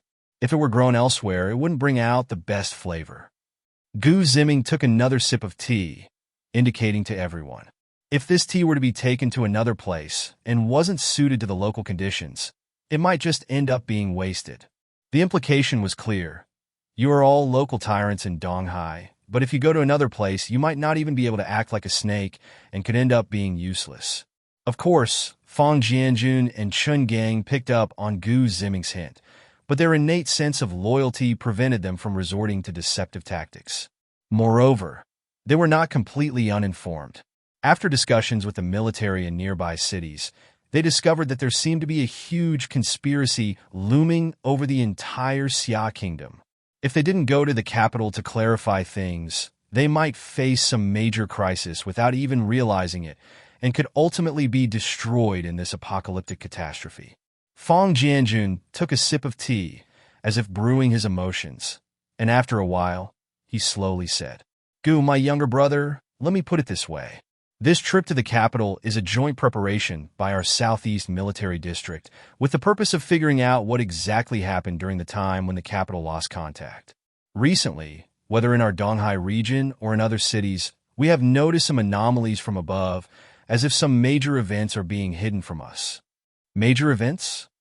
Gu Ziming asked softly, feeling a growing sense of urgency within. This is about to establish the order of the apocalypse. In the storyline of the first novel, the official powers of various strong nations, along with major forces, came together to establish a new apocalyptic world on the Western Plateau. But all of this happened 2 years after the outbreak of the high-temperature apocalypse. By that time, the sea level had rapidly risen, submerging more than half of the world's land. How long has it been now? It hasn't even been a year yet. Moreover, from his observations, the current sea level has only risen about 3 to 4 meters, far from the real tsunami crisis. Yes, we have now lost our means of communication with the outside world, and we suspect that this is orchestrated by those above. After Fang Jianjun finished speaking, he took a tablet from Chun Gang, unlocked it, and placed it on the coffee table. You might not know about our military's information system, so let me briefly explain. In addition to having an independent local area network, our military can also communicate across various military districts. At the same time, we can switch to global communication frequencies. But now, our military district communication and global communication frequencies have been cut off. We can only use the internet here. After saying that, Fang Jianjun pulled up a World Information Report, but the most recent date was already a month ago. This means that even during the apocalypse, the official powers of various countries still had access to foreign information collection, but a month later, that access was completely gone. As for whether it was due to the absence of foreign information collectors or because the information was not being relayed, that is worthy of contemplation. Currently, we and other military districts are using custom radio frequencies and personnel to communicate through this oldest method. Through our discussions, we have learned that the whole world is undergoing a dramatic change. At this point, Fang Jianjun and Chun Gang's expressions were extremely serious, and their tone was very firm. Gu Ziming still did not directly agree. It was obvious that Fang Jianjun and Chun Gang had their eyes on his strength. If he took action, this exploration would undoubtedly be much safer. But even without fully understanding the truth, he could guess the general situation. It was simply that the last city could not accommodate everyone, so a portion of those in power hoped to keep this news hidden. However, he had nothing to panic about at this time. If a tsunami disaster truly struck, he still had a large cruise ship of tens of thousands of tons. As long as he spent some luck points to upgrade the cruise ship again, it would be enough to cope with this sudden tsunami disaster. As for the construction of the last city later, he had already exchanged enough gold reserves. With his almost invincible strength, he wasn't afraid that they wouldn't allow him to stay. In fact, if he were a bit greedy, he might even be able to become the lord of the last city. In other words, no matter what, he was the winner. Going to the capital now was purely a waste of effort. Once they had made the cake, wouldn't it be better for him to just go and pick the fruit? Thinking of this, Ziming began to ponder how to refuse Fang Jianjun's invitation, saying, "I understand what you mean. However, I need to think it over." Fang Jianjun and Chun Gang nodded upon hearing this. Ziming's reaction was completely within their expectations. Since the last city opened until now, Ziming had been living within his means in his own manner. It was only natural that he would want to think it over when they suddenly proposed going to the capital. The two exchanged glances, and then Fang Jianjun said, "All right, Ziming, you think about it first. Although we hope you can help us, this must be based on your voluntary choice. With your strength, you can live quite well in this big manor without going. This is a thank you gift for the last time you came to help. You have to accept this." After saying that, Fang Jianjun pressed a couple of buttons, and a screen appeared showing a segment of footage. This time, Fang Jianjun also brought a jeep, and the back of the vehicle was filled with shiny zombie crystals. "All right, let's put this in my warehouse for now." Ziming was a bit surprised to see so many zombie crystals, but he soon remembered that these zombies were infected by Wu Tian, so it wasn't too surprising. "By the way, send a few more big trucks to haul flour." Ziming handed the screen back and said. Hearing the word flour, Fang Jianjun's expression brightened. Although Ziming had not directly agreed to help regarding the capital, the flour was a real solution to his urgent problem. Currently, due to the ongoing high temperatures, their stored food had begun to deteriorate, which was undoubtedly a big issue. These 20,000 jin of flour were indeed a timely help. After that, the two exchanged greetings and left. As for Wen Yin, it was as if she was forgotten by the two, left behind in the Gu family's villa. "Wen Yin, why aren't you going back?" Ziming said to Wen Yin, who was sitting in the corner, while winking at her. Through the observation of the villain's perspective, he already knew that the girl in front of him had developed a fondness for him that reached 93, which could be considered quite a liking. So, feeling bored, Ziming decided to tease this childhood friend. Wen Yin extended her long, fair hand and slapped it on the table, loudly exclaiming, "What? You don't welcome me?" Ziming noticed that Wen Yan's fierce expression was gradually weakening, and her eyes were becoming redder, realizing that something serious was happening. He hurriedly said, "How could I not welcome you? Do you remember how you used to tell my mom on me? I always ended up getting a good beating because of it." At that moment, Wen Yin suddenly burst into laughter, flicking her short hair off her forehead, and said, "Ziming, you're still the same as before, still so timid." Hearing someone call him timid didn't make Ziming the slightest bit angry. It could be said that he understood Wen Yan's feelings by now. At this point, taking a verbal hit didn't matter. After all, he would get his chance to teach her a lesson sooner or later. Well, let's talk about serious matters. Are you going back to the military camp this time, or not? Ziming had invited Wen Yin to his villa several times to enjoy good food and drinks, but she had refused each time. He didn't want to be a sycophant, so he had just let it be. Now that Wen Yin had moved in, he was curious about why. It couldn't be that she had suddenly developed feelings for him after seeing him show off, right? "I'm not going back. The military camp has basically returned to a stable operational state, and they don't need me anymore." Wen Yin picked up the tea that had already been brewed, gently took a sip, and then raised her head to quietly glance at Ziming. "All right then, you can stay here. I have everything I need except for a place to stay." Ziming noticed Wen Yan's unusual behavior, but didn't say anything about it. Although he had been living with Qin Feifei and the others for so long, he still hadn't learned to express his feelings. Aside from actions, words were all too pale. And so, Wen stayed. 2 days later, it was the day the system upgrade was completed. Ziming specifically asked Qin Feifei to prepare a sumptuous meal. Life needs some sense of ritual. After finishing the meal, Ziming took a bath and lit incense before finally opening the upgraded system. I want to check the information on the fourth character. Ziming didn't pay much attention to the changes in the system. Instead, he focused on the character he felt a connection with. The fact that it evoked such feelings in him indicated that this character was extraordinary. Ding! The fourth world has merged, and the character's storyline has been entered into the system space. The host can check it at any time. Ziming noticed that the system had become more humanized after this upgrade, even starting to skip the introductory explanations, letting him check things himself. It wasn't that more details indicated greater intelligence. On the contrary, the more concise it was, the more it reflected the system's humanization. Ziming didn't focus on the system changes and directly checked the situation of the new world. This character in this world is named Qin Feifei. He was originally a janitor raising lab mice. Later, he obtained a mechanical core from 200 years in the future, suddenly rising to become the most outstanding scientist of his time.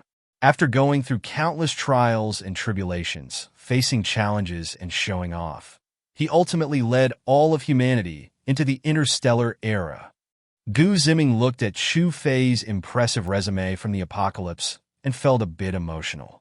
The first community war god of the apocalypse, Lin Fan, could only manage to build a shelter on the western plateau to survive. But now, this Qin Feifei is directly leading his family into the interstellar era, completely ending the struggles of the apocalypse. This vision is much larger than that of a community war god.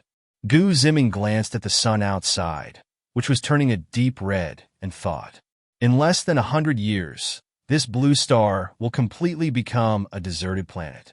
Even if he could avoid the tsunami of the apocalypse, he would only be surviving on the western plateau, barely hanging on. The increasingly expanding sun would eventually consume everything with its heat. The only way out is to escape Blue Star, just like Qin Feifei. Thinking of this, Ziming's heart began to formulate a plan. At this moment, he was curious to see what changes had occurred in the system. What have you upgraded? I am now version 3.0, and I have upgraded 2 points. One is the system mall, where the exchangeable resources have been upgraded from the current peak of humanity to the peak of the next exponential change era for humanity. 2 is the system has completed the transformation into artificial intelligence, which can provide you with more thoughtful service, can be turned off. What does the next exponential peak era mean? Human technological development is not linear. It can be rapid or take a long time before a technological reform breaks out. This kind of reform brings an exponential improvement to humanity. Hence, it is also called exponential change. I understand that principle, but what I want to ask is, how does this level of technology compare to Qin Feifei's mechanical heart 200 years later? The mechanical heart and the system mall technology are not comparable. The next technological revolution for humanity is limited by the basic physical materials of Blue Star, and we need to reach the level of long-distance interstellar travel before we can break through the material blockade, leading to an exponential explosion. Currently, humanity needs about 200 years to reach long-distance interstellar capabilities.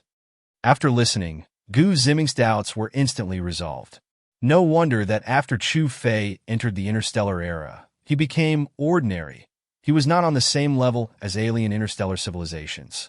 He originally thought that the apocalypse was about to end, but it turned out that the external potential had been exhausted, unable to compete with others. Ziming checked the items in the system mall and found that prices had actually dropped instead of risen. Many things he couldn't afford before, he could now buy outright. What's going on? Ziming asked curiously. The current world has integrated 4 small worlds, reaching its limit in capacity. In your luck, and that of the lucky ones like you have also reached their limits. The world hopes that you and the lucky ones can leave Blue Star as soon as possible, so it has opened the interstellar passage to facilitate your quick escape. Are you saying that now I and that Qin Feifei have received the favor of the world, and it hopes we can leave Blue Star quickly, so it has lowered the difficulty for us? Ziming looked at the mall filled with blueprints for power rockets, aerospace metals, and even finished spaceships and asked, "Yes, you can quickly purchase flight resources from the system, and Qin Feifei will also receive many conveniences and support."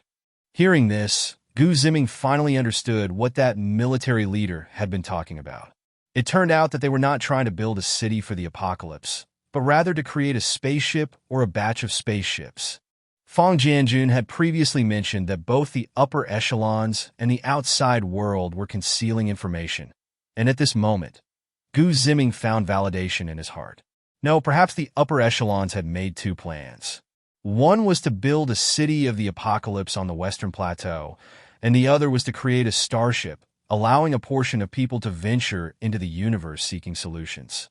At this moment, Ziming finally understood why the official forces had been significantly reduced. It was possible that the upper echelons were divided into two factions. One faction advocated staying on Blue Star to rebuild the human living environment, while the other faction supported bringing the seeds of human civilization to search for more suitable planets for survival.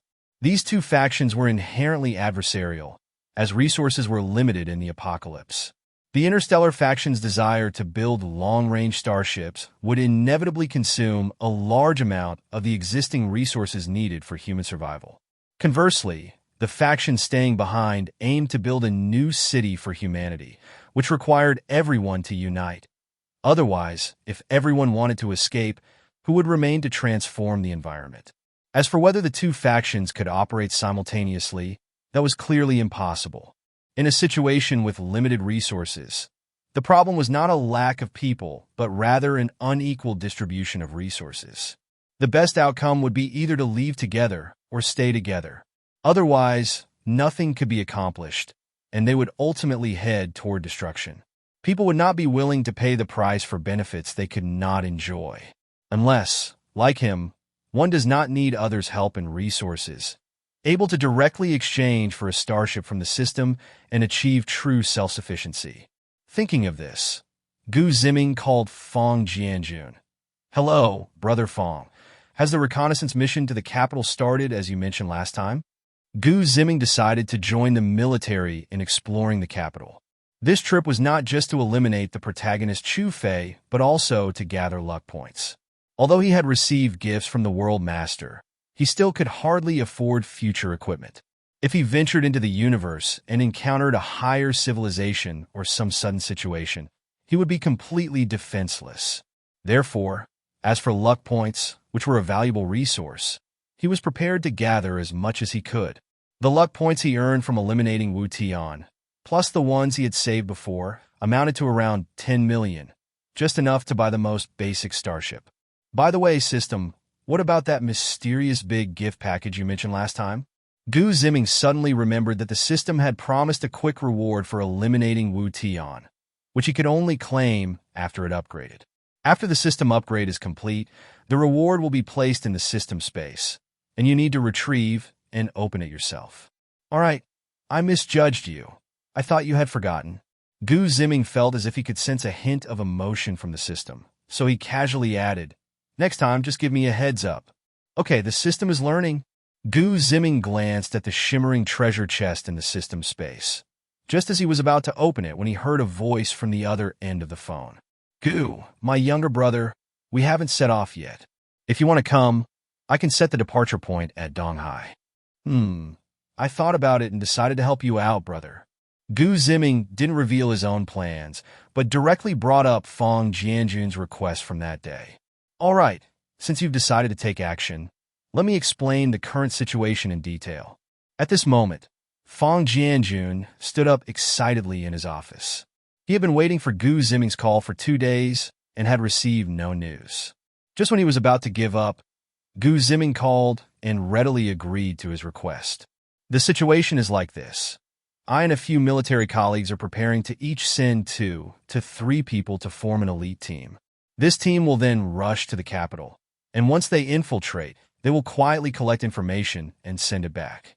Fang Jianjun glanced at the list in his hand and quickly introduced the situation to Gu Ziming.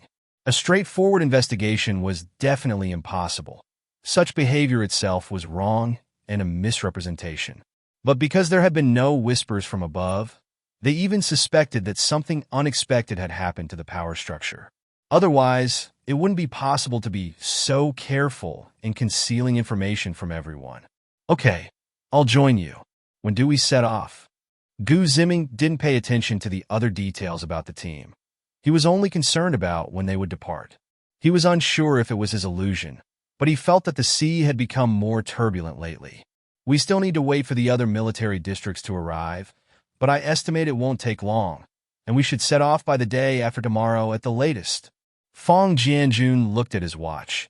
Time was ticking away, but the urgency in his heart only intensified. All right, then I'll prepare as well and come to join you once you gather. After saying that, Gu Ziming ended the call. Ziming, what's up? Are you going out again? A voice inquired from the living room. It was Qin Wan'er, who had just prepared afternoon tea. Hearing Qin Wan'er's question, the other women quickly turned their heads, all of them stunning beauties, a dazzling sight that Gu Ziming could never tire of. I might head to the capital in a couple of days. Gu Ziming nodded and replied. Capital? A shrill voice exclaimed, and Feng Linger immediately rushed in front of Gu Ziming. She wrapped one of Gu Ziming's arms in her embrace, shaking it as she cried out, Brother Ziming, I want to go to the capital too. Linger, you're not being reasonable, Zhao Xiu shouted, running over to grab Gu Ziming's other arm, blinking her big eyes and saying, Brother Ziming, I want to go too. Before Gu Ziming could respond, Feng Linger shot Zhao Xiu a glare and said, Why are you copying me? I'm not copying you. I genuinely want to go. Zhao Xiu pouted in response.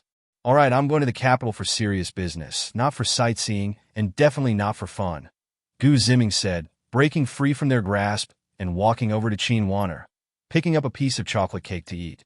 Seeing this, Qin Wan'er habitually held a napkin in her hand, ready to wipe Gu Ziming's mouth at the right moment. What about the others? Do they all want to go as well? Gu Ziming asked the remaining few women while enjoying Qin Wan'er's thoughtful gesture. Do you all want to go too? Gu Ziming glanced around at the group of girls a bit curiously asking. Yes, yes, yes. Several girls nodded, their eyes sparkling brightly, reflecting Gu Ziming's figure. What if after you go out, the villa is left with just us? That would be too boring. Yeah, I can't even imagine what it would be like without you. Wouldn't I be bored to death? Zhao Xiu said, tilting her head and sticking out her tongue, making an exaggerated expression. Gu Ziming walked around, looking back at the entire villa. The large living room would indeed seem quite empty if there weren't enough people. All right, let's go together. Let's treat it as a trip. Gu Ziming turned back to look at the girls' eager expressions and said with a smile. Since the outbreak of the extreme heat, they really hadn't left the villa much. The farthest they had gone was during the last expedition to eliminate the Crab Gang, where they crossed most of EC City. Other than that, they basically just stayed at the estate. If we are going out together, we should prepare well. Gu Ziming couldn't help but say, noticing how the girls were bouncing with excitement. So what should we prepare? After calming down from her excitement, Qin Wan'er was the first to ask. As the head housekeeper of the villa or estate, she was quite interested in these preparations. I have a large RV. If we go on a long trip this time, we can take it. Gu Ziming turned on the projector in the living room, switching the display to warehouse number 6. The screen showed a 2-story super RV. The RV was about 16 meters long, 4 meters wide, and more than 3 meters high, with a solar canopy on top. Ziming Gu, when did you buy this RV? Zhao Xiu couldn't help but ask as she looked at the gigantic vehicle in the warehouse. I bought it earlier. I originally planned to wait until we traveled, but then the heat disaster broke out, so it just sat there. Gu Ziming casually laughed and explained. In fact, this was a mysterious gift pack issued after the system upgrade. From the outside, it looked similar to those luxury RVs, but the overall craftsmanship and design were worlds apart from modern RVs. This RV was considered a pinnacle product of humanity's next technological era and could be seen as the highest crystallization of scientific and technological advancements. In addition to meeting basic living needs, it also had combat systems, defense systems, travel systems, and more. If necessary, it could even transform into a humanoid robot mode for combat or evacuation. In terms of energy, its core utilized a force stronger than nuclear energy. Any small piece of substantial material could provide nearly 300 kilograms of uranium for nuclear fusion energy. As for the seemingly solar panels on top, they actually didn't serve as an energy source. Instead, they were made of a super resilient metal discovered in the universe, responsible for defense capabilities. Overall, it was a super black technology from the future. The RV wasn't its fixed form. It also had modes for flying, sailing, and other free forms. Ziming looked at the super RV quietly parked in the warehouse, his heart stirred with ripples. It truly deserved to be a gift pack released only after the system upgrade. Given the current level of humanity, it was something utterly impossible to create. Are we going to take this to the capital? Won't it be too flashy? Qin Feifei looked at such a large vehicle, feeling a bit hesitant, and thus asked, "We are here to enjoy ourselves, not to suffer. You all say, since you've followed me, have you suffered at all?" The girls immediately shook their heads. Indeed, ever since they followed Ziming, their daily lives have been better than before, let alone compared to the survivors outside. The survivors out there worried every day about whether they could find supplies and how to stay alive. For them, as long as they didn't go outside, they almost forgot that there was such a thing as the extreme heat outside. Well, since you haven't suffered, then why would you suffer if you go out? Ziming shook his head, looking at a few modified off-road vehicles next to the warehouse, thinking to himself, if we really drive those cars out, that would be suffering for no reason. 2 days passed in the blink of an eye. At this time, there were still more than 2 hours until the appointed time with Feng Jianjun. Ziming and the girls had already boarded the super RV. The vehicle didn't need a driver.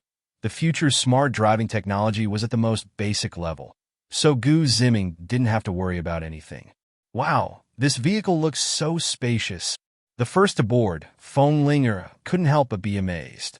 She had seen RVs before, but this was her first time seeing one this large. Ziming didn't explain anything but smiled at the girls looking at him. The application of spatial stacking technology was indeed something Ziming couldn't explain clearly. All right, you all choose a room for yourselves. Ziming patted Feng Linger on the backside, teasingly saying to the girls. The girls tacitly left the largest room in the middle empty, and then each chose a room to enter. Looking at the RV rooms that were about the same size as the bedrooms in a villa, they also tacitly chose not to ask anything further. After all, their man was too remarkable in many aspects, and they didn't need to clarify everything. They just needed to know it wouldn't harm them. After the girls had selected their rooms, only a little girl remained in place, and Ziming asked, "What's wrong, Ming Ming? Don't you want to choose a room? Big brother, are we leaving the manor?" Wu Mingming looked up at Ziming and asked, "Yes, Ming Ming doesn't want to go?" Ziming squatted down and patted her head. If Wu Mingming didn't want to go, she could just stay in the manor. After all, there were security personnel guarding it.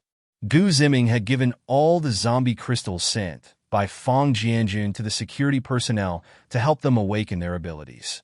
These security personnel had followed him the longest and were the most loyal, so he didn't mind giving them a boost in strength. Moreover, it was unknown whether it was because the number of zombie crystals was sufficient or that the manor was a feng shui treasure land, but almost 90% of those security personnel actually awakened their abilities.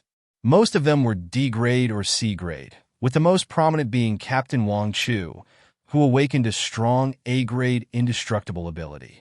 Without damaging the flexibility of his body, he could harden his skin to the toughness of steel, making it bulletproof.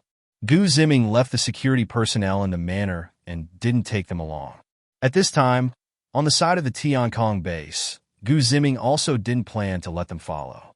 According to Feng Jianjun, they had already arranged personnel to do the work over there, so he didn't need to do anything.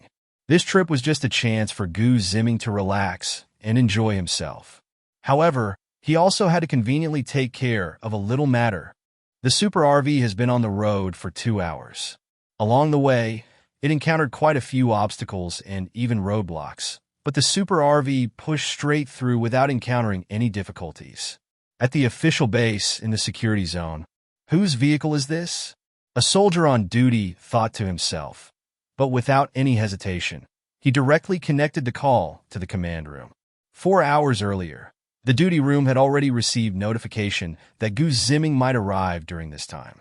Once they saw a vehicle arriving at the entrance, they were to immediately inform the command center. Ziming and a few women were sitting in the RV's lounge, enjoying snacks and watching a movie, living quite comfortably. I thought it would be different coming out. Yeah, it feels like we're just living in a villa right now. This RV has such a stable chassis. I actually don't feel any bumps at all. The women were squeezed together on one sofa, sharing their feelings at the moment. Ziming was surprised to hear this.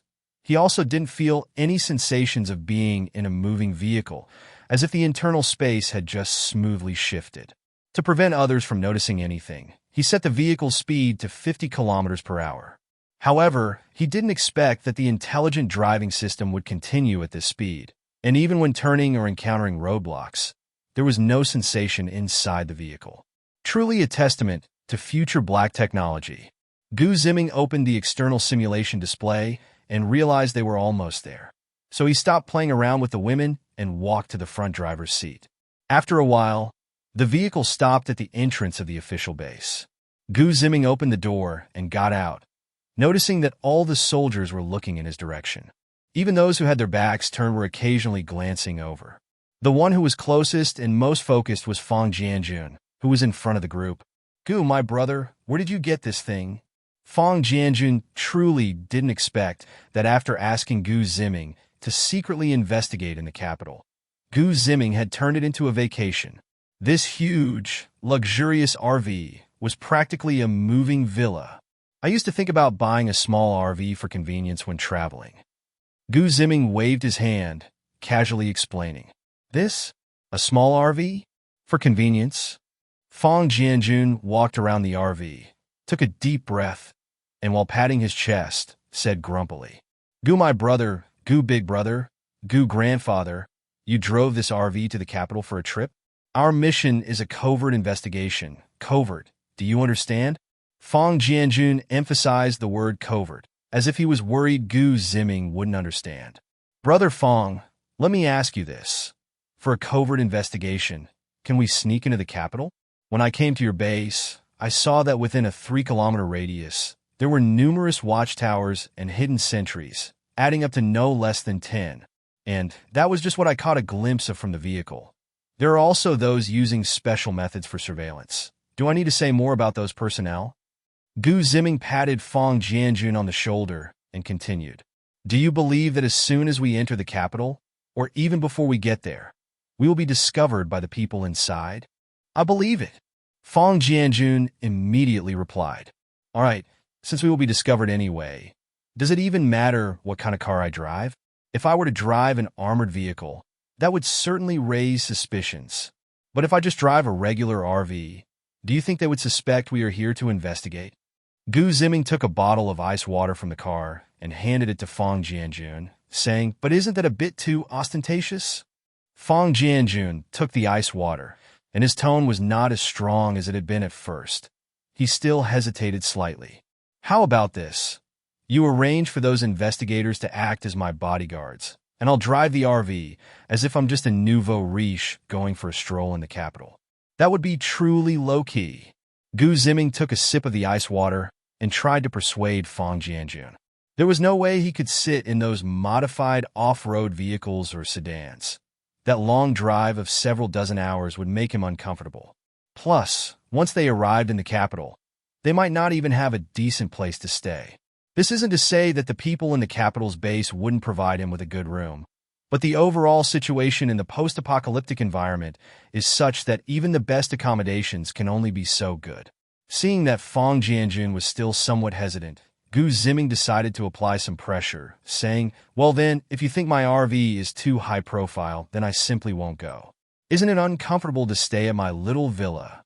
After saying this, Ziming immediately turned around and headed back to the RV. Seeing Gu Ziming so resolute, Fang Jianjun hurriedly grabbed him and said, "Okay, I agree to your plan. You drive the RV to the capital, and I will arrange for the investigators to dress up as your bodyguards. Isn't that better? This way, when we enter their base, we won't have a military background, making the investigation even more discreet." Gu Ziming grinned and then got out of the car again. "You're right. Now let me introduce you to your bodyguards."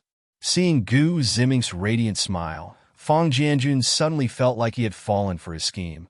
So he continued, "However, I can only command the personnel arranged from our military district. Whether the personnel from other military districts are willing to act as your bodyguards will depend on your abilities." Fang Jianjun said this not merely as a joke about the previous threat, but more so in consideration of wanting Gu Ziming to win over those investigators. This investigation involved the strongest ability users drawn from various military districts, which led to some rivalry among the investigators, with no one willing to yield to the others. Thus, Fang Jianjun hoped that Gu Ziming could successfully persuade those powerful ability users, allowing him to take the initiative in this operation. Although Gu Ziming did not represent his military district, he was undoubtedly the person Fang Jianjun was most familiar with within the entire investigation team, so this also granted him some level of initiative. Gu Ziming immediately understood Fang Jianjun's underlying meaning, but he couldn't help but wonder if the situation had become so serious. If it weren't serious, Fang Jianjun probably wouldn't be so insistent on fighting for this leadership. Since he wanted to contest this power, it indicated that the major military districts might not be united or have the same objective. Could it be that something unforeseen had happened in those military districts? Gu Ziming didn't ponder too much. As long as he didn't provoke them, he had no need or obligation to correct the rights and wrongs of this world. Moreover, he himself already carried a hint of gray morality. Conference room of the base.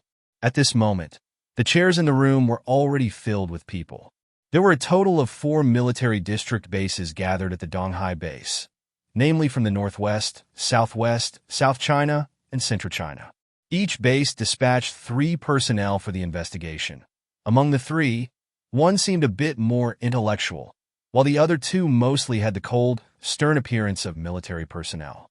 However, Fang Jianjun's group sent Qin Gang, Fang Wenchang, and a muscular man clad in dark green combat gear, whose eyes radiated a fierce aura. "Everyone, let me introduce, this is the richest person in Donghai and the strongest ability user, Gu Ziming. Mr. Gu, let's welcome him." Fang Jianjun brought Gu Ziming into the conference room, gave a brief introduction, and then left. Long before the meeting commenced, he and Qin Gang had already discussed everything thoroughly, so it was unnecessary to occupy more time in the conference room. "Hello everyone, I'm Gu Ziming, a soil ability user, nothing particularly special. I went to the capital because I got bored playing in Donghai. This time I drove an RV here, and everyone can pretend to be my bodyguards accompanying me on a trip to the capital, which can cover up our actual purpose. Besides that, I won't interfere with any of your decisions. That's all I have to say. Does anyone have any objections?" As soon as Gu Ziming entered the room, he walked up to the podium in the conference room and addressed the elite representatives below. "I have no objections." Qin Gang, being the representative most familiar with Gu Ziming, was the first to raise his hand in agreement with Gu Ziming's statement. Apart from a team dressed in special combat uniforms, the other groups were somewhat unconvinced, but upon reflection, they realized Gu Ziming never claimed he would lead them. Moreover, this was the best arrangement after discussing for 3 to 4 hours in the conference room. It didn't put them at a disadvantage and still afforded them some freedom. Thus, the other representative groups also raised their hands. "Do you have any objections?" Gu Ziming glanced at the all-black team and asked, "If, and I mean if, when we take action, there are conflicting opinions, who should we listen to?" The representative of the black team spoke with a somewhat hoarse voice, but it was loud enough for everyone in the conference room to hear clearly. Hearing this representative voice their most pressing concern, everyone perked up their ears. Everyone listens to their own. Gu Ziming scanned the representative and replied calmly. He couldn't tell if it was just his impression, but he felt that this black team wasn't so simple. He had also used his villain's eye to check on them. The abilities and strengths of the few were quite strong, but they held no hostility towards him, so he didn't pay too much attention to it. Everyone listens to their own? What should we do if we encounter danger? This time, it was a team member who had just raised his hand, looking resolute with a penetrating gaze. As a soldier, he still hoped for unity. Gu Ziming lightly hummed in acknowledgement, and then casually said 2 words. Draw lots. Soon after, Gu Ziming and the military district representatives set off on their journey to the capital. Each military district representative drove their own armored vehicles. They gathered at the official Donghai base and resupplied some materials before departing towards the capital. This guy is too extravagant. This RV, can it really make it to the capital? I hope it doesn't break down halfway. It's really enjoyable to be rich. Even going out requires riding in a luxury RV. The 2 armored vehicles in front looked at Gu Ziming's luxury RV through their rearview mirrors, and they were indeed greatly shocked. The people in the 3 vehicles behind also felt the same way. Looking at the giant vehicle in front of them, they really didn't know what to say. Their armored vehicles had also been modified, equipped with the thermal conductive graphene that Gu Ziming had previously sold, along with powerful air conditioning, which kept the vehicle at a relatively comfortable temperature. They looked at Gu Ziming's super RV with a sense of envy. As they looked inside the RV, a sudden whiff of smoke rose, and they even seemed to smell the aroma of food. One person shook his head and muttered, I must be so hungry that I'm hallucinating. After saying that, he picked up some prepared compressed military rations and took a bite. That's right, Gu Ziming was indeed cooking at that moment.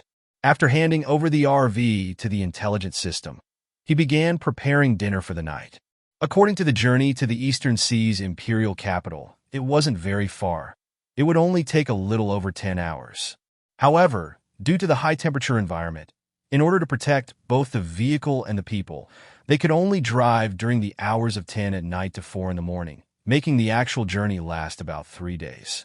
Though it's referred to as dinner, it was actually the dinner time of the end-of-the-world schedule, which was essentially the breakfast time of a normal day. Gu Ziming and the few women were still following the routine from before the apocalypse, so they were currently preparing breakfast. Should we send them some food? Qin Feifei asked Gu Ziming while making a Chinese breakfast. Qin Feifei had a firm grasp on social interactions. Asking Gu Ziming was also a reminder for him to consider whether he should build relationships with those outside. Let's make some mung bean porridge. After it's cooled down, I'll take some over, Gu Ziming replied vaguely while washing up in the bathroom. At 4:30 in the morning, they needed to find a parking spot to escape the heat for the day. Taking advantage of the moment when everyone had just parked, Gu Ziming pulled out 10 thermos cups from the space supermarket and delivered the frozen mung bean porridge to Chen Gang and the others. As expected, the initially formal atmosphere softened after Gu Ziming delivered the mung bean porridge. Thank you, Mr. Gu. After drinking this cup of mung bean porridge, I feel so refreshed. Thank you. It's the first time I've felt my heart calm down in this hellish weather. I didn't expect that in this dreadful weather, I could still have a bowl of cold mung bean porridge. Praise poured out from various groups, and Gu Ziming smiled upon hearing it, not saying anything. A pot of mung bean porridge wasn't worth much. It wasn't a necessity in the apocalypse either, but it quickly brought everyone closer together, so it was a good move. At the same time, Gu Ziming also heard some external news from these people. The local forces indeed rose rapidly, as he had anticipated. Their military bases counted as the largest forces in the area. However, even the strongest military couldn't influence everyone in all regions. Moreover, some powerful ability users who formed bases might not be much weaker than the military. Currently, society was in a state of big fish eating small fish eating shrimp. He wondered when a behemoth-level force would emerge. Gu Ziming secretly speculated in his heart. During this trip, he also hoped to recruit some strong subordinates to build a larger personal force. 3 days later, a super luxury RV, along with a weary armored vehicle, arrived in this unpredictable imperial capital city. Official relief base in the southern part of the imperial capital. A command room. Report, a convoy of unknown vehicles has invaded the city. A loud static noise crackled through the air, and the intercom issued an alarm. The man's fingers flew over the keyboard, pulling up the video of Gu Ziming and his group entering the city. Where did this come from? The man looked at the luxurious RVs that were 2 stories high, feeling a surge of doubt in his heart. At this time, there were not many people who could drive such an RV. In the video, Gu Ziming and his group did not stop, but continued driving deeper into the imperial capital. However, the further they drove in, the more astonished everyone became. The environment inside the imperial capital was actually not as good as the urban area of Donghai City.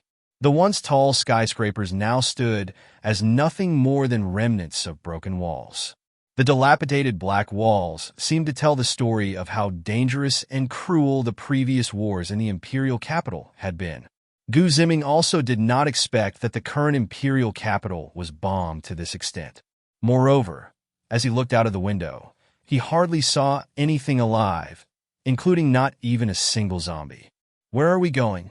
Gu Ziming received a communication request from Chun Gang in the RV. At this moment, the roads in the imperial capital were blocked by ruined brick walls and several abandoned vehicles. What surprised Chun Gang and the other military representatives was that Gu Ziming's RV could actually push through all the obstacles. No matter what barriers were in the way, the vehicle just pushed them aside. They couldn't help but wonder what kind of engine could generate such horsepower. So, they instinctively stayed behind Gu Ziming's RV, forming a line as they navigated through the city. Let's go to the Research Institute. Gu Ziming glanced at the map in his hand and slowly stated an answer. Research Institute?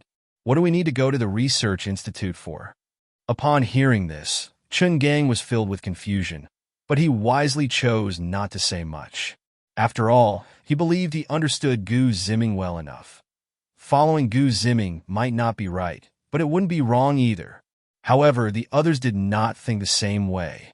They followed Gu Ziming's RV left and right, feeling like they were going in circles, and they were so anxious it felt like they could breathe fire.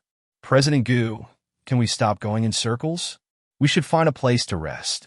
Yeah, President Gu, maybe we can go seek refuge at a local relief base. We need to find a place to settle down. It's not a solution to keep wandering around. We can't afford to waste our fuel. A few of them expressed their needs to Gu Ziming via a temporary communication channel.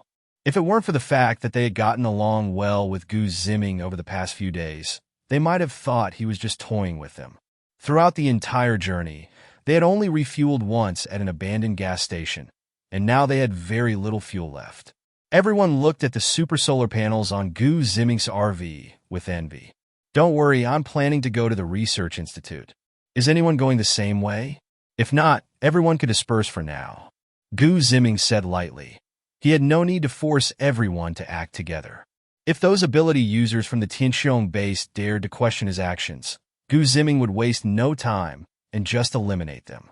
However, they were not his subordinates, and they were military representatives, so the likely outcome would just be a non-interference situation. After saying this, Gu Ziming immediately exited the public communication channel.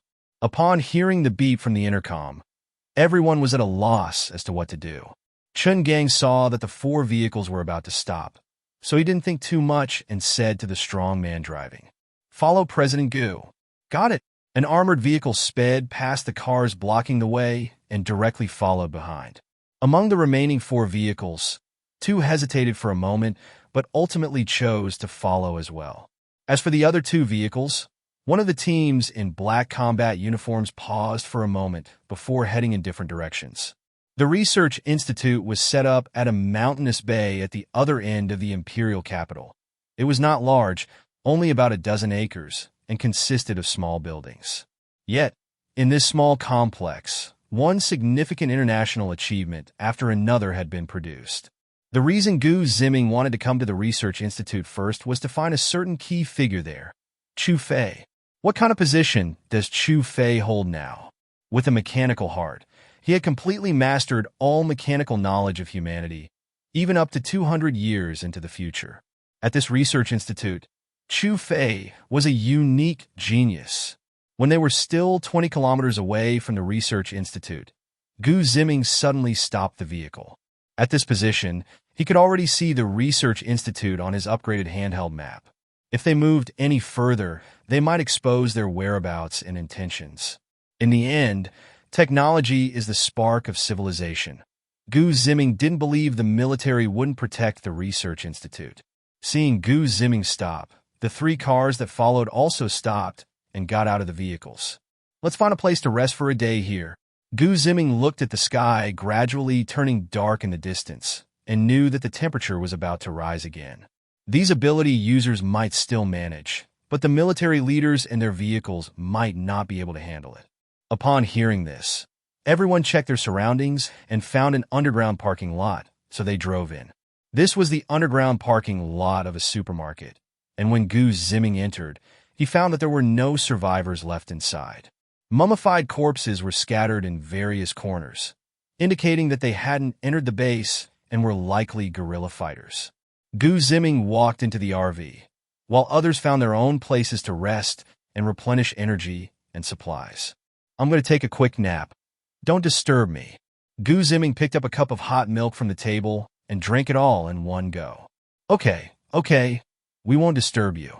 You lazy bug, go to sleep quickly and don't ruin Mingming's good habit of sleeping well. A few girls began their own training on the sofa. As Gu Ziming entered his room, the first thing he did was perform a spatial jump, arriving at the Research Institute 20 kilometers away. Imperial Capital Research Institute, Science and Technology Hall. At this moment, an old professor with flowery hair was on stage discussing the feasibility analysis of interstellar travel. The dignitaries from various departments and some technological experts from major academic disciplines listened intently to the professor's explanation. Only in the last row of the hall was a scruffy young man sleeping soundly, his occasional snoring making the audience next to him somewhat annoyed. However, none of the spectators woke the young man because they were about to witness one of humanity's greatest enterprises, the birth of interstellar travel. Snore, snore. It was unclear whether the young man was too tired or if the entire hall was too quiet, but as soon as the old professor paused, everyone heard the young man snoring. Qin Feifei, wake up! A companion beside him, seeing that everyone was looking their way, felt a bit embarrassed and nudged the young man. Wake up! Wake up! When the companion noticed that everyone was still staring at him, and the old professor was also looking over, he shook Qin Feifei a bit harder. Bang! Qin Feifei's head was jolted from the arm he was resting on, and he suddenly fell forward onto the table, waking up with a start and blurting out, "What? Is it time to eat?" Seeing Qin Feifei's actions, the entire hall erupted in laughter, with comments flying. Ha! This guy is something else. I didn't expect to see someone so lazy here. Which research lab is he from? A woman sitting in the 5th row turned to look, frowned slightly, and remained silent. This was Liu Xiaoxiang, who had rushed from the EC to attend the research conference. At this moment, Liu Xiaoxiang was wearing a dark lab coat over a gray shirt, her hair elegantly tied up, revealing her long, swan-like neck. Though her face showed signs of fatigue, her delicate features still retained their charm, and her thin, frameless glasses gave her a deep and wise gaze. Qin Feifei was her recently assigned assistant. However, she had heard that Qin Feifei was not very familiar with physics and chemistry before, focusing instead on biological research. But in the past few days, it seemed that Qin Feifei had suddenly become enlightened, showing astonishing talent in physical chemistry and mechanics. So, the higher-ups saw this promising talent and sent him to assist her, which was also a form of learning for him. Regarding Qin Feifei, she felt neither fondness nor aversion, treating him like any other assistant or student in a collaborative teaching role. But she hadn't expected that yesterday. Qin Feifei had asked for leave to focus on a certain project, and today he appeared in the Science and Technology Hall. It was fine to come and listen to cutting-edge technology, but what she hadn't anticipated was that Qin Feifei's purpose for coming to the Science and Technology Hall was to sleep. This was no longer just a matter of scientific interest, but a serious issue of character. She considered whether to expel him from her team to prevent this negative attitude from spreading to others. Student, if you want to sleep, it's better to go back and rest. Don't stay here and disturb others, the old professor said flatly, standing in front of Qin Feifei. He had awakened his B-class brain enhancement ability, allowing his mind to remain in optimal condition at all times. Thus, even though this situation could make others angry, he perfectly controlled his temper. Moreover, he saw that Qin Feifei was quite young, probably just a graduate student, so it was understandable if he didn't grasp everything. Following the old professor was a young man who, seeing Qin Feifei still looking half asleep, repeated, "The teacher told you to go back and sleep. Did you hear that?" At this moment, Qin Feifei finally came to his senses. Noticing everyone's gaze fixed on him, he didn't show any signs of anxiety. Instead, he stretched his waist and did a chest expansion exercise, saying, Sorry, I thought you were speaking too simply, so I accidentally fell asleep." After saying this, Qin Feifei prepared to turn and leave. Too simple? Because it was simple he fell asleep? Hearing this, everyone couldn't help but chuckle inwardly, and some couldn't contain their laughter, which escaped them. Clown! Seeking to gain attention? Where did this ignorant brat come from? Acting so pretentious here? Professor Yang is considered the foremost expert in the field of interstellar aerospace, right? How can this little brat be so bold as to challenge him? Before Qin Feifei could respond, the student behind the old professor charged at him, grabbing the collar of his shirt and spinning him around 180 degrees. Apologize! You must apologize to my teacher. The young student was an A-class ability user, usually by the old professor's side as a diligent student and, at times, a personal bodyguard, ensuring the professor's safety at all times. As someone who respected his teacher deeply, he would not tolerate anyone insulting the old professor in any way. If it weren't for the fact that Qin Feifei seemed to be from their research institute as well, he wouldn't have minded using harsher methods on him. Unbelievable. There are actually ability users like this in a world that doesn't even comply with science. As the young student held on to him, Qin Feifei shook his head and muttered to himself, "Old professor, sorry, I shouldn't have fallen asleep during your lecture. I truly apologize." Qin Feifei appeared like a good student, bowing slightly to the old professor while speaking, though his tone was quite casual. "It's all right, young student. This little matter is not something I, old Yang, take to heart." The old professor slightly bent his waist, waved his hand, and then addressed the young man still gripping Qin Feifei. "All right, Xiao Jiang, this student is just too tired. Let him go."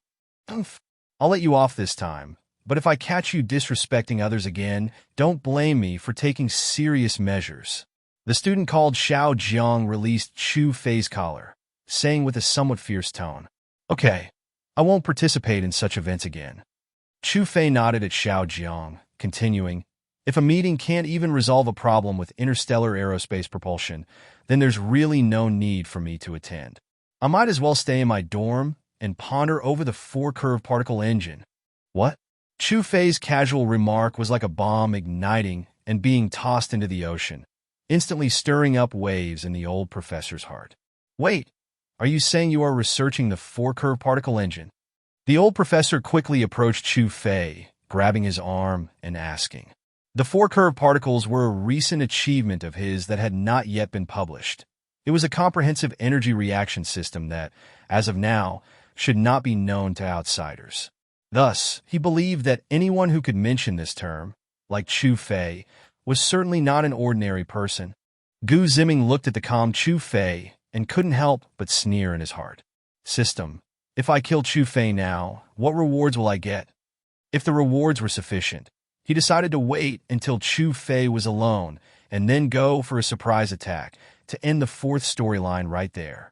If the rewards were not enough, he decided to have another plan. If he couldn't obtain it from the system, then he would take matters into his own hands. Controlling Qin Feifei and turning him into a spokesperson as a savior would not only allow him to achieve Yihan's ultimate goal of unifying the world, but also enable him to acquire endless resources from all over the world. While observing Qin Feifei's storyline, he also learned that the world would be destroyed in 3 years.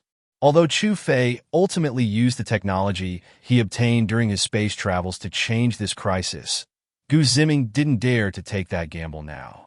Moreover, If he killed Qin Feifei and did not receive the rewards for transforming the sun or interstellar travel, it would be quite embarrassing. He would have messed up. Of course, he could also do as Qin Feifei did. After killing him, obtain the mechanical heart through the system rewards. Then he could lead the interstellar faction and create a savior spaceship. With additional technology, it would surely be better than Qin Feifei's spaceship. This day-in, day-out research was troublesome and exhausting. Isn't it better to play games with the girls? Why does he have to squeeze in a laboratory with a bunch of bald men to work? If he could control Qin Feifei as a puppet, then after creating the savior spaceship, he could set a trap, catching the cicada while the yellow bird waits behind? Ding! If you kill Qin Feifei now, you will receive 10 million luck points, double all attributes, and one mysterious prize draw from the system all. Ziming looked at the answer given by the system and was actually quite satisfied. This reward was significantly more than killing Wu Tian, and now he just needed to make a simple move to complete it. System: what if I kill Qin Feifei a year from now? Ding! Reward: 15 million luck points, double all attributes, and one mysterious draw from the system all. Just 15 million luck points? Ziming was a bit skeptical. This amount of luck points wouldn't even be enough to exchange for a spaceship's power system. If he could wait for Qin Feifei to lead everyone in creating the savior spaceship, the luck points would be worth at least 20 million. The system comprehensively determines the reward based on the host's completion time and the protagonist's luck points. Right, although his completion time had increased, Qin Feifei's luck had also increased. These two factors would more or less cancel each other out. Qin Feifei, I want you to get lost. Jiang Kuo took a step forward and charged at Qin Feifei, while simultaneously reaching out to grab Qin Feifei's waist, intending to throw him out. Wait, Xiao Jiang! Professor Yang slowly got up and shouted at Jiang Kuo. A glimmer of as expected appeared in Qin Feifei's eyes, and then he calmly looked at Professor Yang. You wait for me a moment. I'll make some arrangements. Professor Yang also looked at Qin Feifei and said, noticing his calm demeanor, which reassured him that Qin Feifei was not talking big. Everyone, this sharing will end here for now. I have something more important to discuss. Professor Yang stepped onto the high platform, picked up the microphone, and said, then bowed to the audience. Before the audience could react, Professor Yang stepped in front of Qin Feifei and, with a somewhat excited tone, said, come with me. I want to show you something. After saying that, Professor Yang headed toward the hall's entrance. Seeing this, Qin Feifei quickly followed after taking a step. Only the stunned crowd was left behind, and Ziming, watching Qin Feifei's back, already had a plan in mind. In a space leap, Ziming opened the door of the RV, but he didn't expect that just as he had entered the room, he heard someone knocking at the door. What's the matter? Ziming opened the door to find the somewhat anxious Qin Wanner asking. He believed that if there hadn't been any issues, Qin Wanner would definitely not have come to find him after he said he wanted to rest. The team members are looking for you. Qin Wanner glanced at the window, signaling. Following Qin Wanner's gaze, Ziming noticed several figures lingering outside through the car window. The RV had single-layer glass, allowing only those inside to see outside, but not the other way around. The soundproofing of the vehicle was also quite good, so the few women inside had received alerts through the vehicle's smart system that someone was approaching. Since Ziming had just left, he hadn't heard the vehicle's alarm. The women had listened to the alarm for a while in the living room, and when they saw that Ziming hadn't come out to check, they had knocked on the door. Ziming opened the microphone and asked the few people outside who were pacing back and forth.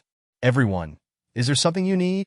Hearing the sound of a horn, the people outside were startled for a moment, but quickly regained their composure. It was Ziming speaking. Mr. Gu, we need to scout the situation in the capital. Do you want to go with us? A tall, thin man asked. Actually, they could have gone out on their own, but for some reason, they still decided to inform Ziming. They had tacitly, or perhaps subconsciously, begun to see Ziming as the temporary leader of their team. After all, not only had they received some material assistance from Ziming along the way, but after entering the capital, they had also followed Ziming's lead. Okay, you all go ahead. Ziming hadn't thought that they would need to report their actions to him. But this was a good thing, indicating that they had started to acknowledge him. So, Gu Ziming took a few bottles of mineral water from the fridge, put them in a bag, and went out carrying the bag. You can do whatever you want. I mentioned it when I was at the base. I'm just passing through. Come on, it's a bit hot standing outside. Let's share some water. After saying this, Gu Ziming handed the bag to the tall, thin man. This. The tall, thin man thought for a moment but still accepted it. For them, fresh water resources were too precious. They had already consumed half of the water brought in the vehicle. But they also knew that one of the girls accompanying Gu Ziming was said to have water-based abilities and could condense and gather water. So they weren't worried about Gu Ziming running low on water. Though they accepted it, they still kept this favor in their hearts. After all, how much water others had was none of their concern. After paying their respects, the few of them silently turned and left. Gu Ziming watched their retreating figures, and the villains I slowly revealed a stream of data. Zhang Heda, S-Class Strength Ability, Friendliness, 70. Li Xiaodong, S-Class Frost Ability, Friendliness, 65. Wang Chong, S-Class Mental Cutting Ability, Friendliness, 72. Truly worthy of being strong generals in the military. Early morning, 2:30. Gu Ziming yawned and sat up from a pile of white, flickering shadows. What's wrong? Feng Linger, who was next to him, accidentally woke up from Gu Ziming's movement. Nothing. I'm just going to start the car and inform the vehicles behind us. As Gu Ziming put on his clothes, he gently patted Feng Linger's head, signaling her. You should sleep first. I'll be back soon. This was Gu Ziming's planned course of action, to first check out the northern capital base. However, when a few military representatives returned from outside, he casually asked if they wanted to join him, and they decided to follow along. Chen Gang and the others had also planned to check out the northern capital base, but hadn't mentioned it earlier because the journey was too long, and they relied on Gu Ziming to lead the way to get there. So they never took the initiative to bring it up. Upon hearing that Gu Ziming wanted to go, they were eager to tag along. This meant they had to leave at night. During the day, their vehicles, or themselves, couldn't stand the searing heat. Gu Ziming thought about it. Since he was letting the car drive itself, he agreed to their request to leave at night. Gu Ziming opened the car door and found 3 groups, 9 people, all neatly lined up waiting for him. Ahem, sorry for being 2 hours late. Gu Ziming pretended to cough a couple of times. Seeing no reaction from the others, he quickly said, Then let's set off now. Yes. The others responded in unison, subtly regarding him as the team leader. Driving at night makes it easy to get drowsy, so I prepared a can of Red Bull for each of you. Come and get it. Gu Ziming pretended to go back to the car to get supplies from the fridge. In reality, he casually pulled out a few cans of Red Bull from his storage space. Seeing Gu Ziming being so generous, they looked at Chen Gang. During their exploration earlier that day, they had communicated about this operation, which was initiated by the Eastern Sea Military Region, with Chen Gang as the leader of the Eastern Sea Group. Thus, the other two, having decided to follow Gu Ziming, indirectly acknowledged Chen Gang's authority. Moreover, through their interactions along the way, they had indeed noticed that Chen Gang was thoughtful and serious, considering the interests of outsiders like them. Take them. You can have them.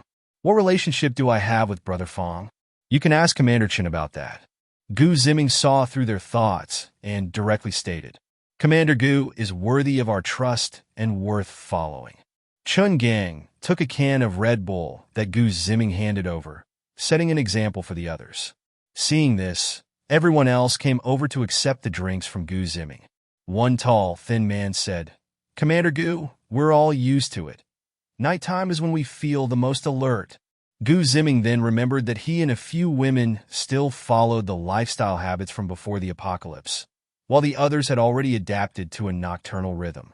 This was also the reason they had hesitated a lot earlier, because they really didn't need to change.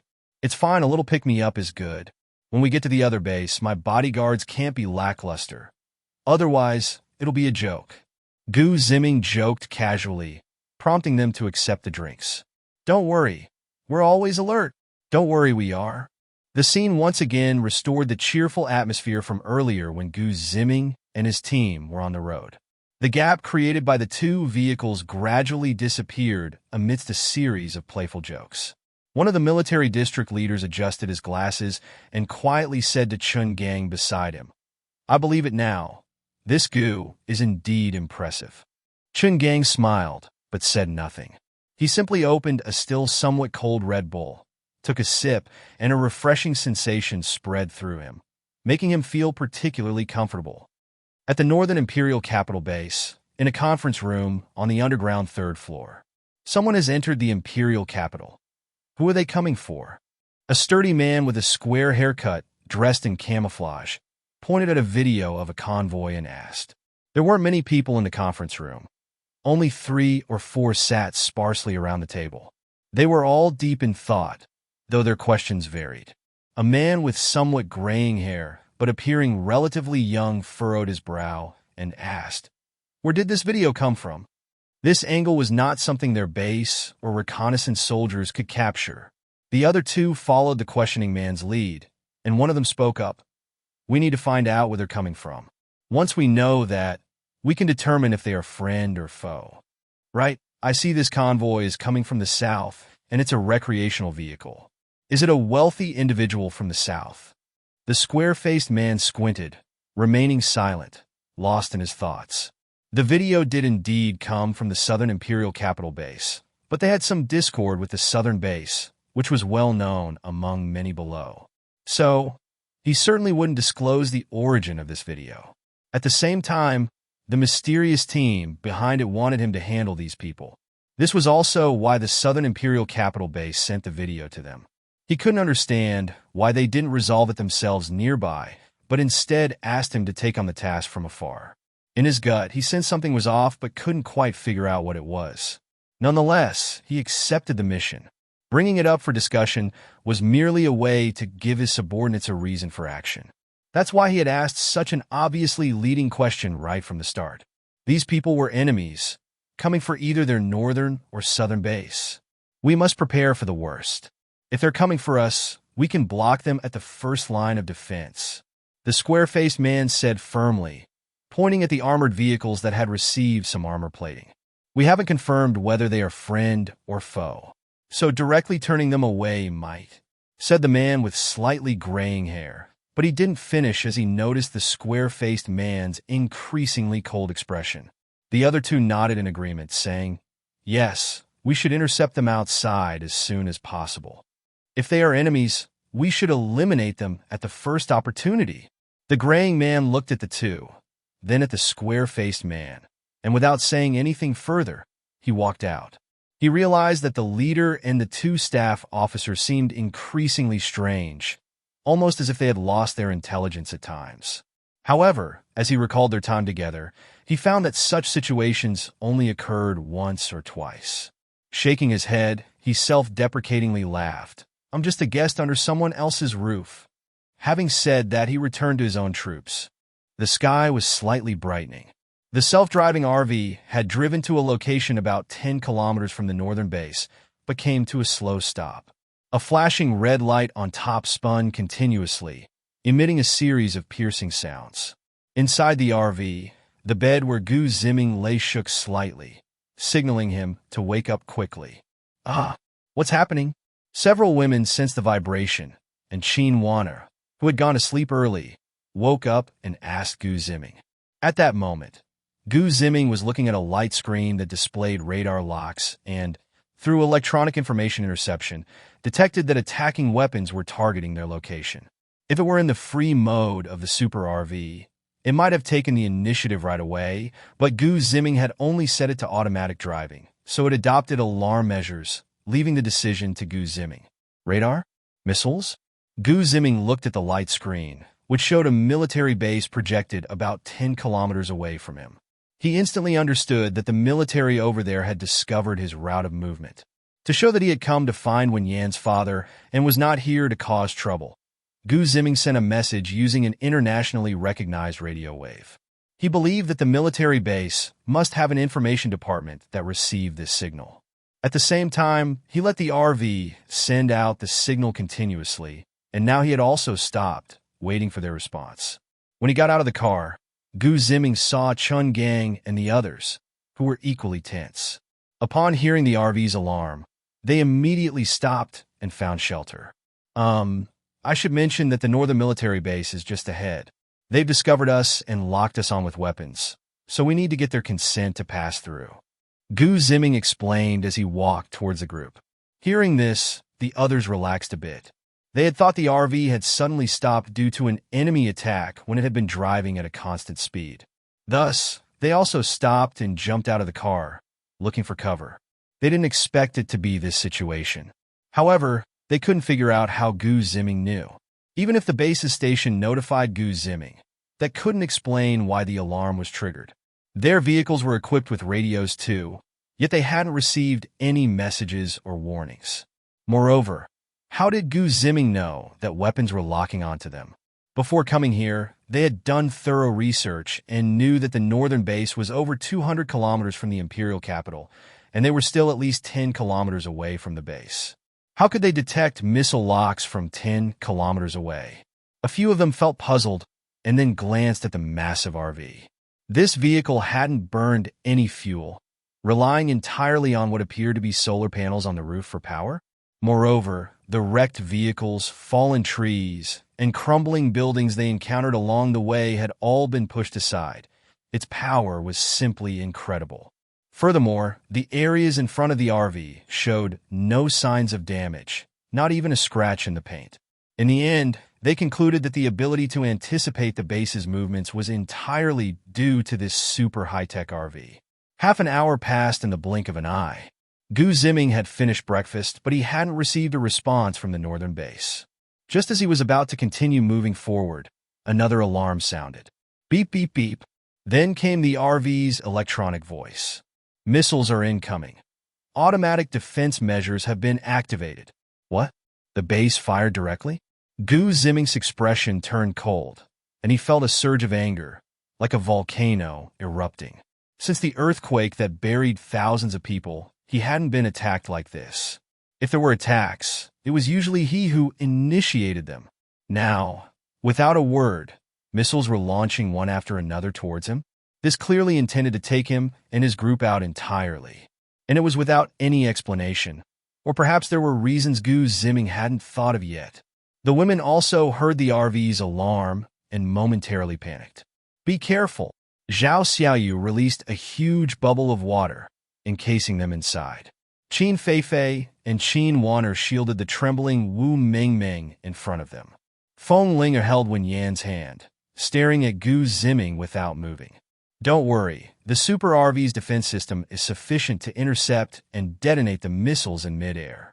Even if a missile were to explode right above us, it wouldn't damage the RV. Not even a nuclear bomb would cause any harm. Gu Ziming said as he sat down and took a sip of red tea, adding, I had a somewhat greasy breakfast, so I'm just easing that. Seeing Gu Ziming so relaxed and natural, the women believed in the RV's defense system. Moreover, even if the RV couldn't withstand the attack, dying alongside their loved ones wouldn't feel like a regret. The women also sat together, looking at the interceptor missile diagrams on the light screen. Meanwhile, the others outside, unable to hear the RV's alarms, felt less worried. They returned to their vehicles, waiting for Gu Ziming's signal to act. Suddenly, Chun Gang seemed to sense something and looked up at the sky. A burst of fireworks exploded in the still gray sky. The others in their vehicles also noticed the change in the sky. The sound of explosions reached their ears, and suddenly, everyone felt a chill run down their spines. What the hell? What was happening? Thinking of this, everyone looked at the RV, their hearts racing. The RV's defense system was terrifyingly powerful. Gu Ziming didn't notice everyone's reaction. Once the explosion ceased, he slowly pressed a button. Art is explosion. If words can't resolve the issue, then let art take care of it. Endless night sky, just as a glimmer of dawn is about to rise on the horizon. Gu Ziming pressed a missile launch button inside his RV. The missile was obtained from Fang Jianjun's supply trade, but he had modified it using the RV. He added a guidance laser device to the bottom of the missile and increased the energy density of the warhead. A missile slowly ascended from the top of the RV, like a sword piercing the clouds, exuding a momentum that seemed capable of breaking through the heavens. At the moment the missile ascended, Qin Gang and his group were completely dumbfounded. This. Qin Gang even felt that the missile looked somewhat familiar. Beside him, Zhao Su, the tall and thin representative, asked, "Are we going to war?" The other soldiers were also a bit stunned. Initially, they thought it would just be an intense street battle, and with their military training combined with their superpowers, they believed they could handle it quite well. But now, they were confronted with long-range missiles right from the start. How were they supposed to deal with that? They couldn't just catch missiles with their hands, could they? As for whether they should advise Ziming not to launch and to prioritize peace, that thought never crossed their minds. The fireworks in the night sky from just moments ago were still flashing in their minds, and they could even smell the acrid scent of gunpowder in the air. The opposing side was clearly going all out. If it weren't for the defensive systems on Ziming's RV, they would probably have been obliterated by missiles by now. Or rather, among those present, only that strong, superpowered individual could possibly run far enough to sustain serious injuries. Moreover, even if they wanted to persuade him, they couldn't get inside the RV. Ziming's RV was like a huge mobile fortress. As long as the doors weren't open from the inside, they couldn't even shout their messages inside. At this moment, Qin Feifei and the other women also understood what was happening. Looking at the launch footage on the screen, they felt a mix of shock, surprise, anger, but most importantly, they weren't afraid. They knew that their man had always been cautious. If he didn't have complete confidence, he would rather stay in the estate than wander around aimlessly. Going to the capital, such an unfamiliar and risky place, he had naturally made thorough preparations. However, they hadn't expected that this RV not only had such perfect interior space and amenities, but also had long-range missile weapons. As the missile slowly ascended, a blue flame sliced through the already darkening sky. Northern Base. Missile Command Room. "Is it working?" a middle-aged man in glasses asked the few people at the control panel. "No, our missile seems to have been intercepted," replied a slightly overweight man at the control panel. After saying this, he zoomed in on the animation of the map that was being transmitted, as if he couldn't believe it, and checked again. Another operator beside him adjusted the data while complaining, "It seems like this attack target isn't the zombies. Could the reconnaissance department have made a mistake? Let me take a look." The man in glasses ignored the operator's low murmurs and went straight to the computer displaying the target map, which was currently showing the footage of the missile being intercepted. Could it be that the southern base had taken action? The bespectacled man was somewhat confused. About 10 minutes ago, he received a message from the reconnaissance department. It reported that extremely powerful zombies had appeared 10 kilometers away, and orders were given for an immediate missile strike. Without hesitation, he quickly adjusted the coordinates and launched the missile. Due to the massive reaction of the sun, most satellites in space were rendered inoperable, so they could only rely on ground radar for guidance and reconnaissance. "Oh, we have a missile incoming," one of the operators, upon checking the screen, shouted as he suddenly spotted a small red dot flashing on the screen, heading towards them. Beep, beep, beep. In an instant, the air defense alarm for the entire base was triggered, with the piercing sound filling everyone's ears. Another operator pressed several buttons. These were the activation commands for their base's air defense system. As an air defense officer, his primary responsibility during an air raid was to activate the interception devices. The bespectacled man looked at the position of the red dot. Wasn't this the zombie coordinates sent from above? A wave of confusion engulfed him like a tide. What was going on? Did the higher-ups make a mistake? Or were the zombies more advanced than expected? In his room, a graying man also woke up in an instant upon hearing the alarm, and he immediately ran towards the command room. Deep down, he had a vague feeling that this air raid was related to the outsiders they had just discussed. He had to find out the truth. From the moment Ziming pressed the button until the missile landed, it took less than a minute. The air defense artillery fire at the northern base was lured away by the laser guidance system. Boom! A tremendous sound came from afar, causing the already dilapidated ruins to crumble once more.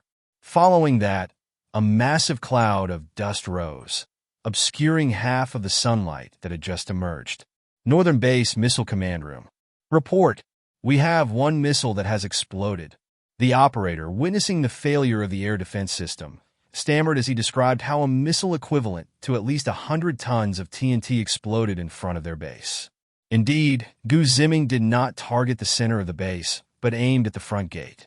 Even so, the shockwave from the explosion destroyed the base's gate and all the buildings within several dozen meters of it. The remaining shockwave shook most of the northern base. Should we strike again? Next time, my target will be the entire base. I want an answer within 3 minutes. Ziming sent one last radio message and then adjusted the energy weapon equipped in his RV. Ziming had not forgotten his initial objectives for coming here: to find Wen Yan's father and to gain power over Qin Feifei. He had just checked the map he carried.